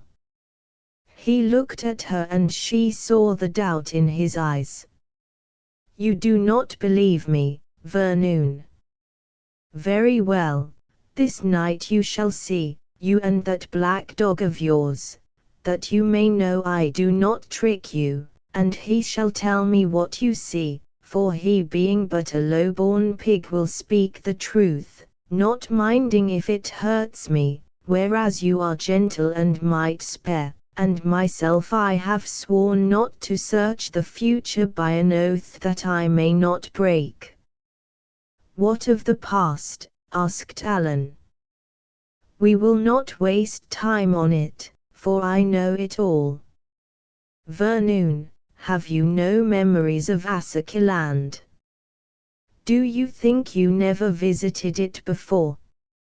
"Never," said Alan. "It was my uncle who came and ran away with little Bongsa on his head." "That is news indeed," she replied mockingly. "Did you then think that I believed it to be you, though it is true that she who went before, or my spirit that was in her, fell into error for an hour, and thought that fool uncle of yours was the man? When she found her mistake she let him go, and bade the god go with him that it might bring back the appointed man, as it has done, yes, that little Bongsa, who knew him of old, might search him out from among all the millions of men, born or unborn, and bring him back to me. Therefore also she chose a young black dog who would live for many years, and bade the god to take him with her, and told him of the wealth of our people that it might be a bait upon the hook. Do you see, Vernoon, that yellow dirt was the bait, that I am the hook? Well, you have felt it before, so it should not gall you overmuch." Now Alan was more frightened than he had been since he set foot in Asukiland, for of a sudden this woman became terrible to him. He felt that she knew things which were hidden from him. For the first time he believed in her, believed that she was more than a mere passionate savage set by chance to rule over a bloodthirsty tribe, that she was one who had a part in his destiny. "Felt the hook," he muttered. "I do not understand." "You are very forgetful," she answered. "Vernoon, we have lived and loved before, who were twin souls from the first.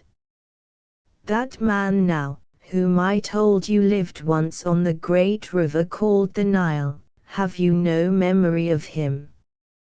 Well, well, let it be, I will tell you afterwards. Here we are at the Gold House again. Tonight when I am ready I will send for you, and this I promise, you shall leave me wiser than you were.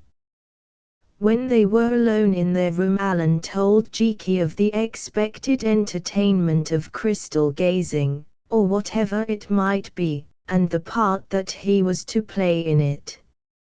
You say that again, Major, said Jiki.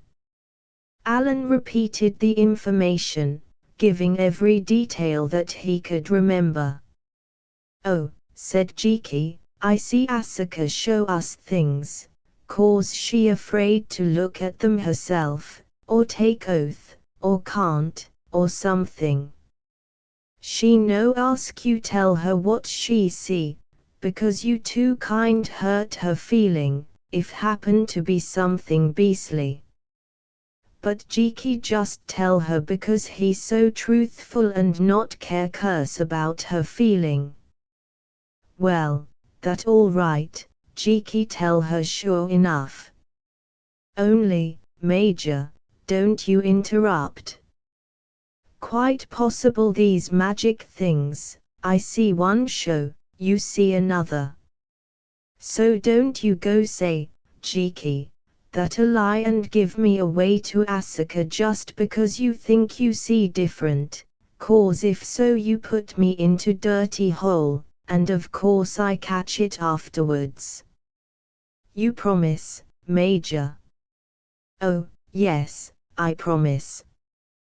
But, Jiki, do you really think we are going to see anything? Can't say, Major, and he shook his head gloomily. Perhaps all put up job. But lots of rum things in world, Major, specially among beastly African savage who very curious and always ready pay blood to bad spirit.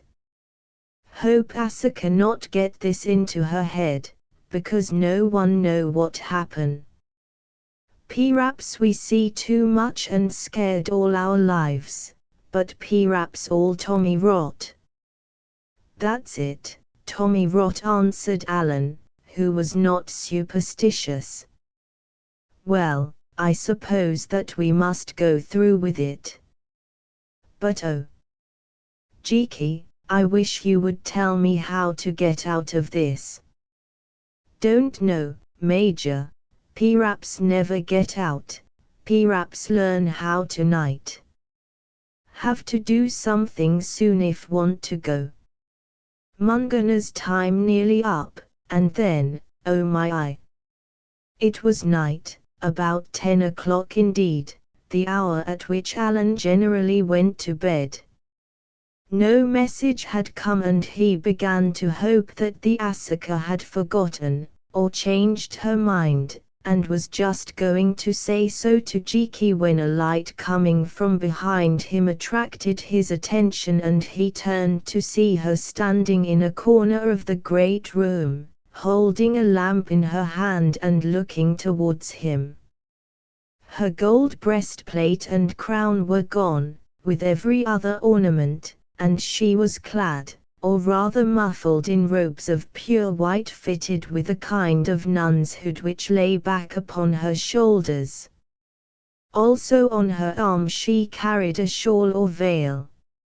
Standing thus, all undecked, with her long hair fastened in a simple knot, she still looked very beautiful, more so than she had ever been, thought Alan, for the cruelty of her face had faded and was replaced by a mystery very strange to see. She did not seem quite like a natural woman, and that was the reason, perhaps, that Alan for the first time felt attracted by her.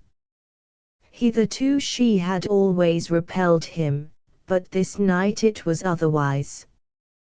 "How did you come here?" he asked in a more gentle voice than he generally used towards her. Noting the change in his tone, she smiled shyly and even colored a little, then answered, "This house has many secrets, Vernoon. When you are lord of it you shall learn them all, till then I may not tell them to you.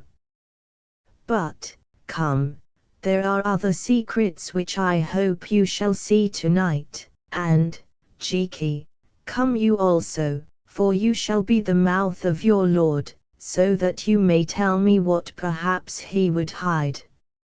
I will tell you everything, everything, O Asuka, answered Jiki, stretching out his hands and bowing almost to the ground. Then they started, and following many long passages as before, although whether they were the same or others Alan could not tell, came at last to a door which he recognized, that of the treasure house. As they approached this door it opened, and through it, like a hunted thing, ran the bedizened Mungana, husband of the Asuka, terror, or madness, shining in his eyes. Catching sight of his wife, who bore the lamp, he threw himself upon his knees and snatching at her robe, addressed some petition to her, speaking so rapidly that Alan could not follow his words. For a moment she listened, then dragged her dress from his hand and spurned him with her foot. There was something so cruel in the gesture and the action, so full of deadly hate and loathing, that Alan, who witnessed it, experienced a new revulsion of feeling towards the Asuka. What kind of a woman must she be, he wondered, who could treat a discarded lover thus in the presence of his successor? With a groan or a sob, it was difficult to say which, the poor man rose and perceived Alan, whose face he now beheld for the first time, since the Asuka had told him not to mask himself as they would meet no one. The sight of it seemed to fill him with jealous fury. At any rate he leapt at his rival, intending, apparently, to catch him by the throat. Alan, who was watching him, stepped aside, so that he came into violent contact with the wall of the passage and, half stunned by the shock, reeled onwards into the darkness. "The hog," said the Asuka, or rather she hissed it, "the hog, who dared to touch me and to strike at you. Well, his time is short, would that I could make it shorter.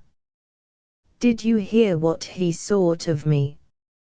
Alan, who wished for no confidences, replied by asking what the Mungana was doing in the treasure house, to which she answered that the spirits who dwelled there were eating up his soul, and when they had devoured it all he would go quite mad and kill himself.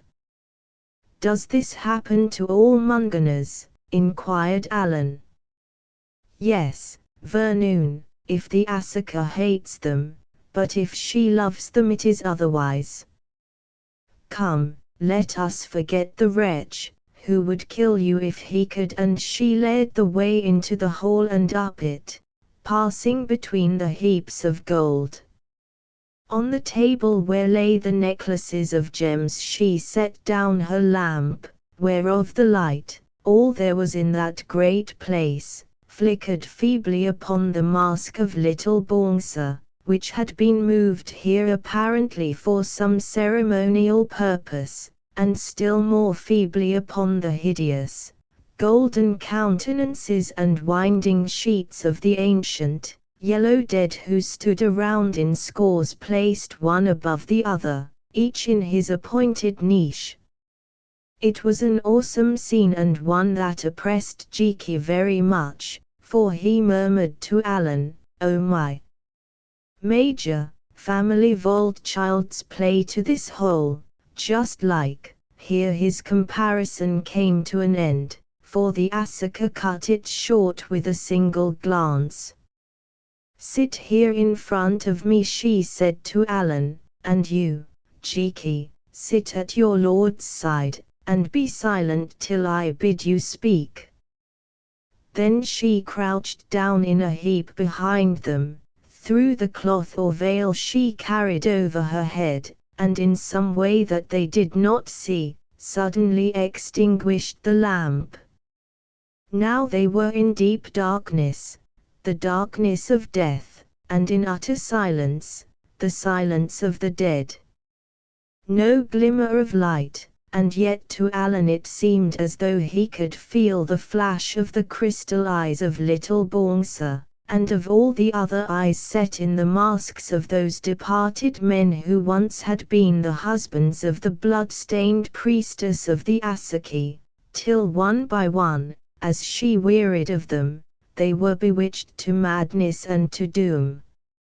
In that utter quiet he thought even that he could hear them stir within their winding sheets, or it may have been that the Asaka had risen and moved among them on some errand of her own.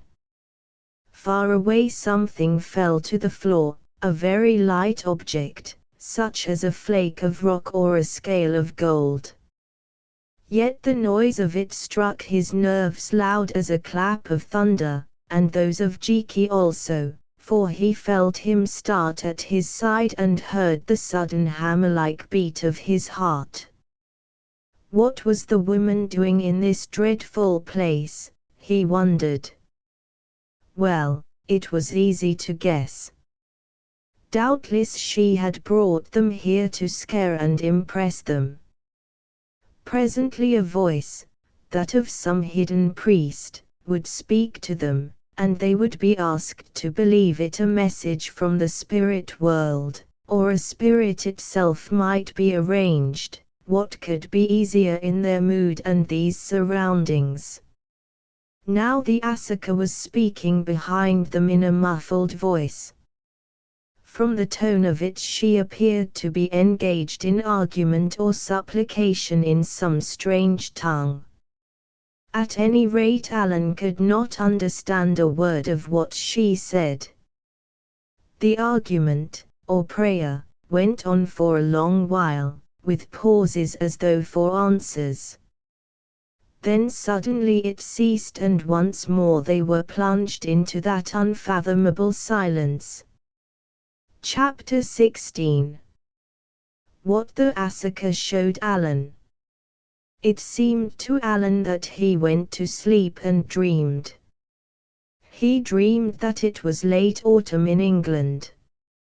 Leaves drifted down from the trees beneath the breath of a strong, damp wind, and ran or floated along the road till they vanished into a ditch, or caught against a pile of stones that had been laid ready for its repair. He knew the road well enough. He even knew the elm tree beneath which he seemed to stand on the crest of a hill. It was that which ran from Mr. Champers Haswell's splendid house, the court, to the church. He could see them both, the house to the right, the church to the left, and his eyesight seemed to have improved, since he was able to observe that at either place there was bustle and preparation as though for some big ceremony. Now the big gates of the court opened and through them came a funeral. It advanced toward him with unnatural swiftness, as though it floated upon air, the whole melancholy procession of it. In a few seconds it had come and gone, and yet during those seconds he suffered agony, for there arose in his mind a horrible terror that this was Barbara's burying. He could not have endured it for another moment, he would have cried out or died, only now the mourners passed him, following the coffin, and in the first carriage he saw Barbara seated, looking sad and somewhat troubled, but well. A little further down the line came another carriage, and in it was Sir Robert Aylward, staring before him with cold, impassive face. In his dream Alan thought to himself that he must have borrowed this carriage, which would not be strange, as he generally used motors, for there was a Piz coronet upon the panels and the silver-mounted harness. The funeral passed and suddenly vanished into the churchyard gates, leaving Alan wondering why his cousin Haswell was not seated at Barbara's side. Then it occurred to him that it might be because he was in the coffin, and at that moment in his dream he heard the Asuka asking Jiki what he saw, heard Jiki answering also, a burying in the country called England. Of whom, Jiki? Then after some hesitation, the answer, of a lady whom my lord loves very much. They bury her. What was her name, Jiki? Her name was Barbara. Barbara, why that you told me was the name of his mother and his sister. Which of them is buried? Neither, O Asuka. It was another lady who loved him very much and wanted to marry him, and that was why he ran away to Africa. But now she is dead and buried. Are all women in England called Barbara, Jiki? Yes, O Asuka, Barbara means woman.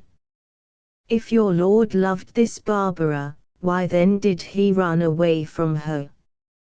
Well, it matters not since she is dead and buried, for whatever their spirits may feel, no man cares for a woman that is dead until she clothes herself in flesh again.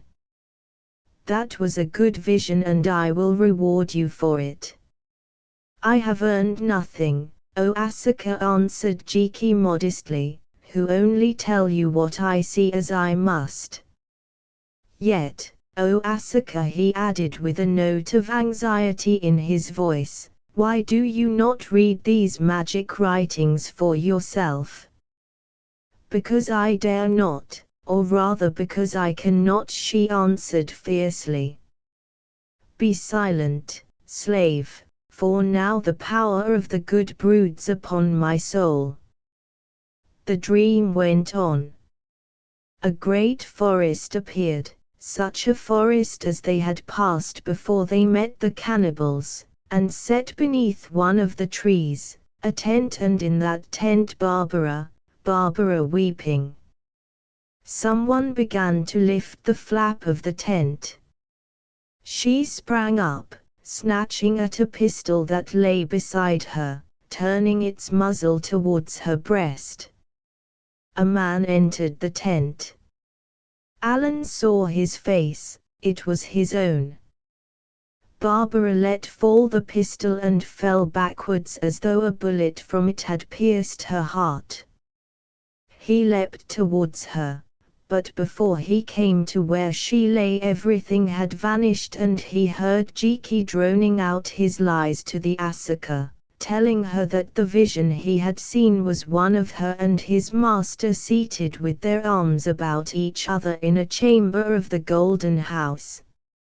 A third time the dream descended on Alan like a cloud. It seemed to him that he was born beyond the flaming borders of the world. Everything around was new and unfamiliar, vast, changing, lovely, terrible.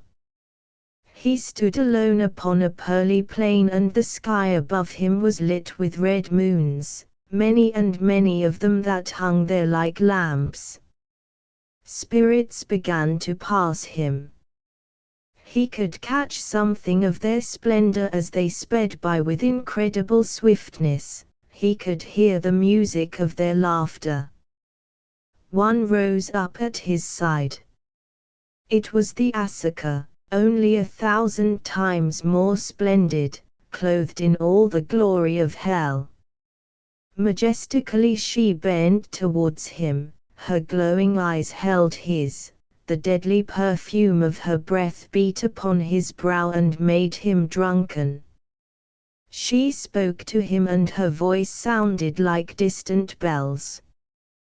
Through many a life she said, bought with much blood, paid for with 1,000,000 tears, but mine at last, the soul that I have won to comfort my soul in the eternal day.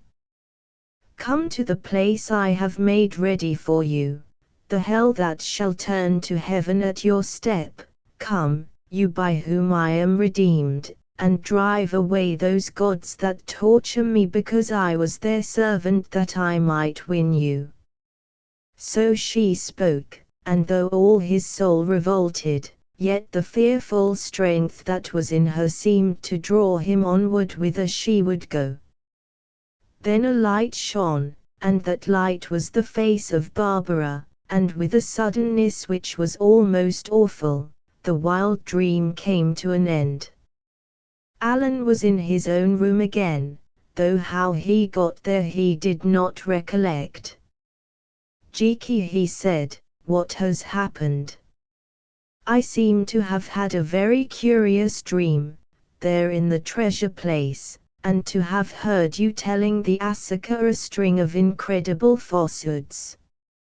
"Oh, no, Major, Jiki can't lie, too good Christian, he tell her what he see, or what he think she see if she look, cause though p'raps he see nothing, she never believe that." And he added with a burst of confidence, "What the dickens it matter what he tell her, so long as she swallow same and keep quiet. Nasty things always make women like Asuka quite outrageous. Give them sweet to suck, say Jiki, and if they ill afterwards, that no fault of his. They had sweet." "Quite so, Jiki, quite so, only I should advise you not to play too many tricks upon the Asuka, lest she should happen to find you out." "How did I get back here?" "Like man that walk in his sleep, Major. She go first, you follow, just as little lamb after Mary in him." "Jiki, did you really see anything at all?" "No, Major, nothing particular, except ghost of Mrs. Jiki and of your reverend uncle, both of them very angry." "That magic all stuff, Major. Asuka put something in your grub make you drunk, so that you think her very wise." "Don't think of it no more, Major, or you go off your chump. If Jiki see nothing, depend on it there nothing to see." "Perhaps so, Jiki, but I wish I could be sure you had seen nothing. Listen to me, we must get out of this place somehow, or as you say, I shall go off my chump. It's haunted, Jiki, it's haunted, and I think that Asuka is a devil, not a woman." "That what priests say, Major, very old devil, part of Bongsa," he answered, looking at his master anxiously. "Well, don't you fret, Jiki not afraid of devils, Jiki get you out in good time. Go to bed and leave it all to Jiki." 15 more days had gone by, and it was the eve of the night of the second full moon when Alan was destined to become the husband of the Asuka. She had sent for him that morning and he found her radiant with happiness. Whether or no she believed Jiki's interpretation of the visions she had called up, it seemed quite certain that her mind was void of fears and doubts. She was sure that Alan was about to become her husband, and had summoned all the people of the Asaki to be present at the ceremony of their marriage, and incidentally of the death of the Mungana who, poor wretch, was to be forced to kill himself upon that occasion. Before they parted she had spoken to Alan sweetly enough. "Vernoon," she said, "I know that you do not love me as I love you, but the love will come, since for your sake I will change myself. I will grow gentle, I will shed no more blood, that of the Mungana shall be the last, and even him I would spare if I could. Only while he lives I may not marry you. It is the one law that is stronger than I am, and if I broke it I and you would die at once. You shall even teach me your faith, if you will, for what is good to you is henceforth good to me. Ask what you wish of me, and as an earnest I will do it if I can. Now Alan looked at her. There was one thing that he wished above all others, that she would let him go. But this he did not dare to ask, moreover, it would have been utterly useless. After all, if the Asuka's love was terrible, what would be the appearance of her outraged hate? What could he ask? More gold. He hated the very name of the stuff, for it had brought him here. He remembered the old cannibal chief, Farney, who, like himself, languished a prisoner, daily expecting death. Only that morning he had implored him to obtain his liberty. I thank you, Asuka, he said. Now, if your words are true, set Farney free and let him return to his own country, for if he stays here he will die. Surely, Vernoon, that is a small thing, she answered, smiling, though it is true that when he gets there he will probably make war upon us. Well, let him, let him. Then she clapped her hands and summoned priests, whom she bade go at once and conduct Farney out of Bongsa town. Also she bade them loose certain slaves who were of the Ogula tribe, that they might accompany him laden with provisions, and send on orders to the outposts that Farney and his party should be furnished with a canoe and pass unmolested from the land. This done, she began to talk to Alan about many matters, however little he might answer her. Indeed, it seemed almost as though she feared to let him leave her side, as though some presentiment of loss oppressed her. At length, to Alan's great relief, the time came when they must part, since it was necessary for her to attend a secret ceremony of preparation or purification that was called putting off the past. Although she had been thrice summoned, still she would not let him go. They call you, Asuka, said Alan. Yes, yes, they call me, she replied, springing up. Leave me, Vernoon, till we meet tomorrow to part no more. Oh! Why is my heart so heavy in me? That black dog of yours read the visions that I summoned but might not look on, and they were good visions.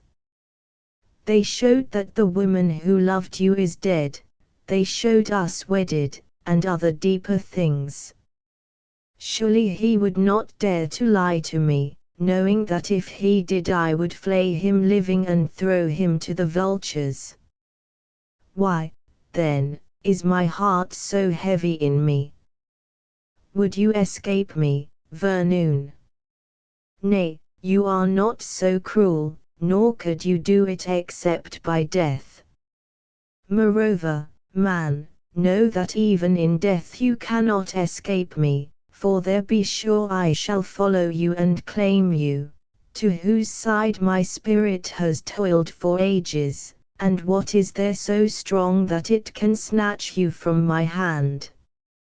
She looked at him a moment, then of a sudden burst into a flood of tears, and, seizing his hand, threw herself upon her knees and kissed it again and again. Go now, she said, go, and let my love go with you, through lives and deaths, and all the dreams beyond. Oh, let my love go with you, as it shall, Vernoon. So he went, leaving her weeping on her knees. During the dark hours that followed, Alan and madness were not far apart. What could he do? Escape was utterly impossible. For weeks he and Jiki had considered it in vain. Even if they could win out of the Gold House fortress, what hope had they of making their way through the crowded, tortuous town where, after the African fashion, people walked about all night, every one of whom would recognize the white man, whether he were masked or no. Besides, beyond the town were the river and the guarded walls and gates, and beyond them open country where they would be cut off or run down. No, to attempt escape was suicide. Suicide. That gave him an idea. Why should he not kill himself? It would be easy enough, for he still had his revolver and a few cartridges, and surely it was better than to enter on such a life as awaited him as the plaything of a priestess of a tribe of fetish-worshipping savages. But if he killed himself, how about Barbara, and how about poor old Jiki, who would certainly be killed also? Besides, it was not the right thing to do, and while there is life there is always hope.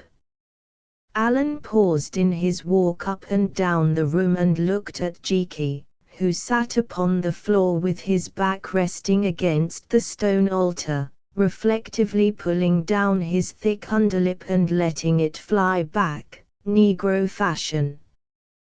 "Jiki," he said, "time's up. What am I to do?" "Do, Major," he replied with affected cheerfulness. "Oh, that quite simple. Jiki, arrange everything. You marry Asuka, and by, when you master here and tired of her, you give her slip. Very interesting experience, no white man ever have such luck before. Asuka not half bad, if she fond of you, she like little girl in song, when she good, she very, very good. At any rate, nothing else to do. Marry Asuka or spifurcate, which mean, Major, that Jiki spifurcate too," and he added, shaking his white head sadly, "he no like that. One or two little things on his mind that no get time to square up yet. Don't pray like Christian here, cause afraid of bouncers, and bouncers come even with him by and by, cause he been Christian, so poor Jiki fall down bump between two stools. Apostles kick him out of heaven and bouncers kick him out of hell, and where Jiki go to then?" "Don't know, I am sure," answered Alan, smiling a little in spite of his sorrow, "but I think the bouncers might find a corner for you somewhere. Look here, Jiki, you old scamp, I am sorry for you have been a good friend to me and we are fond of each other. But just understand this, I am not going to marry that woman if I can help it. It's against my principles. So I shall wait till tomorrow and then I shall walk out of this place. If the guards try to stop me I shall shoot them while I have any cartridges. Then I shall go on until they kill me." "Oh. But Major, they not kill you, never, they chuck blanket over your head and take you back to Asuka. It Jiki they kill, skin him alive, oh, and all the rest of it. Hope not, Jiki, because they think we shall die the same day. But if so, I can't help it. Tomorrow morning I shall walk out, and now that's settled. I am tired and going to sleep, and he threw himself down upon the bed and, being worn out with weariness and anxiety, soon fell fast asleep. But Jiki did not sleep, although he too lay down upon his bed. On the contrary, he remained wide awake and reflected, more deeply perhaps than he had ever done before, being sure the superstition as to the dependence of Alan's life upon his own was now worn very thin, and that his hour was at hand. He thought of making Alan's wild attempt to depart impossible by the simple method of warning the Asuka, but, notwithstanding his native selfishness, was too loyal to let that idea take root in his mind.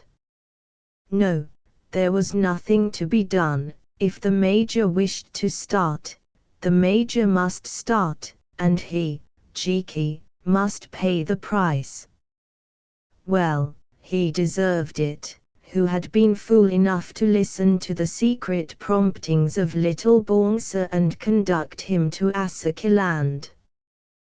Thus he passed several hours, for the most part in melancholy speculations as to the exact fashion of his end, until at length weariness overcame him also and, shutting his eyes, Jiki began to doze.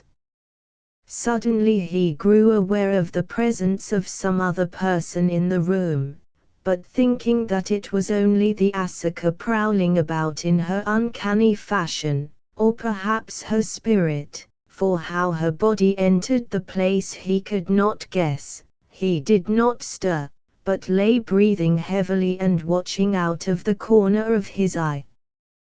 Presently a figure emerged from the shadows into the faint light thrown by the single lamp that burned above, and though it was wrapped in a dark cloak, Jiki knew at once that it was not the Asuka.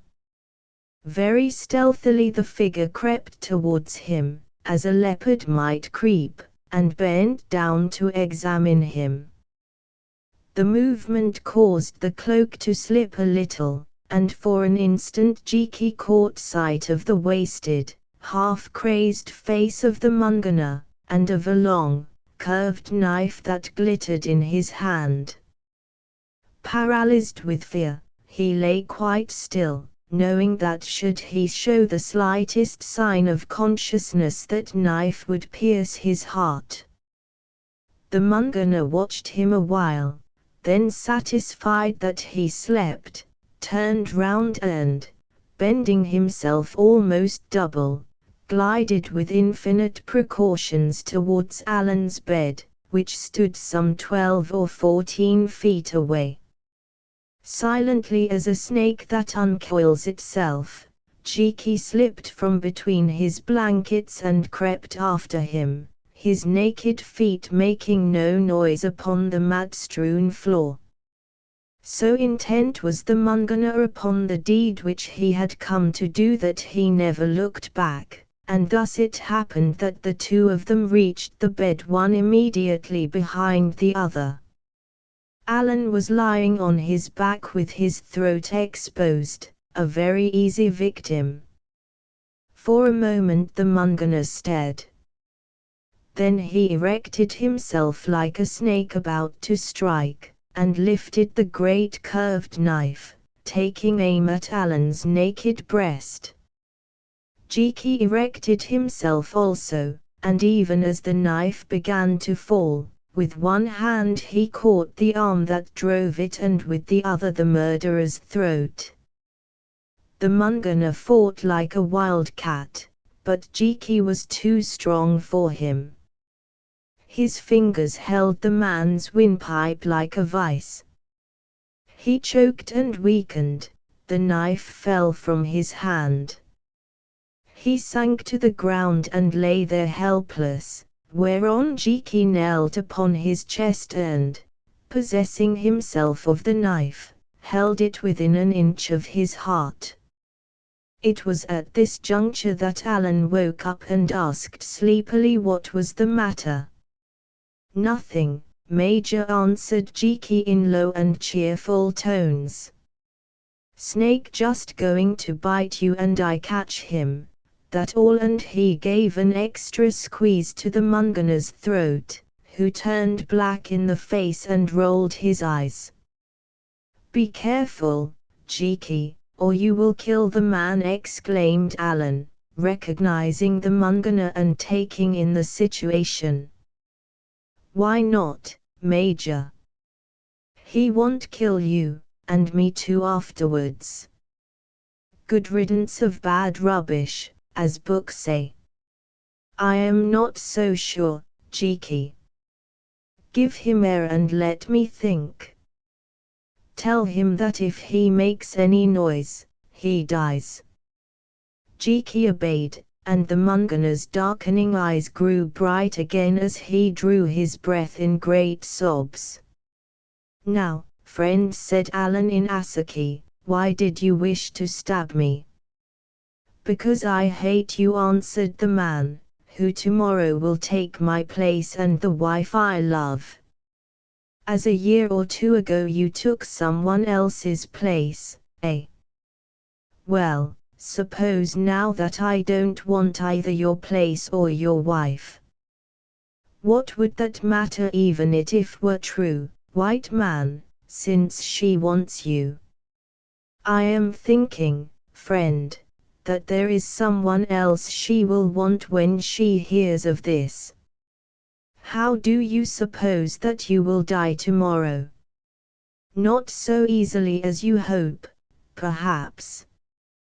The Mungana's eyes seemed to sink into his head, and his face to sicken with terror. That shaft had gone home. Suppose I make a bargain with you, went on Alan slowly. Supposing I say, Mungana, show me the way out of this place, as you can, now at once. Or if you prefer it, refuse and be given up to the Asaka. Come, you are not too mad to understand. Answer, and quickly. Would you kill me afterwards? He asked. Not I. Why should I wish to kill you? You can come with us and go where you will. Or you can stay here and die as the Asaka directs. I cannot believe you, white man. It is not possible that you should wish to run away from so much love and glory, or to spare one who would have slain you. Also it would be difficult to get you out of Bongsa town. Jiki, said Alan, this fellow is mad after all. I think you had better go to the door and shout for the priests. No, no, Lord, begged the wretched creature, I will trust you, I will try, though it is you who must be mad. Very good. Stand over him, Jiki, while I put on my things and, yes, give me that mask. If he stirs, kill him at once.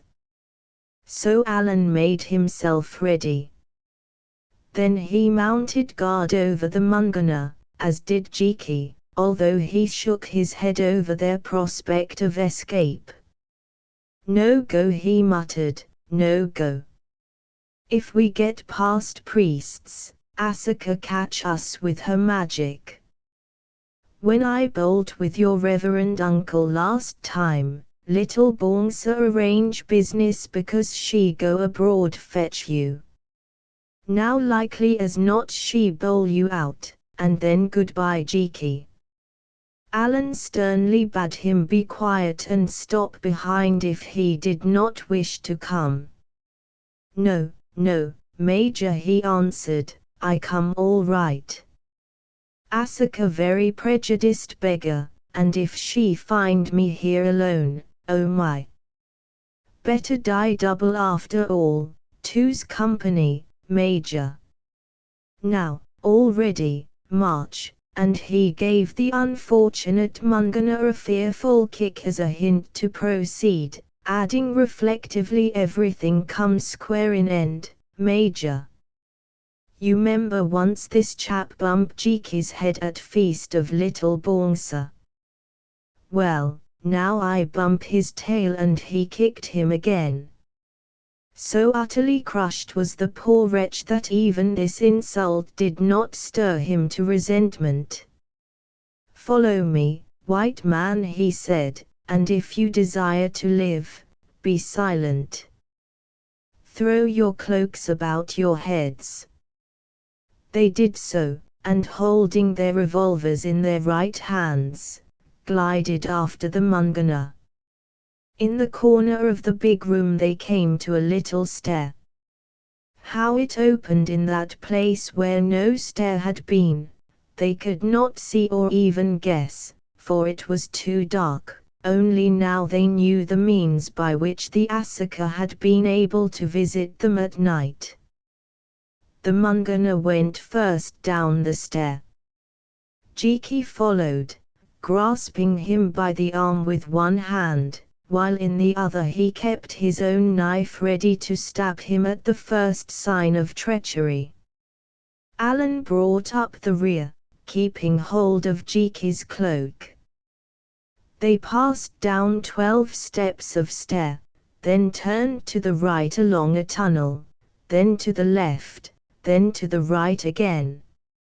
In the pitch darkness it was an awful journey, since they knew not whither they were being led, and expected that every moment would be their last.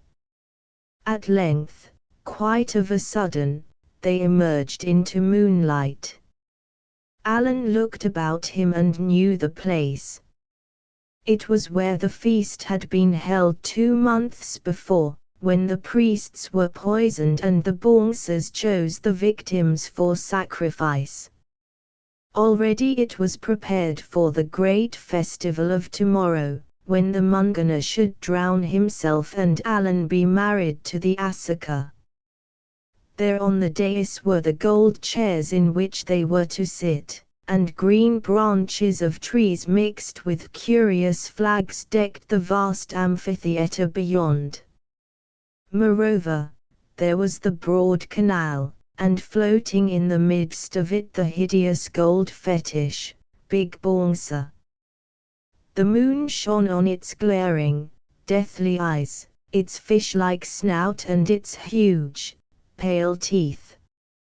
Alan looked at it and shivered, for the thing was horrid and uncanny, and the utter loneliness in which it lay staring up at the moon seemed to accentuate the horror.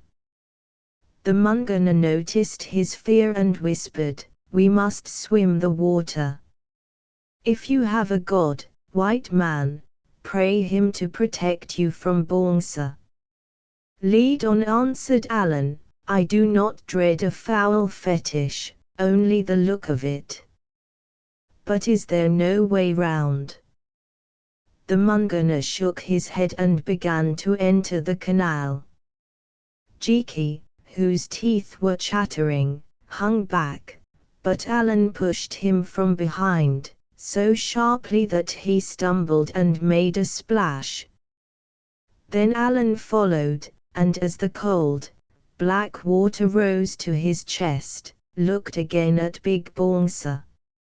It seemed to him that the thing had turned round and was staring at them. Surely a few seconds ago its snout pointed the other way. No, that must be fancy. He was swimming now, they were all swimming, Alan and Jeeky holding their pistols and little stock of cartridges above their heads to keep them dry. The gold head of Big Bongsa appeared to be lifting itself up in the water, as a reptile might, in order to get a better view of these proceedings, but doubtless it was the ripples that they caused which gave it this appearance. Only why did the ripples make it come towards them, quite gently, like an investigating fish? It was about 10 yards off and they were in the middle of the canal. The Mungana had passed it. It was in a line with Alan's head. Oh heavens! A sudden smother of foam, a rush like that of a torpedo, and set low down between two curving waves, a flash of gold. Then a gurgling, inhuman laugh and a weight upon his back. Down went Alan, down and down. Chapter 17. The end of the Mungana. The moonlight above vanished. Alan was alone in the depths with this devil, or whatever it might be. He could feel hands and feet gripping and treading on him, but they did not seem to be human, for there were too many of them. Also they were very cold. He gave himself up for dead and thought of Barbara. Then something flashed into his mind. In his hand he still held the revolver. He pressed it upwards against the thing that was smothering him, and pulled the trigger. Again he pulled it, and again, for it was a self-cocking weapon, and even there deep down in the water he heard the thud of the explosion of the damp-proof copper cartridges. His lungs were bursting, his senses reeled, only enough of them remained to tell him that he was free of that strangling grip and floating upwards. His head rose above the surface, and through the mouth of his mask he drew in the sweet air with quick gasps. Down below him in the clear water he saw the yellow head of Big Bouncer rocking and quivering like a great reflected moon, saw too that it was beginning to rise. Yet he could not swim away from it, the fetish seemed to have hypnotized him. He heard Jiki calling to him from the shallow water near the further bank, but still he floated there like a log and stared down at Big Bouncer wallowing beneath. Jiki plunged back into the canal and with a few strong strokes reached him, gripped him by the arm and began to tow him to the shore. Before they came there Big Bouncer rose like a huge fish and tried to follow them, but could not, or so it seemed. At any rate it only whirled round and round upon the surface, while from it poured a white fluid that turned the black water to the hue of milk. Then it began to scream, making a thin and dreadful sound more like that of an infant in pain than anything they had ever heard, a very sickening sound that Alan never could forget. He staggered to the bank and stood staring at it where it bled, rolled and shrieked, but because of the milky foam could make nothing out in that light. "What is it, Jiki?" he said with an idiotic laugh. "What is it?" "Oh, don't know. Devil and all, perhaps. Come on, Major, before it catch us." "I don't think it will catch anyone just at present. Devil or not, hollow-nosed bullets don't agree with it. Shall I give it another, Jiki?" and he lifted the pistol. "No, no, Major, don't play tomfool," and Jiki grabbed him by the arm and dragged him away. A few paces further on stood the Mungana like a man transfixed, and even then Alan noticed that he regarded him with something akin to awe. "Stronger than the god," he muttered, "stronger than the god," and bounded forward. Following the path that ran beside the canal, they plunged into a tunnel, holding each other as before. In a few minutes they were through it and in a place full of cedar trees outside the wall of the gold house, under which evidently the tunnel passed, for there it rose behind them. Beneath these cedar trees they flitted like ghosts, now in the moonlight and now in the shadow. The great fall to the back of the town was on their left, and in front of them lay one of the arms of the river, At this spot a raging torrent not much more than 100 feet in width, spanned by a narrow suspension bridge which seemed to be supported by 2 fiber ropes. On the hither side of this bridge stood a guard hut, and to their dismay out of this hut ran 3 men armed with spears, evidently to cut them off. One of these men sped across the bridge and took his stand at the further end, while the other 2 posted themselves in their path at the entrance to it. The Mungana slacked his speed and said one word, "Finished," and Jiki also hesitated, then turned and pointed behind them. Alan looked back and flitting in and out between the cedar trees, saw the white robes of the priests of Bongsa. Then despair seized them all, and they rushed at the bridge. Jiki reached it first and dodging beneath the spears of the 2 guards, plunged his knife into the breast of one of them, and butted the other with his great head, so that he fell over the side of the bridge onto the rocks below. "Cut, Major, cut," he said to Alan, who pushed past him. "All right now." They were on the narrow swaying bridge. It was but a single plank, Alan first, then the Mungana, then Jiki. When they were halfway across, Alan looked before him and saw a sight he could never forget. The 3rd guard at the further side was sawing through one of the fiber ropes with his spear.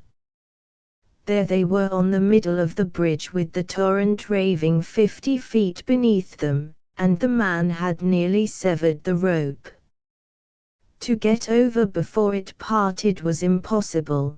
Behind were the priests, beneath the roaring river. All 3 of them stopped as though paralyzed, for all 3 had seen. Something struck against Alan's leg. It was his pistol that still remained fastened to his wrist by its leather thong. He cocked and lifted it, took aim and fired. The shot missed, which was not wonderful considering the light and the platform on which the shooter stood. It missed, but the man, astonished, for he had never seen or heard such a thing before, stopped his sawing for a moment, and stared at them.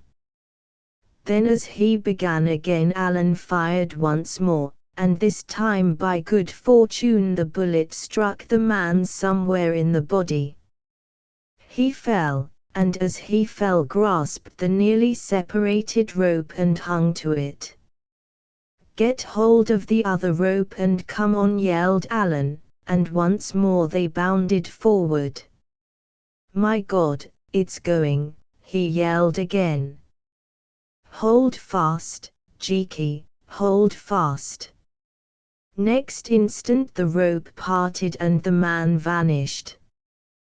The bridge tipped over, and supported by the remaining rope, hung edgeways up. To this rope the 3 of them clung desperately, resting their feet upon the edge of the swaying plank. For a few seconds they remained thus, afraid to stir. Then Jiki called out, "Climb on, Major, climb on like one monkey. Look bad, but quite safe really." As there was nothing else to be done, Alan began to climb, shifting his feet along the plank edge and his hands along the rope, which creaked and stretched beneath their 3-fold weight. It was a horrible journey, and in his imagination took at least an hour. Yet they accomplished it, for at last they found themselves huddled together but safe upon the further bank. The sweat pouring down from his head almost blinded Alan, a deadly nausea worked within him, sickly tremors shot up and down his spine, his brain swam. Yet he could hear Jiki, in whom excitement always took the form of speech, saying loudly, "Think that man no liar, what say our great papas was monkeys. Never look down on monkey no more. Wake up, Major, those priests monkey men too, for we all brothers, you know." "Wait a bit," I stop their little game, and springing up with 3 or 4 cuts of the big curved knife, he severed the remaining rope just as their pursuers reached the further side of the chasm. They shouted with rage as the long bridge swung back against the rock, the cut end of it falling into the torrent, and waved their spears threateningly. To this demonstration Jiki replied with gestures of contempt such as are known to street Arabs. Then he looked at the Mungana, who lay upon the ground a melancholy and dilapidated spectacle, for the perspiration had washed lines of paint off his face and patches of dye from his hair. Also his gorgeous robes were water-stained and his gem necklaces broken. Having studied him a while, Jiki kicked him meditatively till he got up, then asked him to set out the exact situation. The Mungana answered that they were safe for a while, since that torrent could only be crossed by the broken bridge and was too rapid to swim. The Asaki, he added, must go a long journey round through the city in order to come at them, though doubtless they would hunt them down in time. Here Jiki cut him short, since he knew all that country well and only wished to learn whether any more bridges had been built across the torrent since he was a boy. "Now, Major," he said, "you get up and follow me, for I know every inch of ground, also by and by good short cut over mountains." You see, Jiki very clever boy, and when he heard sheep and goat he made note of everything and never forget nothing. He pull you out of this hole, never fear. "Glad to hear it, I am sure," answered Alan as he rose. "But what's to become of the Mungana?" "Don't know and don't care," said Jiki, "no more good to us. Can go and see how big Bongsa feel, if he like," and stretching out his big hand as though in a moment of abstraction, he removed the costly necklaces from their guide's neck and thrust them into the pouch he wore. Also he picked up the gilded linen mask which Alan had removed from his head and placed it in the same receptacle, remarking that he always taught that it wicked to waste anything when so many poor in the world. Then they started, the Mungana following them. Jiki paused and waved him off, but the poor wretch still came on, whereon Jiki produced the big, crooked knife, Mungana's own knife. "What are you going to do?" said Alan, awaking to the situation. "Cut off head of that cocktail man, Major, and so save him lot of trouble. Also we got no grub, and if we find any he won't eat a lot. Chop what do for 2p wraps, make very short commons for 3. Also he might play dirty trick, so much best dead." "Nonsense," said Alan sternly, "let the poor devil come along if he likes. One good turn deserves another." "Just so, Major, that hello swallow won't cut our throats, so I won't cut his. One good turn deserve another, as wise king say in book, when he give half baby to woman what wouldn't have it." "Well, so be, Major, specially as it no matter, for he not stop with us long." "You mean that he will run away, Jiki?" "Oh, no, he not run away, he in too blue funk for that. but something run away with him, because he ought die tomorrow night. Oh. Yes, you see, and Jiki hope that something not run away with you too, Major, because you ought be married at same time. Hope not, I am sure, answered Alan, and bethinking him of Big Bongsa wallowing and screaming on the water and bleeding out white blood, he shivered a little. By this time, advancing at a trot, the Mungana running after them like a dog, they had entered the bush pierced with a few wandering paths. Along these paths they sped for hour after hour, Jiki leading them without a moment's hesitation. They met no man and heard nothing, except occasional weird sounds which Alan put down to wild beasts, but Jiki and the Mungana said were produced by ghosts. Indeed, it appeared that all this jungle was supposed to be haunted, and no Asaki would enter it at night, or unless he were very bold and protected by many charms, by day either. Therefore it was an excellent place for fugitives who sorely needed a good start. At length the day began to dawn just as they reached the main road where it crossed the hills, whence on his journey thither Alan had his first view of Bongsa town.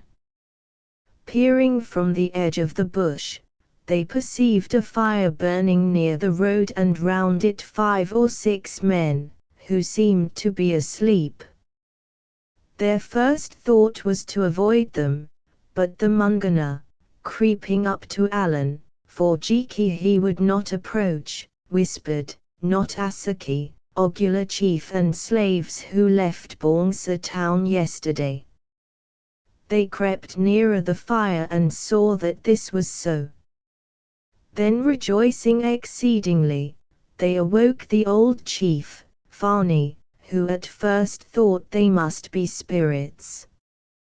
But when he recognized Alan, he flung himself on his knees and kissed his hand, because to him he owed his liberty. "No time for all that, Fani," said Alan. "Give us food." Now of this as it chanced there was plenty, since by the Asaka's orders the slaves had been laden with as much as they could carry. They ate of it ravenously, and while they ate, told Fani something of the story of their escape.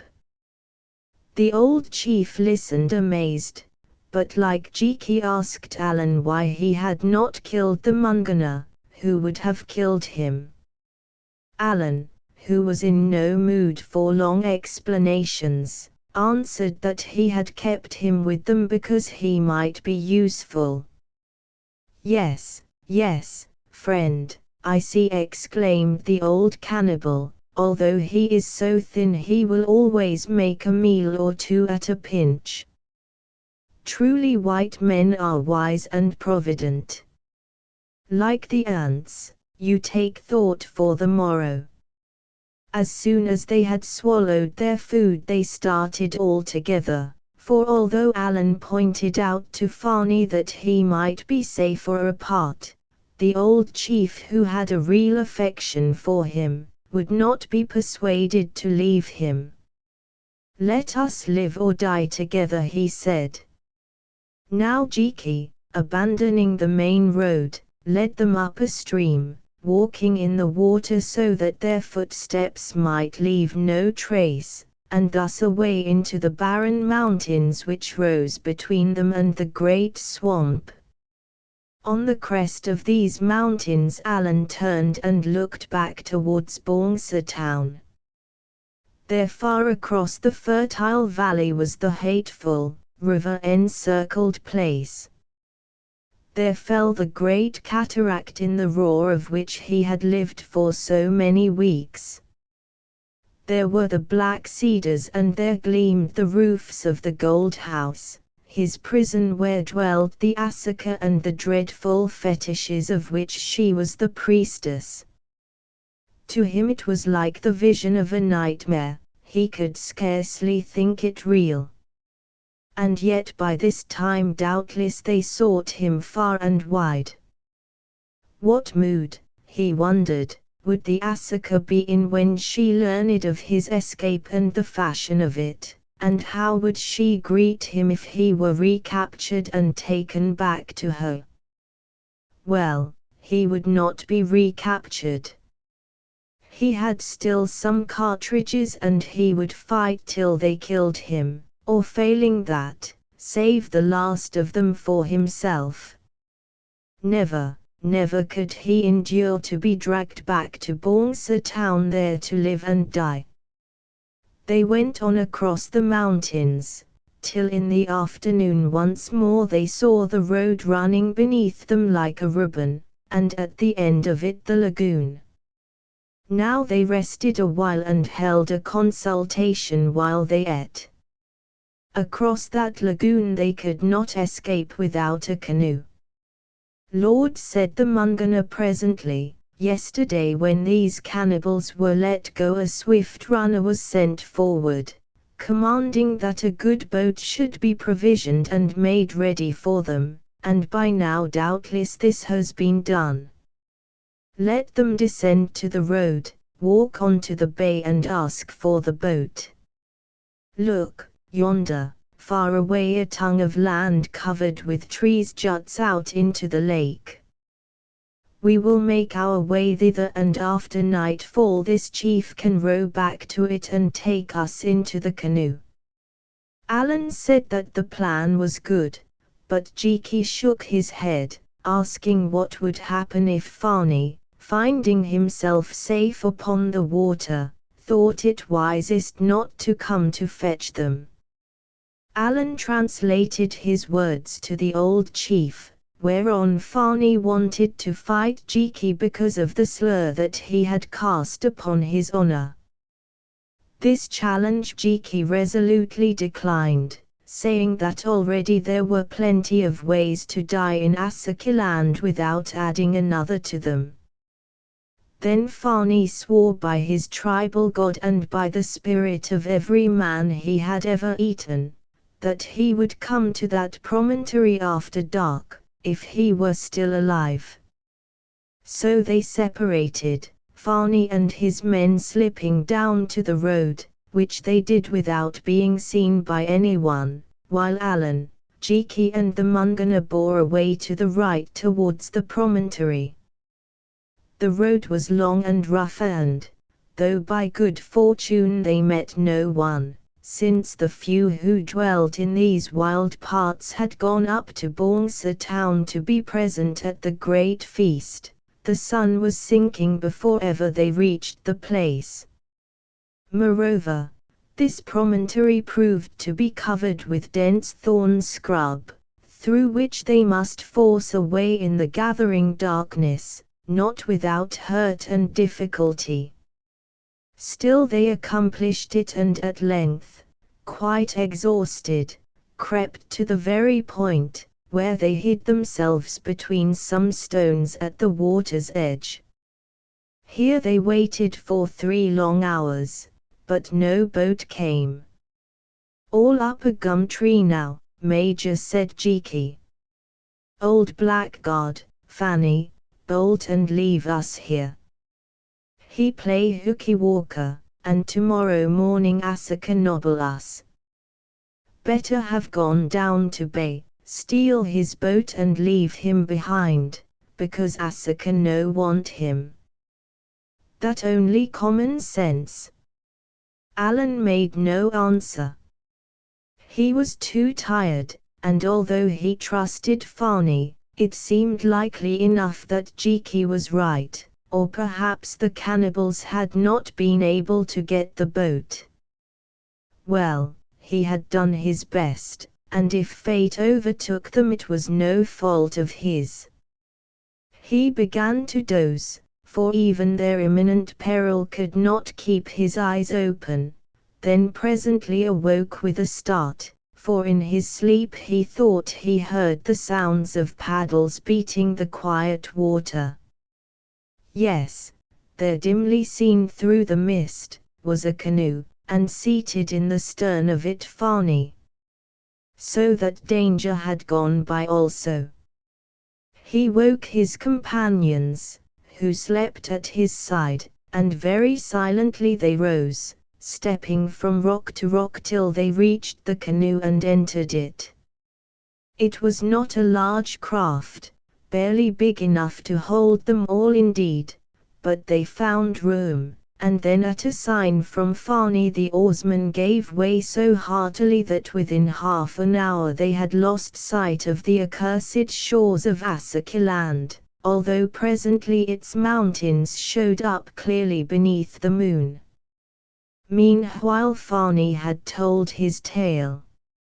It appeared that when he reached the bay he found the Asaki headman who dwelled there, and those under him, in a state of considerable excitement. Rumors had reached them that someone had escaped from Bongsa town. They thought it was the Mungana. Fani asked who had brought the rumor, whereon the headman answered that it came in a dream and would say no more. Then he demanded the canoe which had been promised to him and his people, and the headman admitted that it was ready in accordance with orders received from the Asaka, but demurred to letting him have it. A long argument followed, in the midst of which Fani and his men got into the canoe, the headman apparently not daring to use force to prevent him. Just as they were pushing off, a messenger arrived from Bongsa town, reeling with exhaustion and his tongue hanging from his jaws, who called out that it was the white man who had escaped with his servant and the Mungana, and that although they were believed to be still hidden in the holy woods near Bongsa town, none were to be allowed to leave the bay. So the headman shouted to Fani to return, but he pretended not to hear and rode away, nor did anyone attempt to follow him. Still it was only after nightfall that he dared to put the boat about and return to the headland to pick up Alan and the others as he had promised. That was all he had to say. Alan thanked him heartily for his faithfulness and they paddled on steadily, putting mile after mile of water between them and Asakiland. He wondered whether he had seen the last of that country and its inhabitants. Something within him answered no. He was sure that the Asaka would not allow him to depart in peace without making some desperate effort to recapture him. Far as he was away, it seemed to him that he could feel her fury hanging over him like a cloud that would burst in a rain of blood.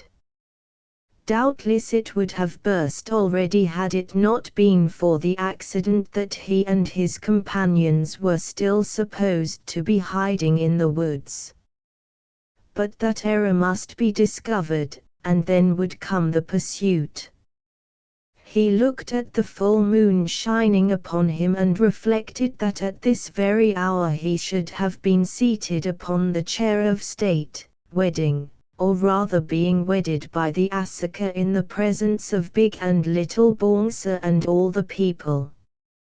His eye fell upon the Mungana, who had also been destined to play a prominent part in that ceremony. At once he saw that there was something wrong with the man. A curious change had come over his emaciated face. It was working like that of a maniac.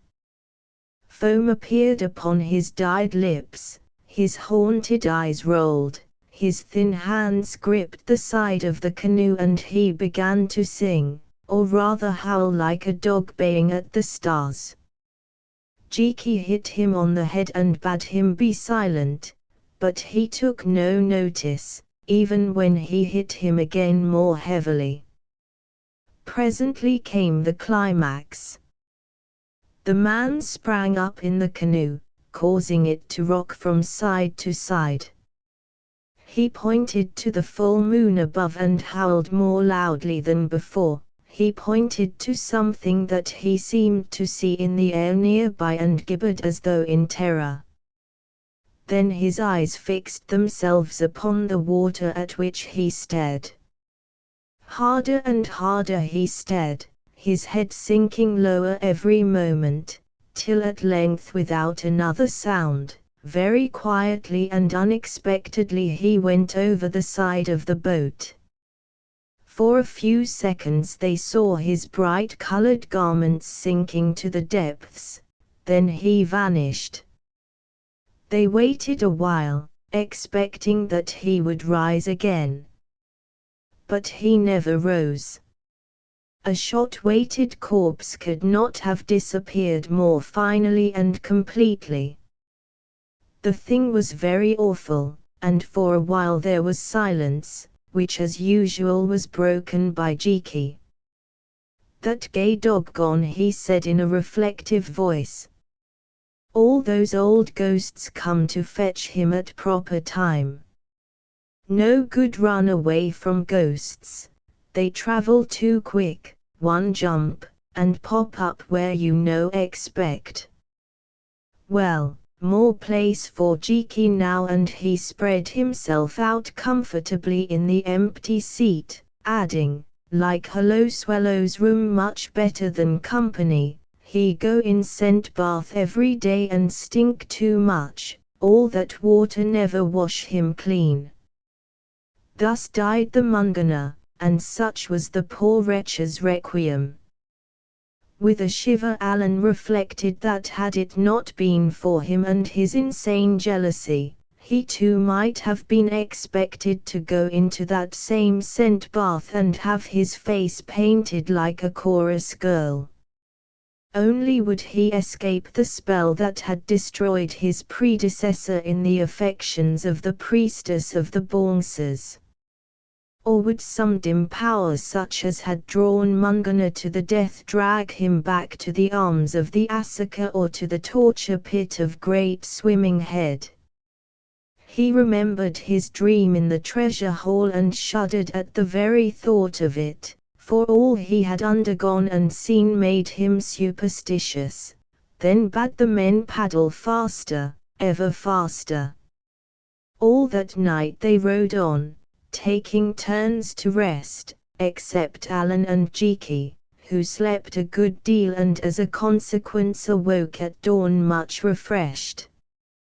When the sun rose they found themselves across the lagoon, over 30 miles from the borders of Asakiland, almost at the spot where the river up which they had travelled some months before, flowed out of the lake. Whether by chance or skill Fani had steered a wonderfully straight course.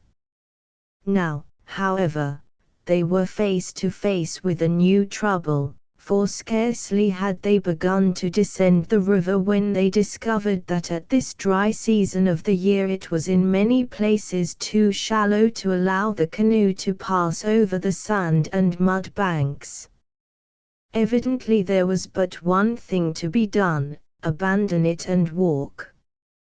So they landed, ate from their store of food and began a terrible and toilsome journey.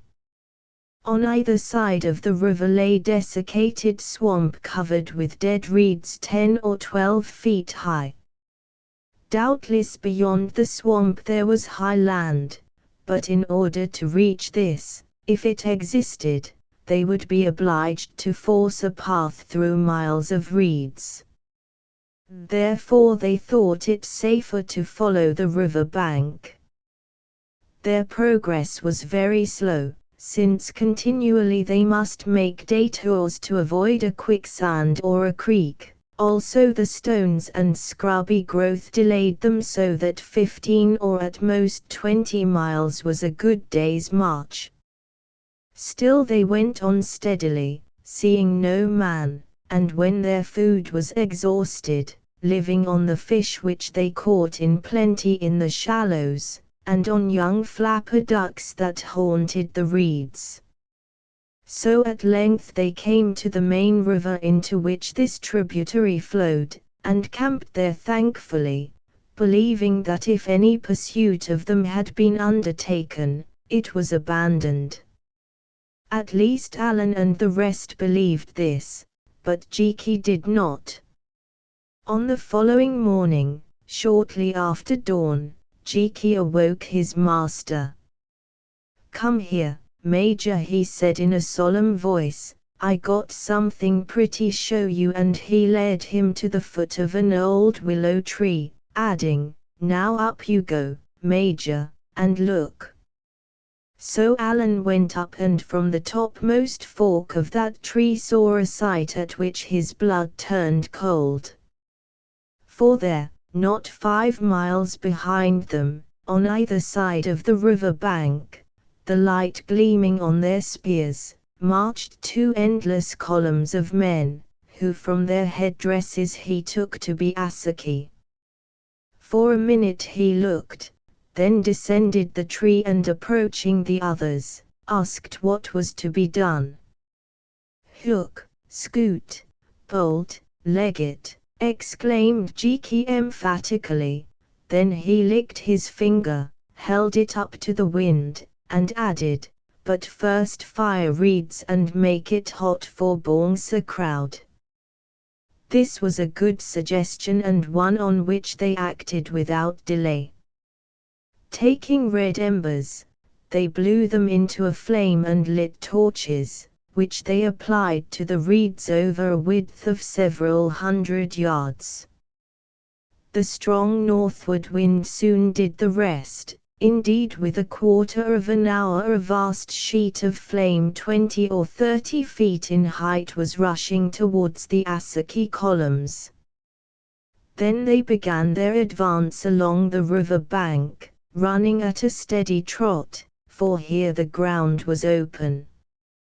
All that day they ran, pausing at intervals to get their breath, and at night rested because they must. When the light came upon the following morning, they looked back from a little hill and saw the outposts of the Asaki advancing not a mile behind.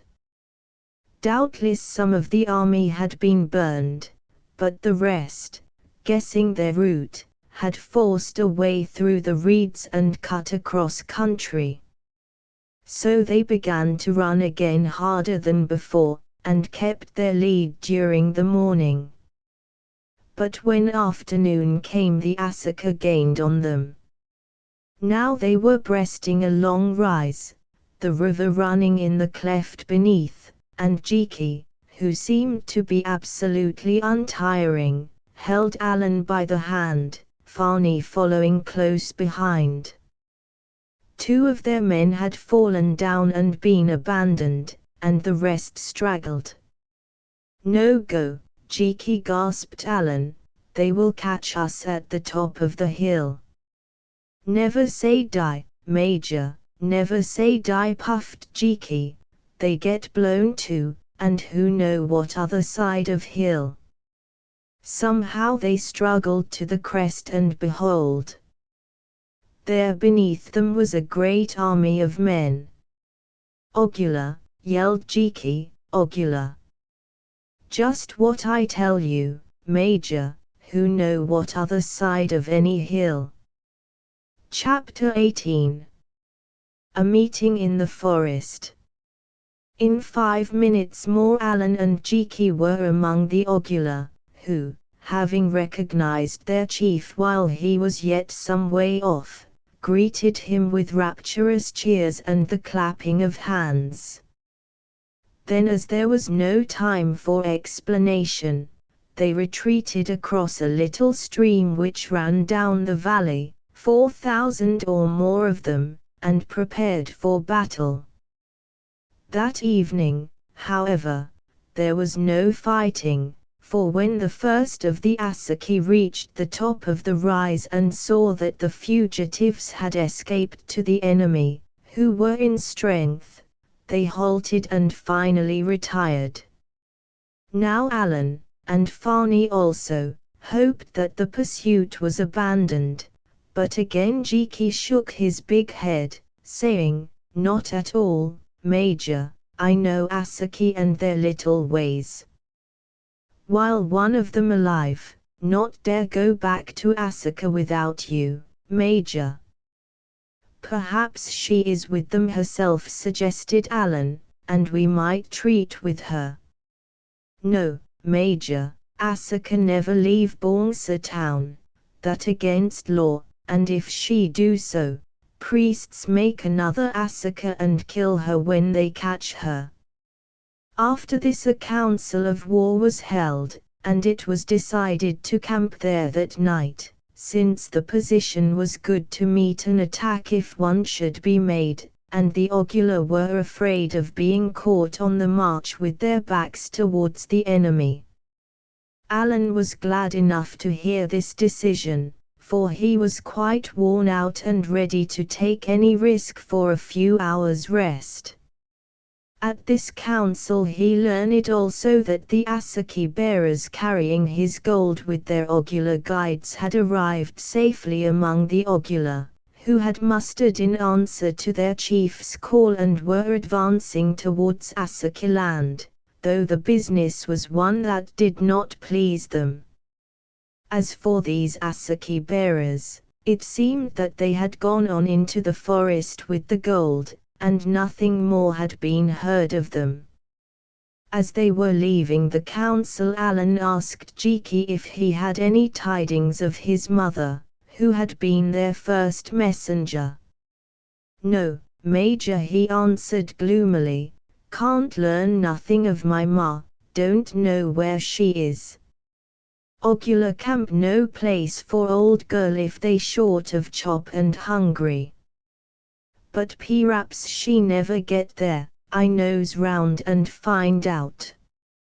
Apparently Jiki did nose round to some purpose, for just as Alan was dropping off to sleep in his bough shelter a most fearful din arose without, through which he recognized the vociferations of Jiki. Running out of the shelter he discovered his retainer and a great Ogula whom he knew again as the headman who had been imprisoned with him and freed by the Asaka to guide the bearers, rolling over and over on the ground, watched by a curious crowd. Just as he arrived, Jiki, who, notwithstanding his years, was a man of enormous strength, got the better of the Ogula and kneeling on his stomach, was proceeding to throttle him. Rushing at him, Alan dragged him off and asked what was the matter. Matter, Major, yelled the indignant Jiki. My ma inside this black villain, that the matter. Dirty cannibal got digestion of one ostrich and eat her up with all his mates, all except one who not like her taste and tell me. They catch poor old lady asleep by road, so stop and lunch at once when Asaki bearers not looking. Let me get at him, Major, let me get at him. If I can't bury my ma, as all good son ought to do, I bury him, which next best thing. Jiki, said Alan, exercise a Christian spirit and let bygones be bygones. If you don't, you will make a quarrel between us and the Ogula, and they will give us up to the Asaki. Perhaps the man did not eat your mother, I understand that he denies it, and when you remember what she was like, it seems incredible. At any rate he has a right to a trial, and I will speak to Fani about it tomorrow. So they were separated, but as it chanced that case never came on, for next morning this Ogula was killed in the fighting together with two of his companions, while the others involved in the charge kept themselves out of sight. Whether Jiki's ma was or was not eaten by the Ogula no one ever learned for certain. At least she was never heard of any more. Alan was sleeping heavily when a sound of rushing feet and of strange, thrilling battle cries awoke him. He sprang up, snatching at a spear and shield which Jiki had provided for him, and ran out to find from the position of the moon that dawn was near. "Come on, Major," said Jiki. "Asaki make night attack. They always like do everything at night who love darkness, because they're evil. Come on quick, Major," and he began to drag him off toward the rear. "But that's the wrong way," said Alan presently. "They are attacking over there." "Do you think, Jiki fool, Major, that he don't know that? He take you where they not attacking. Plenty ocular to be killed, but not many white men like you, and in all world only one Jiki." "You cold-blooded old scoundrel," ejaculated Alan as he turned and bolted back towards the noise of fighting, followed by his reluctant servant. By the time that he reached the first ranks, which were some way off, the worst of the attack was over. It had been short and sharp, for the Asaki had hoped to find the Ogula unprepared and to take their camp with a rush. But the Ogula, who knew their habits, were waiting for them, so that presently they withdrew, carrying off their wounded and leaving about 50 dead upon the ground. As soon as he was quite sure that the enemy were all gone, Jiki, armed with a large battle axe, went off to inspect these fallen soldiers. Alan, who was helping the Ogula wounded, wondered why he took so much interest in them. Half an hour later his curiosity was satisfied, for Jiki returned with over 20 heavy gold rings, torques, and bracelets slung over his shoulder. "Where did you get those, Jiki?" he asked. "Off poor chaps that peg out just now, Major. Remember Asaki soldiers nearly always wear these things, and that filthy Luca no more use where they gone to, 'cause they melt there. But if ever he get out of this, Jiki won't spend his old age in respectable peace. So he fetched them. Hard work, though, for rings all in one bit and Asaki very tough to chop. Don't look cross, Major, you remember what Postle say, that he who no provide for his own self worse than cannibal." Just then Fani came up and announced that the Asaki general had sent a messenger into the camp proposing terms of peace.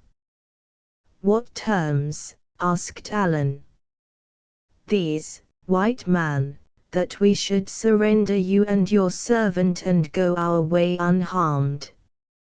"Indeed, Fani, and what did you answer?" "White man, I refused, but I tell you," he added warningly, "that my captains wished to accept. They said that I had come back to them safe and that they fear the Asaki, who are devils, not men, and who will bring the curse of Bongsa on us if we go on fighting with them. Still I refused, saying that if they gave you up I would go with you, who saved my life from the lion and afterwards from the priests of Bongsa." So the messenger went back and, "White man, we march at once, and I pray you always to keep close to me that I may watch over you." Then began that long tramp down the river, which Alan always thought afterwards tried him more than any of the terrible events of his escape. For although there was but little fighting, only rearguard actions indeed, every day the Asaki sent messengers renewing their offers of peace on the sole condition of the surrender of himself and Jiki. At last one evening they came to that place where Alan first met the Ogula, and once more he camped upon the island on which he had shot the lion. At nightfall, after he had eaten, Farney visited him here and Alan boded evil from his face. "White man," he said, "I can protect you no longer.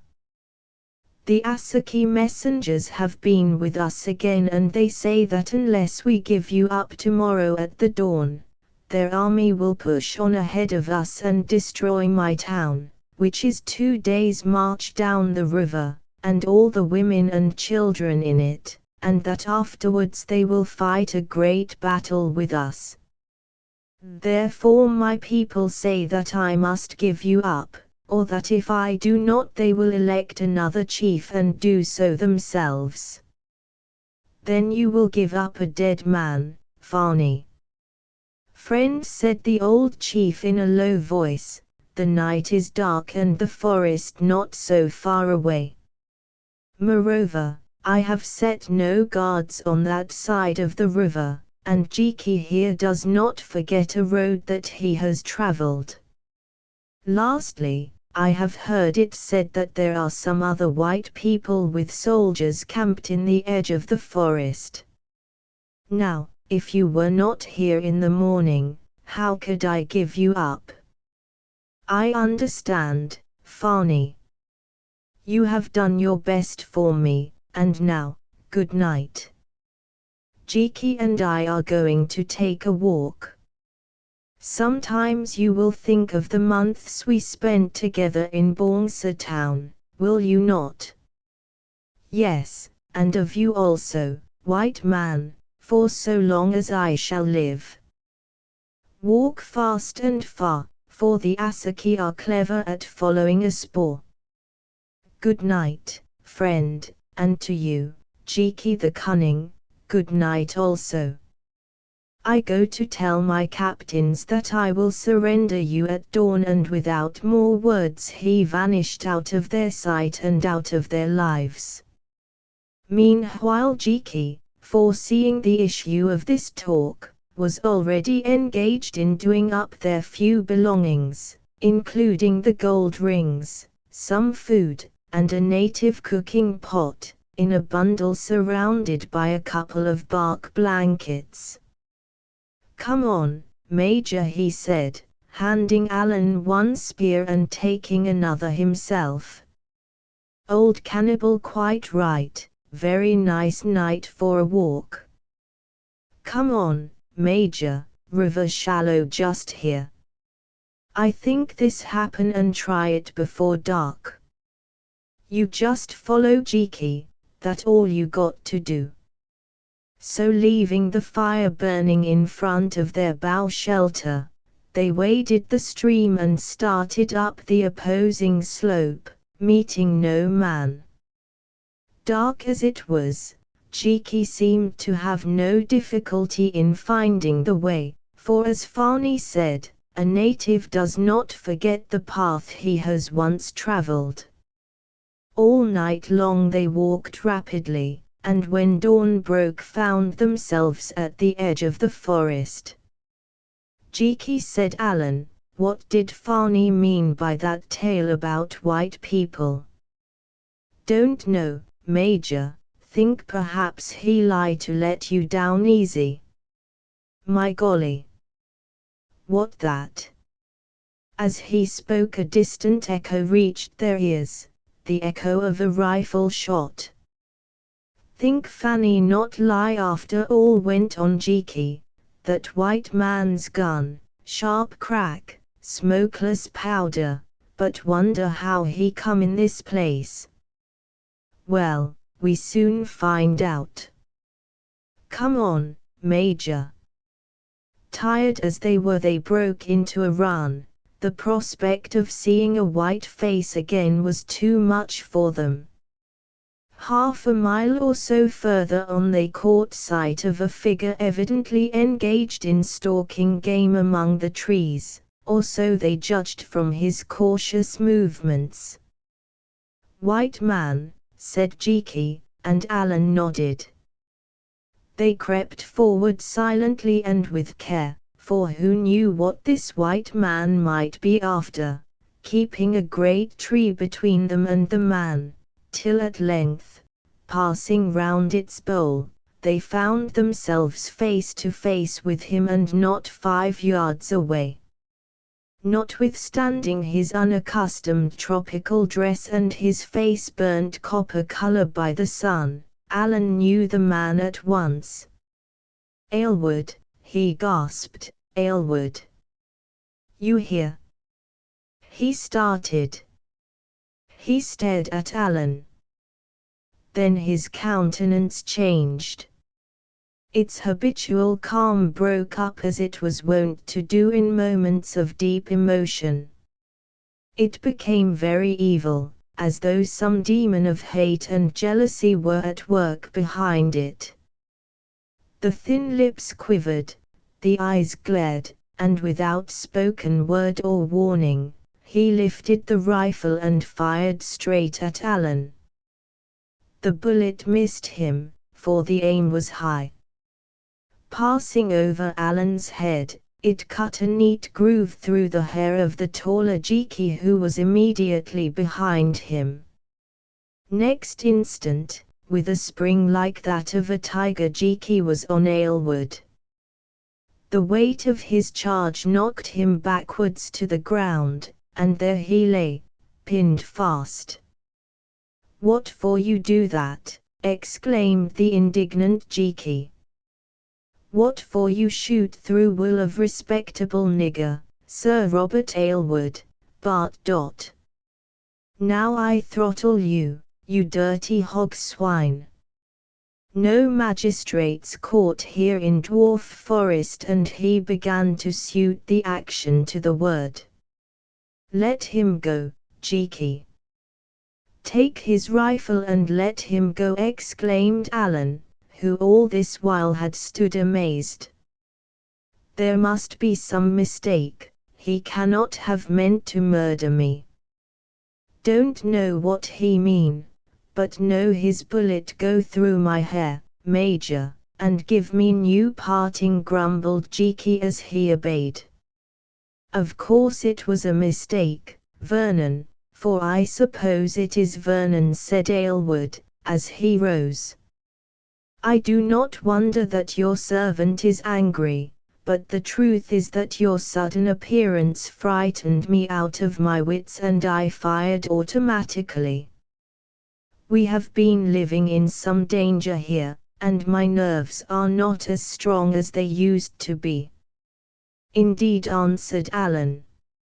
"No, Jiki will carry the rifle for you, yes, and I think that pistol also. Every ounce makes a difference walking in a hot climate, and I remember that you always were dangerous with firearms. There, you will be more comfortable so. And now, who do you mean by we?" "I mean Barbara and myself," he answered slowly. Alan's jaw dropped, he shook upon his feet. "Barbara and yourself," he said. "Do I understand?" "Don't you understand nothing?" Major broke in Jiki. "Don't you believe one word what this pig dog say? If Miss Barbara marry him he no want shoot you, he ask you to tea to see the missus and how much she love him, ducky. We just go on and call on Miss Barbara and hear the news. Walk up, Sir Robert Aylward, Bart, and show us which way. I do not choose to receive you and your impertinent servant at my camp," said Aylward, grinding his teeth. "We quite understand that, Sir Robert Aylward, Lord Aylward, if you please, Major Vernon." "I beg your pardon, Lord Aylward. I was aware of the contemplated purchase of that title, I did not know that it had been completed. I was about to add that all the same we mean to go to that camp, and that if any violence towards us is attempted as we approach it, you will remember that you are in our hands." "Yes, my lord," added Jiki, bowing, "and that monkeys don't tell no tales, my lord, and that here there ain't no 12 good trues to sit on noble corpse unhappily deceased, my lord, and to bring in crowner's verdict of done to death lawful or unlawful, according as evidence may show when got, my lord. So march on, for we no breakfast yet." "No, not that way, round here to left, where I think I hear kettle sing." So having no choice, Aylward came, marching between the other two and saying nothing.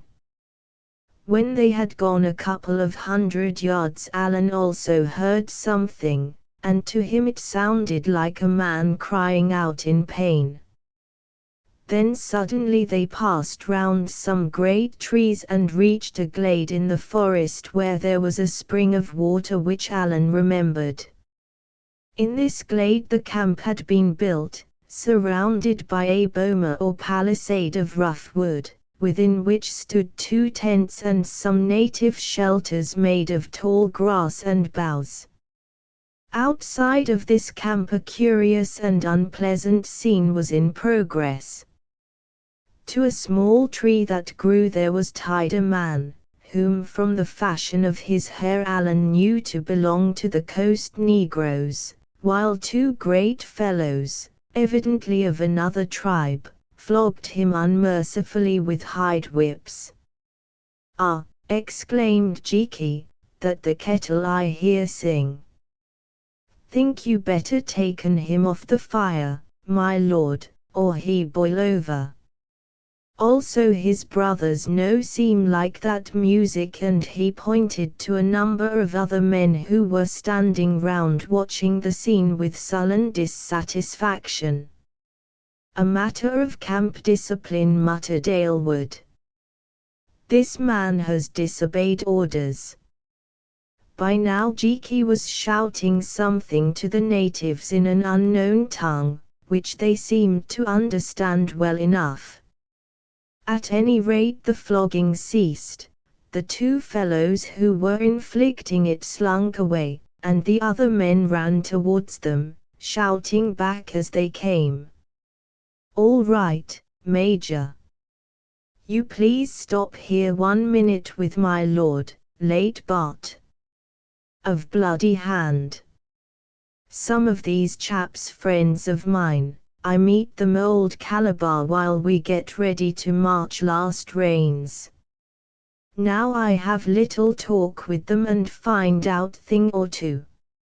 Aylward began to bluster about interference with his servants and so forth. Jiki turned on him with a very ugly grin, and showing his white teeth, as was his fashion when he grew fierce. "Beg pardon, right honourable lord," he said, or rather snarled, "you do what I tell you just to please Jiki. Jiki no one in England, but Jiki damn big lord too out here, great medicine man, pal of little Bongsa. You remember little Bongsa, eh? These chaps think it great honor to meet Jiki, so, Major, if he stir, please shoot him through head, Jiki sponsible, not you. Or if you not like do it, I come back and see to job myself, and don't think those fellows cry very much." There was something about Jiki's manner that frightened Aylward, who understood for the first time that beneath all the Negro's grotesque talk lay some dreadful, iron purpose, as courage lay under his affected cowardice and under his veneer of selfishness, fidelity. At any rate he halted with Alan, who stood beside him, the revolver of which Aylward had been relieved by Jiki, in his hand. Meanwhile Jiki, who held the rifle which he had reloaded, went on and met the natives about 20 yards away.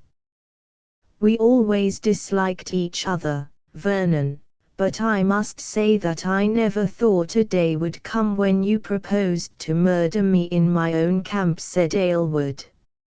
"Odd thing," answered Alan, "but a very similar idea was in my mind.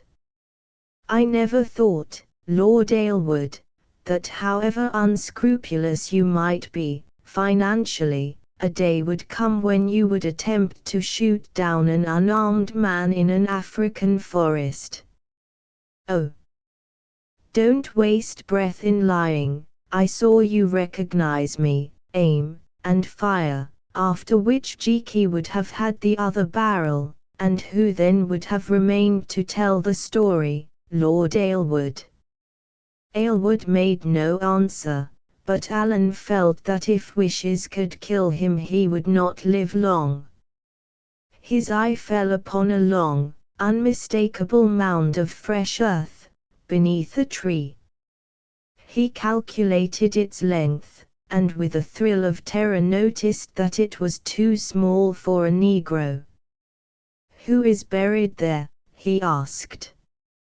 "Find out for yourself," was the sneering answer. "Don't be afraid, Lord Aylward, I shall find out everything in time." The conversation between Jiki and the natives proceeded. Their heads were close together, it grew animated. They seemed to be coming to some decision. Presently one of them ran and cut the lashings of the man who had been bound to the tree, and he staggered towards them and joined in the talk, pointing to his wounds. Then the two fellows who had been engaged in flogging him, accompanied by 8 companions of the same type, they appeared to be soldiers, for they carried guns, swaggered towards the group who were being addressed by Jiki, of whom Alan counted 23. As they approached, Jiki made some suggestion which, after one hesitating moment, the others seemed to accept, for they nodded their heads and separated out a little. Jiki stepped forward and asked a question of the guards, to which they replied with a derisive shout. Then without a word of warning he lifted Aylward's express rifle which he carried, and fired first one barrel and then the other, shooting the 2 leading soldiers dead. Their companions halted amazed, but before they could lift their guns, Jiki and those with him rushed at them and began stabbing them with spears and striking them with sticks. In 3 minutes it was over without another shot being fired. Most of them were dispatched, and the others, throwing down their guns, had fled wounded into the forest. Now, shouting in jubilation, some of the men began to drag away the dead bodies, while others collected the rifles and the remainder, headed by Jiki, advanced towards Alan and Aylward, waving their red spears. Alan stood staring, for he did not in the least understand the meaning of what had happened, but Aylward, who had turned very pale, addressed Jiki, saying, "I suppose that you have come to murder me also, you black villain." "No, no, my lord," answered Jiki politely, "not at present." "Also that wrong word, execute, not murder, just what you do to some of these poor devils," and he pointed to the mob of porters. "Besides, mustn't kill holy white man, poor black chap don't matter, plenty more where he come from. Think we all go see Miss Barbara now. You come too, my lord Bart, but p'raps best tie your hands behind you first. If you want scratch head, I do it for you. That only fair, you scratch mine this morning." Then at a word from Jiki some of the natives sprang on Aylward and tied his hands behind his back. "Is Miss Barbara alive?" said Alan to Jiki in an agonized whisper, at the same time nodding towards the grave that was so ominously short. "Hope so, think so, these cards say so, but God he know alone," answered Jiki. "Go and look, that best way to find out." So they advanced into the camp through a narrow gateway made of a V-shaped piece of wood, to where the 2 tents were placed in its inner division. Of these tents, the first was open, whereas the second was closed. As the open tent was obviously empty, they went to the second, whereof Jiki began to loosen the lashings of the flap. It was a long business, for they seemed to have been carefully knotted inside. Indeed, at last, growing impatient, Jiki cut the cord, using the curved knife with which the Mungana had tried to kill Alan. Meanwhile Alan was suffering torments, being convinced that Barbara was dead and buried in that new-made grave beneath the trees. He could not speak, he could scarcely stand, and yet a picture began to form in his numb mind. He saw himself seated in the dark in the treasure house at Bongsa town. He saw a vision in the air before him. Lo! The tent door opened and that vision reappeared. There was the pale Barbara seated, weeping.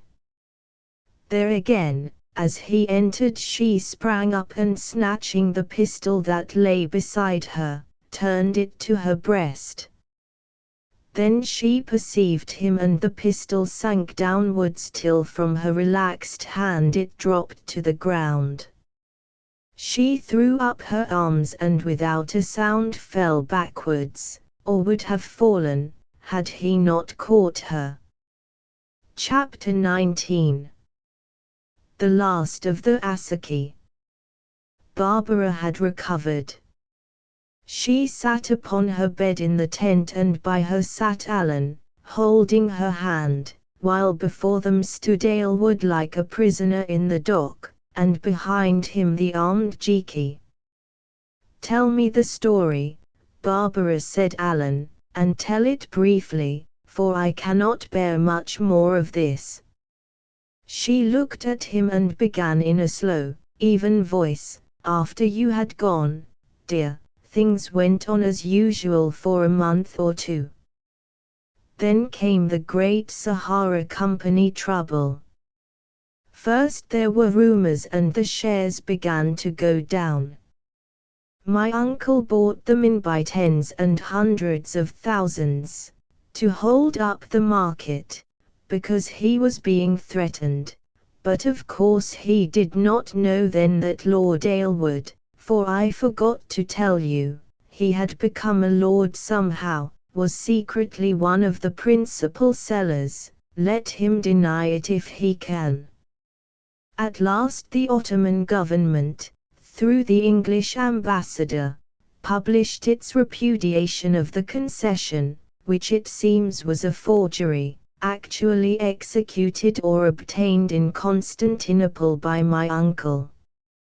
Well, there was a fearful smash. Writs were taken out against my uncle, but before they could be served, he died suddenly of heart disease. I was with him at the time, and he kept saying he saw that gold mask which Jiki calls Bongsa, the thing you took back to Africa. He had a fine funeral, for what he had done was not publicly known, and when his will was opened I found that he had left me his fortune, but made Lord Aylward there my trustee until I came to the full age of 25 under my father's will. Alan, don't force me to tell you what sort of a guardian he was to me. Also there was no fortune, it had all gone, also I had very, very little left, for almost all my own money had gone too. In his despair he had forged papers to get it in order to support those Sahara Syndicate shares. Still I managed to borrow about £2,000 from that little lawyer out of the £5,000 that remained to me, an independent sum which he was unable to touch, and, Alan, with it I came to find you. Alan, Lord Aylward followed me. Although everybody else was ruined, he remained rich, very, very rich, they say, and his fancy was to marry me. Also I think it was not comfortable for him in England. It is a long tale, but I got up here with about 25 servants, and Snell, my maid, whom you remember. Then we were both taken ill with some dreadful fever, and had it not been for those good black people, I should have died, for I have been very sick, Alan. But they nursed me and I recovered. It was poor Snell who died. They buried her a few days ago. I thought that she would live, but she had a relapse. Next Lord Aylward appeared with 12 soldiers and some porters who, I believe, have run away now. Oh! You can guess, you can guess. He wanted my people to carry me off somewhere, to the coast, I suppose, but they were faithful to me and would not. Then he set his soldiers on to maltreat them. They shot several of them and flogged them on every opportunity. They were flogging one of them just now, I heard them. Well, the poor men made me understand that they could bear it no longer and must do what he told them. And so, Alan, as I was quite hopeless and helpless, I made up my mind to kill myself, hoping that God would forgive me and that I should find you somewhere, perhaps after sleeping a while, for it was better to die than to be given into the power of that man. I thought that he was coming for me just now and I was about to do it, but it was you instead, Alan, you, and only just in time. That is all the story. And I hope you will not think that I have acted very foolishly, but I did it for the best. If you only knew what I have suffered, Alan, what I have gone through in one way and another, I am sure that you would not judge me harshly. Also I kept dreaming that you were in trouble and wanted me to come to you, and of course I knew where you were gone and had that map. Send him away, Alan, for I am still so weak and I cannot bear the sight of his face. If you knew everything, you would understand. Alan turned on Aylward and in a cold, quiet voice asked him what he had to say to this story. I have to say, Major Vernon, that it is a clever mixture of truth and falsehood. It is true that your cousin, Champers Haswell, had been proved guilty of some very shameful conduct. For instance, it appears that he did forge, or rather cause to be forged, that firman from the Sultan, although I knew nothing of this until it was publicly repudiated. It is also true that fearing exposure he entirely lost his head and spent not only his own great fortune but that of Miss Champers also, in trying to support Sahara shares. I admit also that I sold many hundreds of thousands of those shares in the ordinary way, having made up my mind to retire from business when I was raised to the peerage. I admit further, what you knew before, that I was attached to Miss Champers and wished to marry her. Why should I not, especially as I had a good deal to offer to a lady who has been proved to be almost without fortune?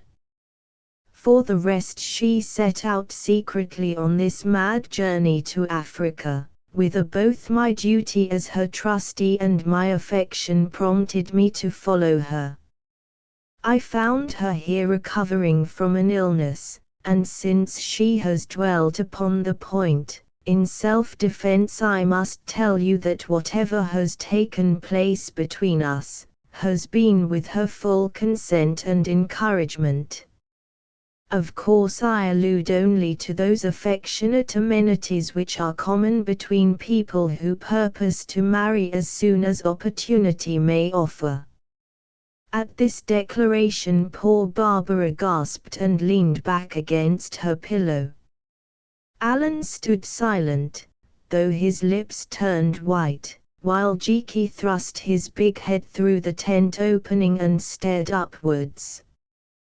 "What are you looking at, Jiki?" asked Alan irritably. "Seem to want air, Major. Also look to see if clouds tumble."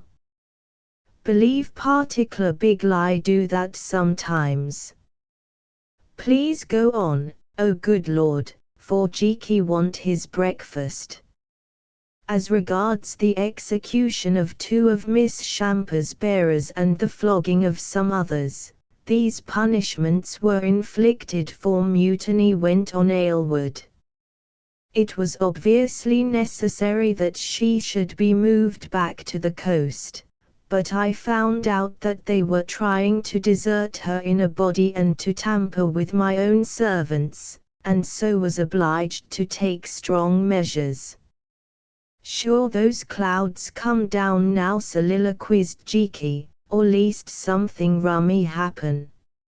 I have only to add, Major Vernon, that unless you make away with me first, as I dare say you will, as soon as we reach civilization again I shall proceed against you and this fellow for the cold-blooded murder of my men, in punishment of which I hope yet to live to see you hanged.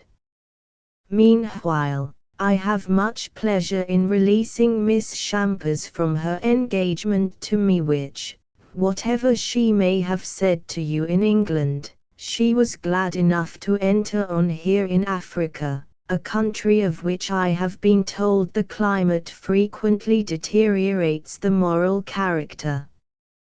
"Here, here," ejaculated Jiki, "he say something true at last, by accident, I think, like pig what find pearl in muck heap." "Hold your tongue, Jiki," said Alan. "I do not intend to kill you, Lord Aylward, or to do you any harm, nor I neither," broke in Jiki, "all I do to my lord just for my lord's good, who Jiki that he wish to hurt noble British aristocrat. But I do intend that it shall be impossible that Miss Champers should be forced to listen to more of your insults," went on Alan, "and to make sure that your gun does not go off again as it did this morning. So, Lord Aylward, until we have settled what we are going to do, I must keep you under arrest. Take him to his tent, Jiki, and put a guard over him." "Yes, Major, certainly, Major." "Right turn, march. My lord, and quick, please, since poor, common Jiki not want dirty his black finger touching you." Aylward obeyed, but at the door of the tent swung round and favoured Alan with a very evil look. "Luck is with you for the moment, Major Vernon," he said, "but if you are wise you will remember that you never have been and never will be my match. It will turn again, I have no doubt, and then you may look to yourself, for I warn you I am a bad enemy." Alan did not answer, but for the first time Barbara sprang to her feet and spoke. "You mean that you are a bad man, Lord Aylward, and a coward too, or otherwise you would not have tortured me as you have done." "Well, when it seemed impossible that I should escape from you except in one way, I was saved by another way of which I never dreamed. Now I tell you that I do not fear you any more. But I think," she added slowly, "that you would do well to fear for yourself. I don't know why, but it comes into my mind that though neither Alan nor I shall lift a finger against you, you have a great deal of which to be afraid. Remember what I said to you months ago when you were angry because I would not marry you. I believe it is all coming true, Lord Aylward."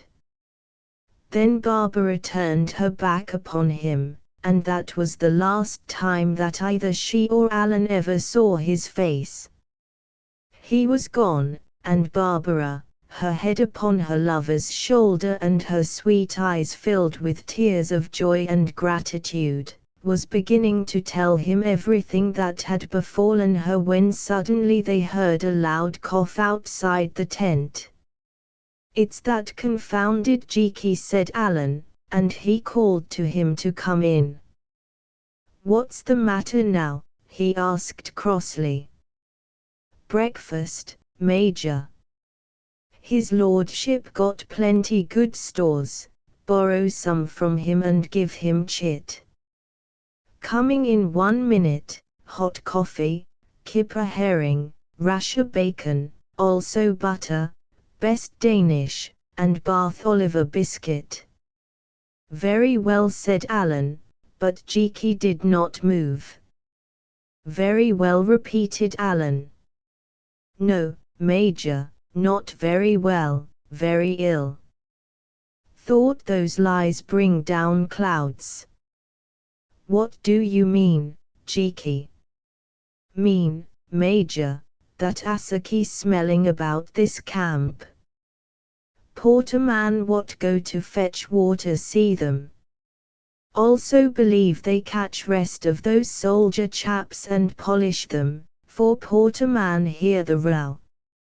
Alan sprang up with an exclamation. In his new-found joy he had forgotten all about the Asaki.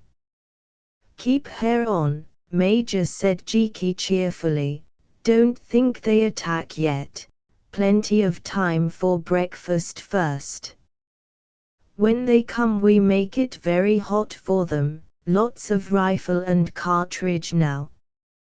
"Can't we run away?" asked Barbara. "No, Missy, can't run, must stop here and do best. Camp well built, open all round, don't think they take it. You leave everything to Jeekie, he see you through, but p'raps you like come breakfast outside, where you know all that go on." Barbara did like, but as it happened they were allowed to consume their meal in peace, since no Asaki appeared. As soon as it was swallowed she returned to her tent, while Alan and Jeekie set to work to strengthen the defenses of the little camp as well as they were able, and to make ready and serve out the arms and ammunition. About midday a man whom they had posted in a tree that grew inside the camp announced that he saw the enemy, and next moment a company of them rushed towards them across the open and were greeted by a volley which killed and wounded several men. At this exhibition of miraculous power, for none of these soldiers had ever heard the report of firearms or seen their effect, they retreated rapidly, uttering shouts of dismay and carrying their dead and wounded with them. "Do you suppose they have gone, Jeekie?" asked Alan anxiously. He shook his head. "Think not, Major, think they frightened, by big bullet magic, and go consult priest. Also only a few of them here, rest of army come later and try rush us tomorrow morning before dawn. That Asaki custom. Then what shall we do, Jeekie? Run for it or stop here?" think must stop here, Major. If we bolt, carrying Miss Barbara, who can't walk much, they follow on spoor and catch us. Best stick inside this fence and see what happen. Also once outside P-Rap's Porter's desert and leave us. So as there was nothing else to do they stayed, laboring all day at the strengthening of their fortifications till at length the boma or fence of boughs, supported by earth, was so high and thick that while any were left to fire through the loopholes, it would be very difficult to storm by men armed with spears. It was a dreadful and arduous day for Alan, who now had Barbara's safety to think of, Barbara with whom as yet he had scarcely found time to exchange a word. By sunset indeed he was so worn out with toil and anxiety that he could scarcely stand upon his feet. Jiki, who all that afternoon had been strangely quiet and reflective, surveyed him critically, then said, "You have good drink and go sleep a bit, Major. Very good little shelter there by Miss Barbara's tent, and you hold her hand if you like underneath the canvas, which comforting and all correct. Jiki never get tired, he keep good lookout and let you know if anything happen, and then you jump up quite fresh and fight like tomcat in corner." At first Alan refused to listen, but when Barbara added her entreaties to those of Jiki he gave way, and 10 minutes later was as soundly asleep as he had ever been in his life. "Keep eye on him, Miss Barbara, and call me if he wake. Now I go give noble lord his supper and see that he quite comfortable. Jiki seem very busy tonight, just like when Major have dinner party at Yarly's and old cook get drunk in kitchen." If Barbara could have followed Jiki's movements for the next few hours, she would probably have agreed that he was busy.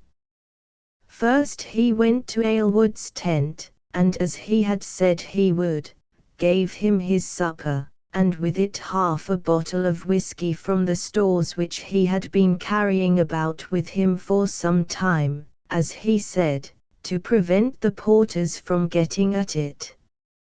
Aylward would drink little, though as his arms were tied to the tent pole, Jiki sat beside him and fed him like a baby, conversing pleasantly with him all the while, informing him amongst other things that he had better say big prayer because the Asaki would probably cut his throat before morning. Aylward, who was in a state of sullen fury, scarcely replied to this talk, except to say that if so, there was one comfort, they would cut his and his master's also. "Yes, Lord," answered Jiki, "that quite true, so drink to next meeting, though I think you go different place to me, and when you got tail and I wing, you horn and I crown of glory, of course we not talk much together." And he held a mug of whiskey and water, a great deal of whiskey and a very little water, to his prisoner's mouth. Aylward drained it, feeling a need for stimulant. "There," said Jiki, holding it upside down, "you drink every drop and not offer one to poor old Jiki." Well, he turned teetotaler, so no matter. "Good night, my lord, I call you if Asaki come." "Who are the Asaki?" asked Aylward drowsily. "Oh, you want to know? I tell you," and he began a long, rambling story. Before he ever came to the end of it Aylward had fallen on his side and was fast asleep.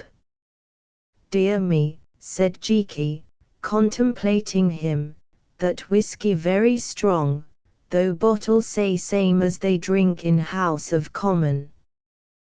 That whiskey so strong I think I pour away rest of it, and he did to the last drop, even taking the trouble to wash out the bottle with water.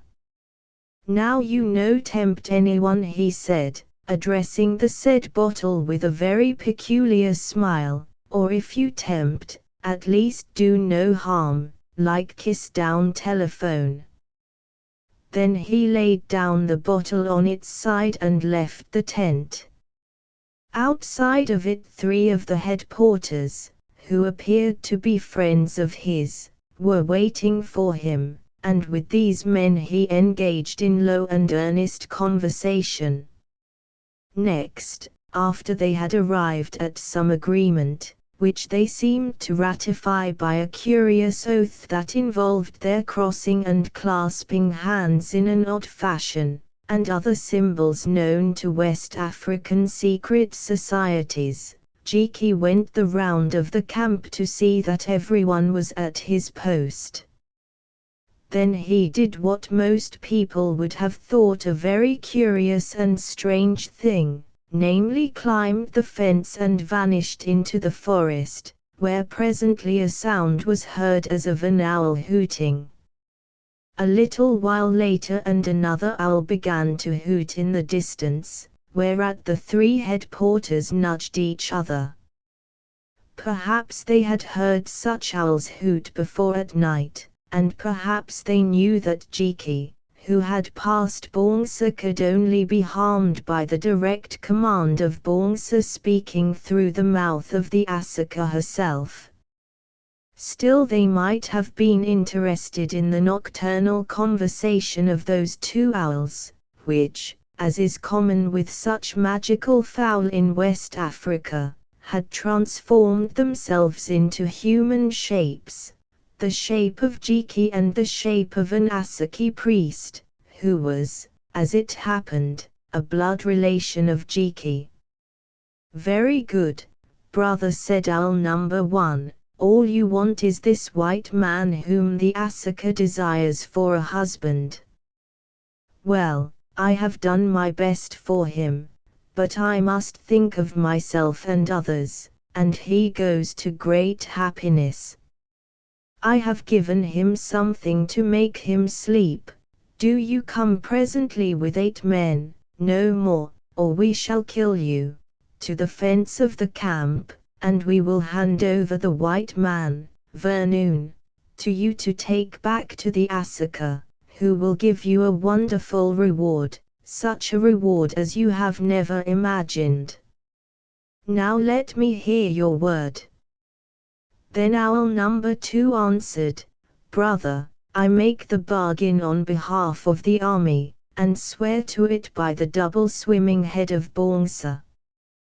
We will come and take the white man, Vernoon, who is to be Mungana, and carry him away.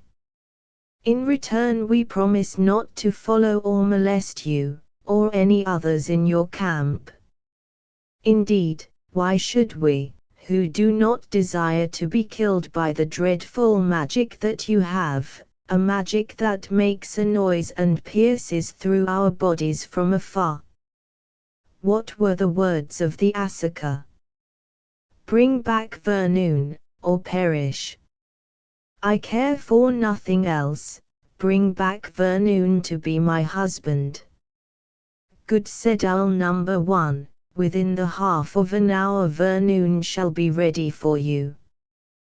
Good, answered owl number 2, within half an hour 8 of us will be without the east face of your camp to receive him. Silently. Silently, my brother in Bongsa. If he cries out we will gag him. Fear not, none shall know your part in this matter. Good, my brother in Bongsa. By the way, how is big Bongsa? I fear that the white man, Vernoon, hurt him very much, and that is why I give him up, because of his sacrilege. When I left the god was very sick and all the people mourned, but doubtless he is immortal. Doubtless he is immortal, my brother. A little hard magic in his stomach, if he has one, cannot hurt him. Farewell, dear brother in Bongsa. I wish that I were you to get the great reward that the Asaka will give to you. Farewell, farewell. Then the two owls flitted apart again, hooting as they went, till they came to their respective camps. Jiki was in the tent performing a strange toilet upon the sleeping Aylward by the light of a single candle.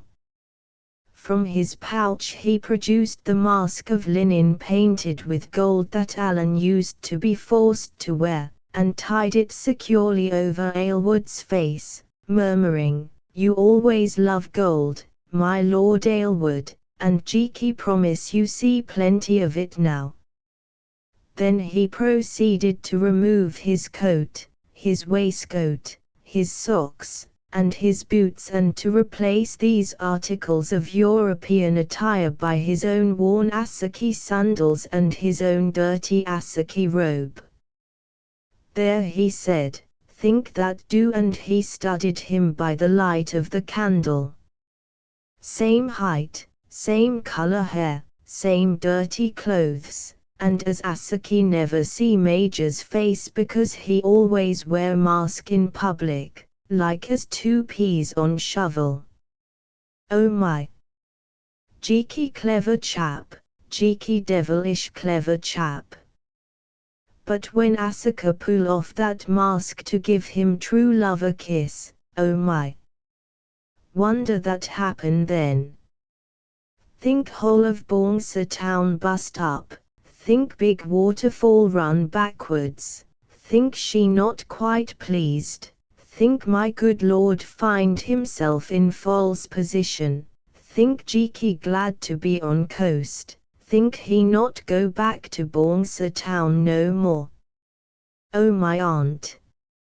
No, he stop in England and go church twice on Sunday and, pressing his big hands on the pit of his stomach, he rocked and rolled in fierce, silent laughter.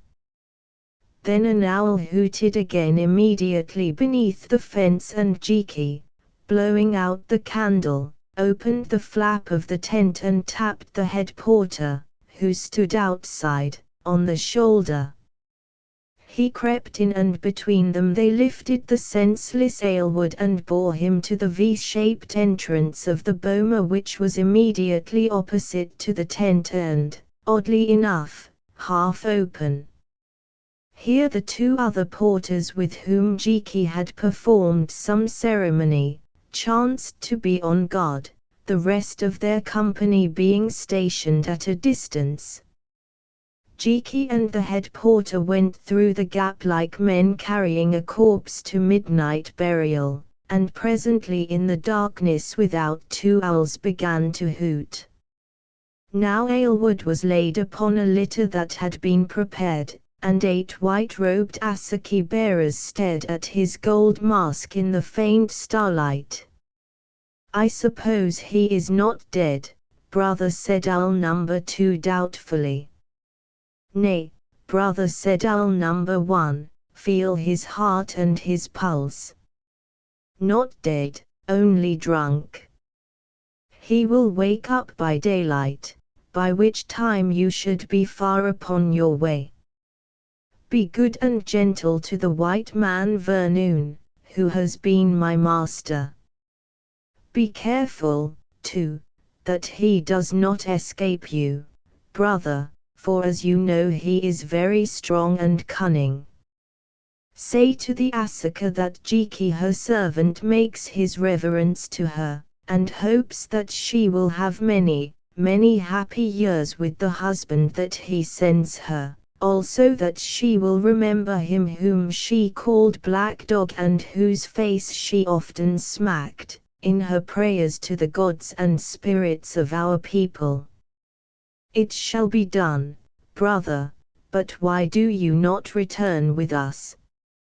"Because, brother, I have ties across the black water, dear children, almost white, whom I love so much that I cannot leave them.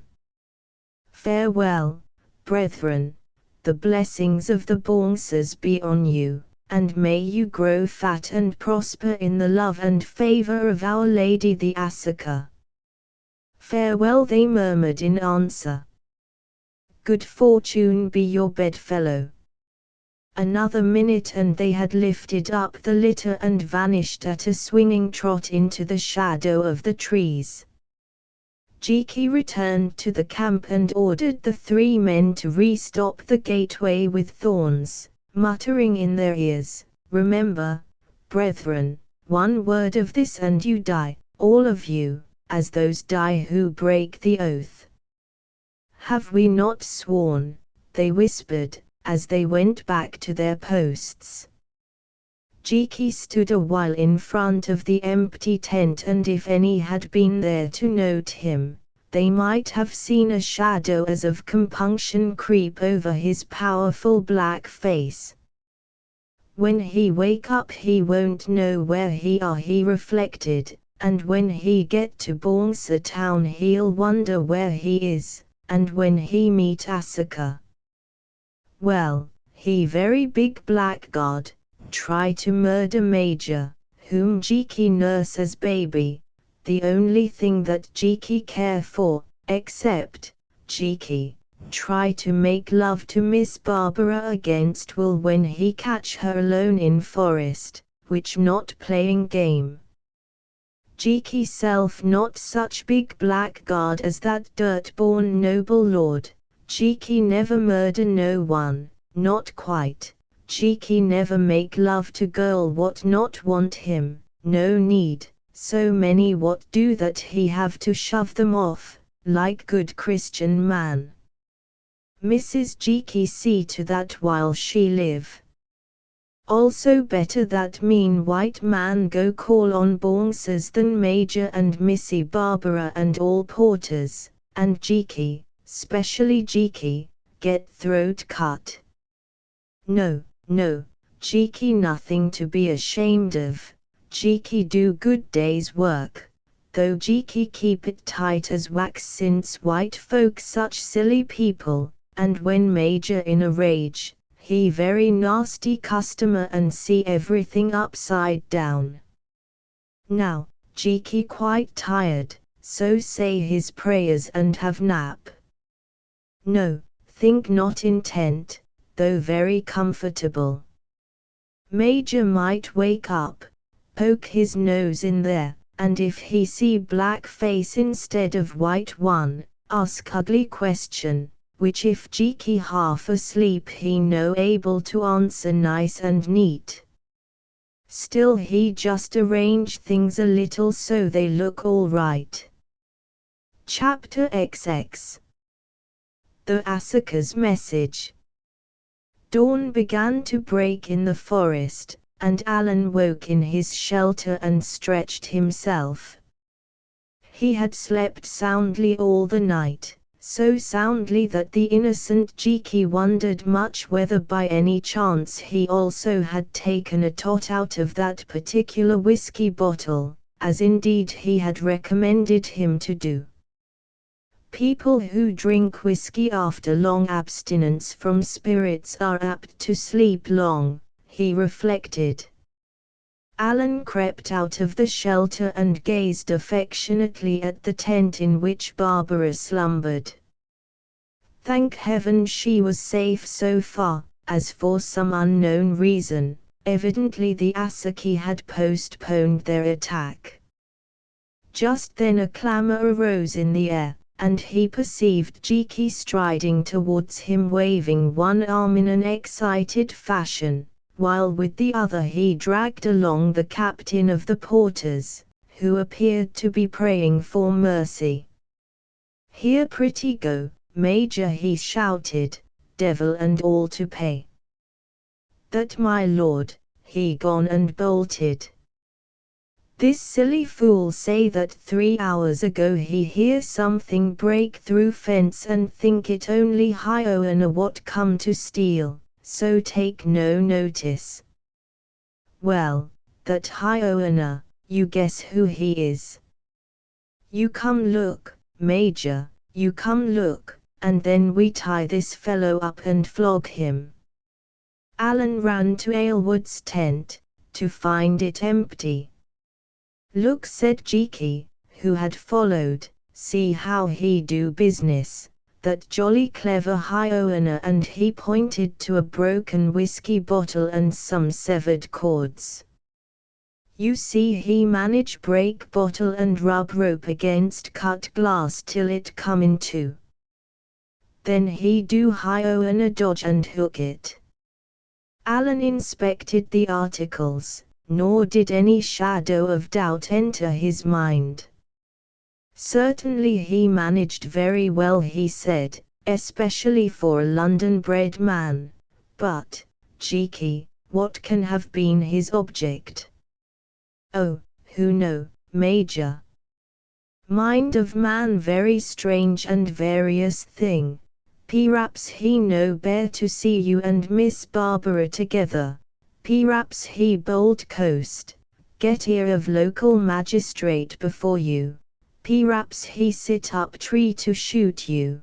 P'raps nasty temper make him mad. But he gone anyway, and I hope he no meet Asaki, poor fellow, cause if so, who know? P'raps they knock him on head, or if they think him you, they make him prisoner and keep him quite long while before they let him go again. Well, said Alan, he has gone of his own free will, so we have no responsibility in the matter, and I can't pretend that I am sorry to see the last of him, at any rate for the present. Let that poor beggar loose. There seems to have been enough flogging in this place, and after all he isn't much to blame. Jiki obeyed, apparently with much reluctance, and just then they saw one of their own people running towards the camp. "'Fraid he going to tell us Asaki come attack," said Jiki, shaking his head. "Hope they give us time breakfast first."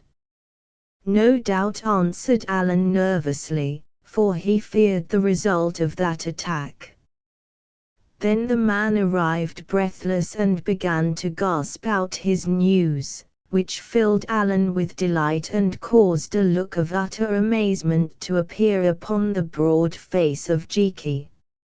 It was to the effect that he had climbed a high tree as he had been bidden to do, and from the top of that tree, by the light of the first rays of the rising sun, miles away on the plain beyond the forest, he had seen the Asaki army in full retreat.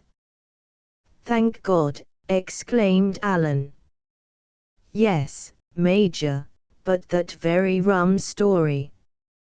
Jiki can't swallow it all at once. Must send out, see none of them left behind. P'raps they play